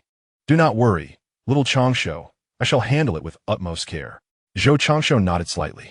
Chapter 39. At the Northern Liang Prince's residence. Meeting Su Xiao. The next day at noon, Zhou Changshu, cradling a small white tiger and a bluebird, descended from the ancestral grounds of Wanbao Mountain and arrived at the edge of the heavenly pool. Zhou Rei, he called out, and as soon as the words left his lips, a gigantic golden dragon surged from the pool, sending splashes of water cascading. Master, Zhou Changshu acknowledged, looking up at the golden dragon in the sky with a slight nod. Accompany me on a journey. Zhou Rui let out a soft, elongated howl towards the heavens, then lunged toward Zhou Changshu. During this process, he continuously diminished in size, ultimately transforming into what resembled a golden bracelet, which coiled around Zhou Changshu's wrist. Once everything settled, Zhou Changshu willed forth, and a cloud emerged from his being, morphing into a golden mist before his eyes. After Zhou Changshu and the bluebird took their seats upon it, they soared skyward, venturing into the distance. 3 days swiftly passed. On a road near the borders of Lingzhou, Zhou Changshu and the bluebird enjoyed the scenery while engaging in conversation. Young master, are we heading to Bailiang? Zhou Changshu, stroking his belly, grunted affirmatively. I would to Bailiang to procure a gift for you, and also to recruit someone. The bluebird was about to inquire further when the sounds of a skirmish reached their ears. Come, bluebird, let me take you to witness the excitement. With that, he clasped the bluebird's waist and, with a light push off the ground, darted ahead. Moments later, Zhou Changshu and the bluebird arrived at the battleground, where they beheld a figure clad in white, wielding dual blades in a fierce confrontation. Young master, this person's blades are exceptionally swift. Not bad, though their realm is somewhat lacking. After a quarter of an hour, the white-clad warrior dispatched all opponents and suddenly turned to gaze in Zhou Changshu's direction. You have been watching for quite some time. Perhaps it is time for you to reveal yourselves? Zhou Changshu took the bluebird's hand and stepped forward. Miss, do not misunderstand. We are merely here to observe. The white-clad warrior scrutinized the pair for a moment before nodding slightly and gesturing forward. Zhou Changshu clicked his tongue, finding the situation intriguing. Is a young master here for this individual? Partly, he replied, then summoned the cloud, carrying the bluebird towards the Wangfu of Bailiang. I came here to see the Nangong Push. Half an hour later, they arrived before the Wangfu of Bailiang in Liangzhou. Zhou Changshu and the bluebird approached. Bluebird, go knock on the door. The bluebird nodded and walked directly up the steps. Knock, knock. Moments later, the door swung open, revealing a guard who peered out. Who might you be? Inform the king of Bailiang that the Zhou family from Wanbao has come to pay a visit. The guard's eyelids flickered, clearly having heard of them. Please wait a moment, young master. I shall notify the prince. With that, he closed the door. Zhou Changshu did not press the guard, knowing that if he were simply admitted, it would likely result in punishment. It would be one thing to bully Su Xiao, but to intimidate such a minor character would certainly be beneath him. A quarter of an hour later, the door swung wide open, and Su Xiao stepped out.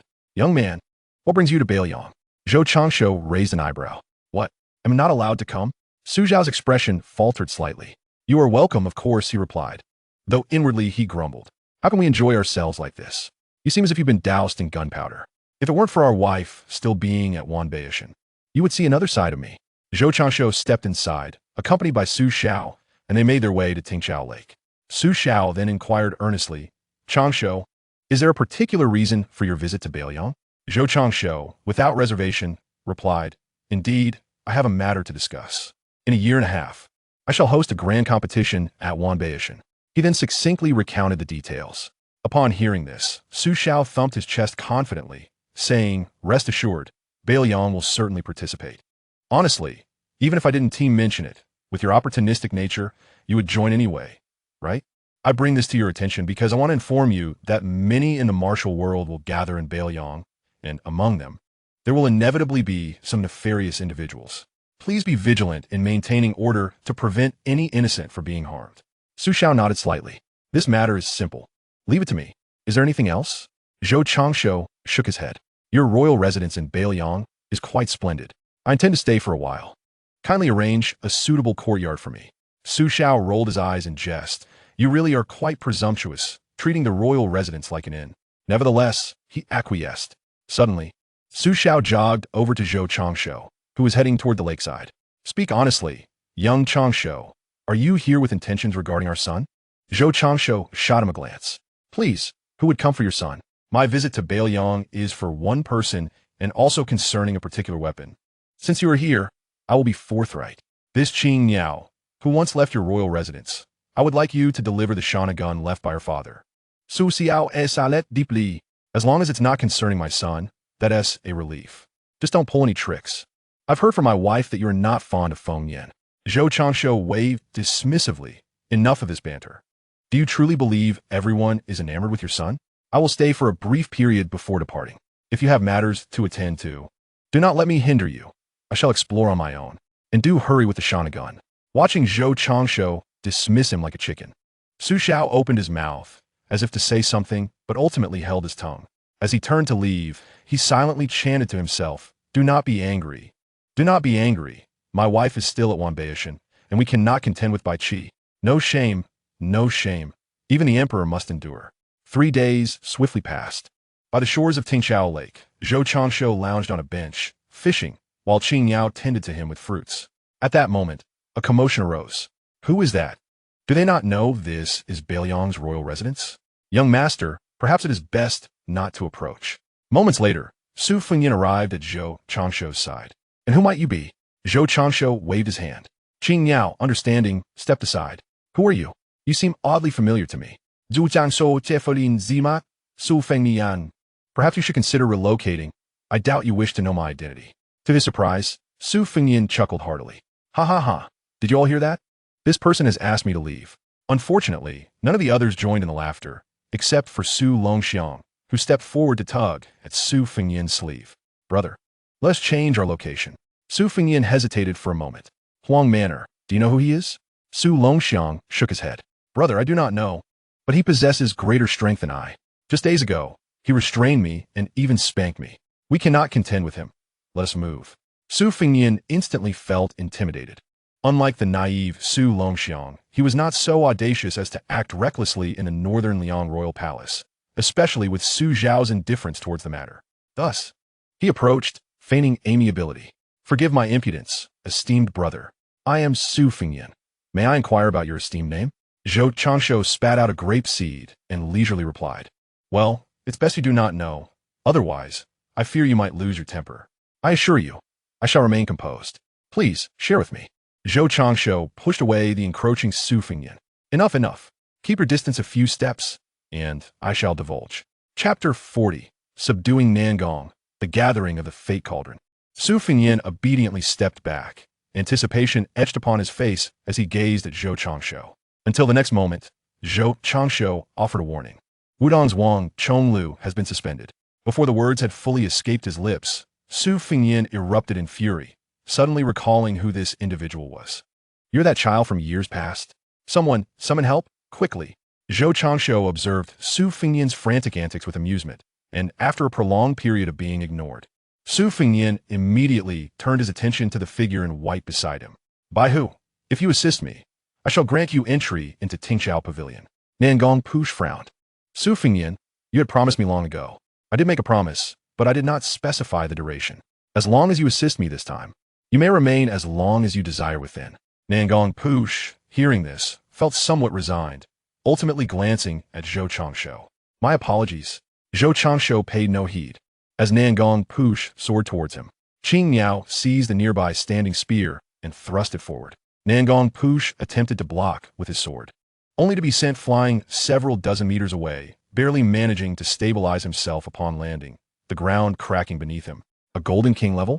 Qing Yao remained silent, charging forward, while Nangong found himself momentarily unable to defend against Qing Yao's assault. Zhou Changshu, however, exhibited no surprise. At this moment, the South Palace Protector was not yet the esteemed figure well-versed in the secrets of the Listening Tide Pavilion. The Bluebird, however, was not the same as that in the original narrative. Rather, it was one that I had meticulously nurtured since childhood. After observing for a while, Zhou Changshu remarked that the Bluebird must remain alive before averting his gaze. Su Fengyin, seek solace wherever you can. If you fail to comprehend human speech, I shall compel you to reflect upon your childhood. Su Fengyin's countenance darkened severely, as the thought of those who had humiliated him since his youth, now holding sway in his own abode, was as repulsive to him as consuming excrement. Young master, Lu Qiu'er has missed you dearly. A flicker of joy surged within Su Fengyin. If anyone in northern Liang embodied unwavering loyalty, it would undoubtedly be Chu Lushan. He turned to face the rushing Chu Lushan and, before the latter could offer his respects, pointed at Zhou Changshu. Lu Qiu'er, apprehend him. Chu Lushan. Upon discerning Su Fengyin's pointed direction, felt a tremor in his heart, silently lamenting his ill fortune for encountering such a calamity. He vividly recalled the moment he was summoned by Su Xiao upon arriving in northern Liang, where Su Xiao's words resonated deeply with him. Lu Qiu'er, I have no concerns for others, but I fear for you alone. Today, a calamity has graced the northern Liang prince's residence. Remember to be courteous, lest you perish. And I can only say it was a needless death. Returning to the matter at hand, Chu Lushan forced a smile that was more sorrowful than tears, then addressed Su Fengyin. Young master, perhaps it would be best to let this be. We truly cannot afford to offend this individual. With that, he knelt before Zhou Changshu. I am Chu Lushan of northern Liang, paying my respects to the head of the Zhou family. At that moment, the Bluebird approached, carrying the South Palace Protector, and, upon nearing, unceremoniously tossed him before Zhou Changshu. With a cupped fist, it declared, Young master, I have captured him alive. Zhou Changshu cast a brief glance at the kneeling Chu Lushan, dismissing him, and instead focused on the rather disheveled South Palace Protector. South Palace Protector, what is the current state of affairs? The South Palace Protector was taken aback. How did he know his name? There was no time for contemplation. He clasped his fists and declared, I am outmatched. I submit to your judgment, seeking only to preserve the South Palace and my life along with my cultivation. As his words fell, except for Zhou Changshu, everyone regarded the South Palace Protector with peculiar expressions, and Su Fengyin felt an inkling of disappointment. Unfazed by the multitude of odd stares, the South Palace Protector steadfastly gazed at Zhou Changshu. Zhou Changshu comprehended the South Palace Protector's predicament, but had no desire to hear any tragic tales. Very well, join the Zhou family, and I shall spare your life. The South Palace Protector hesitated for a moment. May I inquire if this refers to the Wanbao Mountain Zhou family? Zhou Changshu gave a slight nod. Indeed, I am willing to join, but my enemies are formidable. Zhou Changshu waved his hand casually.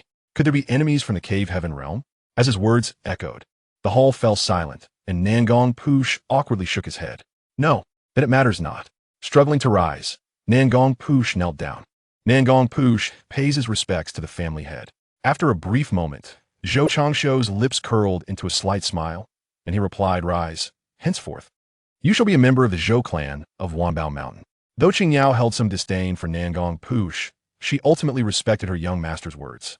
She stepped forward to assist him to his feet and led him aside.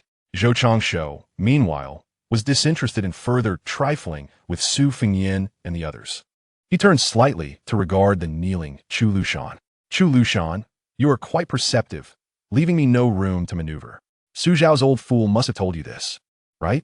Chu Lushan chuckled awkwardly, nodding in silence, wary of providing Zhou Changshu with any opportunity.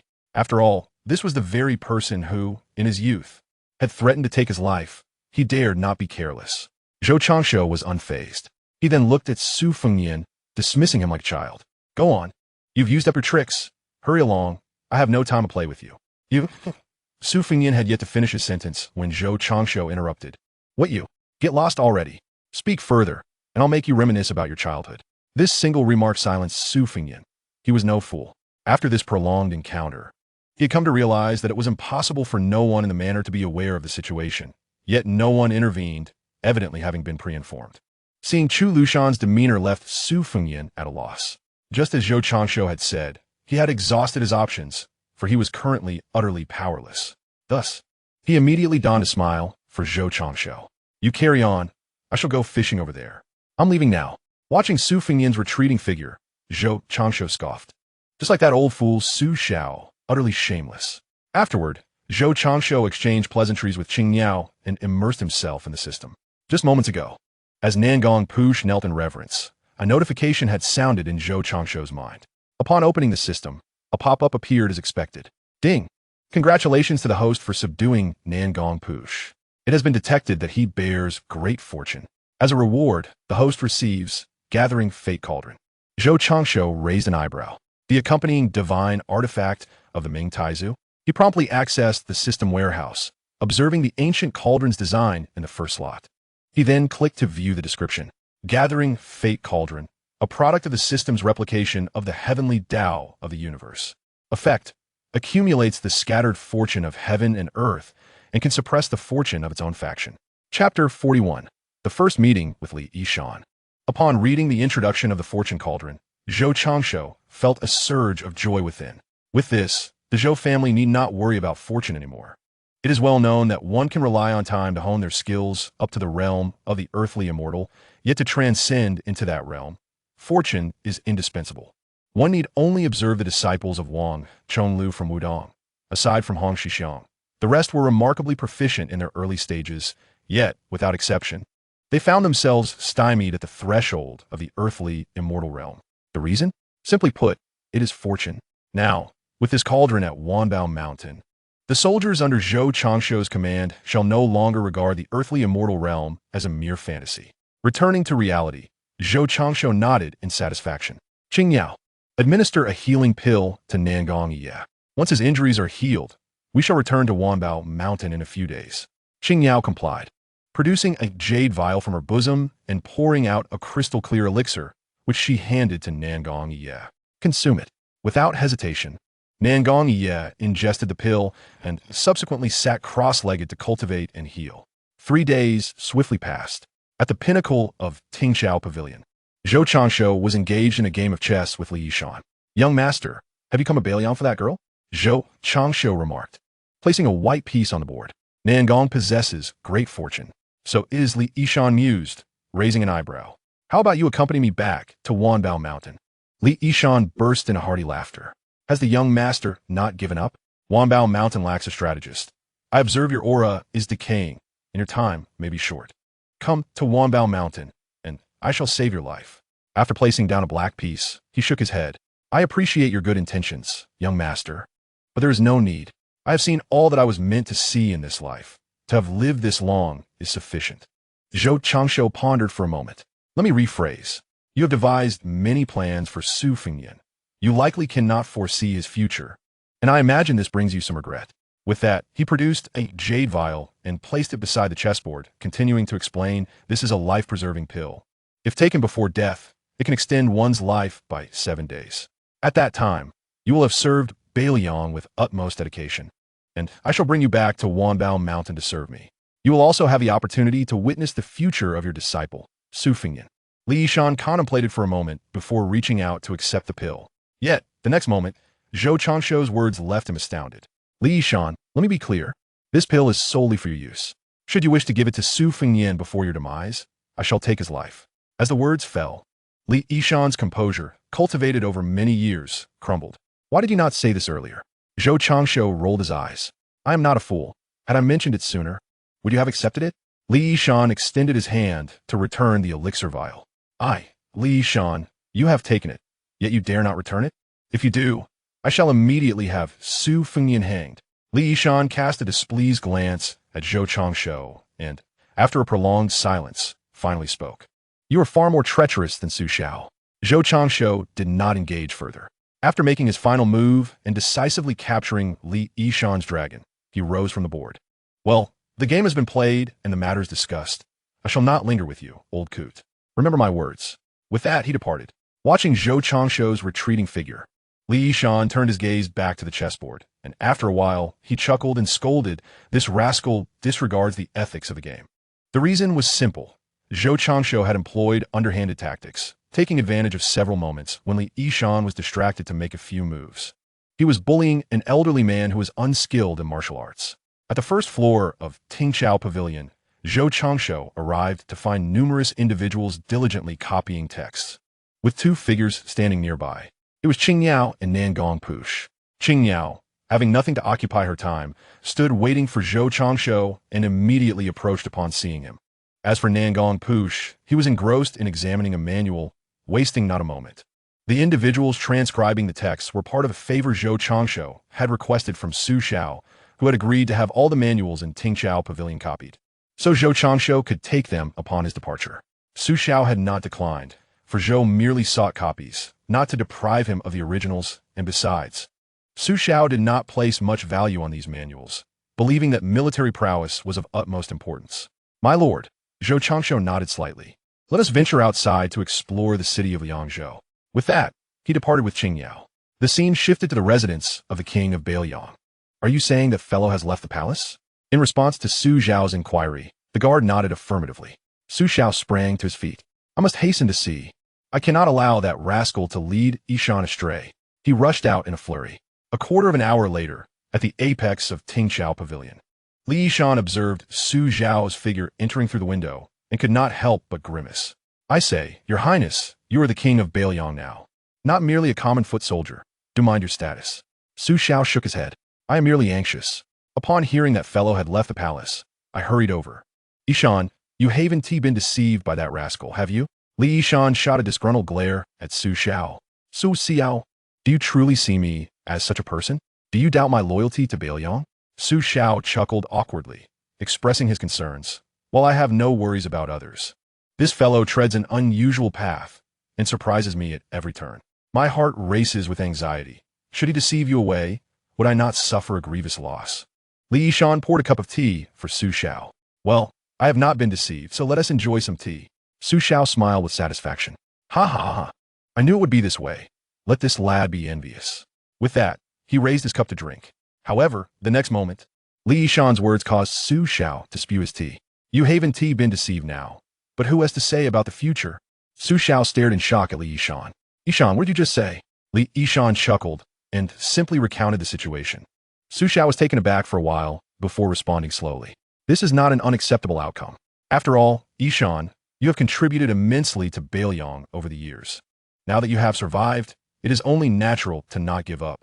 Moreover, you have not betrayed. Having faced death, this is akin to being reborn. Besides, the lad made a good point. Do you not wish to see the future of Fengyan? Li Yishan did not respond directly, merely stating, we shall see when the time comes. Su Xiao did not press further and inquired directly, Yishan, what of this lad? He is far more cunning than you. As Li Yishan recounted the incident involving Zhou Changshu's betrayal, Su Xiao exclaimed in admiration. Yet, Li Yishan's retort soon followed. Your Highness, do you truly think me a fool? After all, I am a strategist. One cannot stumble in the same place twice. Chapter 42. Increase the stakes for Su Fengyan. Time flew by, and 7 days passed in a blink. By the shores of Tingqiao Lake, Zhou Changshu reclined in a chair basking in the sun, listening to the sound of whips cracking nearby, and could not help but reflect. Indeed, dramas are far more engaging when witnessed in reality. Nearby, Su Fengyan was embroiled in an assassination attempt, actively engaged in a simulated confrontation with Zhu Lushan. Listening to Su Fengyan's labored breathing, Zhou Changshu sat up and teased. Su Fengyan, are you truly that weak? Out of breath in such a short time? What will you do on your wedding night? Su Fengyan dropped the whip, stepped aside for a sip of water, and turned to Zhou Changshu. Zhou Changshu, I am in excellent health. 7 times in a night is but a trivial matter. Zhou Changshu rolled his eyes at Su Fengyan. Beware of your boasting. Heaven may strike you down with a lightning bolt. With your frail frame, be cautious when you marry. Your bride may need to assist you to call out. Su Fengyan understood instantly, a smirk playing on his lips. Despite his notorious reputation, he remained an unblemished bachelor. Having learned the intricacies of Zhou Changshu's words through past encounters in brothels, he could not fathom how this person had such a sharp tongue. The young master had little desire to engage in conversation. At that moment, Chun Zhibao entered, holding a blood-stained white cloth. As he approached, he cast the cloth before Su Fengyan, declaring, Cease your theatrics. This man is a spy within the army. Su Fengyan's expression darkened considerably, and he subsequently uttered a phrase from the original text. As Chun Jibao advanced step by step, Zhou Changshuo's voice resonated in the room. Chun Jibao, he called out. Chun Jibao turned to face Zhou Changshuo and bowed respectfully, inquiring, "Young master, do you intend to assist Su Fengyan?" Zhou Changshuo shook his head, replying, "Not at all.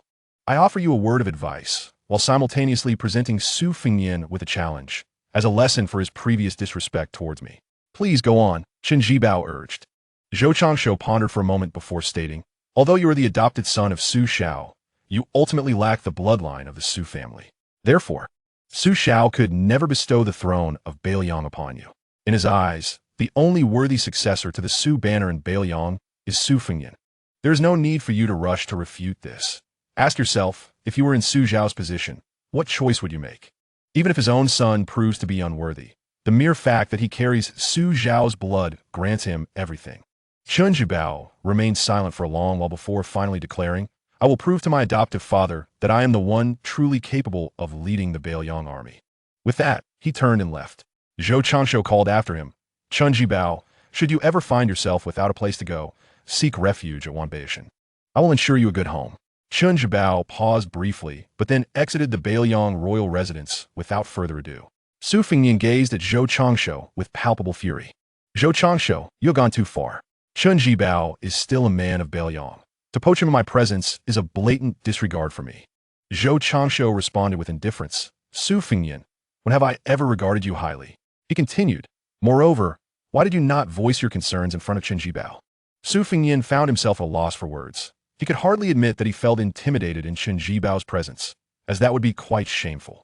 Zhou Changshuo added, "Chun Jibao is indeed a talent, yet you cannot keep him in check. If you wish to take control of Bailiang in the future, you will inevitably clash with him. By recruiting him now, am I not doing you a favor?" Su Fengyan gritted his teeth in frustration. "Should I then express my gratitude to you?" Zhou Changshuo waved his hand dismissively. "That is unnecessary." Su Fengyan cracked the whip and departed from the scene. Observing Su Fengyan's retreating figure, Zhou Changshuo clicked his tongue in amusement. "Ah, what a fiery temperament." Qing Yao chuckled softly. "Young master, you have a knack for tormenting others." Zhou Changshuo looked at Qing Yao in surprise, asking, "You still find humor in this? Do you not blame me?" The delicate bluebird paused momentarily, then smiled and inquired, "Are you wondering why I, the bluebird, am not angered by your solicitation of Chun Jibao?" Zhou Changshuo nodded slightly. "You need not worry. The reason Chun Jibao killed my father was due to my father's madness. Had it not been for my senior brother, I would have long since perished at the hands of my deranged father."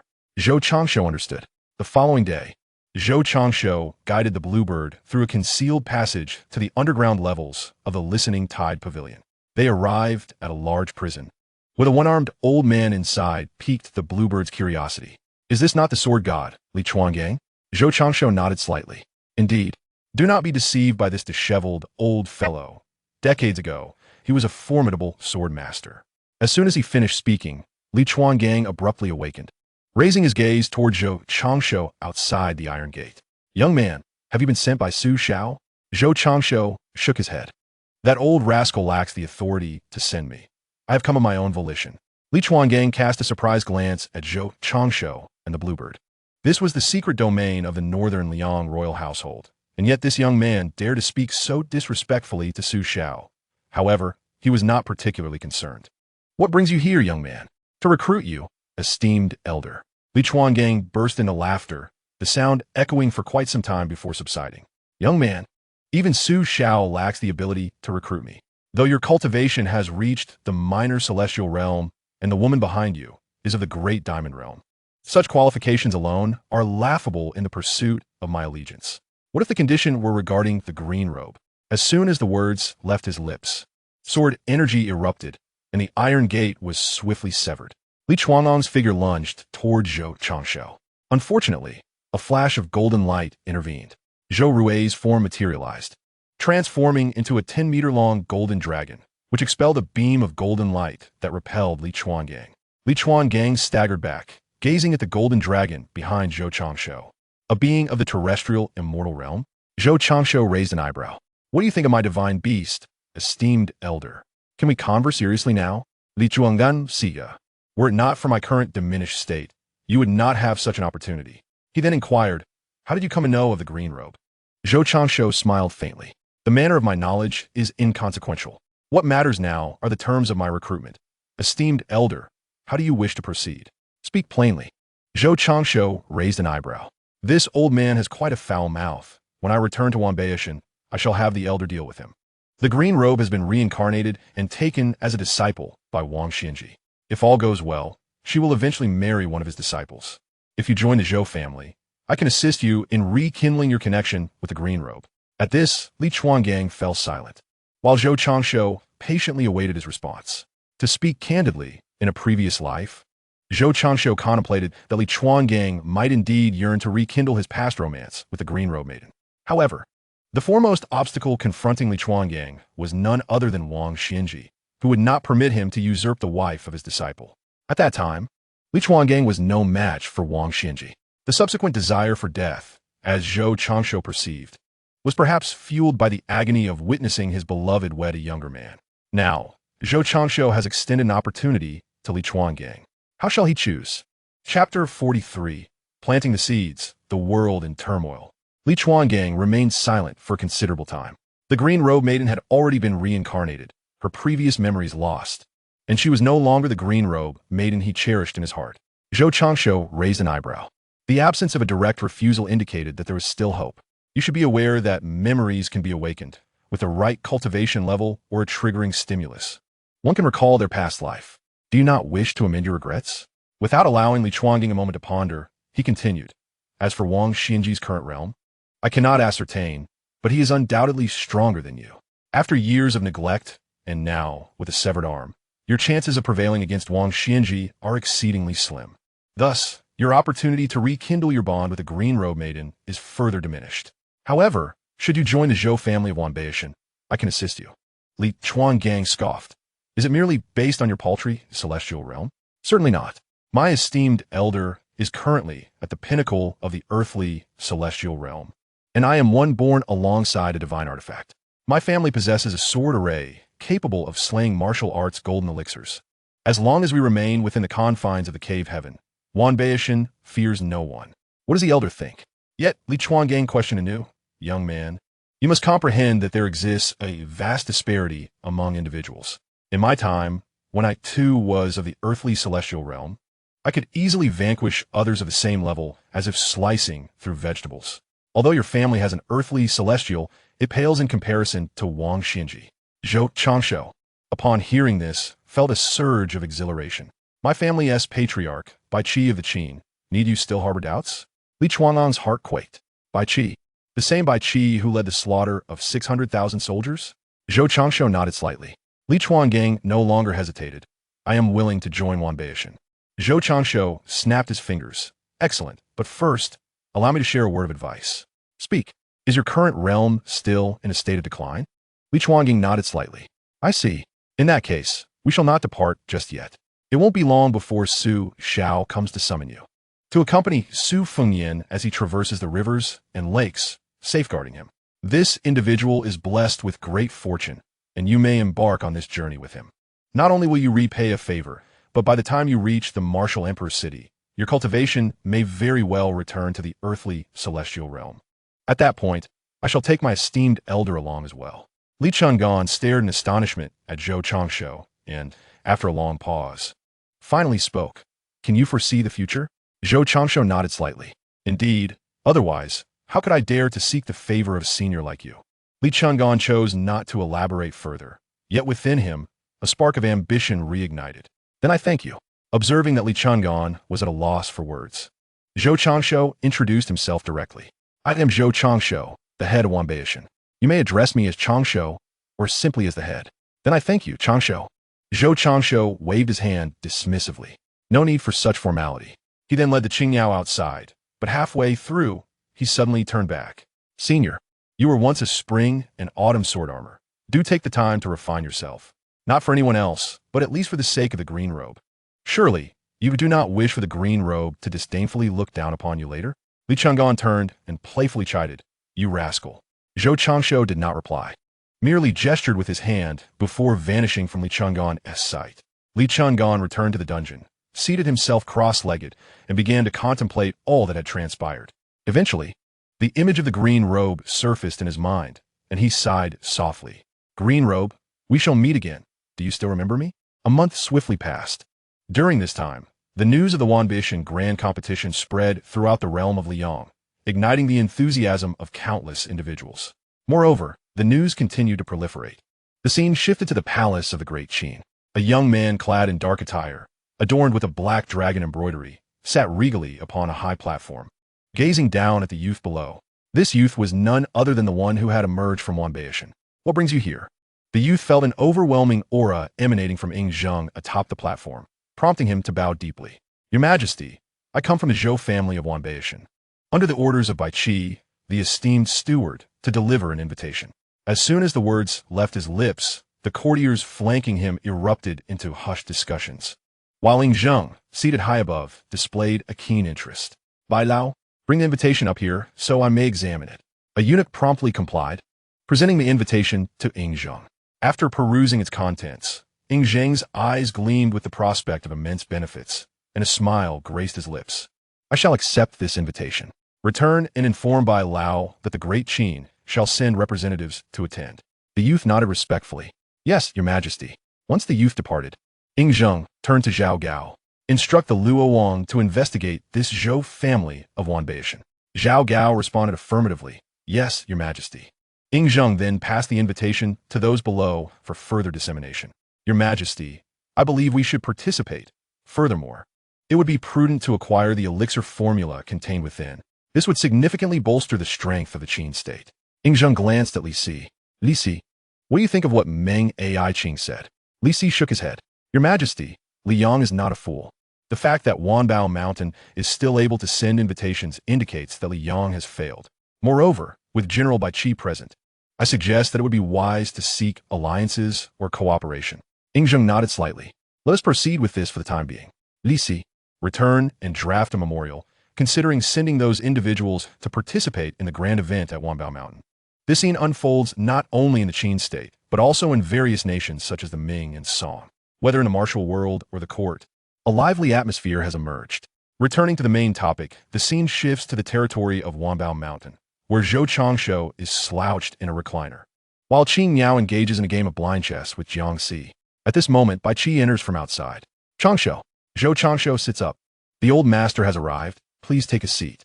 Is there something you need, old master? Bai Qi nods slightly. Changshu, the world is abuzz with the grand event. I believe the value of those elixirs is evident to the emperors of various nations. Thus, I have come to advise you, unless absolutely necessary, do not leave the territory of Wanbao Mountain. Upon hearing this, Zhou Changshu is not worried, but instead inquires, Old Master, what do you think about collaborating with other nations? This would allow us to quickly extend our influence elsewhere. Seeing Zhou Changshu not only unconcerned, but also contemplating strategies, Bai Qi cannot help but smile. That is indeed a possibility, but one must be wary of those who may not wish to collaborate and instead aim to seize by force. Seize? Let the foolish come. If they attempt to take the elixirs by force, they shall not receive them from us ever again. If they wish to raid Wanbao Mountain, let them leave their lives here. In any case, I do not plan to leave Wanbao Mountain anytime soon. There is no need for you to worry, old master. Chapter 44. The first encounter with the charming Huang Rong. Bai Qi nods slightly. That is good. Time flows gently, and in the blink of an eye, half a year has passed. At the foot of Wudang Mountain, a beggar clad in rags gazes at the gates of Wudang Mountain, his eyes darting curiously. Is this Wudang? I suppose Wanbao Mountain is not far from here. With this thought, the young beggar proceeds directly toward Wudang Mountain. Along the way, he catches the attention of many Wudang disciples, yet none impede his path, for burning incense and praying does not distinguish between the rich and the poor.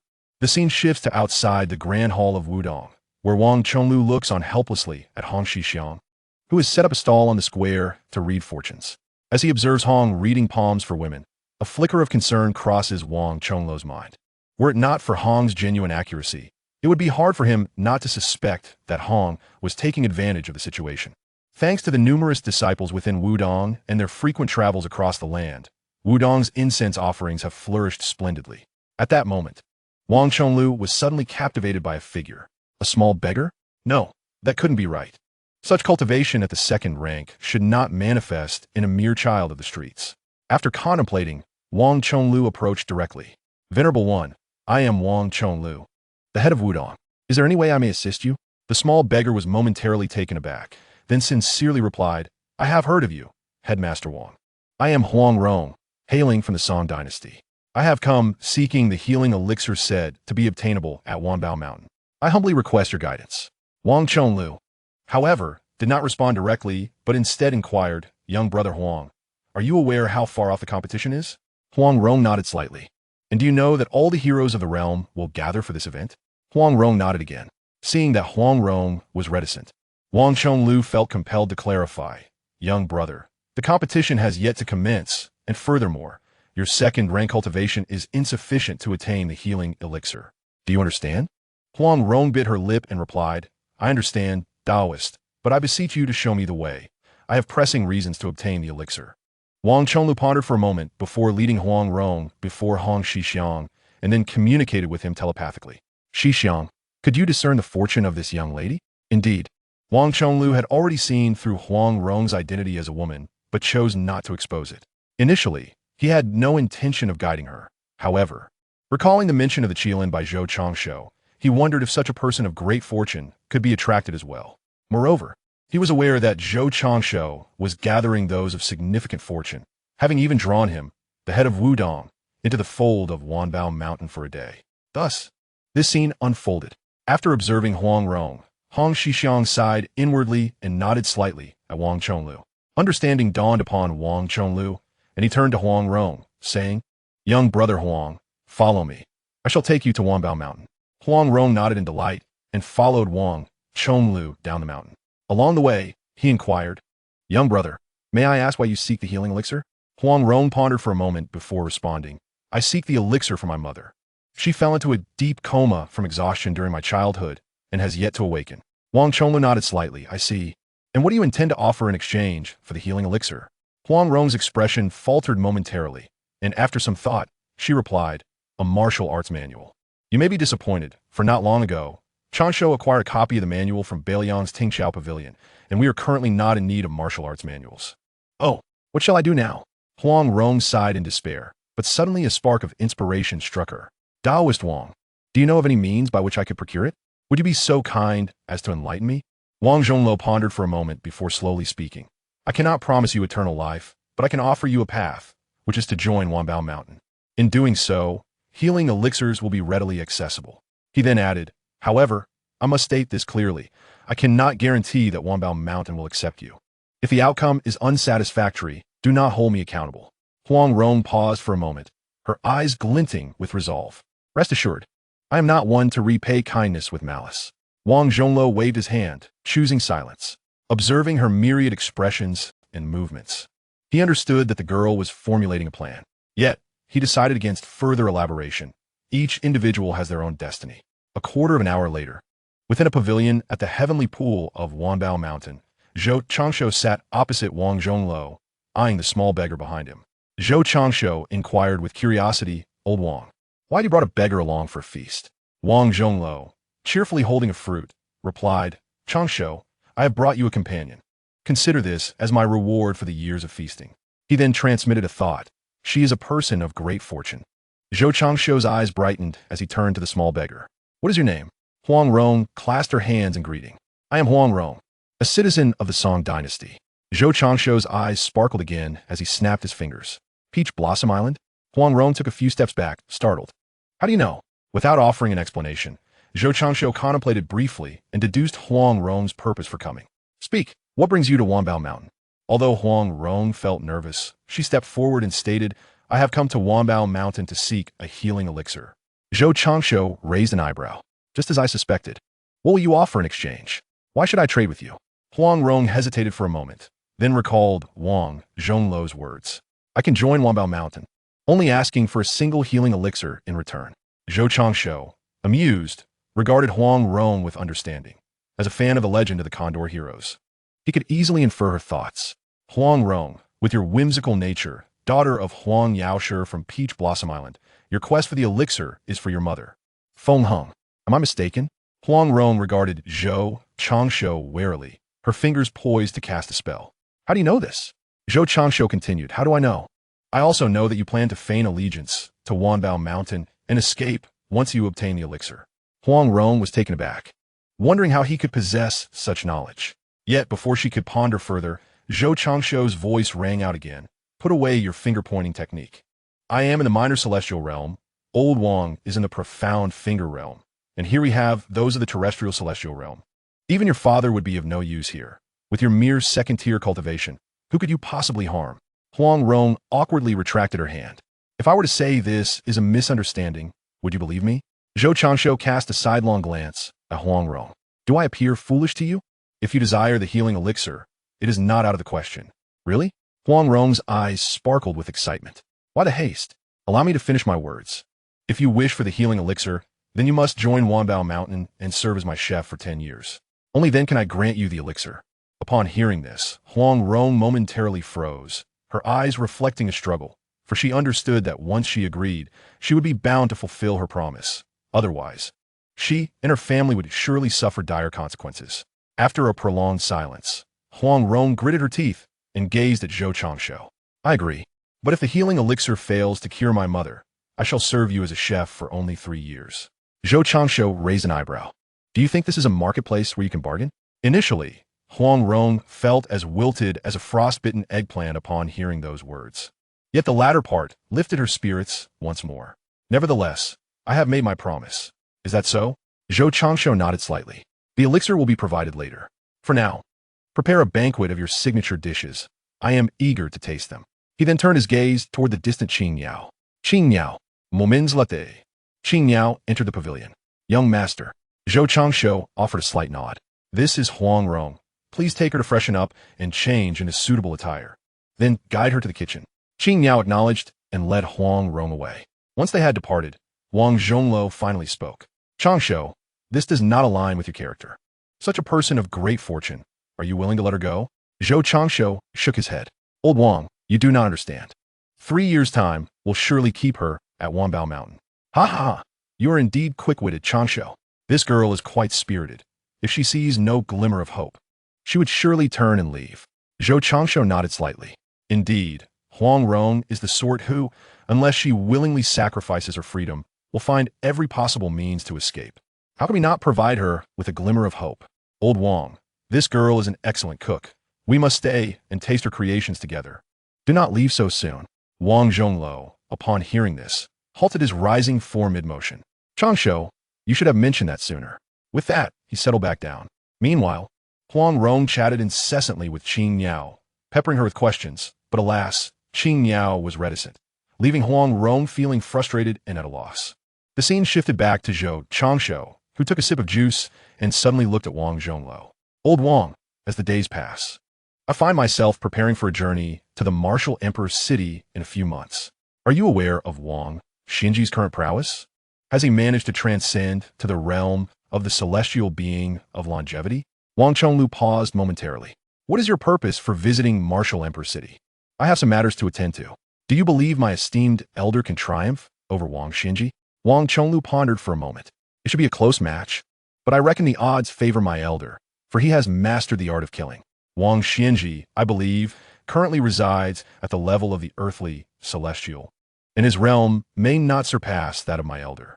23 years ago, Wang Xinji broke through to the earthly celestial, an event that caused the waters of the 4 seas to rise, creating an awe-inspiring spectacle. This was undoubtedly the place of his enlightenment, where he cultivated an invincible aura. As for breaking through to the celestial being of longevity, I can assert with certainty that he has not, for such a breakthrough would be accompanied by far-reaching phenomena. Over the years, I have not heard of any such occurrences in Martial Emperor City. Zhou Changshu nodded slightly. My calculations align closely with yours. Soon, I shall venture to Martial Emperor City to claim his disciple. Is that so? Huh? Wang Chonglu abruptly stood, gazing at Zhou Changshu.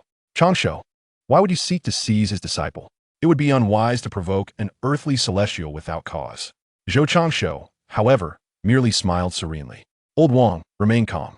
Who said it would be unwise? He then briefly recounted the situation regarding Li Chungan, which elicited exclamations of admiration from Wang Chonglu. I never imagined Wang Xinji could be so cunning. After all, Li Chang'an was once spared by him. Yet, he has taken my elder's beloved as his disciple. And now his own disciple is to wed my elder's cherished one. Truly, the celestial Lord of Infinite has broadened my horizons. Zhou Changshu chuckled. Indeed, the aim of this endeavor is to retrieve that individual, and, subsequently, we can have Li Chang'an join the Wanbao mountain.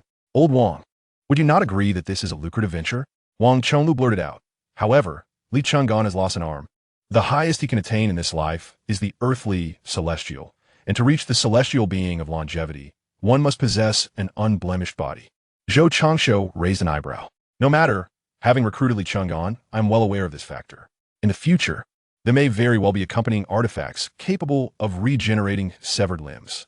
Given Li Chang'an's talents, it is not far-fetched to say that he could attain the celestial being of longevity, not to mention he is a sword cultivator. Few of the same rank can rival him. All in all, this battle is not without merit. Changshu, in the future, must remain vigilant against Wang Xianji. Zhou Changshu waved his hand dismissively.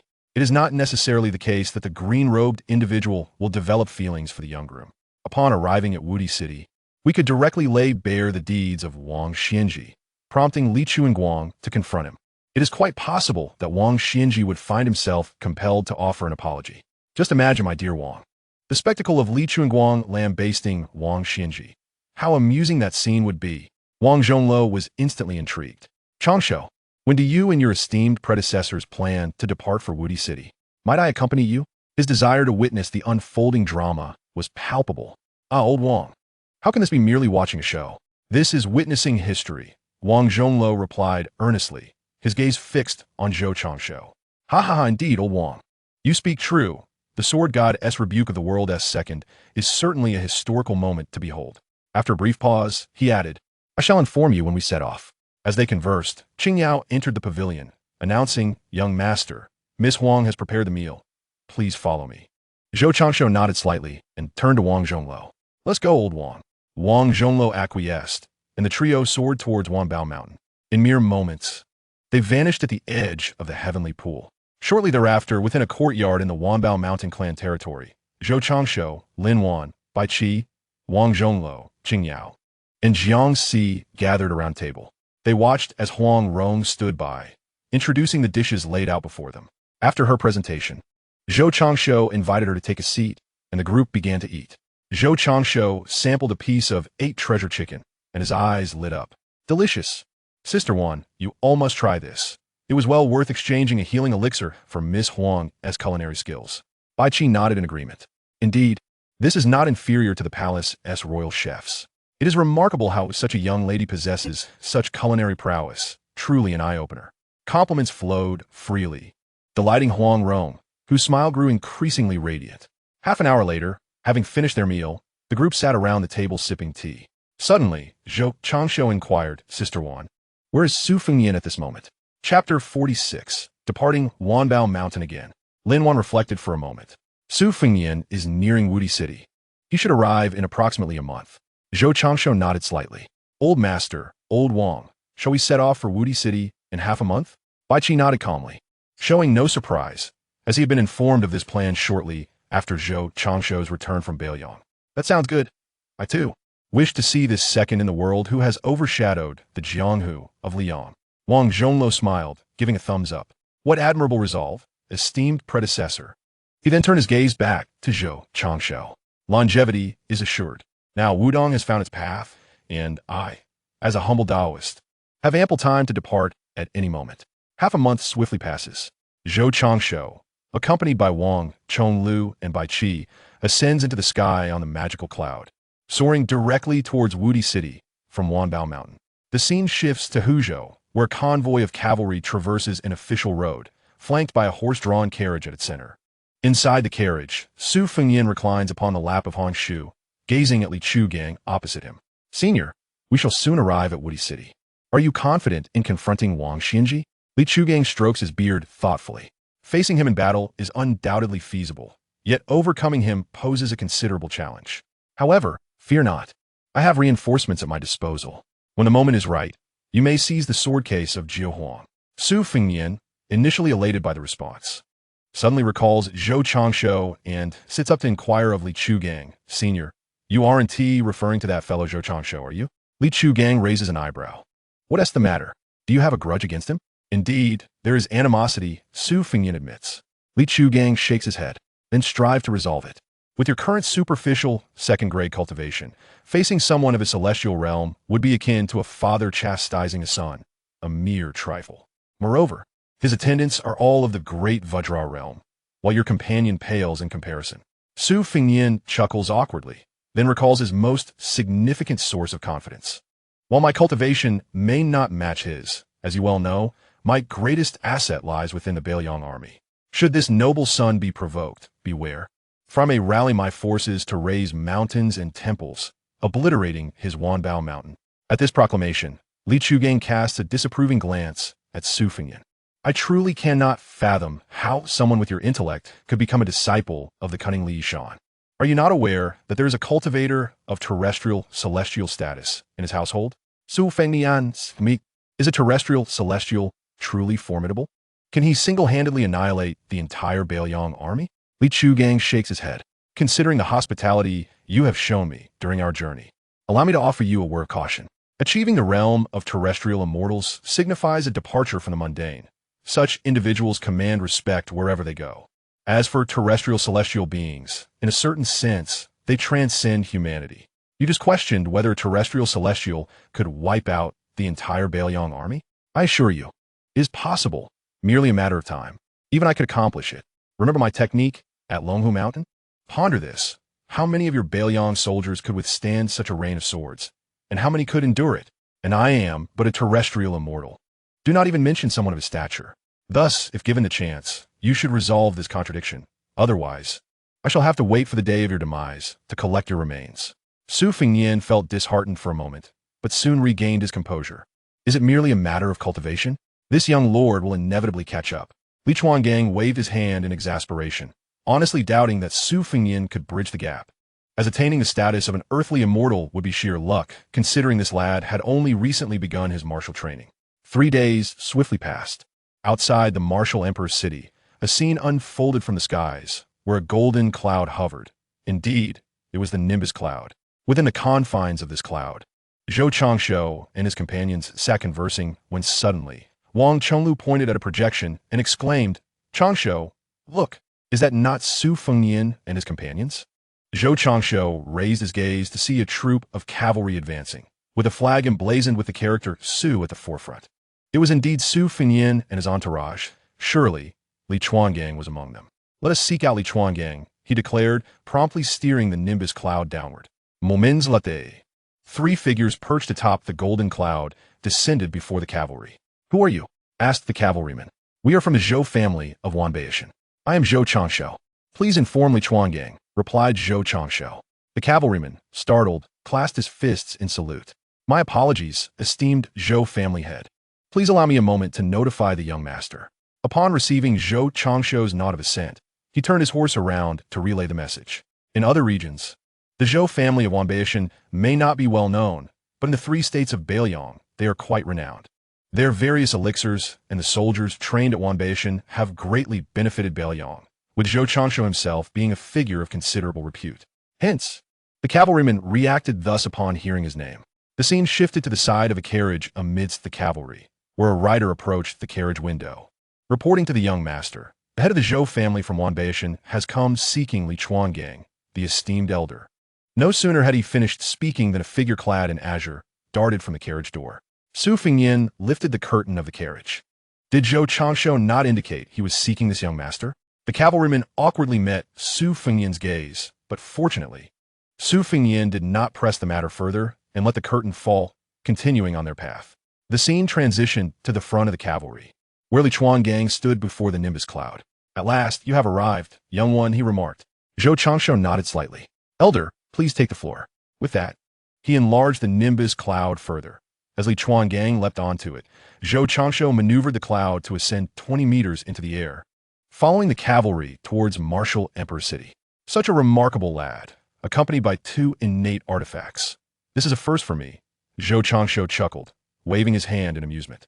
Subsequently, pointing to Bai Qi and Wang Zhongluo, he introduced, "This is my esteemed elder, Bai Qi, and this is my dear friend, the leader of Wudang, Wang Zhonglou. He then gestured towards Li Chuangang, saying, "This gentleman is the renowned swordsman from the spring and autumn period, Li Chuangang." After the three exchanged pleasantries, Wang Zhonglou continuously cast meaningful glances at Zhou Changshu, provoking quiet laughter within him. After returning a knowing look to Wang Zhonglou, Zhou Changshu turned his attention to Li Chuangang. "Esteemed senior, allow me to recount the matter of Wang Xianji. Please listen and see if there is anything you wish to add." Li Chuangang nodded slightly. "Proceed." As Zhou Changshu narrated the events, Li Chuangang's expression shifted between shades of pallor and anger, until finally he uttered, "That scoundrel Wang Xianji dares to insult me so? Truly, this is intolerable." Chapter 47. Li Chuangang joins Wanbao Mountain. As his words fell, Zhou Changshu and Wang Zhonglou exchanged glances, unable to suppress their mirth, while only Bai Qi, with his advanced age and profound composure, maintained an impassive demeanor. However, had Zhou Changshu not noticed Bai Qi's clenched fists, veins bulging, he might have believed the elder was genuinely unfazed. Observing the trio's antics, Li Chuangang chided, "Be careful not to suffocate yourselves with laughter. If you wish to laugh, then do so." As his words ceased, three bursts of hearty laughter erupted. After a brief moment, Li Chuangang regarded the three with a raised brow. "Is this incessant laughter never-ending? Enough already. At my age, one would think you might show a modicum of consideration." Zhou Changshu stifled his laughter, saying, "Esteemed senior, we typically do not laugh, unless we are utterly unable to contain ourselves." After a while, the trio, rubbing their aching bellies, looked at Li Chuangang, their smiles still evident, but the laughter had subsided due to their sore sides. "Esteemed senior, upon your arrival at Wudi City, shouldn't you address Wang Xianji as uncle? After all, by lineage, he is indeed your senior." Li Chuangang shot Zhou Changshu a disdainful glance. "If I do not cleave him with my sword, shall I then regard him as an elder? Nevertheless, on another note, do you have any plans?" Zhou Changshu pondered for a moment. "Indeed, there are two plans. The first is to publicly expose Wang Xianji's deeds and confront him with a barrage of accusations. Once everything is laid bare, let us see if he recalls the favor of sparing his life in the past." Before he could finish, Li Chuangang waved his hand dismissively. No, that will not do. Wang Xianji cultivates an invincible aura, and he will not let anyone go as a result." Zhou Changshu nodded slightly. "Then for the second plan, you should first engage with Wang Xianji, wearing him down a bit. By the time my esteemed elder arrives, we can collectively overwhelm Wang Xianji. If he is wise, we shall recruit him into Wanbao. If not, given his close ties with Liang, it is only a matter of time before he confronts Wanbao, at which point we shall eliminate him without hesitation." Wang Zhonglou inhaled sharply. "Changshu, do you not think this is a rather audacious step?" Li Chuangang added, "Young man, this is not the way of martial virtue." Bai Qi, however, held no objections. To him, any strategy that leads to the demise of an enemy is the most commendable. Zhou Changshu shot Li Chuangang an exasperated glance. "Senior, given the circumstances, do we still speak of martial virtue? I suggest you consider a visit to the two Zen temples." The group was momentarily puzzled by Zhou Changshu's words, prompting Wang Zhonglou to inquire, "Changshu, what brings us to discuss the two Zen temples? For what reason?" "To promptly pay homage to the Buddha, and you could simply ascend and strike him down yourself." Bai Qi and Wang Zhonglou could no longer contain their laughter. "Changshu, your wit is unparalleled." Wang Zhonglou commended with a thumbs up. Li Chuangang felt a twinge of embarrassment, realizing his words had been rather foolish. Zhou Changshu did not dwell on it. To summarize, there are two steps. First, negotiate with Wang Xianji. If a peaceful resolution can be achieved, that would be ideal. If not, senior, you must confront him to gauge his strength. As for the second step, should we ascertain that Wang Xianji has not transcended into the realm of the great longevity, the elder will intervene, and together with you, we shall overwhelm Wang Xianji. Li Chuangang raised an eyebrow. "And what if he is broken through?" "Fear not, senior. Regardless of the outcome, we shall definitely secure the reincarnation of the green robe." After reassuring Li Chuangang, Zhou Changshu continued, "I too am involved in this matter. If Wang Xianji has indeed broken through, the elder shall refrain from intervening, allowing him to capture the reincarnation of the green robe. We will then take to the clouds and return to Wanbao. Wang Xianji will certainly not be able to catch up with us, considering the cloud can soar to heights of 10,000 meters, far beyond his reach. Even if he could ascend, he could never maintain that altitude. Should Wang Xianji dare to assault Wanbao, he would be met with the activation of the sword formation. leading to his demise. Bai Qi stroked his white beard, nodding in approval. Indeed, you have maximized your capabilities and contemplated various scenarios. Wang Zhonglou interjected with a click of his tongue. Changshu, you have thoroughly accounted for Wang Xianji, the second strongest in the realm. Speaking of which, the sword formation at Wanbao has not been activated since its inception. Should Wang Xianji come knocking, it would certainly be quite the spectacle. Li Chuangang fell into a moment of contemplation. Wang Xianji is indeed remarkable, but you, my young friend, must not scheme against me in the future, given your astute mind. Zhou Changshu nodded slightly. Senior, you jest. Once you join Wanbao, we become family. How could I ever plot against my kin? Li Chuangang, glancing at Zhou Changshu, shot him an irritated glare. He then rose to his feet, knelt on one knee, and solemnly addressed Zhou Changshu. Li Chuangang pays his respects to the family head. Zhou Changshu, beaming, quickly moved to assist Li Chuangang in rising. Please, get up. Senior, you are being too courteous. Once seated, Li Chuangang looked at Zhou Changshu, exasperated. Are you satisfied now? Zhou Changshu cheerfully nodded. Indeed, I am satisfied. However, do not blame my eagerness. I have requested my elder to explain. He then turned to Bai Qi. Elder, please enlighten the senior while I take a look. Bai Qi understood and, noticing Zhou Changshu with his eyes closed, directed his gaze towards Li Chuangang. As I am of greater age, I shall take the liberty of addressing you as brotherly. Li Chuangang nodded slightly. Brother Bai, what did Changshu mean by that earlier remark? Bai Qi did not answer directly, but instead inquired, Brotherly, are you aware of anyone in this world who possesses multiple innate divine artifacts? I have only seen Changshu with such a gift, Li Chuangang replied. Bai Qi nodded slightly. Indeed, but initially, Changshu possessed only 2 artifacts. Now, the number has significantly increased. Do you know the reason behind this? Li Chuangang pondered for a moment, feeling he was on the brink of understanding, yet unable to articulate it. He then turned to Bai Qi. I humbly request your clarification, Elder. Bai Qi, without any further preamble, stated Changshu possesses an additional innate talent named family. As the name suggests, developing one's family yields rewards. And attracting individuals of great fortune is the most direct method. Changshu's subtle hints stem from this. Li Chuangang stared in astonishment at the meditative Zhou Changshu, exhaling deeply. Such a talent exists in this world. No wonder Changshu behaves as he does. Indeed, the world is full of wonders, truly an eye-opener. Chapter 48, Wang Xianji's Challenge. Meanwhile, Zhou Changshu was examining the system rewards. Ding! Congratulations to the host for subduing the spring and autumn sword armor, Li Chuangang. Detecting his great fortune, the host is awarded 1 lottery chance. Zhou Changshu frowned at the notification, disappointed that it was not a divine artifact reward. However, he quickly reconciled with it. Well, a reward is still a reward. I shall leave it for now. The lottery should be drawn on an auspicious day. Otherwise, drawing a mere token of gratitude would truly leave Zhou Changshu in tears. In the outside world, Li Chuangang, noticing Zhou Changshu open his eyes, could not help but be curious. Changshu, what reward did you receive? Zhou Changshu raised an eyebrow. For the time being, it has yet to be revealed. We must wait a few days. However, let's focus on Wudi City for now. The crowd gazed ahead, and soon the silhouette of Wudi City appeared before their eyes. 3 hours later, as dusk approached, Zhou Changshu and Su Fengyan, along with their companions, arrived within the city and secured lodgings at an inn. Li Chuangang then led Zhou Changshu and the others to ascend the heights of Wudi City.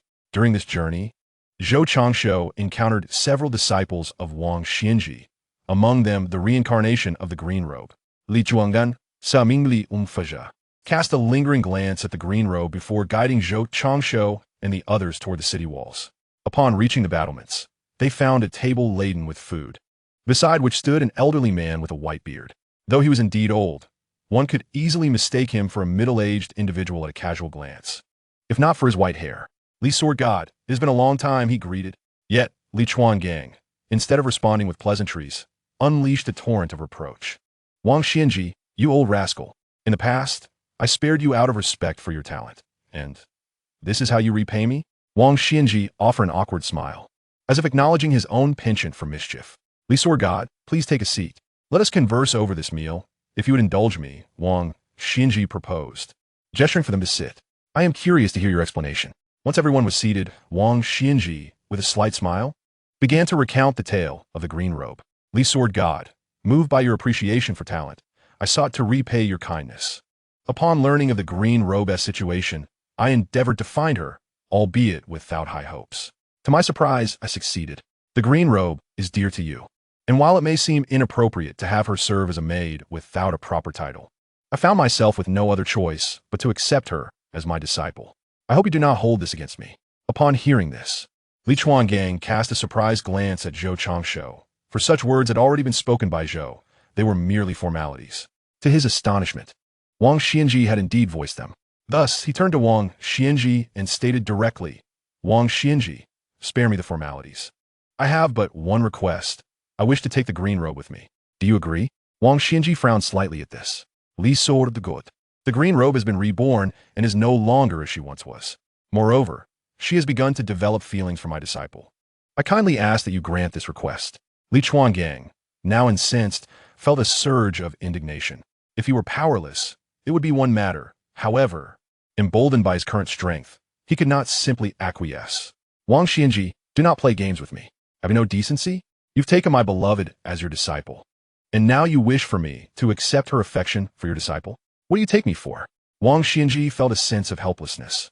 His words were partly provoked by the actions of his disciples, yet more so by the need to maintain his long-cultivated, invincible aura. If he were to simply yield to those who came seeking, the formidable presence he had nurtured for decades would surely diminish. After a prolonged silence, Wang Xianji spoke again. Old Sword God, should you insist on taking away the reincarnation of the green robe, let us settle this with a duel tomorrow. The victor shall claim dominance, shall we? Li Chunguang regarded Wang Xianji, silently shaking his head before casting a glance at Zhou Changshu and the others. Very well. I accept your challenge. Tomorrow, we shall engage in battle. With that, he rose and departed the Wudi city alongside Zhou Changshu and the others. Wang Xianji watched their retreating figures, pondering who among them was the current leader of Wudang, Wang Chonlu, and who the other two might be. Meanwhile, in a tavern within Wudi city, Zhou Changshu and his companions reserved a private room, ordering a selection of dishes as they awaited the arrival of their meal. Wang Xianji truly is audacious, believing that just because he's on his home turf, I would be intimidated. Zhou Changshu chuckled, observing Li Chunguang's grievances. There is no need for such concerns, senior. Our battle is set for tomorrow. He then inquired, by the way, have you discerned Wang Xianji's current level of cultivation? Li Chunguang shook his head slightly. My own realm is merely that of an earthly immortal. I have yet to perceive Wang Xianji's true strength. He then turned his gaze toward Bai Qi. Bai Qi replied gently, he is in the latter stages of earthly celestial, bolstered by decades of invincible momentum, which could rival a perfected earthly celestial. However, I must clarify that this comparison pertains to extraordinary talents against an ordinary earthly celestial. Wang Xianji would find it rather easy to prevail. Zhou Changshu stroked his chin thoughtfully. Then let us proceed as planned for tomorrow. Senior, do not hold back. Unleash your full strength in the fight. At the opportune moment, I shall strike, and as for the green robe, I will leave that to myself and old Wang. The others nodded in agreement. Suddenly, Li Chunguang interjected, Changshu, I require your assistance tomorrow. Su Fingyan is coming to Wudi City to retrieve the sword box of Sword 9 Huang. Please escort him to Wudi City. After this matter is resolved, I will ensure his safe return to Beiyang, thus repaying Su Zhao's favor. Zhou Changshu did not decline. Very well, senior. Simply inform Su Fingyan, as I shall be seeking the green robe tomorrow, and he can accompany me. Li Chunguang acknowledged this, and soon their meal was served, prompting a shift in conversation to other topics. At 8 o'clock that evening, within the inn's confines, Li Chunguang regarded Su Fingyan. Su Fengnian, tomorrow I shall duel with Wang Xianji. At that time, you will accompany the family head to Wudi City. I've already arranged this with him. Once you obtain the sword box, you are to leave Wudi City directly, and I will catch up with you shortly thereafter. Su Fingyan paused in surprise. Family head? Senior, have you joined the Zhou family of Wanbao? Li Chunguang nodded slightly. There is no way around it. The offers presented are simply too enticing for me to refuse.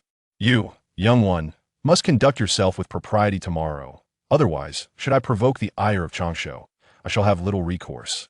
Su Fingyan nodded in a state of vexation. Very well, I understand. Tomorrow, I shall retrieve my sword box and depart from Wudi City. Upon seeing Su Fingyan, Li Chuangang also rose to his feet. All right, since you are already aware, I shall not linger any longer. I must conserve my energy for the duel with Wang Xianji tomorrow. With that, He exited Su Fengyan's chamber and returned to his own quarters. Time swiftly passed to the following day, midday. In a tavern, Zhou Changshu observed the well-fed Li Chuangang with a raised eyebrow. Senior, having satisfied your hunger, it is now time for your performance. I have heard whispers of your remarkable sword summoning technique, which garnered significant acclaim at Longhu Mountain. Let's witness it together. Chapter 49. Li Chuangang shatters the mirror and becomes a celestial being on earth. Li Chuangang smiled and stood. Very well, I shall allow you to behold my prowess.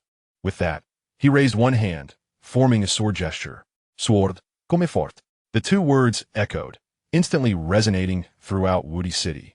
Accompanying this were the countless sounds of swords being drawn, along with the ethereal ringing of renowned swords from above. Wang Xinji's figure soon materialized. On the battlements of Wudi City, he gazed at Li Chuangang in the tavern and remarked, "Old sword god." Li Chuangang nodded slightly and turned to Zhou Changshu. "Changshu, I take my leave." Upon saying this, a river of countless treasured swords manifested in the sky above the tavern, and Li Chuangang leapt onto one of the blades, directing his gaze towards Wang Xinji. "Today, Li Chuangang has come to Wudi City to engage you in battle with the myriad swords of the city at the East Sea." Without awaiting a response from Wang Xinji, he soared off upon his sword towards the East Sea, with Wang Xinji following closely behind. Before long, the martial world of Wudi City erupted in excitement, as many rushed towards the East Sea to witness the impending clash. Zhou Changshu applauded. "Old man, you should also head to the East Sea. I shall accompany old Wang to seek the reincarnation of the green robe." Bai Qi nodded slightly in agreement. Zhou Changshu then led Wang Chonglu down towards the base of Wudi City. A quarter of an hour later, at the foot of Wudi City, Zhou Changshu and Wang Chonglu arrived to find Su Fengyan standing with Hongshu and others. "Su Fengyan, the old sword god should have informed you. I will clear the path ahead. You go retrieve the sword box." Su Fengyan clasped his fists together. "Although we have our grievances, I genuinely thank you this time." Zhou Changshu waved his hand dismissively. "Keep up." With that, he and Wang Chonglu proceeded towards the entrance, where they soon encountered the guarding martial slaves, swiftly revealing their prowess at the minor heavenly elephant realm. In just a few gestures, the guard were dispatched. Upon reaching the summit of the Wu Emperor's city, Su Fengyan, "This is where I shall part ways with you. Go seek your sword box." After speaking, he led Wang Chonglu toward a corner, where they observed Wang Xinji's disciple, Yu Xinlong, along with the reincarnation clad in green, who were vigilant in their watch. "Do you not fear my master will settle the score in due time?" Zhou Changshu slightly shook his head. "The mind is a remarkable asset, yet unfortunately, you lack one. Instead of contemplating how to preserve your life, you continue to threaten me. Should you perish, even if Wang Xinji were to avenge you, could you truly return to life?" With that, 12 ethereal sword energies erupted from Zhou Changshu's body, spiraling toward Yu Xinlong to ensnare him. In the interim, Zhou Changshu turned to Wang Chonglu. "Old Wang, bind that woman, but be sure not to render her unconscious." Wang Chonglu nodded slightly. "Rest assured, a mere gold realm cultivator is an effortless task for me." With that, he swiftly dashed out. Zhou Changshu also focused intently on controlling the ethereal sword energies, assembling them into the 12 Yuanqian sword formation. Although lacking physical swords would diminish its potency somewhat, it posed no challenge for a true celestial realm Yu Xinlong. In but a moment, Yu Xinlong was grievously wounded by the sword energies within the formation, bloodied yet defiant. "If you wish to kill or mutilate me, do as you please. What purpose does such humiliation serve?" Zhou Changshu remained silent, directing his gaze toward Wang Chonglu. "Old Wang, hasten, if you please." Wang Chonglu nodded at once. Without further hesitation, he advanced and sealed the acupoints of the reincarnated figure in green, seizing her and leaping to Zhou Changshu's side. "Changshu, I have brought her." Zhou Changshu nodded slightly, turning to the green-clad reincarnate. "Do you harbor feelings for your senior brother?" The reincarnate was momentarily taken aback, clearly not anticipating that after such effort, the inquiry would be of this nature. "Why are you dawdling? Do you like him or not?" The reincarnated one looked towards Yu Xinlong in the sword formation and slowly shook her head. "It cannot be said that I like him." Zhou Changshu nodded slightly. Without holding back, he maximized the power of the sword formation, and shortly thereafter, Yu Xinlong's screams filled the air. One of his arms was severed within the formation. "What are you doing?" "I have already stated that I do not like my senior brother." Zhou Changshu said nothing more, merely intensifying the output of the sword energies. Observing Yu Xinlong's continuous torment within the formation, the green-clad reincarnate snapped back to reality and urgently called out, I like him, I like him. Zhou Changsho no longer hesitated, swiftly decapitating Yu Xinlong with a single stroke as the reincarnate screamed in a frenzy. Senior brother. Yet unable to break free, she looked to Zhou Changsho. Did I not express my feelings? Why then must you still kill my senior brother? Zhou Changsho gazed silently at the reincarnate and slowly uttered, then he is all the more deserving of death. Upon concluding his words, he summoned the Nimbus Cloud, a grand cloud measuring 10 feet in diameter, which appeared before the three of them. Zhou Changsho leaped onto it, urging Old Wang, follow closely. Wang Zhonglo hesitated not, seizing the still grieving reincarnation in green robes and swiftly ascending to the Nimbus Cloud. Just as Zhou Changsho prepared to depart, he noticed Su Fengyan, who had yet to leave, and inquired, Are you not going? Do you plan to wait for Wang Xianji to return and slay you? Su Fengyan and his companions regained their senses, respectfully clasping their fists in salute to Zhou Changsho before hastily retreating towards the base of Wudi City. Observing their departure, Zhou Changsho nodded slightly. His previous words had merely been a ruse to provoke Su Fengyan, for Wang Xianji's journey was shrouded in uncertainty regarding his survival upon returning to Wudi City. The rationale behind this assertion lay in the plethora of divine weapons and artifacts atop Wudi City. Should Su Fengyan purloin some, it would indeed be a grave loss. Returning to the matter at hand, Zhou Changsho directed the Nimbus Cloud towards the East Sea. Meanwhile, above the East Sea, Wang Xianji found himself ensnared by Li Chang'an, who barred his exit. After repelling Li Chang'an with a single blow, Wang Xianji thundered, Li Chang'an, stand aside. There is turmoil in Wudi City. Li Chang'an remained silent, relentlessly commanding his flying sword to assault Wang Xianji. Was he unaware of the changes in Wudi City? This matter was not solely his concern. Moments later, Wang Xianji beheld all the swords sinking into the sea. Old sword god, now bereft of your blade, do you have naught to say? Seizing the opportunity, he expanded his senses and glimpsed the scene in Wudi City. The casualties among the martial slaves were grievous, and more crucially, his disciple, Yu Xinlong, had met a tragic end. Who, pray tell, is responsible? With that, he resolved to head towards Wudi City, only to be interrupted by Li Chang'an's voice. Old Wang, the dead are already lost. Focus on our duel. As for the absence of sword, allow me to demonstrate the singular sword I have painstakingly crafted. With that, he slowly uttered 2 words, sword formed. The fragmented swords that had sunk to the ocean floor surged upwards, coalescing in the sky, while the atmospheric conditions underwent a dramatic transformation. Dark clouds gathered, thunder crackled, and as countless shards united to forge a colossal long sword, it plunged into the stormy clouds. In that moment, Li Chang'an transcended into the realm of terrestrial mortals. When all was accomplished, the immense sword emerged from the clouds, presenting itself before Wang Xianji. A magnificent sword. Chapter 50. Wang Xianji's Transformation and Reincarnation. Li Chang'an directed the sword towards Wang Xianji. Will this sword slay you, Wang Xianji? The weight of the moment bore heavily on Wang Xianji, for this sword left him no avenue of escape. He could only confront it head-on. Meanwhile, 1 mile east of the sea, the Nimbus Cloud hovered 100 meters above the ground. Changsho, this battle truly leaves me in awe. I never envisioned that a clash among terrestrial immortals would evoke such celestial phenomena. I am inclined to believe in the longevity of the heavenly beings and the essence of martial arts. Zhou Changsho nodded slightly, acknowledging the gravity of the situation. Indeed, it is truly shocking. However, Wang Xianji is destined to perish today. Wang Chonglu stood in stunned silence, gazing at Zhou Changsho in confusion. Changsho, did you not mention wanting to see whether Wang Xianji would show some sense? Zhou Changsho shook his head gently. I have already slain Wang Xianji's disciple. Leaving him alive poses a latent threat. What Zhou Changsho did not voice was his desire to take Wang Xianji under his wing. Yet allowing him to remain would inevitably humiliate Li Chang'an. The figure clad in green, reincarnated, scoffed. Master's cultivation is profound. How could a frail old man possibly defeat him? Zhou Changsho raised an eyebrow. Who informed you that only Li Chang'an is involved?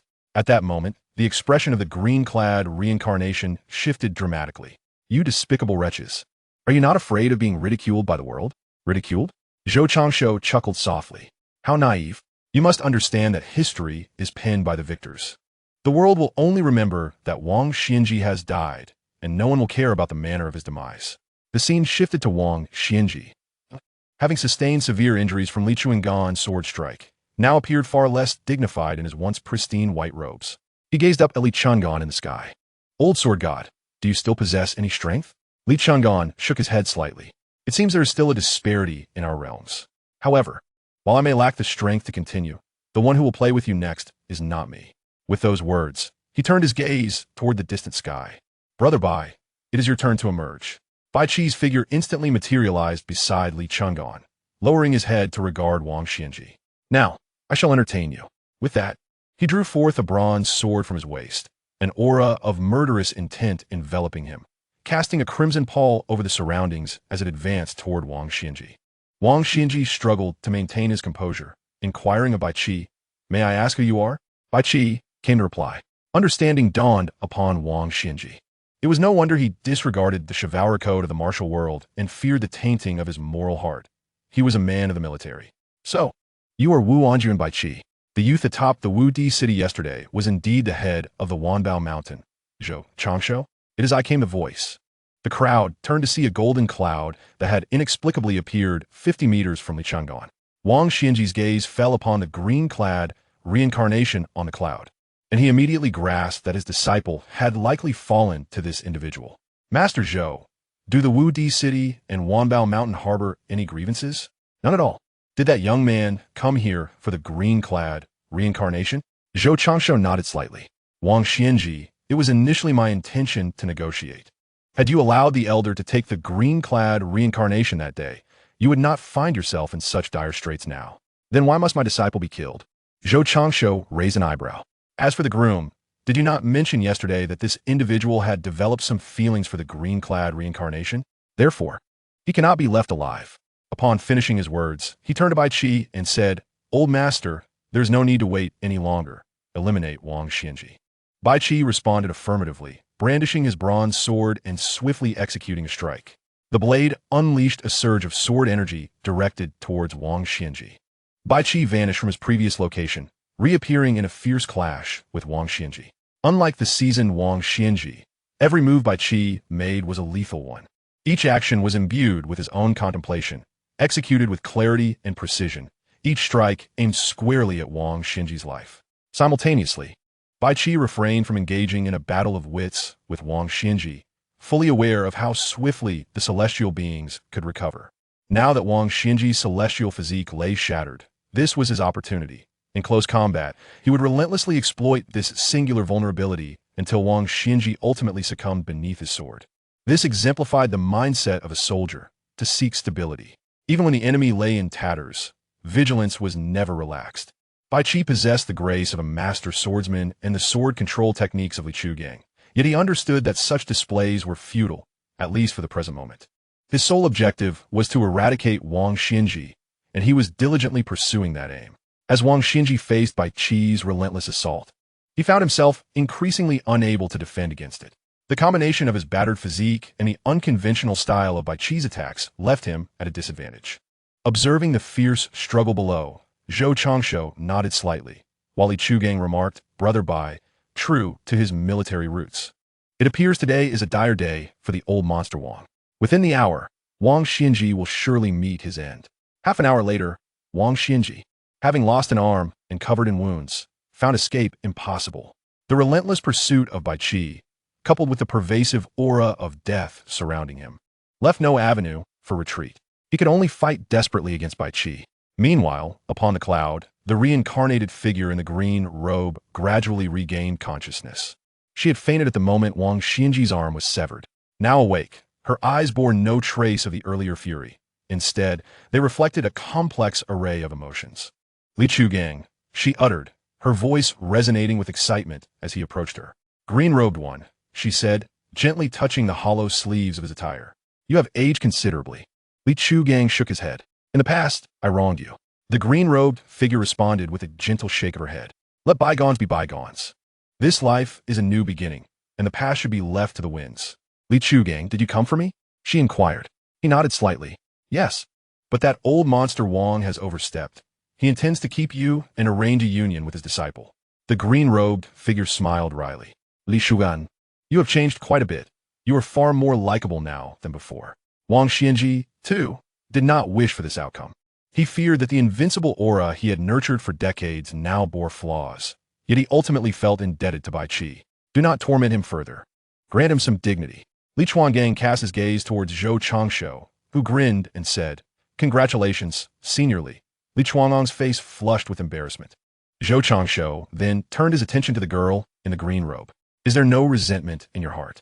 she inquired, raising an eyebrow. "Young man, do not test me. However, I must express my gratitude to you. Were it not for your actions today, I might never have the chance to live again." Upon hearing this, Zhou Changshu instantly understood that it was the green-robed girl who held the dominant consciousness, not the reincarnated body. "This is good, very good," he thought, and then directed his gaze back to Li Chuangang. "Senior, this time is truly congratulations." Li Chuangang nodded slightly, replying, "Thank you." Zhou Changshu then turned his attention to the battling Bai Qi, exclaiming, "Old man, grant Wang Xinji some dignity." After the green robe awakened her past memories. "It was she who pleaded for you. Do preserve some face for yourself." After delivering a sword strike, Bai Qi stepped back a few paces and gazed at Wang Xinji. Wang Xinji looked up towards the nimbus cloud, feeling a deep sense of helplessness as she observed Li Chuangang and the green robe together. She had never imagined she would meet such an end, and even a dignified death was something she had to plead for. "Li Chuangang, treat my disciple well." With that, she transformed and dissolved into stars, scattering into the world. Chapter 51. Su Fengyan's Thick Black Theory. Upon witnessing Wang Xinji's transformation, Li Chuangang murmured, "I will." Zhou Changshu shot him a disapproving glance. "Senior, are you out of your mind? Do you really believe such platitudes?" What Wang Xinji said merely reflect her desperation. "Consider this. Had we not been here, and you had come alone, would your fate have been any better than hers? Moreover, if she hadn't said this, would you treat the green-robed girl any less kindly?" Li Chuangang smiled awkwardly at this remark. "I was merely trying to give Wang Xinji some dignity." Meanwhile, Bai Qi had also returned to the Nimbus Cloud. "Changshu, make a trip to Wudi City. Within Wudi City lies the Wanbao pavilion established by Wanbao. I shall arrange for someone to take over there." Zhou Changshu nodded slightly and directed the Nimbus Cloud swiftly towards Wudi City. At this moment, by the East Sea, various martial artists observed Wang Xinji's transformation with a hint of sighing, but in the next instant, discussions arose. Is Wang Xinji truly dead like this? Wanbao is indeed lacking in martial ethics. As soon as the words were spoken, someone retorted, "How is that lacking in martial ethics? Bai Qi is not a martial artist. He comes from a military background. This is already quite lenient. If he truly disregarded martial ethics, he would have brought an army with him long ago." However, it is worth mentioning that the long-lost sword armor, Li Chuangang, has resurfaced after decades, and has even allied with the Zhou family of Wanbao Mountain. It appears that yet another force is rising. Many individuals from the martial world dispersed, and numerous scouts began relaying information. As the death of Wang Xinji is no trivial matter. On another front, Zhou Changshu and his companions soared through the skies on their nimbus, arriving at Wudi City. Bai Qi extended his senses, communicating with the manager of the Vajra realm within Wanbao Pavilion before waiting for further developments. "Changshu, should we rename Wudi City?" he inquired. Furthermore, relying solely on the personnel of Wanbao Pavilion to occupy Wudi City may prove insufficient. Zhou Changshu pondered for a moment. "Let's rename Wudi City to Wanbao City for now. We shall allow the individuals of Wanbao Pavilion to govern it temporarily. With the influence of the elder and the predecessors, I trust there will not be any unwise individuals who dare to cause chaos within the city. Once we return to Wanbao Mountain, we will arrange for troops to come and garrison the area." Bai Qi nodded slightly. "Very well. I will relay this to the manager of Wanbao Pavilion shortly." An hour later, 100 miles outside Wudi City, the Nimbus hovered 100 meters above the ground. Below, a group of cavalry was galloping as if fleeing for their lives. Zhou Changshu maneuvered the Nimbus to land before the cavalry, catching them somewhat off guard. Fortunately, these were the elite of Baoyong, who managed to rein in their horses. "Zhou family head?" Zhou Changshu nodded slightly and turned to Li Chuangang. "Senior, I will escort you here. After you return Su Fengyan to Baoyong, please make your way to Wanbao Mountain to join us." Li Chuangang, clad in green robes, leaped down gracefully. Once steady on the ground, he reassured, "After I repay Su Shao as favor, I shall ascend Wanbao Mountain with my green robes." Zhou Changshu nodded and then directed the Nimbus toward Baoyong, shooting off at great speed. after watching the nimbus transform into golden light and vanish into the horizon. Li Chuangang retracted his gaze, just as Su Fengyan arrived. Senior, you have escaped as well? Li Chuangang shot Su Fengyan an irritated glance. Do you lack conversational skills? What do you mean by escaped? Were it not for my promise to Su Xiao to escort you back to Baiyang, I would still be enjoying food and drink in Wudi City. As for Wang Xianji, he has already been dispatched by us. Su Fengyan's eyes brightened. Wang Xianji is truly dead? You brat, must you stand there and say nothing? Show a little discernment. Su Fengyan duke aqua di li. Senior, please this way. Moments latte. Inside the carriage, Su Fengyan excitedly gazed at Li Chuangang and inquired, Senior, how did Wang Xianji meet his demise? Li Chuangang raised an eyebrow. Why are you so pleased to hear of Wang Xianji's death? Senior, that is self-evident. Lao Huang perished at Wang Xianji's hands. Now that he is dead, how can I not be delighted? The old man had thought you might be displeased, considering that Wang Xianji was not slain by your own hand. Yet Su Fengyan responded casually, You overestimate this young lord, for I am well aware of my own capabilities. Moreover, I am not a wanderer of the martial world. I hail from the teachings of Li Yishan. My purpose was Wang Xianji's demise, and the manner of his death is, after all, inconsequential. If I were to rely solely on myself for revenge, I would have to wait several decades, and even then, I may not prevail against Wang Xianji. Now that he has met his end, regardless of how it transpired, I have avenged Lao Huang. He can finally rest in peace beneath the earth. Li Shunguang, intriga, remarca. Indeed, you have begun to resemble that old schemer Li Yishan. It seems you have matured considerably along your journey. Su Fengyan chose not to engage further, and instead turned his gaze to the figure in green robes. Elder, is this not a disciple of Wang Xianji? What brings you to keep him by your side? Li Chuanguang did not conceal the truth, for it would soon be common knowledge. Thus, he succinctly explained the situation to Su Fengyan. Half an hour later, Su Fengyan exclaimed, Elder, I am astonished. At your age, you can still orchestrate a scene straight from a tale. The figure in green chuckled lightly in response. Li Chuanguang, did you hear what this lad said? He claims you're a cradle robber. Li Chuanguang shot Su Fengyan a disapproving glare and attempted to defend himself. You should be more concerned about your own future. As a being of the Land Immortal realm, I could live for several centuries. If we were to calculate, I am nearly as youthful as you are. Furthermore, do not be deceived by my appearance. I have long since been told that I may have the opportunity to regain my youth. Even the regeneration of severed limbs is not beyond possibility. Instead of mocking me, consider whether you can endure as long as I have. Su Fengyan was left speechless. What? Martial practice can extend one's lifespan so drastically? Li Chuanguang rolled his eyes in disbelief. I now fully believe you have never engaged in martial arts. It is no wonder you hold no reverence for the martial world. Ignorance breeds such attitudes. From the Land Immortal realm onward, an ordinary lifespan can reach 300 years, while those in the Land Celestial realm may live for 600 years, and even longer beyond that. Su Fengyan felt a stirring in his heart. I must practice martial arts to achieve such longevity. But then he realized a contradiction. Wait a moment. If it is truly this remarkable, why did Su Xiao and my master discourage me from training since childhood? Li Chuanguang pondered briefly and deduced the reason, explaining, Your master, Li Yishan, is but a scholar from humble origins who has never practiced martial arts nor encountered highly skilled warriors. Therefore, in his eyes, martial arts were not of paramount importance.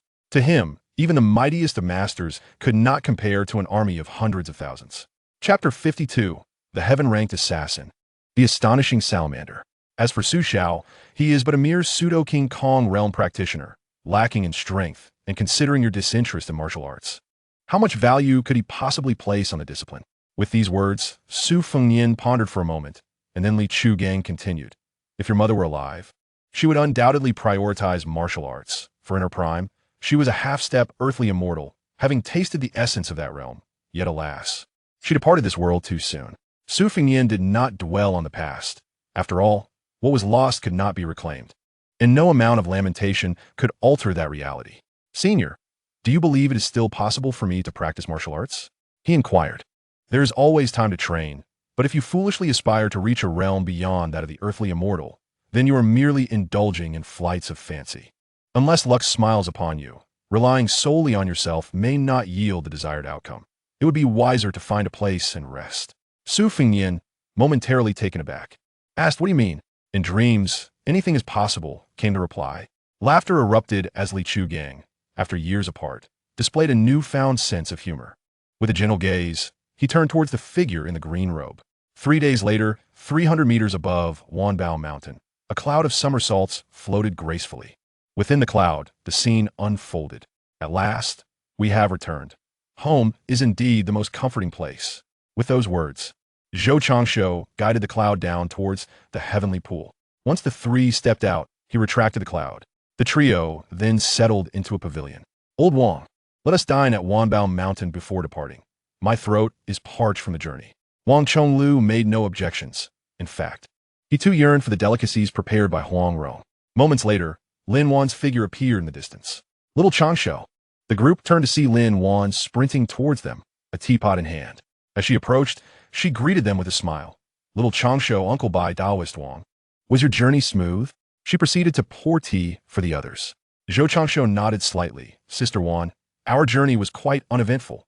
By the way, is Ronger at home? After serving the tea, Lin Wan replied, as fate would have it, Ronger did not venture out today. However, Qing Yao and Seer have gone into the Wanbao Mountains for training. Then it is fortuitous, Sister Wan. Please ask Ronger to prepare some dishes. We have subsisted solely on rations during our travels, and my palate is yearning for flavor. Lin Wan chuckled softly. Very well, little Changshu, wait here. I shall return to Wanbao Mountain to inform Ronger. Once the meal is ready, I will call for you. With that, she leaped towards her clan's dwelling. Meanwhile, Zhou Changshu and the others engaged in conversation, during which various fruits and pastries were delivered. A gesture arranged by Lin Wan to appease their hunger. Suddenly, Zhou Changshu inexplicably uttered, how intriguing. Bai Qi looked momentarily taken aback. Changshu, what you find intriguing? Wang Chonglu gazed curiously at Zhou Changshu, who raised an eyebrow. We have been away for a few days, and it seems a little ghost has entered our abode. Just now, while Zhou Changshu was employing a sword formation along with the thought imprint to examine the conditions of the clan's territory, he suddenly discovered that a spy had infiltrated the household.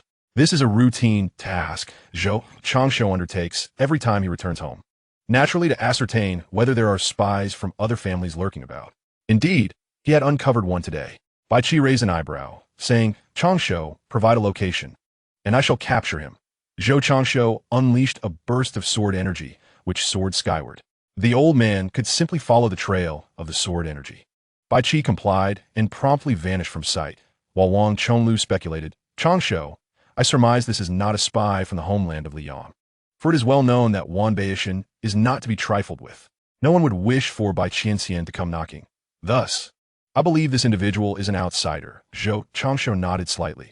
It should be an outsider, and moreover a woman. I wonder which family possesses such audacity. A quarter of an hour later, Bai Qi returned from afar, accompanied by a woman clad in green attire, seemingly a cook. Once they entered the pavilion, Bai Qi spoke, Changshu, you will be pleased to know that she is from the Luo network. Zhou Changshu raised an eyebrow. Zhao Gao. Bai Qi glanced at Zhou Changshu with surprise. Changshu, you are aware. Zhou Changshu nodded slightly. The Luo network was once controlled by Lu Buwei, but eventually fell into Zhao Gao's hands. The founder of the Luo network is now a mystery, and it is divided into 8 ranks of assassins: the celestial killers, the earthly extinguishers, and the specters. This person, do you know her, old sir? Bai Qi nodded slightly. Her name is Jingyu, and back in the days of the Qin dynasty, Zhao Gao sent someone to win me over, and she was that very envoy. At that time, I recognized her tenacious character and allowed her to go free, which is why I spared her just now. Zhou Changshu raised an eyebrow. The celestial-ranked assassin, Jingyu. The woman performed a slight bow. Jingyu pays her respects to the master of Wanbao and expresses her gratitude to Elder Bai for sparing her life in the past. Zhou Changshu regarded Jingyu with keen interest. She was indeed a slippery creature he did not wish to let go. However, clad in green, she did not quite match the image of Jingyu he had in his mind. Thus, he smiled and inquired, Jingyu, do you wish to live? Or rather, do you desire to escape the Luo network? Jingyu felt a stir of emotion, but merely clasped her fists. I implore the head of the Zhou family to speak plainly. Go, change back into your original attire, and retrieve your Jingyu sword. Let me see if you can catch my eye. I do not fear Zhao Gao. He is destined to perish in the future. Do not entertain thoughts of escape, for unless I grant you permission to leave, it would only lead to your demise. The expression on Jing Ni's face turned slightly crimson, clearly indicating her understanding of Zhou Changshu's intentions. With a leap, She headed toward the courtyard. After her departure, Wang Chonglu jested, Changsho, with a female assassin by your side. Do you dare to close your eyes at night? Zhou Changsho raised an eyebrow. Fear not, old Wang. If Jing and I is perceptive, all will be well. If not, I have my methods to deal with her. Wang Chonglu felt relieved upon hearing this. Bai Qi then directed his gaze toward Zhou Changsho. Changsho, it seems you harbor a strong dislike for Zhao Gao. What is the reason behind this? Zhou Changsho shook his head. In due time, the old master will come to know Zhao Gao is a man of low character. Bai Qi nodded slightly, choosing not to press further. Moments later, when Jing and I reappeared before Zhou Changsho, she had transformed her attire to mirror that of her animated counterpart, appearing even more youthful and captivating, particularly with her long legs resembling those clad in black silk, which struck a chord with his preferences. Indeed, I am fond of this, he remarked, raising his hand to grasp her sword, which she drew from its sheath. Zhou Changsho examined the slender blade in his hand and flicked his finger, causing it to emit a ringing sound. Indeed, a rare and fine sword. How about joining me at Wanbao Mountain in the future? Jing and I glanced at Bai Qi and ultimately nodded slightly. If the master was unafraid of retribution from the Luo network, she would gladly join Wanbao Mountain. After all, a stable life was something she greatly yearned for. Chapter 53. The Acquisition of Nangong Push. Zhou Changsho laughed heartily. Haha, let the Luo network come. Whoever flinches is the coward. Jing and I looked at Zhou Changsho in surprise, suddenly recalling the intelligence Zhao Gao had provided upon her arrival in Lyon. Now, it was clear why Zhou Changsho had earned the nickname of a charming young master. From now on, you shall be my maid, he declared. Jing and I slightly bowed in acknowledgement. Yes, young master. At that moment, a sword suddenly appeared within the pavilion, prompting Bai Qi to glance in its direction. It seems the meal is ready. Zhou Changsho turned to look at the Daliang Long Ke and clapped his hands as he stood up. Let's go. Sister Wanner has summoned us for dinner. As they prepared to exit, unexpectedly, the Daliang Long Ke blocked Zhou Changsho's path. He paused for a moment before turning to Wang Chonglu. Old Wang, did you see that? My sister Wanner is reluctant to let me go. With that, he leaped and landed on the sword blade. Old Wang, you all take your time. I shall depart first. His voice echoed from the sky as he rapidly vanished from sight. Bai Qi shook his head in resignation, thinking, he truly is a handful. At my age, to still witness such affection before me is quite the affront. With that, he lightly touched the ground and soared towards Wanbao Mountain. Wang Chonglu then turned to Jing and I. Young lady, you will soon grow accustomed. The atmosphere at Wanbao Mountain is quite pleasant. Come along with me. With that, he followed suit. The agile Jing and I followed Wang Zhonglo with remarkable decisiveness, though his lightness of movement was somewhat discomforting to behold, primarily due to the tendrils of dark smoke that accompanied his every maneuver. Moments later, Zhou Changsho arrived in the courtyard, and as he descended from the sword, his gaze fell upon Lin Wan, who was seated within. Sister Wan, your mastery of sword control has become increasingly proficient, he remarked. Lin Wan chuckled lightly in response. Dear brother, considering I am at least at the celestial phenomenon stage, your praise seems a tad exaggerated. As she spoke, she summoned the Daliang Long Ke back into her inner realm. Zhou Changsho approached and lifted Lin Wan with one hand, playfully delivering a light slap to her rear. Sister Wan, are you displeased by my compliments? Lin Wan's cheeks flushed crimson. Little Changsho, must you jest? Please set me down, for Uncle Bai and the others will be arriving soon. With a playful grin, Zhou Changsho replied, I shall not release you unless you comply with my request for a change of posture. Just then, a voice interrupted their banter. Lin Wan, disregarding her embarrassment, quickly exclaimed, Little Changsho, I promise, I promise. Now please let me down. Zhou Changsho obliged, lowering her gently. Did you truly promise? No backing out now. Lin Wan shot him an exasperated glance. Yes, yes, I promised.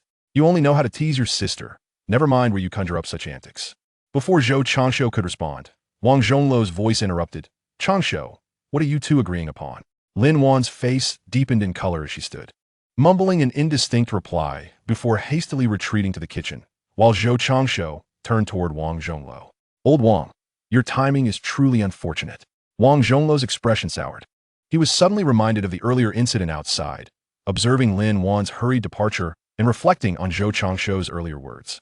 It dawned upon him. It was no wonder they had asked him to enter first. He had been completely misled.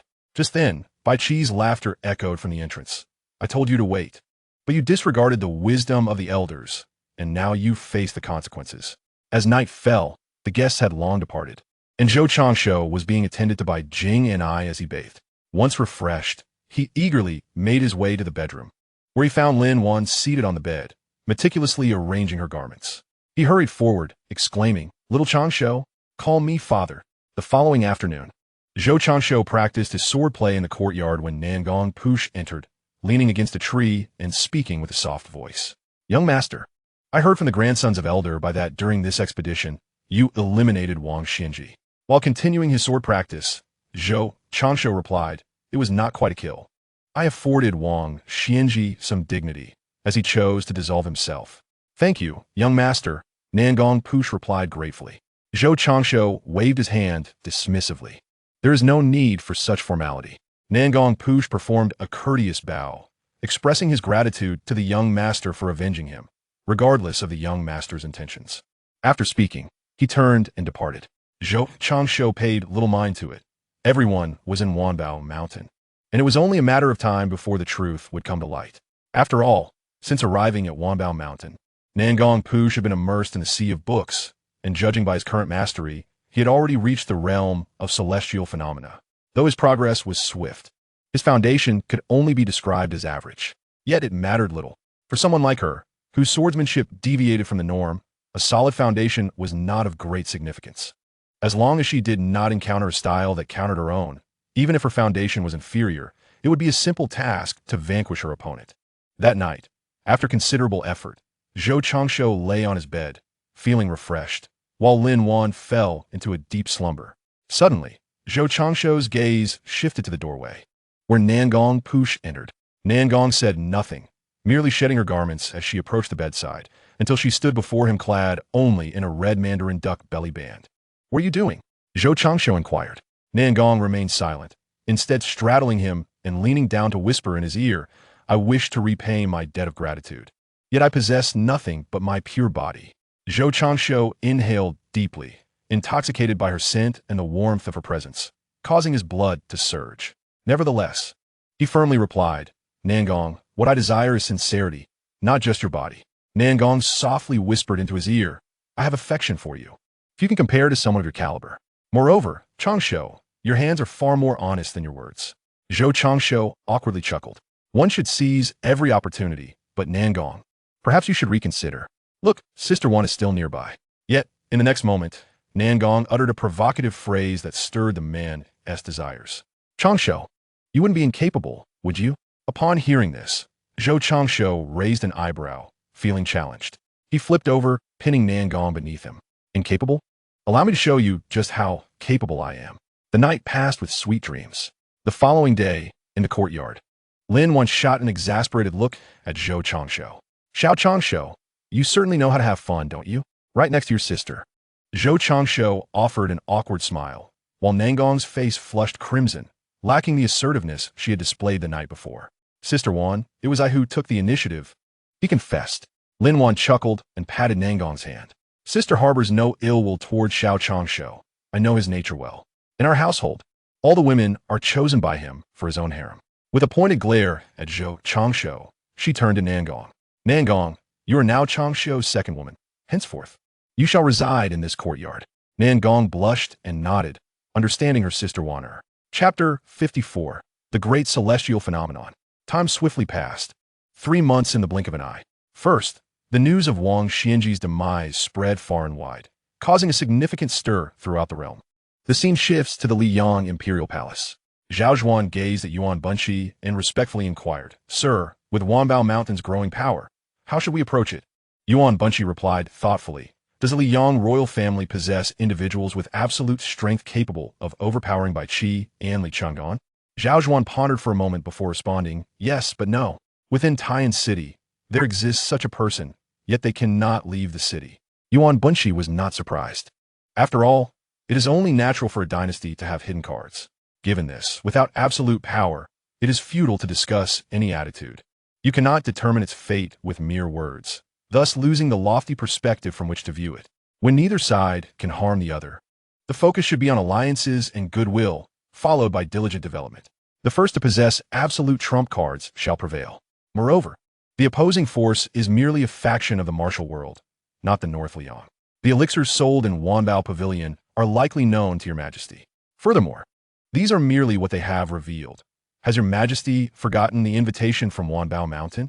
The effects of the elixirs mentioned have reached the realms of King Kong, Xian, and Celestial Phenomenon. These are just the exposed ones. Does your majesty not ponder if there might be elixirs to aid breakthroughs to the earthly immortal and earthly celestial realms? Even if they do not exist now, with the current trajectory and potential, will Wanbao Mountain not develop them in the future? In light of this situation, I advise your majesty to confer the title of king upon the head of Wanbao Mountain. Confer a kingship? How could that be feasible?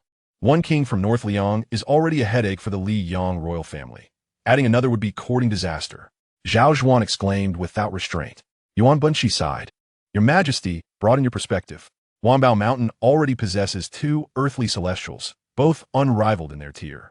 What difference does it make whether we confer a kingship or not? If your majesty bestows the title, it would provide an opportunity to discern Wanbao Mountain's stance. If they accept, it signifies their unwillingness to antagonize Liang, allowing us to forge a partnership in elixirs.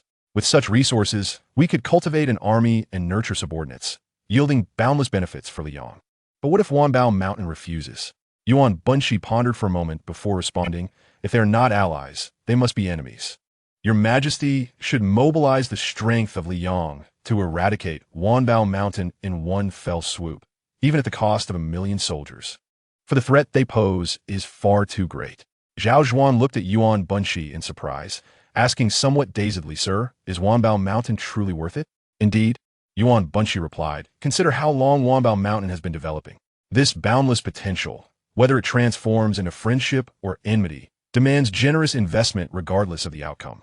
Although Zhao Zhuan harbored reservations, he found solace in one undeniable fact. He was obedient. Thus, he turned to Yuan Bunshi and inquired, Sir, how shall I deal with the others of Wanbao Mountain? And what of its head, Zhou Changshu? Yuan Bunshi paused momentarily, contemplating before responding, disregard the others of Wanbao Mountain. Only Zhou Changshu shall be conferred a title. He shall be known as the One-Character King. As for the land, grant him the range of mountains behind Wudang, and let us not forget the eastern sea as Wudi City, which has recently been captured. That shall also be bestowed upon him. The title of One-Character King? That was akin to a royal prince of the nation. Surely it would stir commotion within the court. Yuan Bunshi shook his head. Let them make a ruckus. How else would the news spread? He added, by the way, your majesty, let the awarding ceremony coincide with the day of the Wanbao Mountain Grand Competition. This way, it will carry a semblance of momentum, making it difficult for him to refuse. Zhao Zhuan nodded slightly. Sir, I understand. The following day, Zhao Zhuan raised the matter in the court, and, as anticipated, the ministers erupted into chaos. Although the discussion ultimately led to no resolution, the news nevertheless leaked out, causing a stir throughout Taiyan City. Meanwhile, at the entrance of the Baiyang Wangfu, Su Fengyin concluded his wanderings through the martial world. Li Shugan, observing Su Xiao who awaited him at the door, softly remarked, Su Xiao, consider the debt of gratitude between us settled. Su Xiao clasped his fists. Thank you, old sword god, for safeguarding my son. Li Chugang waved his hand dismissively. It was merely a transaction. Now that it is complete, I must return to Wanbao Mountain. I bid you farewell. With that, he soared into the sky, racing towards Wanbao Mountain, vanishing from Su Xiao's sight in an instant. After a brief moment, Su Xiao regained his composure and cursed. I knew sending Zhou Changshu to meet Li Chugang would bring no good. Now look, he has outmaneuvered me yet again. What a disgrace. Ignoring the fuming Su Xiao, the scene shifted back to the ancestral grounds of Wanbao Mountain. Zhou Changshu had spent the past 3 months in a state of blissful prosperity, enjoying the fruits of his labors and experiencing breakthroughs in his cultivation. He had ascended to the great celestial phenomenon realm, his foundation solidified, and he stood on the precipice of transcending to the earthly immortals, ready to become one of the distinguished few. In the afternoon, at the entrance of Wanbao Mountain, Li Chugang, accompanied by his green-clad companion, descended, gazing at the 3 prominent characters that spelled Wanbao Mountain. He nodded in acknowledgement and instructed, please inform them that Li Chugang and his wife have come to visit Wanbao Mountain. The sentry nodded in understanding. Please wait a moment, senior. With that, he stepped inside to relay the message, while Li Chugang and his companion waited. Moments later, Bai Qi suddenly appeared at the entrance. Looking at Li Chuang with warmth, ah, brotherly, you have finally arrived. If you had delayed any longer, Changsho would have thought you had fled. In response to Bai Qi's teasing, Li Chuangang jested back. That cannot be, for I have heard that Wanbao is overflowing with riches. I intend to retire here. The two exchanged hearty laughter, and Bai Qi welcomed them inside. Upon entering the valley, they were greeted by an impressive scene of neatly arranged houses, prompting Li Chuangang to exclaim, "What a splendid place!" Bai Qi nodded. "Brother Li, follow me. I shall introduce you, and then we'll meet Changsho." As they walked, Bai Qi narrated, "This is the heavenly pool, flanked by houses on either side, and behind them are two enormous training grounds where my subordinates usually practice." Just as he spoke, water splashed in the heavenly pool, and 3 fruits shot forth, each caught by Bai Qi and the others. Emerging from the pool was a magnificent sight, a golden dragon, several meters long, swimming gracefully. "This is Zhou Rue," Bai Qi continued. Originally a dragonfish of the King Kong realm, it was designated as the Zhou family's auspicious beast by Changsho.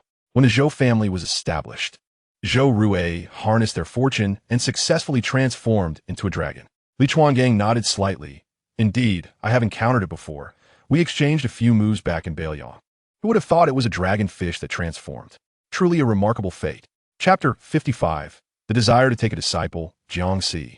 Bai Qi nodded. "Brother Li, once you join Wanbao, you'll have ample time to admire it. Let us head to Wanbao now, for I believe Changsho is waiting for us to dine." Li Chuangang agreed, and the 3 proceeded towards Wanbao.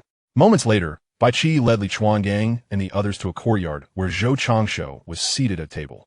Upon seeing Li Chuangang, he exclaimed, "Senior, you have arrived. Please take a seat. Your presence at Wanbao is a feast for the senses." Li Chuangang and the others took their seats. A feast for the senses? In my day as the sword god in a blue robe, I have savored many exquisite delicacies. Changsho, do not try to deceive me. Zhou Changsho smiled slightly. "Ronger, someone has claimed your culinary skills are lacking. Come forth." Li Chuangang's expression changed. "Changsho you." Before he could finish, a young girl clad in white, embroidered with golden edges, emerged holding a spoon. She possessed an eccentric charm, but her words were unexpectedly fierce. Who dares to say my cooking is subpar?" Li Chuangang looked up, feeling as if he were facing a small tiger, claws bared. Zhou Changsho unabashedly pointed at Li Chuangang, declaring, "Ronger, it is him, indeed." Faced with the girl's piercing gaze, Li Chuangang offered an awkward smile. "Little girl, you must not heed your master's words. I never claimed such a thing." Huang Rong's eyes flickered as she turned to Zhou Changsho. "Brother Changsho, I knew you were merely teasing me. If you continue this way, I shall deprive you of the delightful dishes for 3 days." Zhou Changsho raised an eyebrow. "Ronger, do not play coy. You are clearly using this as an excuse to grant yourself a respite." Huang Rong's expression stiffened, and she muttered somewhat guiltily, "Is there anything wrong with wanting a break? I once relished cooking, but now that it has become a task, it has truly become tiresome." "Hongya, what are you mumbling about?" Huang Rong snapped back to reality, offering a sheepish smile. "Oh, it's nothing. I'll just go prepare another dish for you." Without waiting for Zhou Changsho's reply, she swiftly turned and entered the kitchen. Li Chuangang, observing the scene, couldn't help but jest at Zhou Changsho. "You nearly fell into his trap, but truly, you are quite fortunate. Such a charming young lady, endowed with the essence of heaven and earth, willingly serves as your cook." Zhou Changsho cast a proud glance at Li Chuangang, then slyly turned to the green robe. "Look, senior, he is envious. He surely wishes for the same." Upon hearing this, Li Chuangang's expression shifted dramatically. He realized that this young man was taking revenge. "You must have a dark heart, considering you still hold a grudge from when I had to strike at you in desperation back in Baiyang, and I even missed." Li Chuangang then anxiously glanced at the green robe. "Green robe, do not heed his wild tales. My heart belongs solely to you." The green robe, touched by his urgent explanation, gently reassured him, "I believe you." She then teased, "Li Chuangang, you are of a considerable age. Can you not be more composed?" However, Li Chuangang was lost in the warmth of her words, grinning foolishly, utterly unconcerned by her jest. The green robe then shifted her attention to Zhou Changsho. "You too should take heed. Li Chuangang has finally reunited with his beloved. Why would you jest at his expense?" In response to the green robe's protective stance, Zhou Changsho nodded earnestly. "Indeed, senior speaks wisely. As the saying goes, it is difficult to nurture both women and scoundrels." Of course, his reluctance stemmed from their unfamiliarity, compounded by her status as Li Chuangang's beloved, making Zhou Changsho feel somewhat restrained.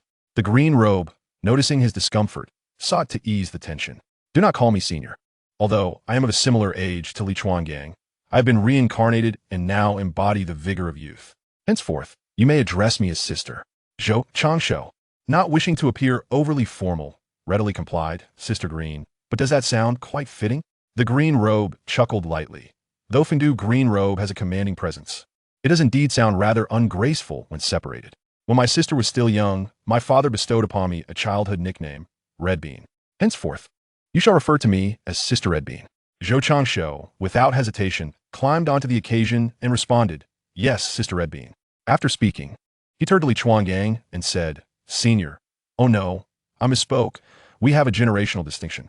Chuangang, why don't you promptly address me as younger brother?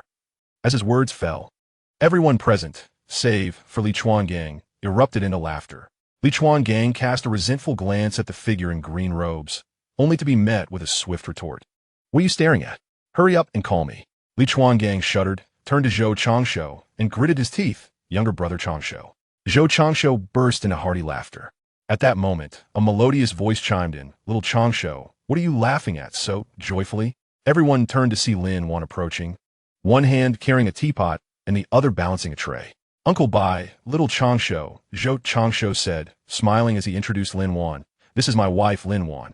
He then pointed to Li Chuangang, Sister Wan. This is the sword master Li Chuangang from the spring and autumn period, and this is his beloved. You may simply call me Sister Red Bean. Lin Wan picked up the teacups filled with tea from the tray and distributed them to everyone before offering a slight bow. Lin Wan, pleased to meet you, Uncle Li and Sister Red Bean. Both Li Chuangang and Zhou Changsho returned the gesture promptly. Subsequently, Li Chuangang turned to Zhou Changsho and remarked, Did you see that? Your wife is so courteous, unlike you, who only knows how to bully the elderly. What of it? My elder brother Changsho may bully whomever he pleases. The crowd turned to see Jiang Si and Qing Miao entering from the courtyard. Li Chuanlong's heart stirred as he gazed at Jiang Si. A natural sword embryo? Jiang Si approached Zhou Changsho and inquired, Brother Changsho, who are they? Zhou Changsho raised an eyebrow. Sir, do not be rude. We were merely playing moments ago. These two are none other than the sword god Li Chuangang and his beloved, Fengdu in green robes.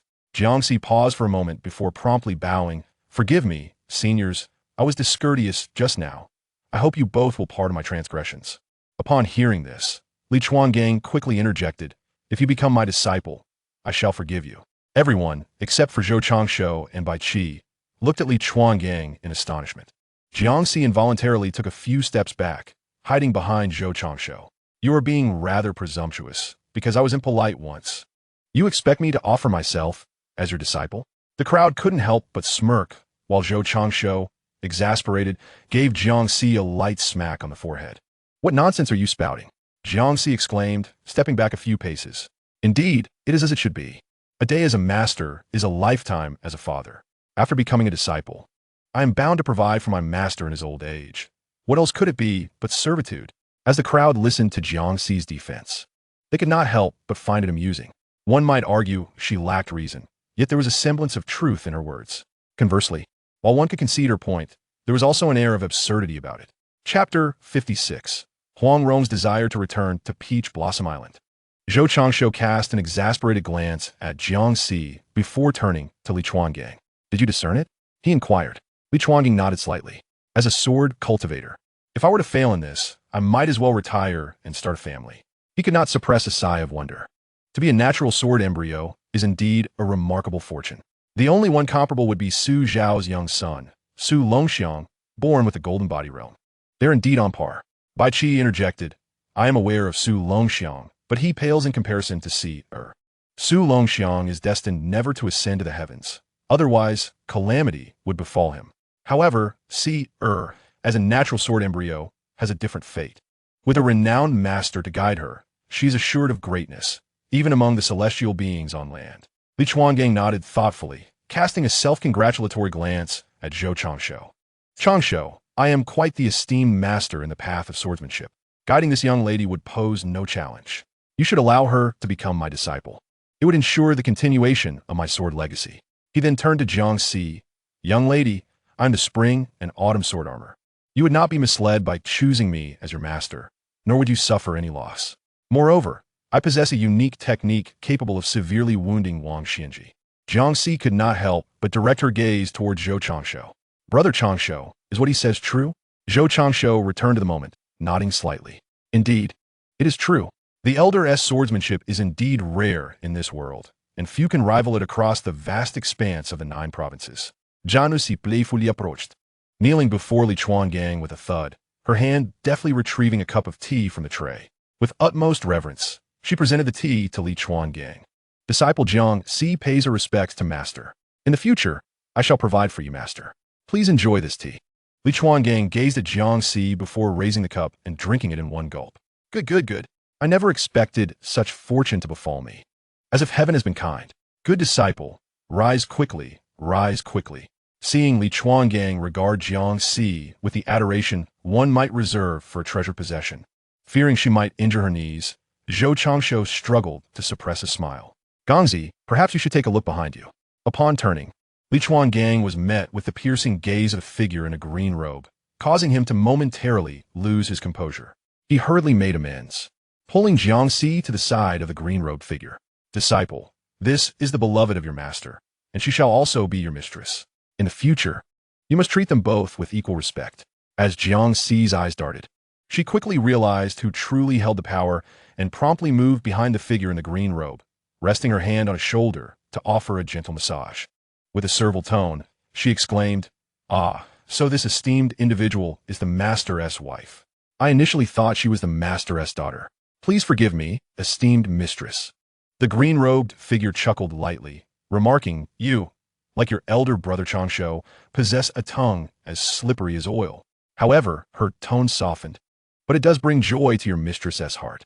Li Chuangang, observing the obsequiousness of his newly accepted disciple, couldn't help but ponder how she could be a natural talent for swordsmanship. At that moment, Huang Rong emerged, announcing, "Elder brother Changshu, it is time for dinner." Changshu responded affirmatively, and soon everyone began to stir. Moments later, they gathered around the table, ready to feast. "Mother, I desire this," a voice chimed. Upon hearing this, Li Chuangang and the green-robed woman exchanged glances, momentarily taken aback. It was Li Chuangang who finally spoke. "Changshu, are you truly bestowing upon your elder a dish?" Laughter erupted among the group. Changshu clarified, "Sister Wan was the queen of the Western Chu, while Si is a princess of the same realm. When I first awakened my gift, I intended to seize the opportunity amidst the vulnerability of the Western Chu capital. Unexpectedly, I encountered Wan and her companions. I surmised they possessed extraordinary fortune, and thus sought to test my own latent abilities by rescuing them." Li Chuangang let out a sigh of relief. "Ah, I see. I thought you were genuinely trying to bestow upon your elder." The absence of an elder was already a challenge for him. Had there truly been one, it would have been rather relentless teasing. The green-robed woman raised an eyebrow. "Changshu, you were quite the clever one even as a child. You were but 5 or 6 years old when the Western Chu fell, yet you were already so precocious." Changshu merely chuckled. "Sister Hongdo, it cannot be said that way. What I did was merely a testament to thrift and resourcefulness. Even at such a tender age, I knew to bring worthy treasures home. Is it not commendable to be recognized as a prudent head of the household?" The others scoffed at Changshu's unabashed remarks, and soon they indulged in their meal. After dining, Li Chuangang, patting his belly, reclined in a chair, gazing at Huang Rong with admiration. "Miss Rong, your culinary skills are indeed impeccable. I wonder how we shall manage after this feast." Huang Rong, with wide eyes and clenched fists, shot him a look of indignation. "Pa, you old man are truly pushing your luck. One meal is sufficient, yet you wish to partake in my cooking daily." Li Shugan smilat shapishli. Yet knowing the green-robed woman's fondness, he endeavored to appease. "Then let us make a proposal, Miss Rong. As long as you allow me and the one in the green robe to savor the exquisite dishes you prepare daily, I shall owe you a favor. What do you say?" Huang Rong initially intended to decline, for she resided in Wanbao Mountain, where she lacked neither sustenance nor clothing and faced no peril. However, the thought of her mother suddenly crossed her mind. Thus, she shifted her stance. "Very well, but I require the favor immediately." Li Chuangang was momentarily taken aback, recalling Huang Rong's banter with Zhou Changshu, and instinctively replied, "My dear girl Rong, if you wish for me to teach Changshu a lesson, I regret to inform you that I cannot oblige, as I still rely on him for my livelihood." Huang Rong shot him a glance of disdain. "You old man should refrain from boasting. Setting aside whether you could best him, I too must earn my keep under his roof. Li Chunguang awkwardly stroked his beard. Then, my dear girl Rong, feel free to express your request, as long as it is within my means. Huang Rong nodded slightly. Rest assured, you will certainly be able to fulfill it. I require you to use your sword to escort me back to Taohua Island in the Song Dynasty, for I wish to deliver a healing elixir to my mother. Li Chunguang instinctively directed his gaze toward Zhou Changshu, who gave a slight nod. The elder has agreed. As I initially intended to wait for Rong's father to arrive before delivering the healing elixir to him. Since Rong cannot wait, the elder shall accompany her on this journey. Considering the timeline, there's still over 6 months until the grand competition begins at Wanbao Mountain, and given Huang Yaoshu's pace, he would reach in less than a month. As it stands, assuming no unforeseen events occur, Huang Yaoshu should still be at Taohua Island. Li Chunguang nodded slightly in response. Very well, my dear girl Rong. I have agreed. Whenever you wish to depart, simply inform me, and in a few days' time, I shall have us in the Song Dynasty. Huang Rong's face brightened at his words. Please, elder, do not refer to me as girl any longer. It feels rather distant. Henceforth, you may call me Rong. As for our departure, I shall make my preparations, and we can set off tomorrow. The sooner we reach Taohua Island, the less my mother will suffer. Li Chunguang nodded once more and turned his gaze toward Zhou Changshu, teasingly remarking, Changshu, your cook resembles you. Truly a case of one who stays close to vermilion becomes red, and one who stays close to ink becomes black. Zhou Changshu, however, was unfazed, proudly stating, Isn't that wonderful? No one can bully us when we step outside. As his words settled, they transcended into a realm beyond his own. Chapter 57. To Taohua Island, Feng Hung Awakens. The following day, Zhou Changshu watched as Li Chunguang took Huang Rong away on his sword, until they vanished from sight. Before he withdrew his gaze, he then turned and returned to the courtyard, sitting cross-legged to enter a state of cultivation. Meanwhile, the scene shifted to Lin Wan. As the grand competition drew nearer and Wanbao Mountain began its preparations, starting with accommodations. After a discussion between Lin Wan and Bai Qi, they commanded individuals to clear the expansive courtyard at the entrance, and subsequently arrange the training ground on the left side. A series of matters, including provisions, also required organization. Time swiftly passed, and 5 days later, the scene transitioned to a position 10 miles above the sky outside Peach Blossom Island in the Song Dynasty, where Li Chuangang hovered in the air with Huang Rong. Is this your home, Rong? He inquired. Indeed, my home is quite beautiful, isn't it? Huang Rong replied, a hint of pride in her voice. Li Chuangang nodded slightly. It is indeed lovely. Suspended over the sea, it is a rare sanctuary of tranquility. However, is your father well-versed in the art of Qimen Dunjia? The formation on Peach Blossom Island is rather intricate. An ordinary person would likely find themselves disoriented upon entry. Huang Rong was not surprised by Li Chuangang's perceptiveness, having revealed much information along the journey, primarily through her culinary skills. One notable detail was that Li Chuangang was at the earthly immortal realm. Yes, my father possesses a diverse array of knowledge, mastering many disciplines. The martial arts I practice were all created by him, she explained. Li Chuangang raised an eyebrow. Throughout their journey, he had often prompted Huang Rong to demonstrate her skills. And while the complete set of techniques appeared somewhat lacking in his eyes, they were nonetheless of exceptional quality. He had not anticipated that they were crafted by Huang Rong's father himself. After a lengthy pause, Li Chuangang remarked, your father is truly a prodigy. It is a pity he has not encountered the pinnacle of martial arts. Relying on ordinary techniques, he has managed to create such remarkable skills. As they spoke, their sword flew to a height of 30 meters above Peach Blossom Island, when suddenly, a gust of energy surged towards Li Chuangang. With a flick of his finger, he dissipated the attack effortlessly. He then directed his gaze downwards, where a man in a blue robe stood with his hands clasped behind his back, gazing up at them. Is that your father? Li Chuangang asked. Huang Rong, feeling a twinge of fear, nodded slightly at the sight of Huang Yaoshu. Yet in the next moment, her apprehension dissipated as she noticed the man's expression. How utterly vexing, she exclaimed, her fear replaced by a spark of defiance. Without hesitation, Li Chuangang declared, it would be discourteous to arrive without reciprocating. Allow me to offer you a sword strike. With that, he controlled the force, raised his hand into a sword-like gesture, and swept it downward. 2 azure serpents instantly took shape, darting towards Huang Yaoshu. In response, Huang Yaoshu produced a flute and began to play, unleashing a series of sound waves formed from spiritual energy to counter the 2 serpents. However, He ultimately could not intercept them all and, disregarding his composure, hurriedly evaded. As the attacks descended, the rocky outcrop where Huang Yaoshi stood shattered into fragments. Li Chuangang then descended on his sword, addressing Huang Yaoshi, "Your knowledge is indeed vast. Whether it be swordplay or music, mastery in a singular discipline allows one to progress further.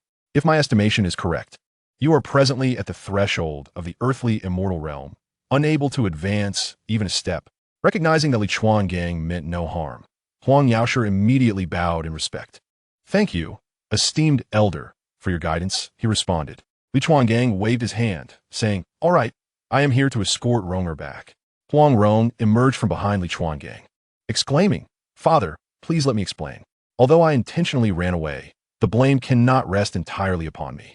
Huang Yaoshi shot a disapproving glance at his daughter, retorting, "Are you suggesting that despite sneaking out, I should bear the responsibility?" Seeing that her father was not stern, Huang Rong immediately approached him with a cheerful demeanor, linking her arm with his. "Oh, dear father, I didn't mean it that way.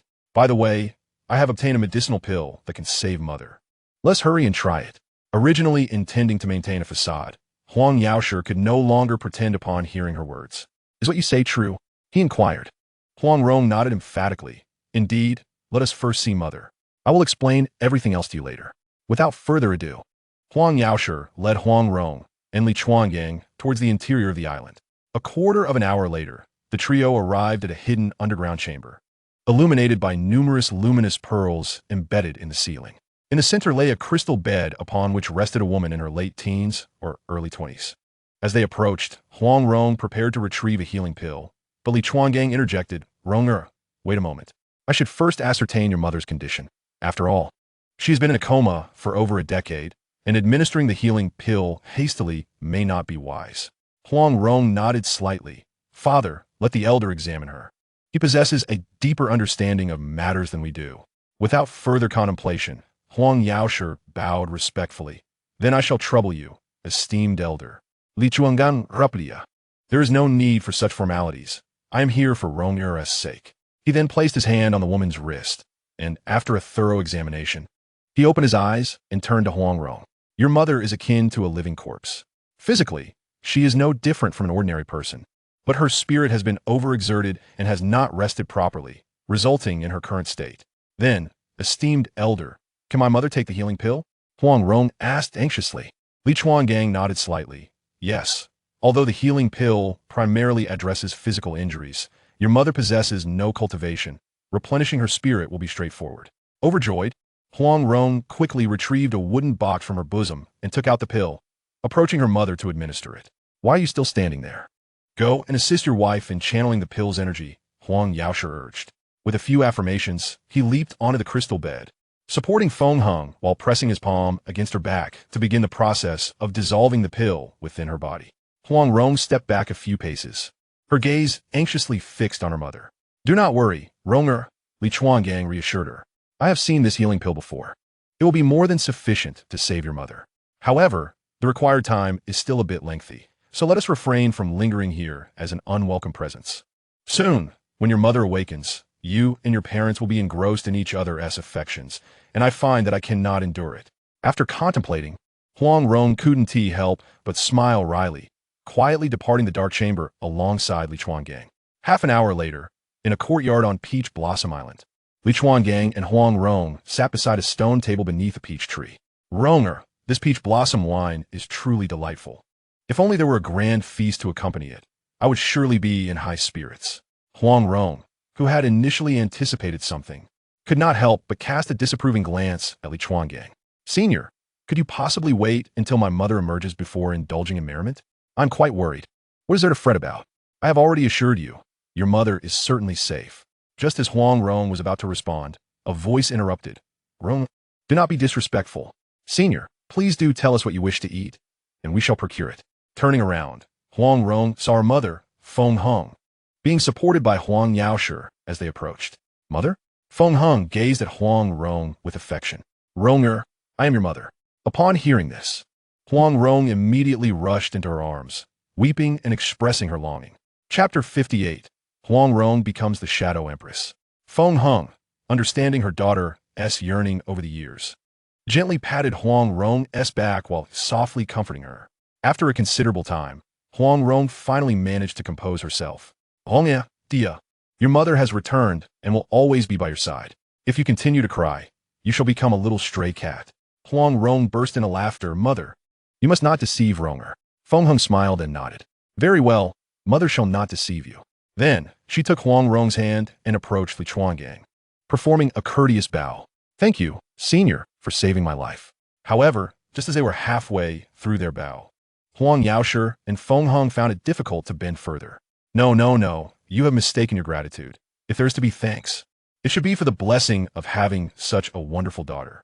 Without Ronger, it would have been difficult for you to awaken. With no other choice, Feng Heng and Huang Yaoshi straightened up. After seating Huang Rong, Huang Yaoshi inquired, Ronger, from where did you acquire the healing elixir? Huang Rong pondered briefly and recounted the events. To her surprise, Huang Yaoshi responded, that will not do. 1 elixir in exchange for Ronger's 10 years of freedom? This is simply unacceptable. In a few days, I shall take you to Wanbao Mountain to see if we can negotiate further. Upon hearing this, Li Chuangang gave Huang Yaoshi a thumbs up. You are indeed formidable, to even dare to quibble over longevity. I have never encountered such audacity before. Huang Rong, feeling somewhat anxious, looked at Li Chuangang and said, Senior, my father is unaware of the situation. Please do not inform Brother Changshu. Li Chuangang waved his hand dismissively. Do not worry. As long as your father does not renege, I shall not speak out of turn. Huang Rong exhaled, quickly turning to her father, Huang Yaoshi. Father, I have personally agreed to this matter. You need not intervene. Huang Yaoshi pondered for a moment before inquiring, who is this Changshu, and what is his realm? Huang Rong rolled her eyes at her father, thinking how true it was that like father, like daughter. Father, you need not meddle. I've already considered all those strategies. As for Brother Changshu, he is the head of the Zhou family from Wanbao Mountain, currently at the Great Celestial Realm. However, he is accompanied by 2 celestial beings, one of whom is the legendary sword god Li Chuanguang from the spring and autumn period, before the unification of the world, and the other is by Qi, the notorious general who slaughtered 600,000 troops of Zhou before the unification of Qin.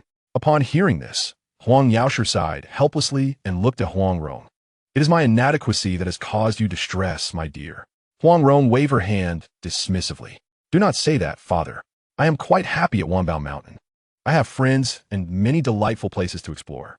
Aside from cooking, I am enjoying myself immensely. Huang Yaoshi observed Huang Rong's expression, which seemed genuine yet still felt uneasy. Very well, in a few days, your mother and I shall accompany you to Wanbao Mountain. Otherwise, we cannot rest easy. Huang Rong nodded slightly, her mind racing with the thought of bringing her father to Wanbao Mountain, thereby allowing him to advance in his cultivation and sparing her the grief of separation from her parents. Li Chuanguang noticed the glint in Huang Rong's eyes, understanding she was plotting something, yet he chose not to expose her. Ronger, your mother is well now. You could prepare a delicious meal for me, can't you? I am eagerly awaiting the fine wine to accompany it. Huang Rong snapped back to reality, grinning as she stood. Of course, I shall attend to that immediately, esteemed elder. Please wait a moment. After bidding farewell to Huang Yaoshi and Feng Heng, she headed towards the kitchen. Huang Yaoshi then settled down to discuss matters regarding Zhou Changshu with Li Chuanguang. Esteemed elder, with your cultivation at the Celestial Realm, what brings you to Wanbao Mountain? Li Chuanguang replied, you are far less astute than your daughter. At least she understands the principle of being gracious when receiving favors. You, on the other hand, approach me without any pretense, putting me in a difficult position. Huang Yaoshi chuckled awkwardly, reluctantly pouring a cup of peach blossom wine for Li Chuanguang. Esteemed elder, please enjoy this drink. You truly lack finesse and flattery, but for the sake of Ronger, I shall share a few words. You would do well to remember them. Please, I am all ears. After a moment of contemplation, Li Chuanguang began. Changshu is a decent fellow, particularly towards those he considers his own. You inquired why I joined Wanbao Mountain, did you not? He then succinctly recounted the events surrounding Wudi City. Li Chuangang gazed at the dazed Huang Yaoshi and continued. Now do you understand why Ronger was so anxious just now? Not to mention myself and Brother Bai. Even Changshu is beyond your reach. His foundations are rare in this world. He has mastered the realms of King Kong, Ji Xian, and Tian Xiang to their utmost. If you truly care for Rome, you should join Wanbao Mountain. This way, not only will you be reunited with your wife, but you will also advance further in the path of martial arts. Huang Yaoshe regained his senses and, after a long pause, spoke slowly. Thank you for your guidance, but this matter requires further consideration. Li Chuangang chose not to elaborate further. Once Huang Yaoshe arrived at Wanbao Mountain, given Changshou's nature, it was unlikely he would let Huang Yaoshe leave, so Li Chuangang decided to leave the rest to Zhou Changshou. An hour later, after Huang Rong prepared a sumptuous meal, Li Chuangang and the others gathered around the table to dine. Once the meal concluded, they sat around sipping tea, when suddenly Feng Heng remarked, "Ronger, you have truly suffered." Huang Rong looked at Feng Heng in confusion, and upon seeing the concern in her eyes, she immediately realized her mother had misunderstood. With a quick roll of her eyes, tears began to flow. "Mother, my fate is indeed unfortunate. Father has neglected me since childhood, leaving me in the care of a mute servant while he wanders about. As I grew older, he forced me to practice martial arts. Mother, I have endured so much." Li Chuangang observed Huang Rong's clumsy performance, unable to suppress a smirk. Indeed, those who had spent too much time with Changshou often resorted to such antics. He then shifted his gaze to Huang Yaoshe. Huang Yaoshe felt a looming sense of crisis and hurriedly began to explain, "Allow me to clarify." However, he was interrupted by Feng Heng. "What do you mean? How can you treat Ronger this way? She is so young. Not only have you failed to provide her with companionship, but you also force her to practice martial arts?" Huang Yaoshe could not help but look at Huang Rong, who was crying in his wife's arms, and saw her winking through her tears. "Hunger, look at Ronger," he said. Feng Heng looked down, seeing the sobbing Huang Rong, and glared at Huang Yaoshe. "What are you looking at? Isn't Ronger crying enough?" Huang Yaoshe felt utterly wronged, akin to a mute eating bitter lotus, unable to express his grievances. Yet, seeing Feng Heng's heartfelt concern for their daughter, he knew that no words would suffice. He could only remain silent, feeling a mix of frustration and helplessness. Inwardly, he lamented, Who has turned my dear daughter into this? I shall not rest until I confront this matter." After a while, when Huang Rong sensed the silence, she pretended to have been comforted and detached herself from Feng Heng's embrace. Just as she settled down, Huang Yaoshe forced a smile and asked, "Did you enjoy yourself?" Huang Rong offered a sheepish smile, intending to retreat behind Feng Heng, but Huang Yaoshe would not grant her such a wish. He swiftly employed the orchid finger technique, sealing her acupoint. Turning his gaze towards Feng Heng, he said, "Do not be hasty. Ronger has not yet finished her explanation. Firstly, I did indeed leave Ronger in the care of the mute servant, but over the span of 16 years, that amounted to merely 3 years. And this must also include the time she spent wandering off recently. Furthermore, regarding my own excursions, it was you who, during those first 2 years, compelled me to roam far and wide in search of a remedy for your ailment." As he continued to speak of martial arts, Huang Yaoshe let out a cold snort, his tone tinged with a hint of grievance. "It was Ronger who tearfully implored me to teach her the art of combat. How can she wrongfully accuse me?" Chapter 59, Subduing the Huang Yaoshe Couple. Upon hearing Huang Yaoshe's words, Feng Heng could not help but cast his gaze towards Huang Rong, who could only respond with a guilty smile. Feng Heng lightly chided her. 3 days swiftly passed. After taking time to recuperate, Feng Heng's health improved slightly, and the trio finally set off from Yang. The scene shifted to another location. At the Mongolian prince of Ruyang's estate, beside a martial arts arena, Zhao Min, along with her father, the prince of Ruyang, and her elder brother Wanbao, sat observing the bouts taking place in the arena. Min, the grand competition at Wanbao Mountain is approaching. Will you be attending?" Before Zhao Min could respond, Wanbao interjected, "Sister, I advise against it." The notorious Zhang Sanfeng, who once boldly infiltrated the Ruyang princely estate, hails from the Wudang sect in Liang. With the competition commencing, Zhang Sanfeng will undoubtedly participate. Should he decide to take action against you, what then? Zhao Min chuckled lightly. "Brother, you are being overly cautious. Who is Zhang Sanfeng? He would not stoop so low as to attack a mere woman, especially since the esteemed Jinlun Guosher will also be present." The prince of Ruyang furrowed his brow. "The Jinlun Guosher is not from our faction, and I remain unconvinced. Perhaps it would be best to wait until the competition concludes, when Liang is no longer the focus of the martial world, before you venture forth." Zhao Min shook her head slightly. "I can afford to wait. But can father and you, brother? Currently, there are numerous princes in the Mongolian court, and factions are forming. Among the neutral parties, there are 3 powers. One is the royal family, another the state religion, and lastly, our Ruyang princely estate. The royal family relies on His Majesty, and the princes dare not pressure them. The state religion boasts an abundance of formidable masters, unafraid of princely coercion. Consequently, these princes will undoubtedly turn their attention to our easily bullied Ruyang estate, each attempting to meddle in military affairs, while His Majesty remains oblivious. If we do not establish some merit, our Ruyang estate will inevitably be consumed, and even our family's lives may be at stake. The grand contest at Wanbao presents us with a unique opportunity. You are well aware of the efficacy of Wanbao's elixirs. Currently, the Han people from various nations are expressing their desire to participate, all with the aim of forging alliances. I have heard that the illustrious Emperor Zhou of the Qin will dispatch his eldest son, Fusu, to partake in this grand event. Meanwhile, our princes in the Great Yuan are timid and fearful, dreading the prospect of being slain by the wandering swordsmen among the Han, seeking to make a name for themselves. This predicament is precisely where our opportunity lies. Should we succeed in establishing a collaboration, it would grant our family some much-needed time. Regardless of whether we choose to assert our independence or seek refuge, we shall always have a path forward. Unlike our current situation, where the emperor harbors suspicions and the princes plot to usurp the military power of the Ruyang Wangfu. Min, I shall undertake this journey to Wanbao. No, brother. If you leave, our father will be overwhelmed by those princes. I should be the one to go instead. With that, Zhao cast her gaze upon the Ruyang Wang. After a brief silence, the Ruyang Wang replied, Min, you may go, but you must proceed with utmost discretion.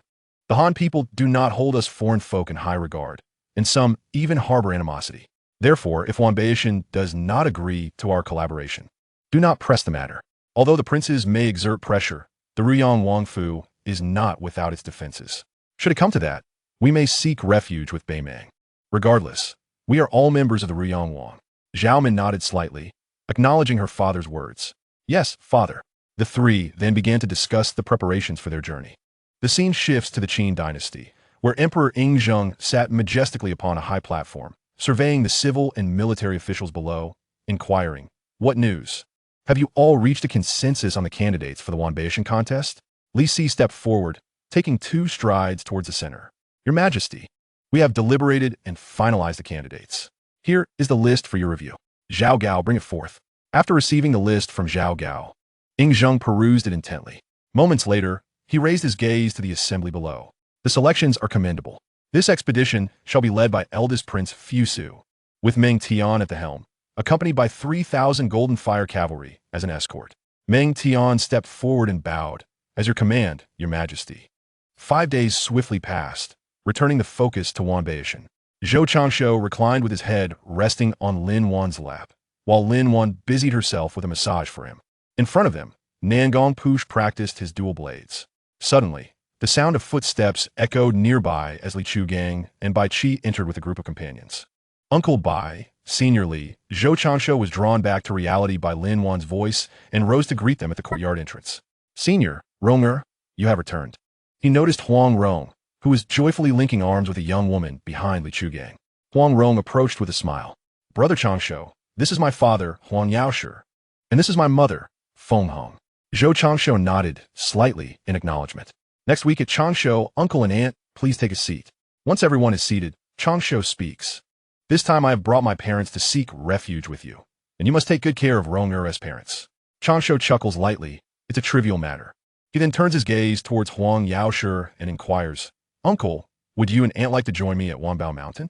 Huang Yaoshi, reflecting on Huang Rong's persuasion during their journey and the sights he beheld upon entering Wanbao Mountain, responds, Of course, I would be willing. He rises and bows, saying, Huang Yaoshi pays his respects to the family head. Feng Hong, witnessing this, promptly follows suit and bows as well. Changshu steps forward to assist them, saying, Uncle, aunt, please rise. Having suddenly joined Wanbao Mountain, we shall be one family from now on. After helping them up, the three once again take their seats. Changshu then gestures towards Nangong Push and addresses Li Chuangang. Esteemed senior, this is my wife, Nangong Push. When you last visited, she was still cultivating in the library. Li Chuangang regards Nangong Push and asks, practicing the sword, are you? If you're interested when I teach my disciple to wield the sword, you are welcome to observe. Though I do not practice the sword myself, the essence of martial arts can transcend disciplines, and I can certainly offer some guidance. Nangong beams at Changsho and expresses her gratitude. Thank you, esteemed senior. Li Chuangang waves his hand dismissively. One is teaching, two is teaching. It is a simple matter. Moreover, I noticed your sword practice upon entering. Your talent is extraordinary. In truth, I am the one who benefits. As time flows by, 3 months swiftly pass. Standing at the entrance of Wanbao Mountain, Changsho gazes at the entrance before the heavenly pool, feeling increasingly satisfied as numerous visitors begin to arrive. The stage is set, waiting for the fish to bite. As the grand competition approaches, martial artists from various nations steadily arrive. Starting 7 days prior, people from the martial world have been coming, while at the same time, Liang is secretly maneuvering. They are targeting Su Fengyan. As intelligence reports indicate that after the martial artists from various nations entered the territory of Beiliang, Su Fengyan has faced several assassination attempts. This infuriates Su Xiao greatly. Although he knows that it is not those participating in the competition who are behind the attempts, he still dispatches troops to patrol the northern Liang territory, aiming to eliminate Liang's spies. In Chapter 60, titled The Breach of Defense, previously there were considerations to uphold, but now, with the perfect excuse at hand, it is permissible to kill without hesitation. The Liang royal family can only suffer in silence, for they cannot openly declare, "These are our spies," even though everyone secretly knows. It is an unspoken truth that one's own territory may harbor spies, yet such matters cannot be brought to light. The scene returns to Wanbao Mountain. Zhou Changsho sat by the edge of the heavenly pool, engaged in fishing, accompanied solely by the azure bird. Meanwhile, by Xiao, Jiangxi, and others were bustling about to greet the guests, with the younger ones eagerly gathering to enjoy the spectacle. Only the azure bird remained by Zhou Changsho's side. Azure bird, why do you not join Jiangxi and the others in their merriment? Zhou Changsho inquired. The azure bird, perched beside him, responded softly, I must accompany my lord. Beisate Azurawort. Come here. Zhou Changsho beckoned, and the azure bird approached, squatting beside his chair. He cupped her face in his hands and planted a kiss on her cheek. Well done, my dear. You have pleased your lord, and thus shall be rewarded. The azure bird, blushing, stepped back a few paces. My lord, you are merely rewarding yourself. Oh, dear azure bird, do not concern yourself with such trivialities. Instantly, the azure bird fell silent, her cheeks flushed, clearly embarrassed. Fortunately, at that moment, a soldier rushed over to her aid. Master, there is someone outside claiming to be Zhao Min from the Riyang prince's residence, wishing to see you. Zhou Changsho raised an eyebrow. Zhao Min? Allow her to enter, but she may come alone. Understood, master. With that, the soldier leapt away. As the soldier departed, Zhou Changsho turned his gaze back to the azure bird, teasingly asking, Azure bird, do you harbor feelings for your lord? The azure bird, her earlier blush returning, replied, My lord, I am merely a servant. How could I be worthy? Zhou Changsho chuckled at her bashful demeanor. What does worthiness matter? I am but a man.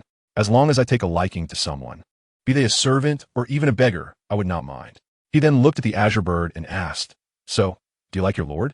The azure bird softly murmured an affirmative, so faint that Zhou Changsho nearly missed it. Just as he was about to tease her further, a voice interrupted, Young Master Zhou. How carefree you are. With all the heroes gathered at Wanbao Mountain, and the grand competition approaching, you still have the leisure to amuse yourself with your servant? Turning to face the source of the voice, he beheld a strikingly beautiful woman, her features exquisite yet imbued with an undeniable spirit, smiling at him. Zhao Min? She nodded slightly and stepped into the pavilion. Indeed, it is I. Without hesitation, she settled herself beside Zhou Changsho. You have yet to tell me your name, he remarked, raising an eyebrow. Do you not know my name? She teased. Then why have you come to make a visit? Azure bird, see our guest out, Zhou Changsho ordered, noticing her intent to act. Wait. Zhou Changsho, why do you not follow the proper etiquette? Zhao Min interjected. You should show a little consideration for a lady. You seem to lack an understanding of gentility. Zhou Changsho concealed a smirk within, pondering how he could leave a lasting impression on her without employing some profound strategy. Zhao Min, is this not indicative of your awareness of my existence? I had thought the information from the Riyang princess residence was rather outdated. After appraising Zhao Min, he continued, As for your claim of cherishing the delicate, while it bears significant weight, you offer me no advantage, so why should I yield to you? Zhao Min, exasperated, retorted, What kind of reasoning is this? You speak of taking advantage as if it were a matter of honor. You scoundrel. A scoundrel? What of it? Countless women in this world wish for a rogue like me. Yet few can attain such a privilege. If I bestow upon you a few charming words, you should consider yourself fortunate, he replied. Zhao Min, infuriated, almost forgot her purpose for visiting, now only wishing to deliver a swift kick to Zhou Changshuo's face. What? Do you intend to strike me? He teased.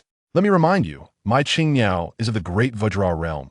Should you dare to lay a hand on me, I would have Qingniao suspend you by your ankles. Observing Zhou Changshuo feigning exaggerated fear, Zhao Min momentarily restrained her anger. After their brief exchange, she realized that should she act, this rogue would indeed follow through on his threats. I shall rise above your provocations, she declared. Zhou Changshuo raised an eyebrow. Indeed, you do exhibit considerable restraint. You, what a vexation you are. Enough, I cannot be bothered to argue with you any longer. Let's discuss serious matters. Zhou Changshuo's demeanor shifted as he returned to a composed state, casting his gaze upon the lake surface. What serious matters? Zhao Min, taken aback by his transformation, took a moment to gather her thoughts. I have come to Wanbao Mountain primarily to discuss a potential collaboration in the elixir business. Unfeasible. Hey, Zhou Changshuo, you refuse to even contemplate it before dismissing my proposal. How heartless of you. Zhou Changshuo spoke slowly. If this were a personal matter, I cannot collaborate with you due to old Zhang's influence. As for the state, it is needless to elaborate, though I harbor no prejudice against the Yuan. My allegiance lies with the Han people, and thus, I cannot choose to partner with the Yuan. Is there not even a glimmer of opportunity? Zhou Changshuo shook his head decisively. Not a shred of opportunity exists. An extended silence ensued, broken only by the sound of weeping, which Zhou Changshuo chose to ignore. This individual was no naive soul. She was cunning and resourceful. Among the myriad of characters in the Jin series, only Huang Rong could rival Zhao Min, both being equally whimsical. However, Huang Rong leaned towards the mundane, while Zhao Min reveled in manipulation. One misstep could spell disaster. Thus, Zhou Changshuo opted to remain steadfast against her schemes, resolved not to be ensnared by her machinations. After a long pause, he remained unyielding. Standing aside, the bluebird gazed with a twinge of sympathy at the weeping Zhao Min, who resembled a pear blossom drenched in rain. Yet, Zhou Changshuo remained utterly unmoved. With a sharp clap, Zhao Min struck Zhou Changshuo, exclaiming, "Are you still a man? Here I am, crying like this, and you can't even offer a word of comfort or inquire about my troubles." Zhou Changshuo turned his head and shot her a disdainful glance. "Spare me your theatrics. Your ultimate aim is to collaborate with me on alchemy. I'm not foolish enough to fall for it. Asking would merely lead to your lamentations or uncover your predicaments.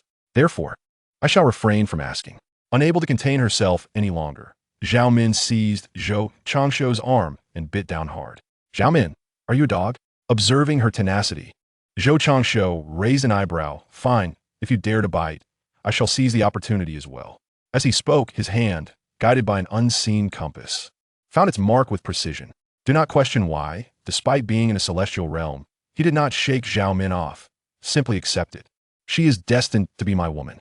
With a sudden gasp, Zhao Min released her grip on Zhou Changshuo's arm and staggered back a few steps, covering herself and glaring at him. "You shameless cad." Zhou Changshuo raised his hand and sniffed. "You still carry a fragrance?" Zhao Min erupted in furious exclamations. "You perverted scoundrel. I can't be bothered with you." With that, she leapt toward the entrance of the heavenly pool. Chapter 61. Jiangxi makes friends watching Zhao Min flee in disarray. Zhou Changshuo raised an eyebrow, pondering, "Can I not have my way with you?" The bluebird timidly interjected, "Young master, is this truly appropriate?" Zhou Changshuo did not look back. "What is inappropriate? She bit me.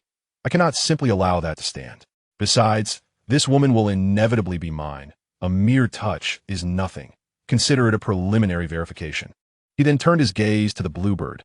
"Will you ensure our future child is not left wanting?" The bluebird froze for a moment, then followed Zhou Changshuo's gaze, lifting her hand to cover her mouth. "Young master." Hearing her indignant tone, Zhou Changshuo was determined not to let this go. "Bluebird, you have yet to respond." The bluebird shot him a reproachful glance before lowering her hand, glancing down to where her toes were obscured. Only after confirming that they were hidden did she look up and timidly reply, "I suppose they want to go hungry. They seem quite ample." "Ha." Observing the bluebird, as innocent as a blank canvas, Zhou Changshuo felt an overwhelming sense of satisfaction. What does a blank canvas signify? It denotes great plasticity. suggesting that he could freely create upon this surface. Meanwhile, on the path by the heavenly pool, Zhao Min gazed at the lake's surface, determined. Zhou Changsho, you pervert.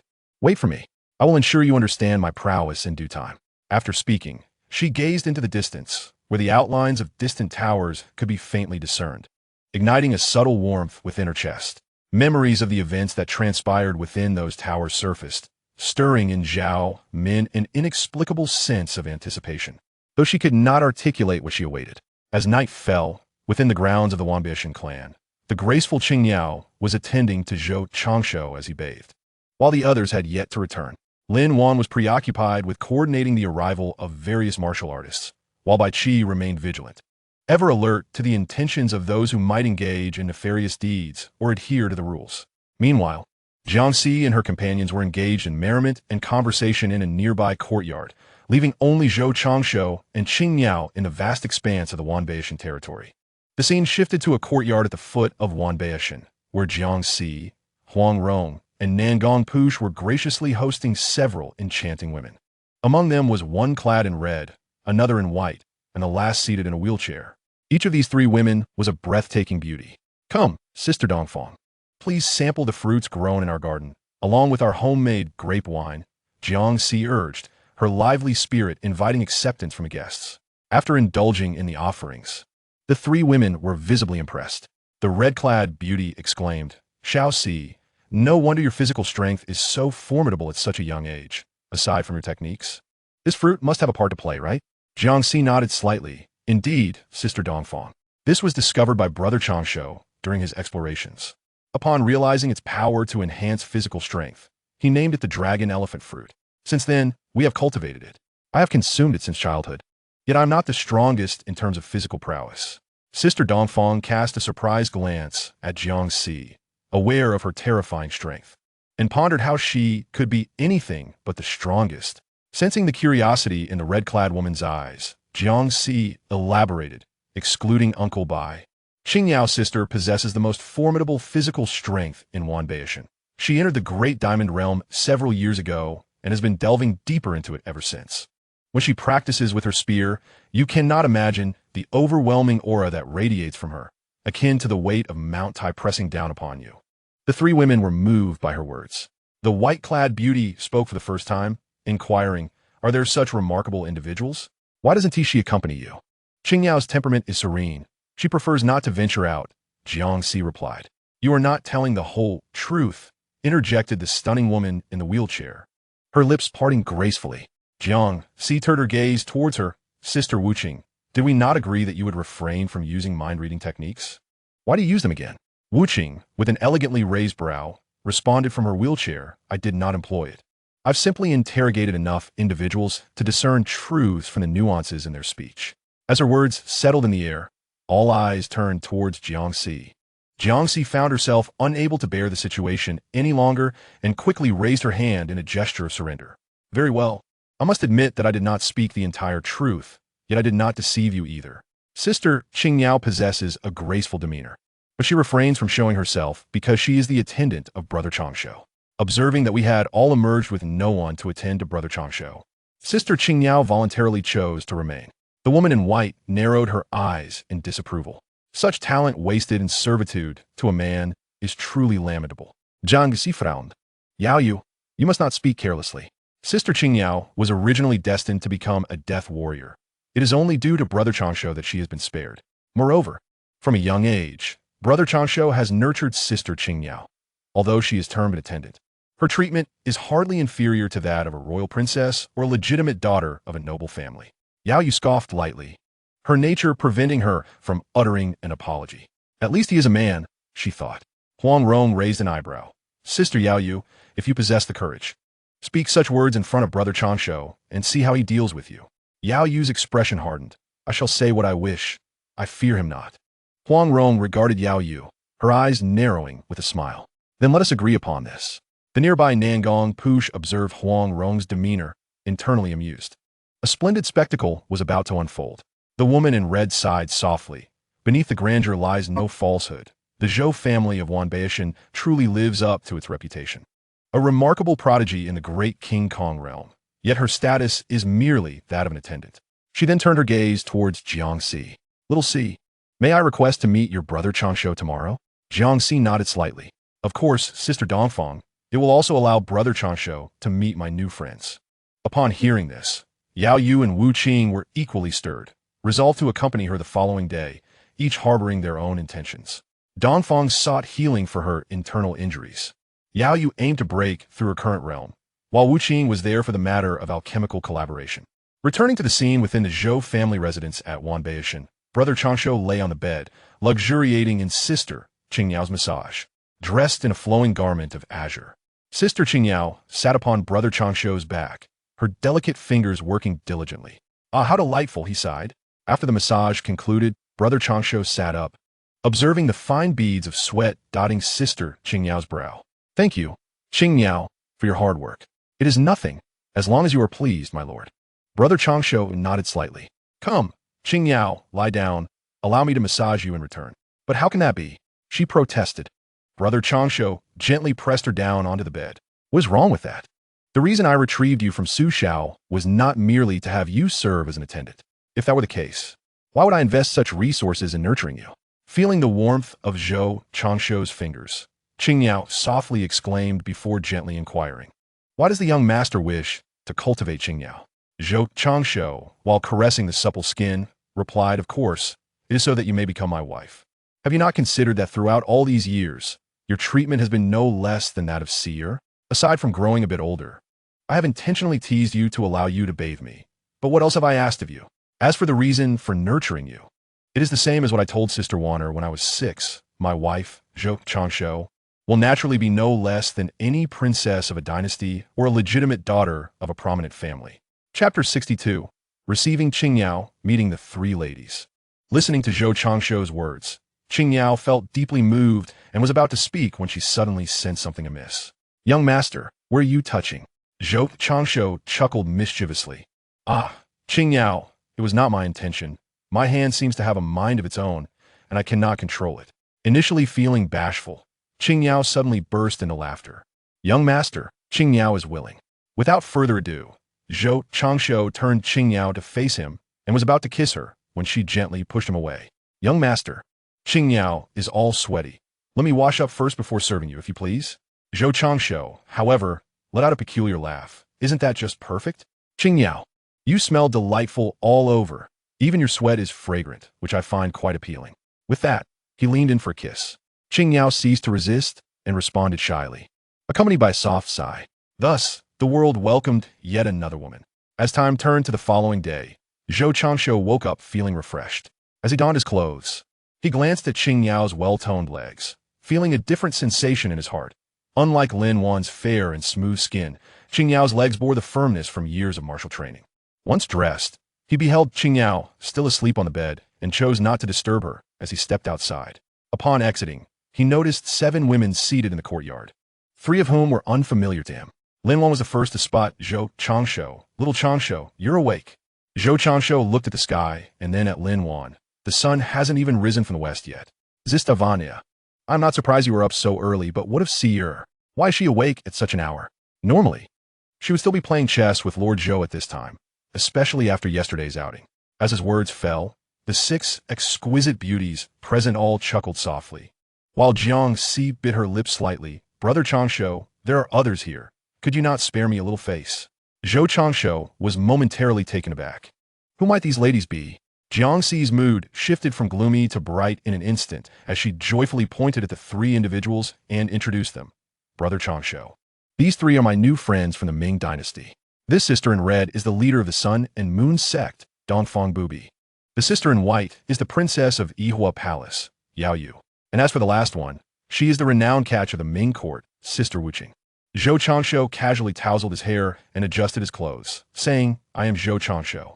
The 3 beauties furrowed their brows. Zhou Changsho chuckled lightly. I beg your pardon, ladies. I just woke up and am indeed a bit disheveled. Allow me to tidy myself before we continue our conversation. With that, he turned to head towards the bathing area.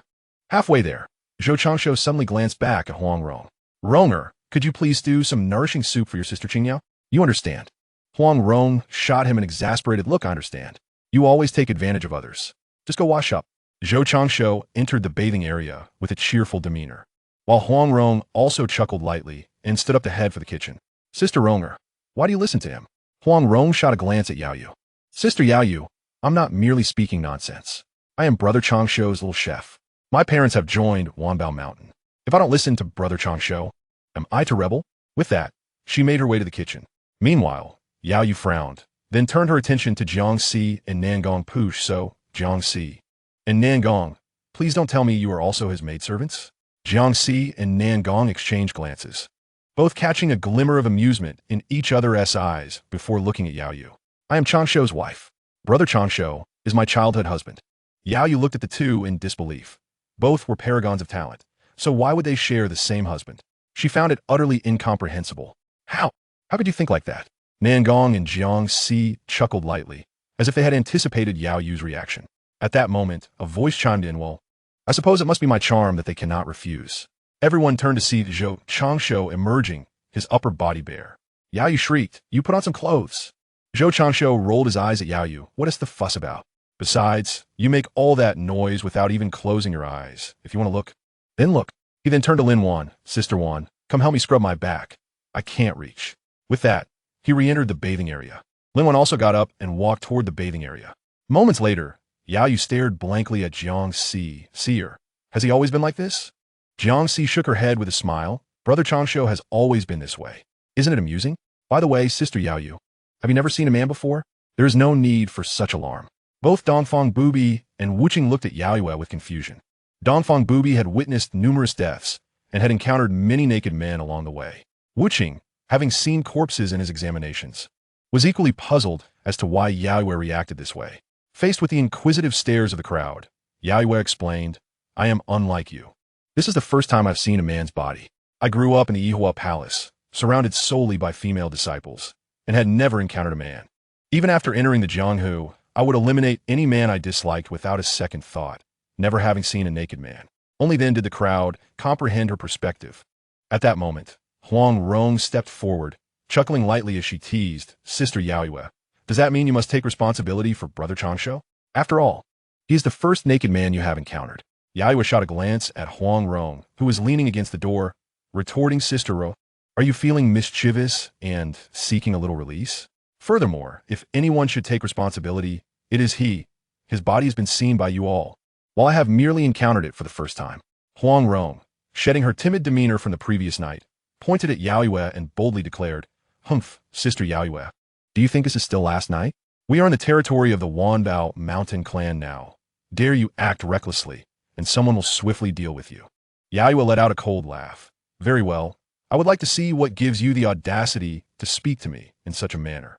With that, she raised her hand, unleashing a tremendous force that surged toward Huang Rong. Contrary to Yao Yu's expectations, Huang Rong remained composed, calmly observing her. Indeed, the next moment, a silver-white flying sword appeared at Yao Yu's forehead, rendering her motionless. Dongfang Bubi, sensing the overwhelming pressure emanating from the sword, stared in astonishment. Is that the aura of a terrestrial celestial? Wuqing, puzzled, turned to Dongfang Bubi. Despite feeling the immense pressure of the sword, she was oblivious to the realm it represented. Thus, she inquired, Dongfang, how do you know? After a moment of silence, Dongfang Bubi replied, I have experienced the pressure of celestial beings before. At this moment, Yao Yu dared not move, calling out, which esteemed elder has made a move. Please reveal yourself. A voice then emerged. Rona, you're being mischievous again. As the words were spoken, the flying sword vanished instantaneously. Chapter 63. Meeting Nangong, 19 Pavilions. Huang Rong chuckled sheepishly, muttering, who is being mischievous? Meanwhile, Dongfang Bubi exclaimed in astonishment. Was that the voice of Zhou Changshu? Wuqing echoed. Little Z, is your brother Changshu truly a terrestrial celestial?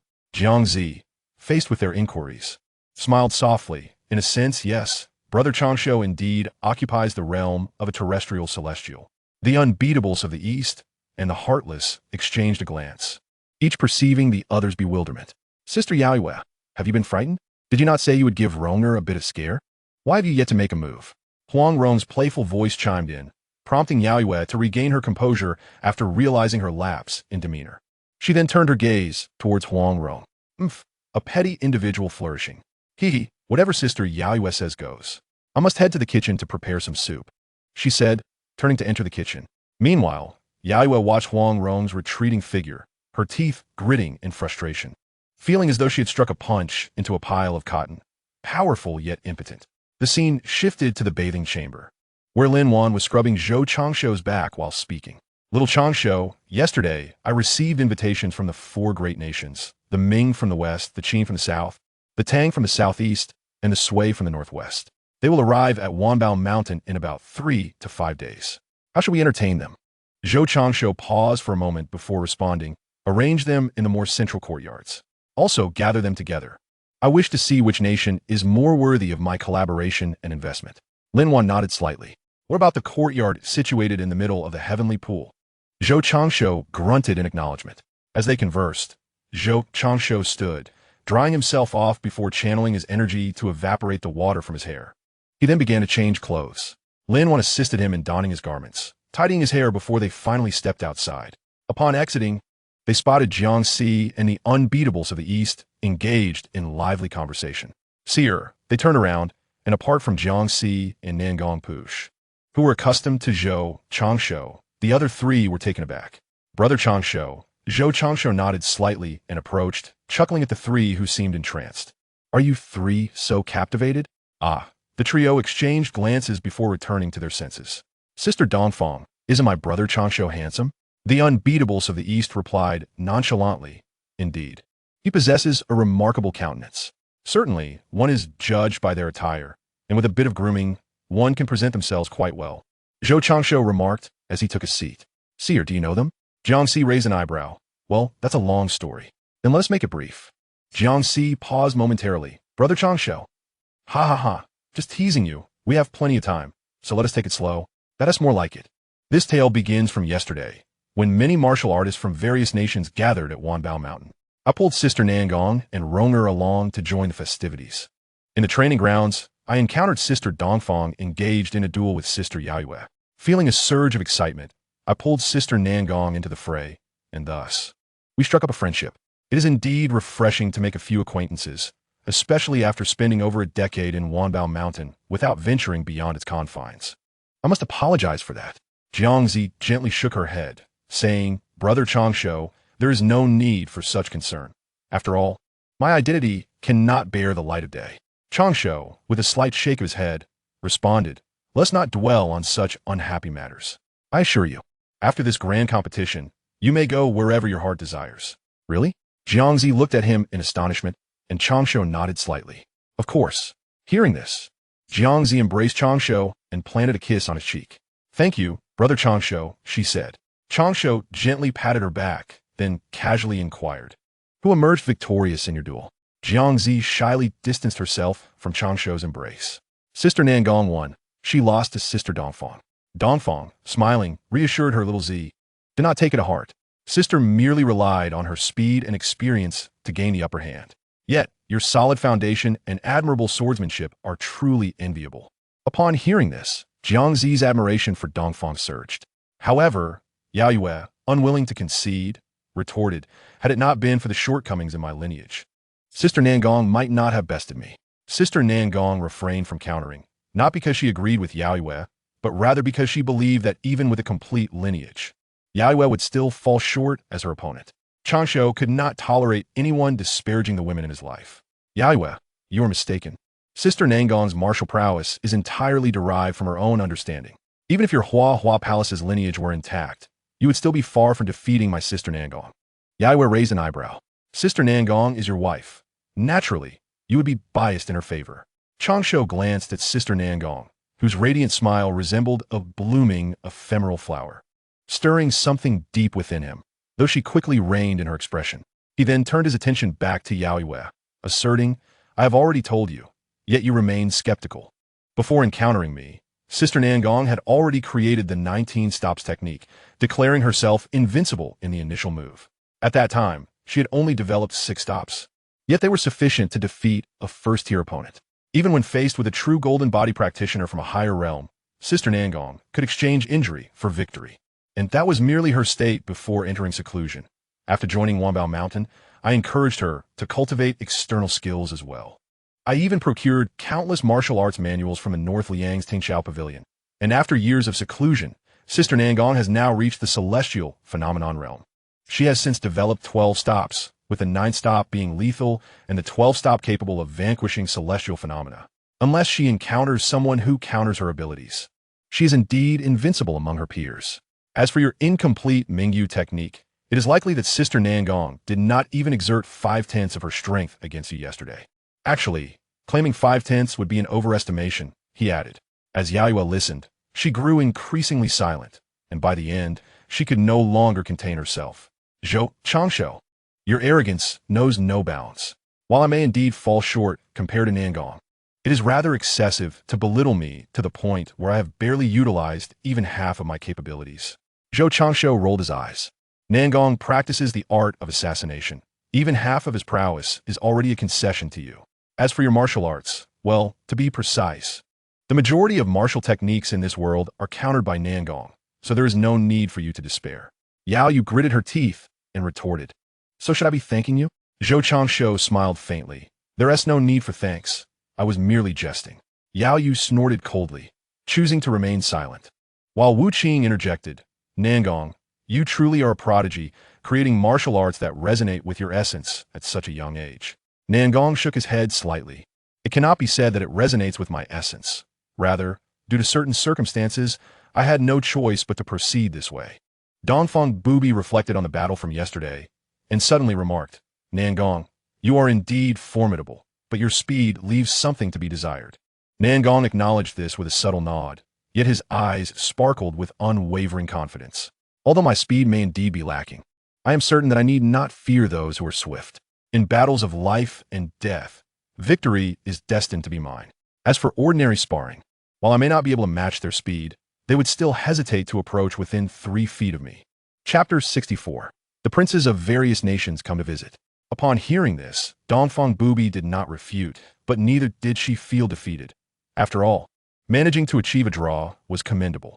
Indeed, after hearing Zhou Changshu's words, she had to concede that Nangong's talent was extraordinary. Zhou Changshu then teased the sullen Yaoyue. Yaoyue, would you care to know where the missing layers of the Mingyu technique are? At this, Yaoyue's attention snapped to Zhou Changshu. You know? Zhou Changshu nodded slightly. I do, but what reason do I have to share that with you? Yaoyue nearly struck Zhou Changshu in frustration. Then why mention it at all? You're just toying with me. After a moment of silence, she added, what do you want in exchange? What do I want? Oh, there is much that I desire. He then turned his gaze to Dongfeng Bubi. Dongfeng, you have a sister, do you not? I know her whereabouts. Dongfeng Bubi sprang to her feet in surprise. You truly know? Zhou Changshu smiled. Of course, but again, what reason do I have to divulge that to you? He then looked toward Wu Qing, but before he could speak, Wu Qing interrupted, I have no relatives to seek, nor do I have any demand for martial arts. Zhou Changshu's lips curled into a slight smirk. Oh, what if I were to say that I know how to heal your leg? At these words, Wu Qing's expression shifted dramatically, though he remained considerably calmer than the previous two, even managing to tease back. I suppose you'll tell me that I need to ask you why, right? Zhou Changshu snapped his fingers. Congratulations, you guessed correctly, but alas, there is no prize. Just then, a gentle voice resonated, young master.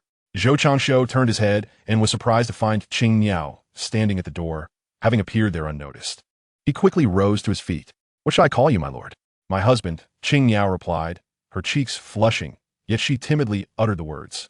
Zhou Changshu's face broke into a broad smile. After teasing Qing Niao for a while, she excused herself to the bathing area, while Zhou Changshu eagerly plunged into the kitchen. Watching Zhou Changshu disappear, Yaoyue expressed her discontent. What does Zhou Changshu take us for? At that moment, Dongfeng Bubi regained her composure. It depends on what he desires. After all, if he has voiced it, there's a chance he wishes to share it with us. Otherwise, he could have simply remained silent. Wu Qing nodded slightly in agreement. Indeed, Dongfeng is correct. I too sense that he is not lying. So, what could he possibly want? As they spoke, their gazes turned toward Jiangxi and Nangong Push. The two exchanged glances, each recognizing the mirth and understanding in the other's eyes, yet they both chimed in unison. We do not know either. The three of them observed the cheerful demeanor of the newcomers, fully aware that the pair was unwilling to divulge any information. Yet they dared not act, for the pressure of that flying sword still lingered in their minds. It became evident that the joys and sorrows of individuals differ greatly. Returning to the kitchen, Zhou Changshu noticed Huang Rong squatting by the stove, sipping a nourishing soup. He couldn't help but chuckle. Rong, you care so much for your sister Qingyao, keeping vigil by the pot. Huang Rong looked up at Zhou Changshu, her heart lightening. Brother Changshu, what brings you in here? Oh, I merely came to check on you, Rong. Although Huang Rong felt delighted inside, she shot Zhou Changshu a teasing glance. Oof. Ronger knows you just came to see if the soup is ready, didn't you? 7 days swiftly passed. In the courtyard of the Wanbao mountain clan, Dongfang Bubi and her companions had settled into a relaxed state, persistently surrounding Zhou Changshu with indirect inquiries. Meanwhile, Nangong and the others were entertained by the unfolding drama, well aware of Zhou Changshu's innate talents. To them, it was evident that the 3 women would eventually join Wanbao Mountain. At that moment, Lin Wan entered from outside. Little Changshu, the young masters from the Great Qin, Fu Su, the crown prince of the Ming, Zhu Biao, the crown prince of the Tang, Li Changxian, and the crown prince of the Sui, Yang Guang, have come to pay their respects. Everyone fell silent, turning their gazes toward Zhou Changshu. He raised an eyebrow. I was curious to see which family's offspring would lose their composure first. I did not expect them to come as a group. It seems there is a clever one among them. He then glanced at Lin Wan. Sister Wan, please show them in. Lin Wan nodded and departed. Huang Rong, feeling discontent, questioned, why do all the representatives from their nations come, yet the crown prince of Song is absent, despite being closer than several other nations? Why have we not yet arrived? Is the Song dynasty truly so incompetent? Zhou Changshu shook his head in mild amusement. You rarely read, do you? Have you considered the current state of the Song dynasty? This thought made Zhou Changshu chuckle. In this realm, the emperors of the major dynasties were all renowned sovereigns from the previous life, such as Ing Zheng, Zhu Yuanzhang, Li Shimin, and Yang Jian. In stark contrast, the Song dynasty was in utter disarray, with the current emperor being Zhao Ji, the very emperor associated with the disgrace of Jinkong. What a farce! A literary underperformer attempting to compete at the pinnacle. When Zhou Changshu perused the intelligence reports, he couldn't help but laugh. The Song dynasty had truly entered a high-stakes arena. Just as he pondered this, Huang Rong inquired, then, Brother Changshu, who is the wise person you mentioned? Zhou Changshu raised an eyebrow, about to respond when a gentle voice interrupted. Surely you speak of me. Everyone turned to see 4 men in their 20s or 30s, clad in garments of black and yellow, standing at the entrance. The speaker was the man in the center, appearing around 30, gazing at Zhou Changshu with a warm expression. At this moment, Lin Wan also chimed in, Little Changshu, this is the crown prince of the Ming dynasty, Zhu Biao. This is the crown prince of the Tang dynasty, Li Changxian. This is the crown prince of the Sui dynasty, Yang Guang. And lastly, this is the long prince of the Qin dynasty, Fu Su. Zhou Changshu nodded slightly and rose to his feet. He acknowledged the presence of these individuals. Zhu Biao and the others were not haughty. Rather, they returned the greeting politely. After all, they had come to Wanbao Mountain seeking cooperation in alchemical endeavors, and naturally, they were courteous to those they sought assistance from. Moments later, as everyone settled, Zhou Changshu glanced at the bodyguards standing behind the group. Upon surveying the surroundings, his gaze fell upon Fu Su, as the others were flanked by either generals or elderly men, while only Fu Su had a youth standing behind him. However, in an instant, he withdrew his gaze and instead remarked, How could old Zhu bear to let you leave, Ing Tian? Zhu Biao was not offended. Rather, he found Zhou Changshu amusing. He then self-deprecatingly replied, I did not expect my reputation had traveled all the way to Liang. He continued to explain, Your information is somewhat outdated. The most favored in the Ming dynasty is not me, the crown prince, but rather the grandson, my son, Zhu Xionging. Zhou Changshu raised an eyebrow. That explains why old Zhu was willing to let you go. It seems there are successors in line. Zhu Biao shook his head in laughter. It's not just that. My father allowed me to venture forth because of the news released by the Qin dynasty. He said the Ming cannot lag behind, which is why I was permitted to travel. Su Changshu understood when Su Bin Li Fusu spoke, young master, Iam Fusu. Zhou Changshu raised an eyebrow. Addressing Prince Fusu, do you have something to say? To be honest, this was his first encounter with Fusu. Observing Fusu's gentle demeanor and refined appearance, he felt no aversion, even considering his elder's words to be somewhat absurd. However, in the next moment, that favorable impression dissipated. Fusu indeed had something to express. Please, speak freely, Zhou Changshu urged. Fusu nodded slightly. I wish to request that you refrain from forming an alliance with the Qin dynasty. If possible, I also implore you to prohibit or even eradicate the elixir formulas. Chapter 65. The absurdity of Fusu's argument. As Fusu's words echoed, the nearby princes exchanged puzzled glances, their expressions revealing a mix of confusion and incredulity. They struggled to comprehend what sort of reasoning could lead to such a declaration. After a prolonged silence, Zhou Changshu broke the tension. What do you mean, Prince Fusu? Rising to his feet, Fusu continued. Although elixirs promote the advancement of martial arts, as one's cultivation deepens, it becomes increasingly difficult to govern the martial world. Should we forge an alliance with the court, the military's enhanced strength would only amplify the ambitions of rulers, igniting the flames of war. In such a scenario, countless commoners would find themselves ensnared in suffering and despair. Thus, Fusu earnestly beseeched Zhou Changshu to destroy the formulas. If that were not feasible, he requested that the elixirs not be disseminated. Observing Fusu, who remained bowed in reverence, Zhou Changshu maintained a calm demeanor, his sentiments towards Fusu being a blend of admiration and skepticism. He respected Fusu's noble aspiration for a harmonious world, even if Zhou Changshu deemed it improbable. While he would not actively assist, he also had no intention of obstructing such intentions. Yet, he could not help but view Fusu as somewhat foolish. Did he not realize that one's position often dictates one's perspective? As a member of the privileged elite, Fusu's desire to sever his own roots was indeed laughable. Under ordinary circumstances, Zhou Changshu might have offered a casual agreement, but given the stakes involved, he couldn't simply acquiesce, let alone allow Fusu to escape unscathed. Zhou Changshu was not infallible, yet he would never mistake his priorities. Returning to the matter at hand, Zhou Changshu glanced at Zhu Biao and the others, a wry smile gracing his lips. You three shall find yourselves fortunate in the days to come. Zhu Biao, Yang Guang, and Li Chengxian exchanged knowing glances, each recognizing the shared amusement in the other's eyes and grasping Zhou Changshu's implication. After his remark, Zhou Changshu turned his attention back to Fusu, who was still in a bowing posture. Prince Fusu, please rise. Instead of standing, Fusu continued, I implore you, Zhou Gongzi, to grant my request. Zhou Changshu's expression shifted noticeably. Young Master Fusu, out of respect for Brother Zhong, I shall grant you some dignity. Please continue, and do not make this situation so unpleasant. Fusu stood up, looking at Zhou Changshu with a wry smile. But does young Master Zhou truly believe I have spoken in error? Zhou Changshu shook his head slightly. While your words may be naive and amusing, from my perspective, you are not mistaken. Were it not for my own interests at Wanbao today, I would not exert myself. However, I would not mind lending my voice in support of you, a certain kind of hero. Yet, the error lies in the fact that you obstructed my financial avenues and hindered the development of the Zhou family. Given this conflict of interests, I naturally side with my own. Let us not even discuss the financial losses my family incurs should the elixirs not circulate. Rather, inquire of the three princes seated here whether they consent, and question the emperors and generals behind them whether they agree. When Fusu cast his gaze toward the three princes, Zhu Biao appeared composed and judicious. Young Master Fusu, your ambitions are grand, but I cannot match them.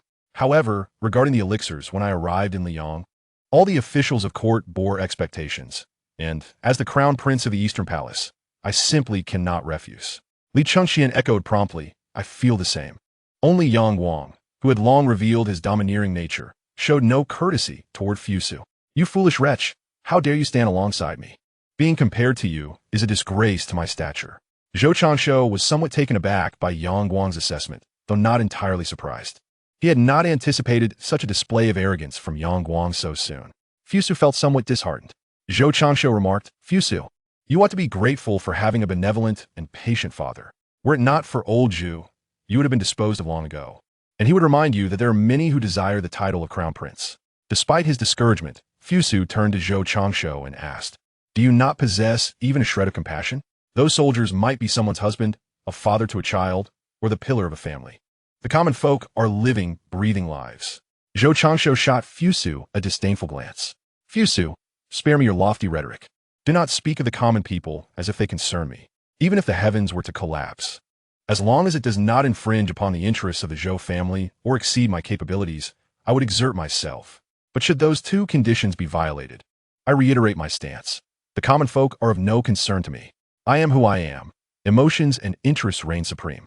If one day the extinction of the populace could ensure the tranquility of the Zhou family, rest assured, I would hesitate not. My dear Fusu, you have both overestimated and underestimated me. After a brief pause, he inquired with keen interest, Fusu, allow me to pose a question.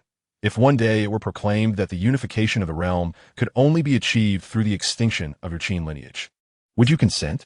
Upon uttering this provocative statement, the onlookers, who had been captivated by Zhou Changshou's astonishing words, raised their gazes with an air of curiosity directed at both Zhou and Fu Su.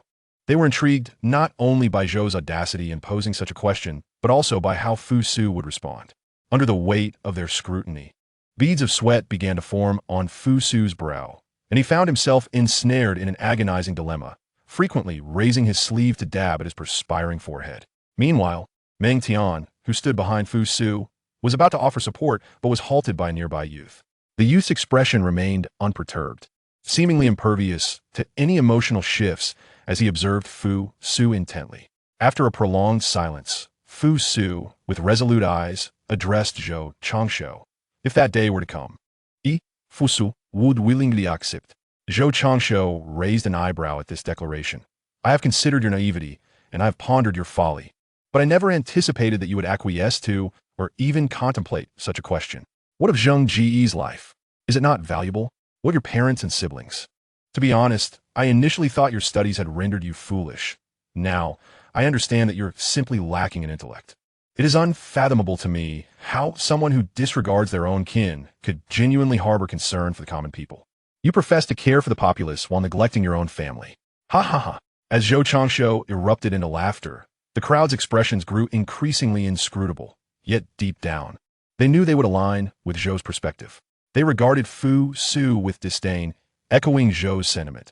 If one cannot accommodate their own kin, how can they expect to gain the trust of the common folk? Upon hearing Zhou's words, Fu Su remained unwavering in his beliefs, responding with conviction.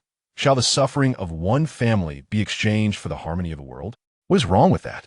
If that day indeed arrives, history shall vindicate me, Fu Su. The merits and demerits will be judged by the people. Zhou Changshou scoffed. If that day were to occur, the future populace would not attribute this event to your merit. They would only acknowledge the wisdom of the next emperor, the next sovereign. As for you, Fu Su, the overwhelming majority in the ages to come shall revile you for your ingratitude, for trampling upon the corpses of your own kin in pursuit of fame.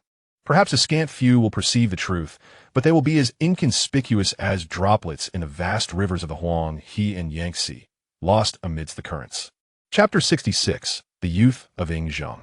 Listening to Zhou Changshou's depiction of the future, Fu Su appeared somewhat disoriented. He then shouted, No, you are deceiving me. Observing Fu Su's reaction, the crowd ceased their disappointment and disdain, opting instead to disregard him. Particularly the three princes, who had previously looked down upon Fu Su, now found themselves united by shared status, yet they chose to overlook him. The reason was simple. Each of them understood that the emperor was infallible. Even if they held Fu Su in low regard, had he steadfastly upheld his convictions rather than succumb to doubt and uncertainty, they would have at least afforded him a measure of respect. However, the reality was quite the opposite, leading them to regard Fu Su as someone beneath their level. Meanwhile, the youth beside Meng Tian displayed an impassive demeanor. Noticing this, Zhou Changshou refrained from provoking Fu Su further, instead raising an eyebrow. Which general is it that I hear has a princess in Qin, named Ying Man? Is she truly the apple of Zheng Ji's eye? Meng Tian, momentarily taken aback by Zhou Changshou's inquiry, found the leap in topic too great to grasp immediately. Meanwhile, the youth beside Fu Su wore an amused expression. Indeed, there is such a princess. Why do you inquire so, young Master Zhou? Zhou Changshou chuckled. Fu Su has essentially been rendered ineffective, and among Zheng Ji's offspring, he stands as the tallest among those of lesser stature. Faced with the dilemma of succession, unlike the Ming dynasty, where the founding emperor Zhu Yuanzhang still reigns, and the legitimacy of the dynasty is undeniable, with a miraculous artifact of destiny in their possession, the Ming's fortune burns brightly like a raging fire. The royal family of Ming boasts exceptional offspring, such as the wise and virtuous Taizi, who can overshadow his numerous brothers, along with military prodigies among the second and third brothers, and the valiant fourth brother Zhu Di, and even Zhu Zong with his passion for medicine. Thus, the Ming dynasty lacks for heirs. Any one of them could shine in the annals of history as an admirable prince. In contrast, the fortunes of the Qin seem to have dwindled following the remarkable reign of Zhou, a figure unparalleled in history. It appears as though the royal fortunes of Qin have lost their vigor.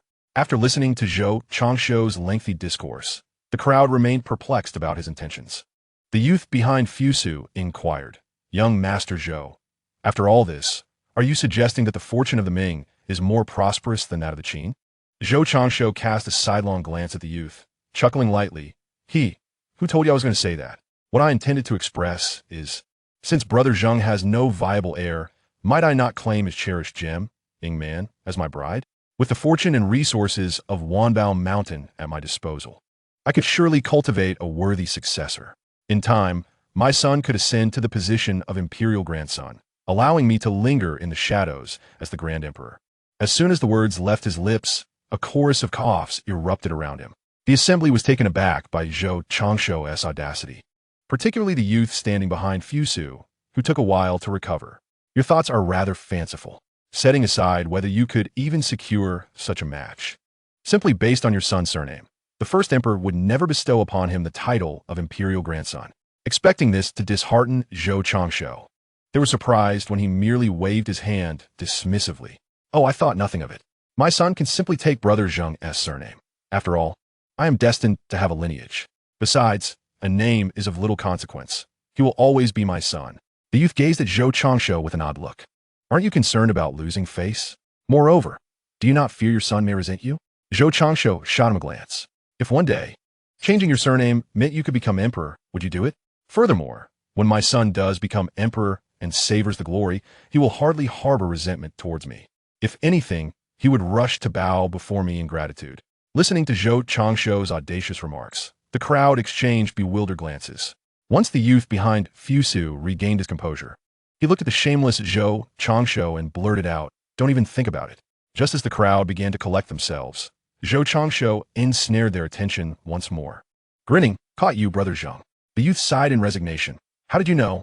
With this revelation, the assembly turned their astonished gazes towards the youth, subsequently bowing to Ing Zheng. They had encountered the first emperor. Ing Zheng, seeing this, abandoned all pretense, instructing the crowd to rise, before taking his seat at the table. Fusu, however, looked at Ing Zheng with a glimmer of fear. "Father." Before he could finish, Ing Zheng raised a hand, commanding silence. He then turned his attention back to Zhou Changshou. "You have yet to answer my question." Yet Zhou Changshou appeared unfazed by Ing Zheng's demeanor. "Brother Zheng, this is Wanbao Mountain. There is no need to be so grave. Look how tense they've become." Ing Zheng surveyed the room, noticing their rigid postures, and then turned back to Zhou Changshou with an amused expression. "You, my friend, possess remarkable audacity." Zhou Changshou waved his hand nonchalantly. "It's not so much audacity as it is confidence. I am on my own turf. As for how I came to know this, to put it simply, it is but a matter of conjecture. Aside from the ancient relics of the Qin dynasty that remain concealed in the shadows, I am indeed unaware of anyone of your caliber within the realm of the Qin dynasty. When I mentioned Fusu, it was evident that a certain general beside me sought to assist him, only to be restrained by your grasp. This indicates your elevated status, one that surpasses even Fusu, and the only individual that fits this description is you, Zheng. Am I not to be considered a venerable being of profound cultivation?" Zhou Changshou shook his head with a chuckle. "Zheng, do you underestimate yourself too much? As your general, even if you were an ancient monster of great prowess. What of it? There may be respect, but it ends there. To sway the thoughts of this general is still a distant endeavor." Ing Zheng shook his head, chuckling. "Are you not afraid of being mistaken? If I err my guesses, so be it. I shall simply pretend I never venture to guess. I stand to lose nothing, yet if I am correct, it shall be a gain for me." Ing Zheng humorously pointed at Zhou Changshou from afar. "Your disposition is truly endearing." Zhou Changshou smiled faintly, curiously observing Ing Zheng. "Zheng, how is it that you appear so youthful, looking even 2 years younger than myself?" Ing Zheng did not conceal the truth. "I have practiced Taoist methods, specifically the technique of transforming 1 into 3 pure forms, which grants me this youthful visage." Zhou Changshou nodded slightly. "I see." Suddenly, Zhu Biao interjected. "Young Master Zhou, what did you mean by having confidence at Wanbao Mountain?" Zhou Changshu surveyed the surroundings before finally fixing his gaze on Zhu Biao. Brother Biao, I just praised you, and you now seek to pry into my intelligence? Zhu Biao offered an awkward smile. I am accustomed to it, accustomed to it. Zhou Changshu did not shy away from the truth. The reason being, after years of inquiry, no one has yet emerged from the realm of Dantian, which implies that Zhou Changshu possesses a power akin to a nuclear weapon. There is nothing to conceal. I am one born alongside a divine artifact. At Wanbao Mountain, which is the very mountain beneath our feet, I have laid out a sword formation. With a mere sword strike, I can wield the might of a Tianren realm, reaching the pinnacle of that realm at its utmost. There are 365 such swords, and when combined, they can sever the martial Dao Golden Core. Chapter 67. The strict Empress of the Sui dynasty. The crowd gasped in astonishment, and Zhu Biao let out a wry smile. No wonder Brother Zhou is so audacious. It seems you have considerable backing. It appears that if the various nations of the world wish to forcibly seize Wanbao Mountain, they are destined to be thwarted. Yingzheng also nodded slightly. The Crown Prince speaks wisely. With this sword formation in place, you, young man, truly possess the confidence to engage in dialogue with the world. However, to truly take a seat at the table, you still have some distance to cover. Nevertheless, your Wanbao Mountain is a family power, not aiming for dominion over the world. Which suffices. Zhou Changshu raised an eyebrow and remarked, Zhengge, to what realm have you ascended? Many years ago, when I was merely 6, I longed to meet you while you were in the midst of a retreat, fetching my family's elders from the Great Qin. Yingzheng, however, did not conceal the truth. He firmly believed that no harm could befall him in the heart of Qin, Xianyang. At the pinnacle of the heavenly longevity, he was on the verge of breaking through to the golden core of martial arts. After speaking, he noticed the envy in Zhou Changshu's eyes and teased, you, my friend, are not doing too poorly yourself.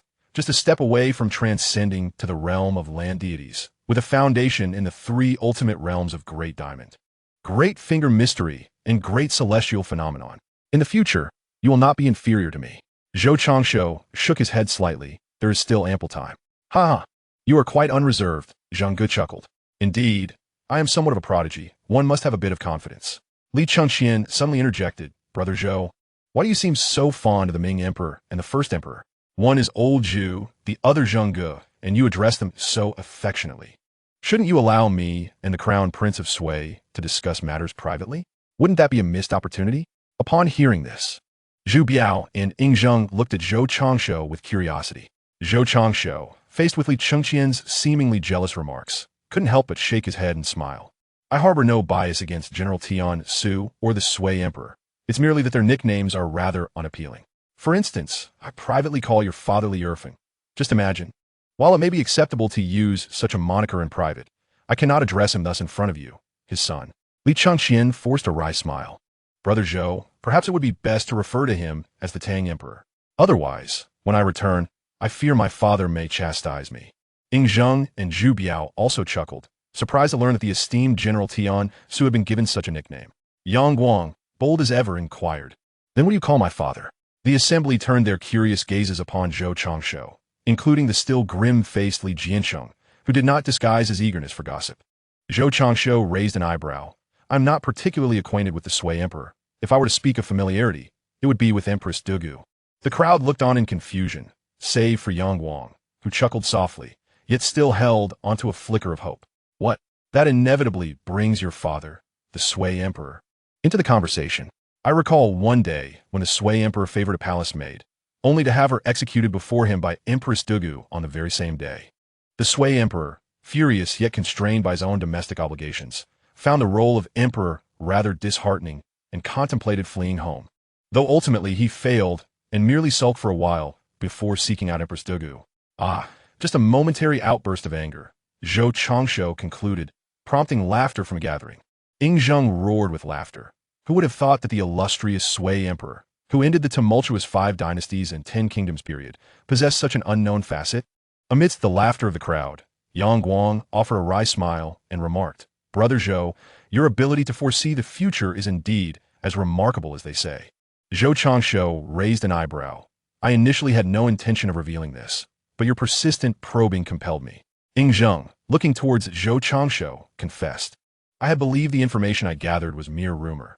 To be frank, I was skeptical at first, yet now I find myself convinced to some extent. He was about to inquire why Zhou had predicted him accurately. Yingzheng nodded slightly in response. My foresight is sporadic. It does not extend to all events, Zhou clarified. Thus, there is no need for you to test me. The assembly, particularly the heirs of several empires, exhaled in relief.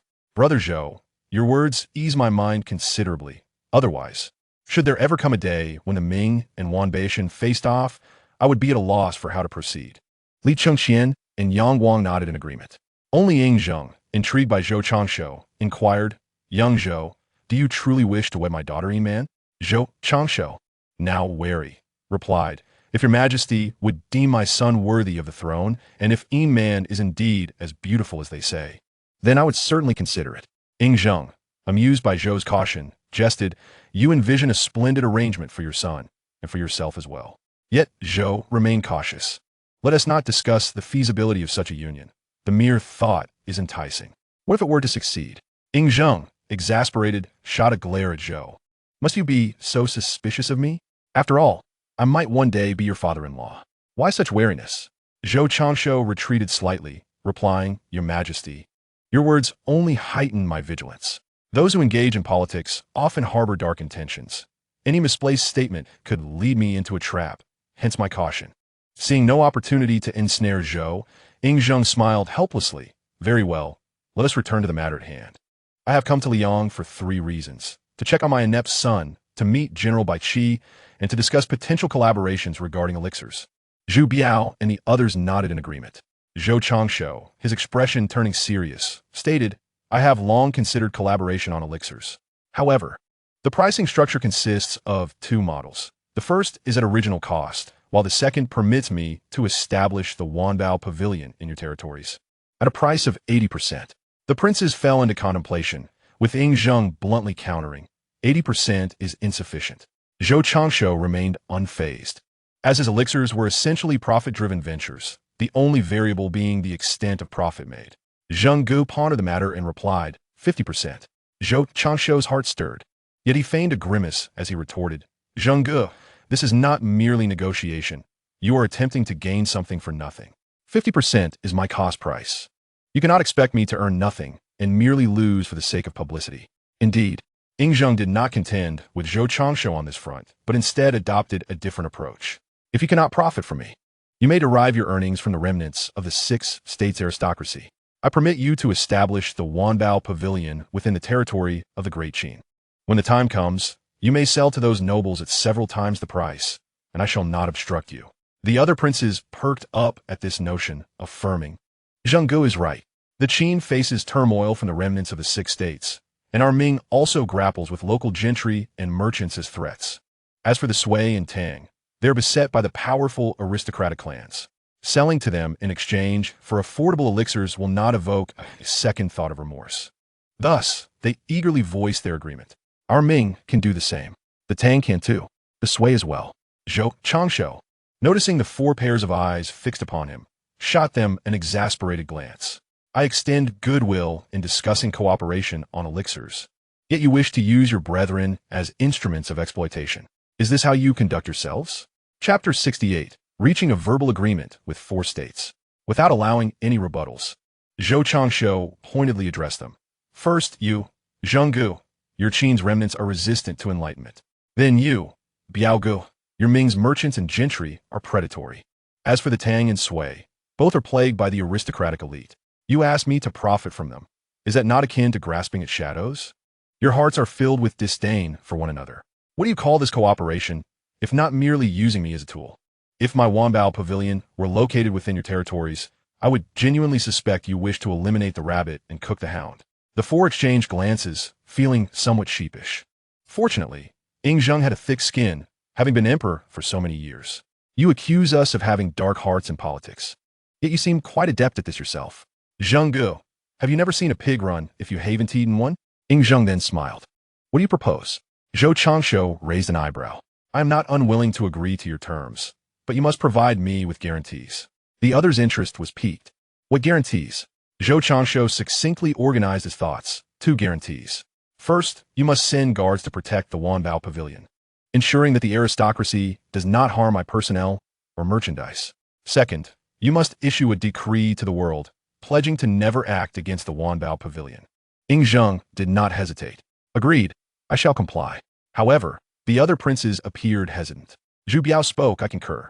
But I must trouble Brother Zhou and others to wait a while, as I need to discuss this with Father Emperor. Li Chengxian and Yang Guang echoed his sentiments. And Zhou Changshu did not refuse but teased Zhu Biao, saying, indeed, discussions are necessary.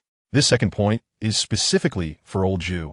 For I fear he harbors a dark heart. Zhu Biao smiled awkwardly, and Ying Zheng and the others shared a knowing smile, remembering the infamous case of Shun Wansan, which had spread across the nations. Before Zhu Biao could respond, Zhou Changshu quickly added, no, old Zhu's words are as empty as the wind. If he truly wished to act against me, he has countless ways to do so. Let me ponder. Zhu Biao looked at Zhou Changshu in a mix of amusement and exasperation, not because he believed Zhou was mistaken, but rather because he was surprised by how well Zhou understood his father. I have it, Zhou Changshu exclaimed, drawing the attention of the group. He turned to Zhu Biao. Your family has a commendable tradition of cherishing their wives, from old Zhu to you, the crown prince. Thus, when you confer with old Zhu, remind him to issue a decree alongside Empress Ma. I refuse to believe he would disregard her reputation. He then added, by the way, Brother Biao, convey to old Zhu that if he disagrees, I shall not cooperate with him. This matter is non-negotiable. Without your mother's assurance, I cannot trust old Zhu. Zhu Biao was truly at a loss for words. Brother Zhou, must it be so? Zhou Changshu insisted. Yes. I shall repeat it thrice for emphasis. Empress Ma's reputation in my eyes far surpasses that of old Zhu. He then continued, by the way, I just remembered, Brother Biao. What is your mother's current state? Zhu Biao paused, but since it was not a secret, he replied directly.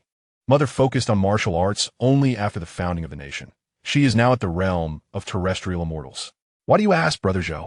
Zhou Changshu nodded slightly. That is good. As long as Empress Ma is in good health.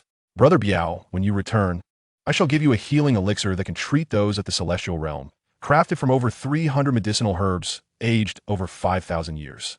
Bring it back for Empress Ma and tell her it is from me, so that she may, out of filial piety, keep an eye on old Zhu. Zhu Biao twitched his lips. What impression did his father leave on Zhou Changshu that warranted such distrust? Yet, seizing the benefit, he replied, very well. I will pass the message along, and also inform Mother. Zhou Changshu nodded in satisfaction. Excellent. In that case, I agree to a 50-50 collaboration on the medicinal elixirs. Currently, Wanbao can produce 60,000 elixirs ranging from the 9th to the 1st rank each year. 100,000 should be allocated for the use of Liang and Wanbao Mountain itself. The remaining 400,000 can be divided among your 4 nations, with each country receiving 100,000. The last 100,000 will be designated for entry into your 4 nations, to be sold to those hidden forces within your borders. Ying Zheng nodded slightly, indicating his agreement. Zhu Biao and the others also nodded in acknowledgement. Observing this, Zhou Changshu continued, regarding the remaining elixirs for the realms of King Kong, Xian, and celestial phenomena. I can authorize the production of 1,000 pills of each type annually for your 4 nations. Thus, each nation will receive a total of 3,000 pills. As for the higher levels, Wanbao Mountain has yet to make any advancements. Noticing the doubtful expressions on the faces of the attendees, Zhou Changshu shot a glare at the 4. What are you staring at? If you possess the capability, conduct your own research. The breakthrough to becoming a land deity requires fortune, innate talent, and various other factors. Just the aspect of fortune alone has thwarted countless individuals. Do you truly regard me as a celestial being? Ying Zheng and the others exchanged awkward smiles, primarily due to Zhou Changshu's impressive introduction, which led them to believe he was omnipotent. Additionally, it was a natural instinct for rulers to harbor skepticism. Very well, I accept your proposition. Once this grand competition concludes, you may send personnel from Wanbao Pavilion to accompany me to Qin. Zhou Changshu nodded, slightly in agreement. As for the matter of signing a contract, let us wait until after the competition, which will also allow Brother Biao and the others to finalize the discussions. Zhu Biao and the others nodded in unison, rising to take their leave, eager to return and relay the message.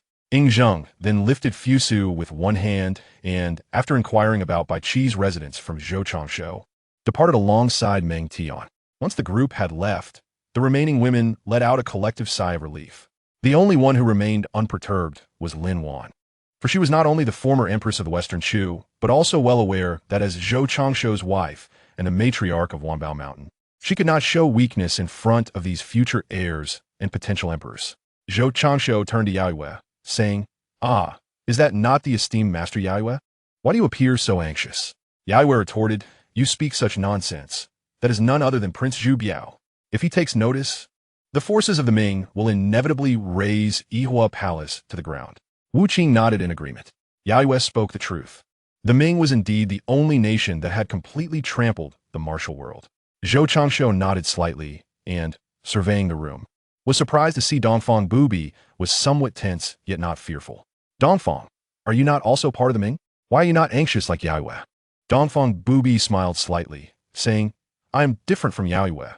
She lacks a background, while I have a formidable one behind me." With a slight arch of his brow, he remarked, "You certainly exude an impressive aura, facing the heirs of several nations and even the Emperor of Qin without the slightest hint of trepidation, effortlessly engaging with them." Zhou Changshu gently shook his head.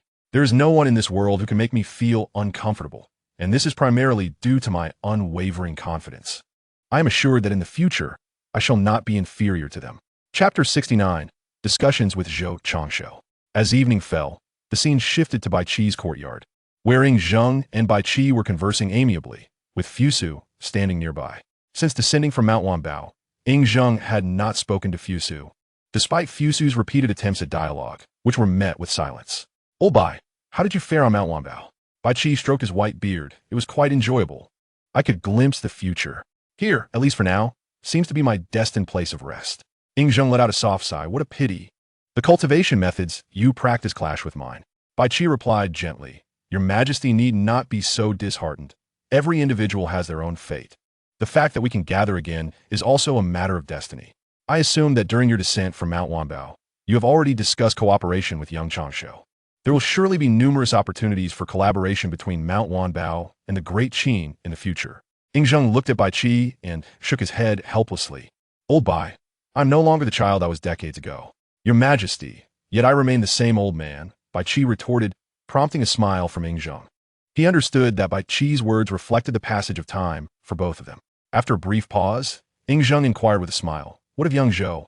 Bai Qi immediately understood. After a moment of contemplation, he responded, "He is a person of great fortune, spirited in nature, yet his innate pride is unmistakable. He is exceptionally kind to his allies while unyielding towards his adversaries. Changshu holds a considerable fondness for your Majesty. If you wish for a lasting partnership, it is imperative to avoid deceit and approach him with sincerity." Zheng remained silent for a moment.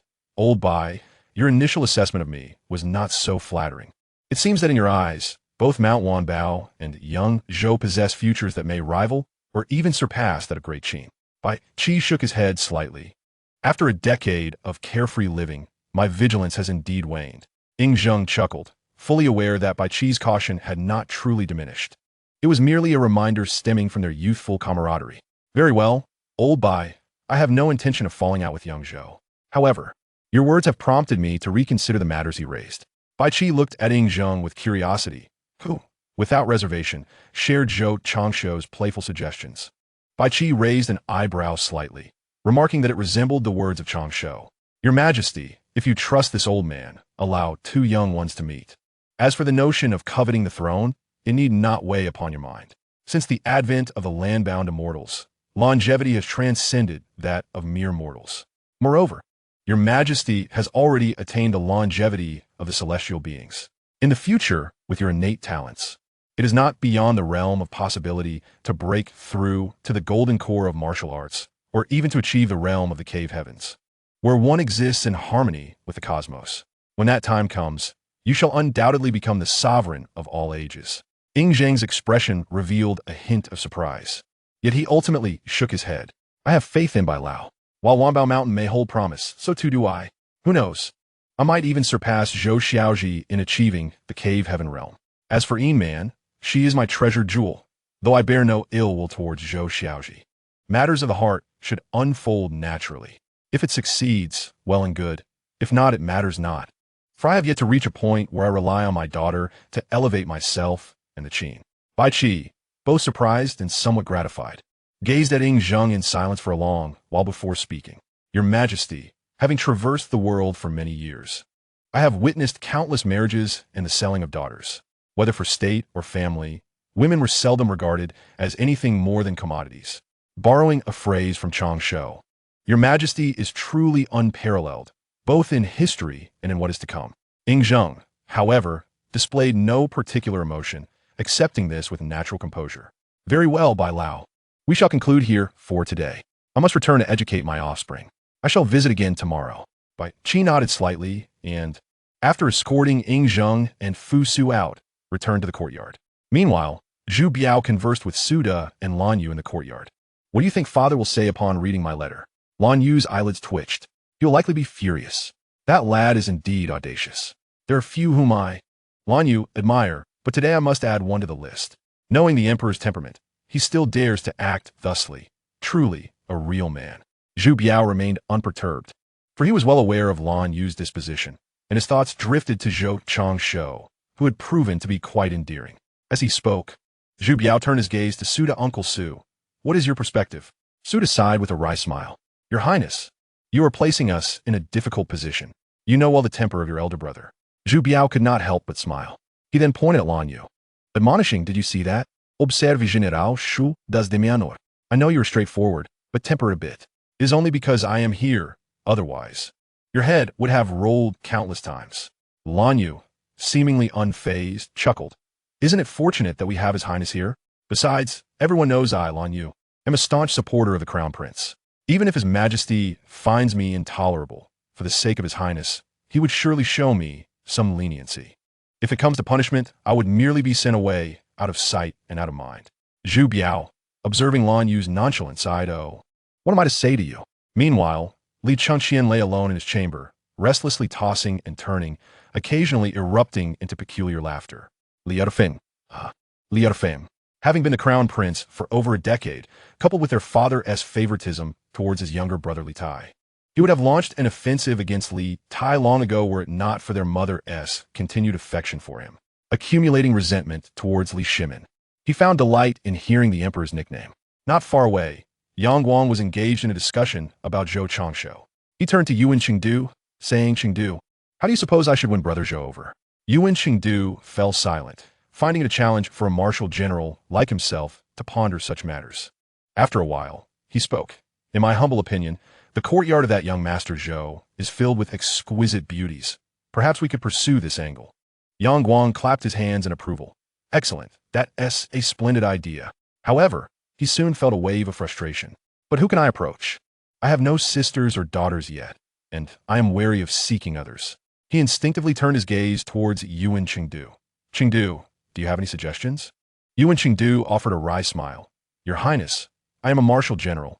You should consult someone else about this matter. Yang Guang waved his hand dismissively. Very well. I shall rely on my own wits. Indeed, there were no shortage of beautiful maidens in the Sui dynasty. Yet he felt uneasy about those with no blood ties to him. After all, should a partnership be formed, it could lead to the emergence of yet another noble clan. And the Sui already had an abundance of such families. After much contemplation, Yang Guang suddenly had a flash of inspiration. True, my father has no daughters, but my uncles do. With this thought, Yang Guang felt increasingly satisfied with the idea, knowing well the loyalty of his uncles. A marriage alliance with his sister, Yer, would not only prevent the rise of a new noble clan, but also secure a favorable relationship with Zhou Changsha. Chapter 70. The bright moon hangs high. Zhou educates his son. With this in mind, Yang Guang could no longer remain seated. He rose and headed indoors, preparing to write a letter to his uncle to inquire about his stance on the matter. The scene shifted back to the path beside the heavenly lake, where Zhou walked with his hands clasped behind his back, while Fu Su followed closely behind him, step by step. As they approached the midpoint of the road leading to the lake, Zhou paused at the lakeside, gazing at the sky, and pondered aloud. From Mount Wanbao to this day, I have overlooked you, disregarded you. What is the taste of such neglect? In response to Zhou's silhouette, Fu Su bowed deeply in reverence. I have disappointed Father Emperor. Zhou, in a fit of exasperated laughter, echoed in Fu Su's ears, causing a tremor in his heart. After a long silence, Zhou sighed. You are my son. It is forgivable that you fail to comprehend my intentions. Yet, you dare to cast blame upon me. Even a child from an ordinary family understands the principles of propriety and filial piety. Though he may not fully grasp the complexities, he knows to support his father first. to act alongside him before voicing dissent. But you, as my son, you lack even this fundamental understanding. You espouse Confucian ideals, yet falter in their application. Is it not laughable? Fu Su, bent in submission, felt each of Ing Zheng's words as if mountains were descending upon him, pressing him deeper into the earth. Rendering him speechless, Ing Zheng continued, "Do you know why I chose to ignore you upon my descent from Mount Wanbao today?" Without waiting for Fu Su's response, he answered his own question. "I am to convey to you that without me, no one would heed your words. Were you not my son? No one would care for your nonsensical theories. As my son, you stand against me on the platform I have provided. What am I to do with you?" With a hint of despondency, Ing Zheng lamented, "As an emperor, I am competent. Yet, as a father, I am a complete failure, unable to unite even my own son with my heart." After his words, Fu Su knelt resolutely. "Father Emperor, I, your son." Ultimately, Fu Su could not articulate his thoughts, perhaps still convinced of his own righteousness, or perhaps steadfast in his beliefs. Thus, in the face of Ing Zheng's rare, possibly unique, gentle admonition, he found no reason to reconsider. Ing Zheng's gaze gradually shifted from hope to indifference. After a lengthy silence, he coldly inquired, "Do you now comprehend where your error lies?" Fu Su, sensing the piercing chill in Ing Zheng's tone, fell silent. Noticing this, Ing Zheng subtly shook his head. "Your fault lies not in opposing me, nor in jeopardizing the alliance between the Qin and Mount Wanbao, nor in that fantastical proposal to have Zhou's boy seal or even destroy the elixir's formula. Your error is that today, before the princes of the three kingdoms, you displayed weakness. Your mistake is that in their presence, you failed to steadfastly choose your own path. Do you understand what this signifies? This implies that should the day arrive when you, the crown prince, ascend to the throne, they will, without hesitation, descend upon the great Qin like a pack of ravenous wolves. They are all acutely aware of your inherent weakness, like the proverbial frog in boiling water. They will methodically erode your reign until the great Qin meets its demise." The chilling words pierced deeply into Fu Su's heart, leaving him somewhat breathless. Before he could utter a response, a decisive pronouncement regarding his fate fell upon him once more. "Fu Su, I am profoundly disappointed in you. A son who knows not his father, and a father who knows not his son. This may serve as our mutual assessment. Rather than allowing our relationship to devolve into mutual disdain, ultimately becoming a source of ridicule for future generations, it is better to bring this to a close, preserving at least a semblance of dignity between us. Upon our return to the Great Qin, I shall arrange for you to govern a county, where your ideals can be realized without the threat of starvation. However, you shall never rise in rank again, for the Great Qin and even a single county cannot withstand your philosophies. In a populous realm, there will be discord and injustice. Yet, in a county with fewer inhabitants, there is enough to realize your thoughts, and you may achieve renown throughout the land, even ascending to the esteemed ranks of Confucianism. In this, I have done right by you. From this day forth, our father-son bond shall cease." With that, Ing Zheng swept away, leaving Fu Su to gaze at the elongated shadow cast by the moonlight, reaching out as if to say something, yet ultimately finding himself at a loss for words. He understood that from this day, no, from this very moment, the ties of father and son would dissipate, and the position of crown prince would slip further from his grasp. Meanwhile, oblivious to Fu Su's tumultuous thoughts, the scene shifted back to Ing Zheng, who walked slowly, at least it felt that way to him. After he had gone a considerable distance, a dazed expression clouded his eyes. In his reverie, he seemed to glimpse the young girl from the past, encountered during his childhood in the Zhou kingdom, and he recalled the moment when his mother, Zhou Ji, conspired with her lover to stage a rebellion. As these memories flickered before him, they ultimately anchored him back to the present. Shaking his head with a sigh, Ing Zheng lamented, "So be it. Perhaps my life is destined to be one of sorrow. Perhaps I shall never be understood. But what of it? Should I fear?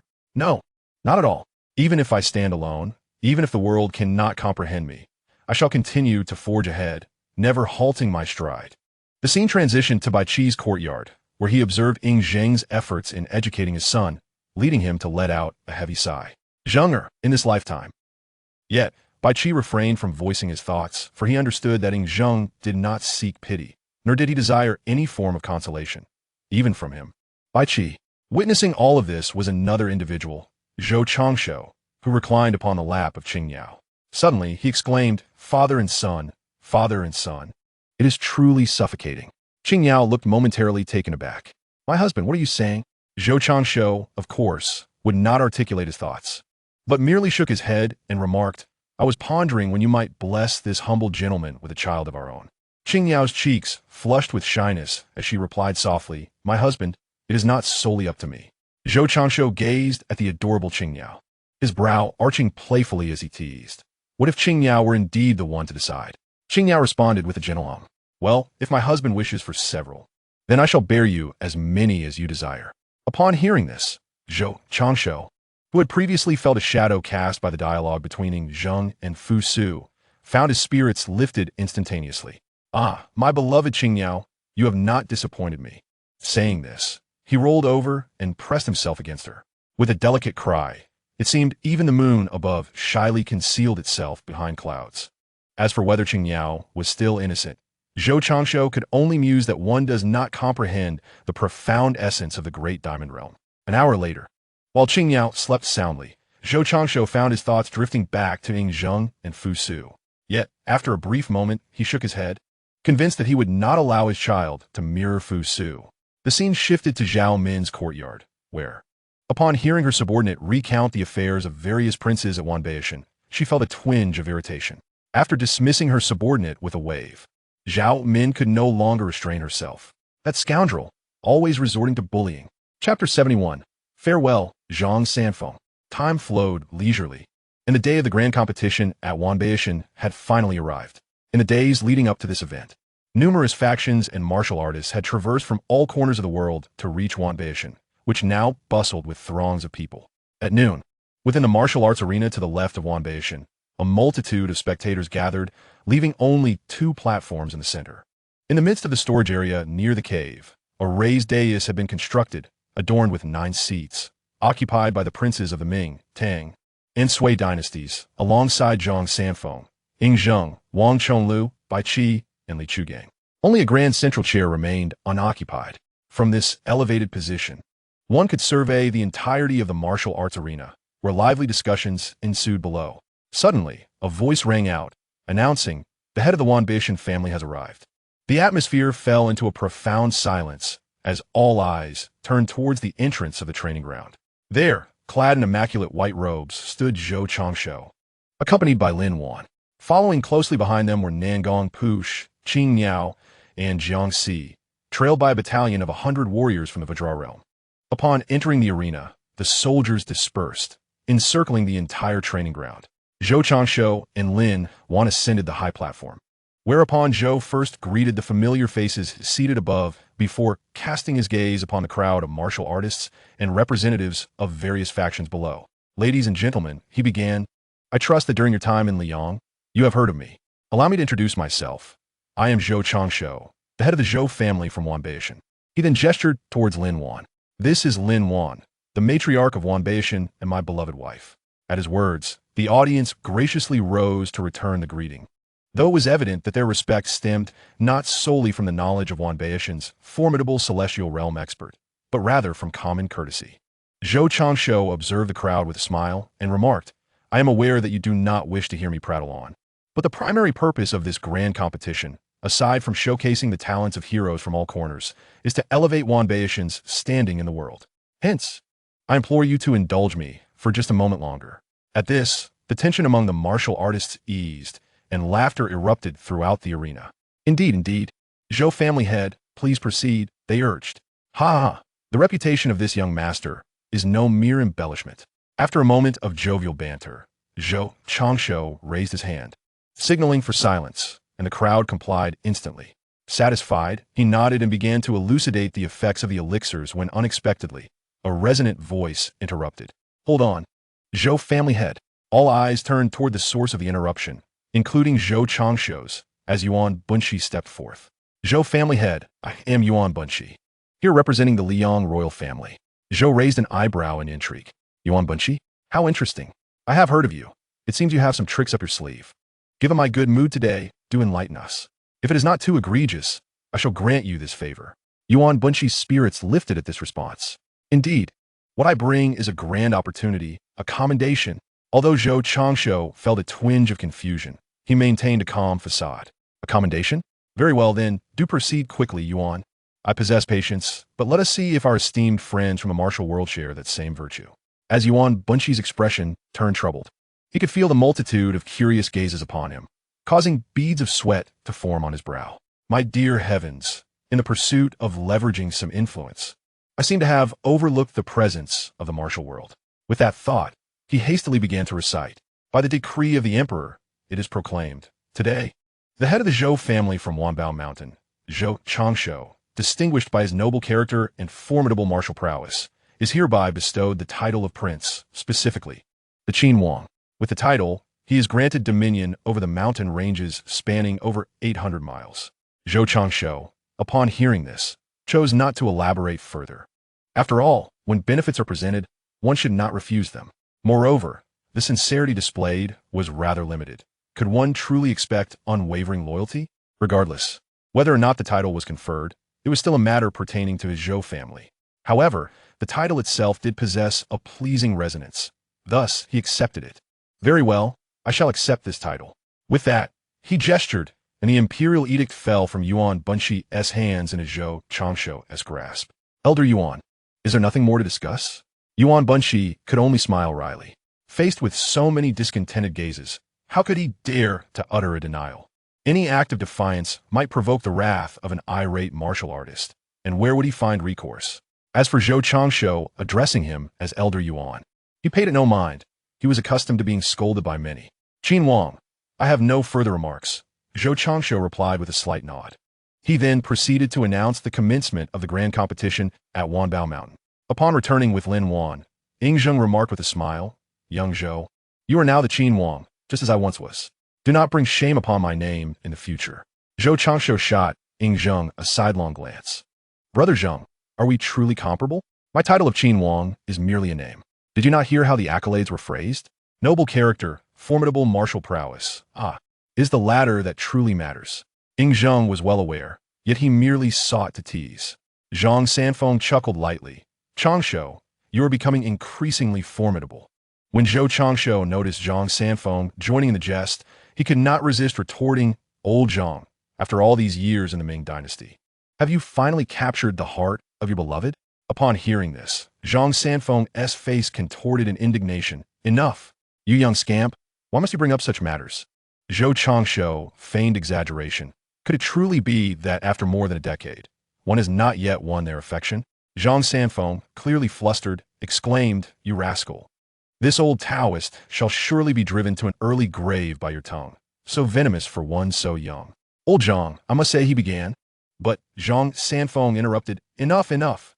You should silence that mouth of yours. This old Taoist wishes to live a few more years. Mr. Zhou, upon hearing this, raised an eyebrow. Oh, is that so? I was originally pondering teaching you both some skills to help you embrace your beloved sooner. Since you're disinterested, let it be. Upon hearing this, Zhang Sanfeng cast a skeptical glance at Zhou Changshu. Who would have thought? Zhou Changshu pointed at Lin Wan and the others that you, old Zhang, do not believe me? Just look at my side. Who is not a stunning beauty? Zhang Sanfeng chuckled softly. However, he continued, since he wished to say a few words. I shall reluctantly lend an ear. Zhou Changshu shot Zhang Sanfeng a glance. So, I do not wish to speak now. Zhang Sanfeng immediately puffed up his cheeks and glared. You rascal, are you toying with me? The onlookers could not help but burst into laughter, especially those who were not well acquainted with Zhang Sanfeng. Observing his ethereal demeanor and flowing white beard, they found themselves unable to suppress their amusement, thinking, Zhang Sanfeng is old in years but young at heart. Noticing the moment was ripe, Zhou Changshu ceased his teasing. Why so anxious? There are many people here. I shall privately impart my secrets to you later. Satisfied? Zhang Sanfeng nodded and turned his attention back to the martial arts arena. Chapter 72, Establishing a Legacy.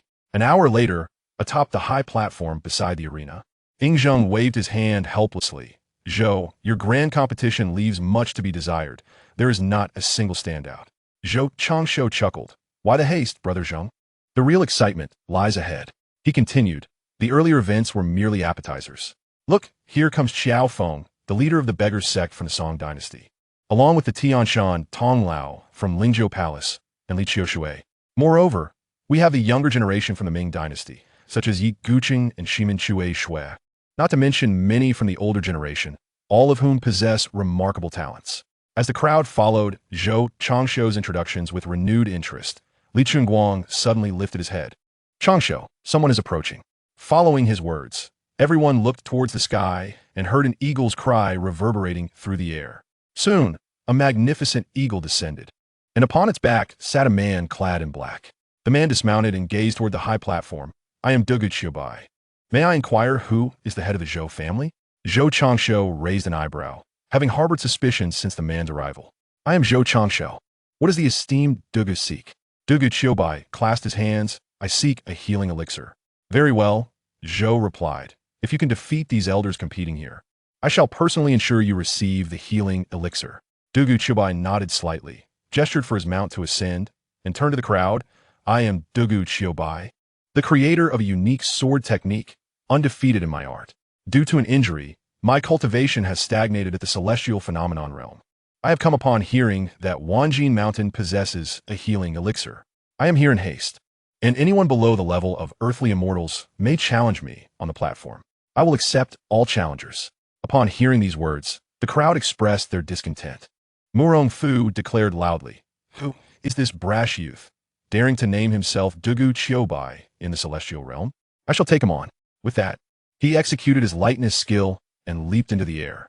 I am Murong Fu, inheritor of a renowned swordsmanship technique, and today I shall test your skills. As he spoke, he drew his treasured sword from his waist. Dugu Qiubai, observing Murong Fu, who was also of the celestial realm, shook his head slightly. You are still young. I have lived for over a century. You should withdraw. Yet, Murong Fu believed Dugu Qiubai was merely bluffing and lunged forward with his sword. Dugu Qiubai, seeing this, ceased his persuasion, for it is difficult to dissuade a fool. As Murong Fu's blade approached, he deftly deflected it with a flick of his wrist. The scene shifted to the high platform. Li Chugang raised an eyebrow as he observed Dugu Qiubai on the arena. Interesting, arriving late yet still first. Did you perceive it, senior? Li Chugang nodded slightly. I discerned some principles, merely based on this arena, that Murong Fu cannot defeat him, but more observation is needed for certainty. Do you know of him? The crowd turned their attention to Zhou Changshuo, who did not conceal his knowledge, nodding slightly in affirmation. Among the countless sword cultivators in the world, this individual can be deemed a prodigy, had it not been for certain unforeseen circumstances. His achievements would rival those of the elders. A glimmer of amusement flashed across Li Chugang's eyes. Your judgment has always been astute. Hearing you speak of him, I find myself increasingly intrigued. Huang Rong, curious, inquired, Brother Changshuo, if that is the case, why has he sustained injuries? Zhou Changshuo glanced at the ongoing duel and lost interest, primarily due to his disdain for Murong Fu. He thus began to narrate, Let me elaborate. Dugu Qiubai's original name is untraceable. He was once a rustic from the Song dynasty. By chance, he encountered a swordsman and was inspired to pursue the path of swordsmanship. However, lacking a mentor and resources, he had no means to learn. It is worth mentioning that his innate talent for the sword is indeed extraordinary. With only a basic sword manual, he triumphed over the younger generation. By the age of 20, wielding the Qingfeng sword, he earned a formidable reputation in the martial world. By 30, he comprehended the balance of hardness and softness, relinquishing the Qingfeng sword for a ZY soft sword. That same year, he re-entered the dazzling martial realm and encountered a maiden, yet she was sent by those with ulterior motives. The ensuing entanglements of love and vendetta are tales that could take days and nights to recount, so I shall refrain from elaborating further. Ultimately, this maiden took her own life, and in his despair Dugu Qiubai inadvertently killed a righteous man. Overcome with regret, he deemed the sword to be a harbinger of misfortune and cast the ZY soft sword into a deep valley. His injury originated from a woman who plunged a dagger into his body, the blade coated with a poison designed to inflict harm, leaving behind a lingering threat. Consequently, in his sorrow, Dugu Qiubai retreated into seclusion, where he encountered his steed, the magnificent eagle we now behold. Years later, at the age of 45, after years of solitude, he comprehended the profound principle of the unadorned sword and the art of great skill without effort. From that moment forth, he wielded a heavy sword forged from mysterious iron. Weighing 300 pounds, bearing this formidable weapon, Dugu Qiubai re-entered the martial world, swiftly defeating all who opposed him, save for the elder generation who could match him through their cultivation. Thus, he retreated once more into seclusion. This time, he sought to enhance his abilities, refraining from wielding even a fraction of a sword until he reached the celestial realm. However, even at that level, he was more than equipped to traverse the martial world, emerging to dominate over the elders. As a result, he felt invincible, yearning for a worthy opponent to challenge him in swordsmanship, and thus he named himself Dugu Qiubai, the one who seeks defeat. Huang Rong found herself somewhat perplexed. Brother Changsho, while I cannot deny this man's exceptional talent in swordsmanship, he pales in comparison to the esteemed Li Chuanguang. Changsho gently shook his head. Patience, let me finish. Later, Dugu Qiubai entered a state of seclusion once again, dedicating the next 20 years to refining his skills and swordplay. Unfortunately, his progress stagnated, but upon reaching the age of 60, he ascended to a higher understanding of swordsmanship, achieving a state where even the simplest elements of nature could serve as his blade. Quietly re-entering the martial world, he discovered no adversary could stand against him, prompting another retreat to the valley. In the ensuing 40 years, despite not advancing further in his cultivation, he created the pinnacle of sword techniques, the Dugun 9 swords. However, as his body began to decay, despair took root within him, leading to thoughts of surrender. He even constructed a tomb for his sword, inscribing on its stone walls a testament to his life, declaring that after over 60 years of traversing the martial world, he had vanquished all foes and left no challengers behind. In resignation, he chose to live in seclusion, accompanied only by the eagles, seeking a rival he could never find, feeling an overwhelming sense of loneliness. Upon hearing this tale, Huang Rong and her companions felt a profound shiver, pondering the lofty state of mind required to articulate such moving sentiments. Brother Changsho, it seems Dugu Qiubai is indeed not inferior to elderly. From a humble villager to an undefeated force in the world, it is truly remarkable. Li Shunguang Ramarka. This man is indeed impressive, but alas, he lacks a solid foundation. Otherwise, he might have been a worthy sparring partner for me. Zhou Changsho sighed softly, reflecting on the age-old adage. The affections of children are profound, yet the valor of heroes is fleeting. When intertwined, they seldom yield significant outcomes. A moment of silence enveloped the crowd. Suddenly, a playful voice broke the stillness. Yet I see you, surrounded by exquisite beauties, yet you seem untroubled. All eyes turned towards Zhao Min, who had appeared by the high platform, a smile gracing her face as she regarded Zhou Changsho. Li Chuanguang and the others looked to Zhou Changsho, eager to witness his response. Among them, only Wang Chonlu, Yang Guang, Li Changqian, and Bai Qi were not known for their romantic inclinations. Ying Zheng had his Afeng, Li Chuanguang was linked to the green robe, Zhu Biao had Chang's family, and Zhang Sanfeng cherished his beloved. Thus, upon hearing Zhou Changsho's lament, they fell into a contemplative silence, all curious about his forthcoming reply. Zhou Changsho rose slightly, shaking his head. I'm different. Zhao Min arched an elegant brow. In what way are you different? In establishing a family and a career. The others, save for Zhao Min, grasped his meaning instantly, realizing they did not fit into his narrative. Li Chuanguang, however, was an exception. Zhang Sanfeng felt a silent relief that he had not engaged in romantic entanglements in his youth. What do you mean? Huang Rong teased Zhao Min, you silly girl. Just recite what Brother Changsho said, but in reverse.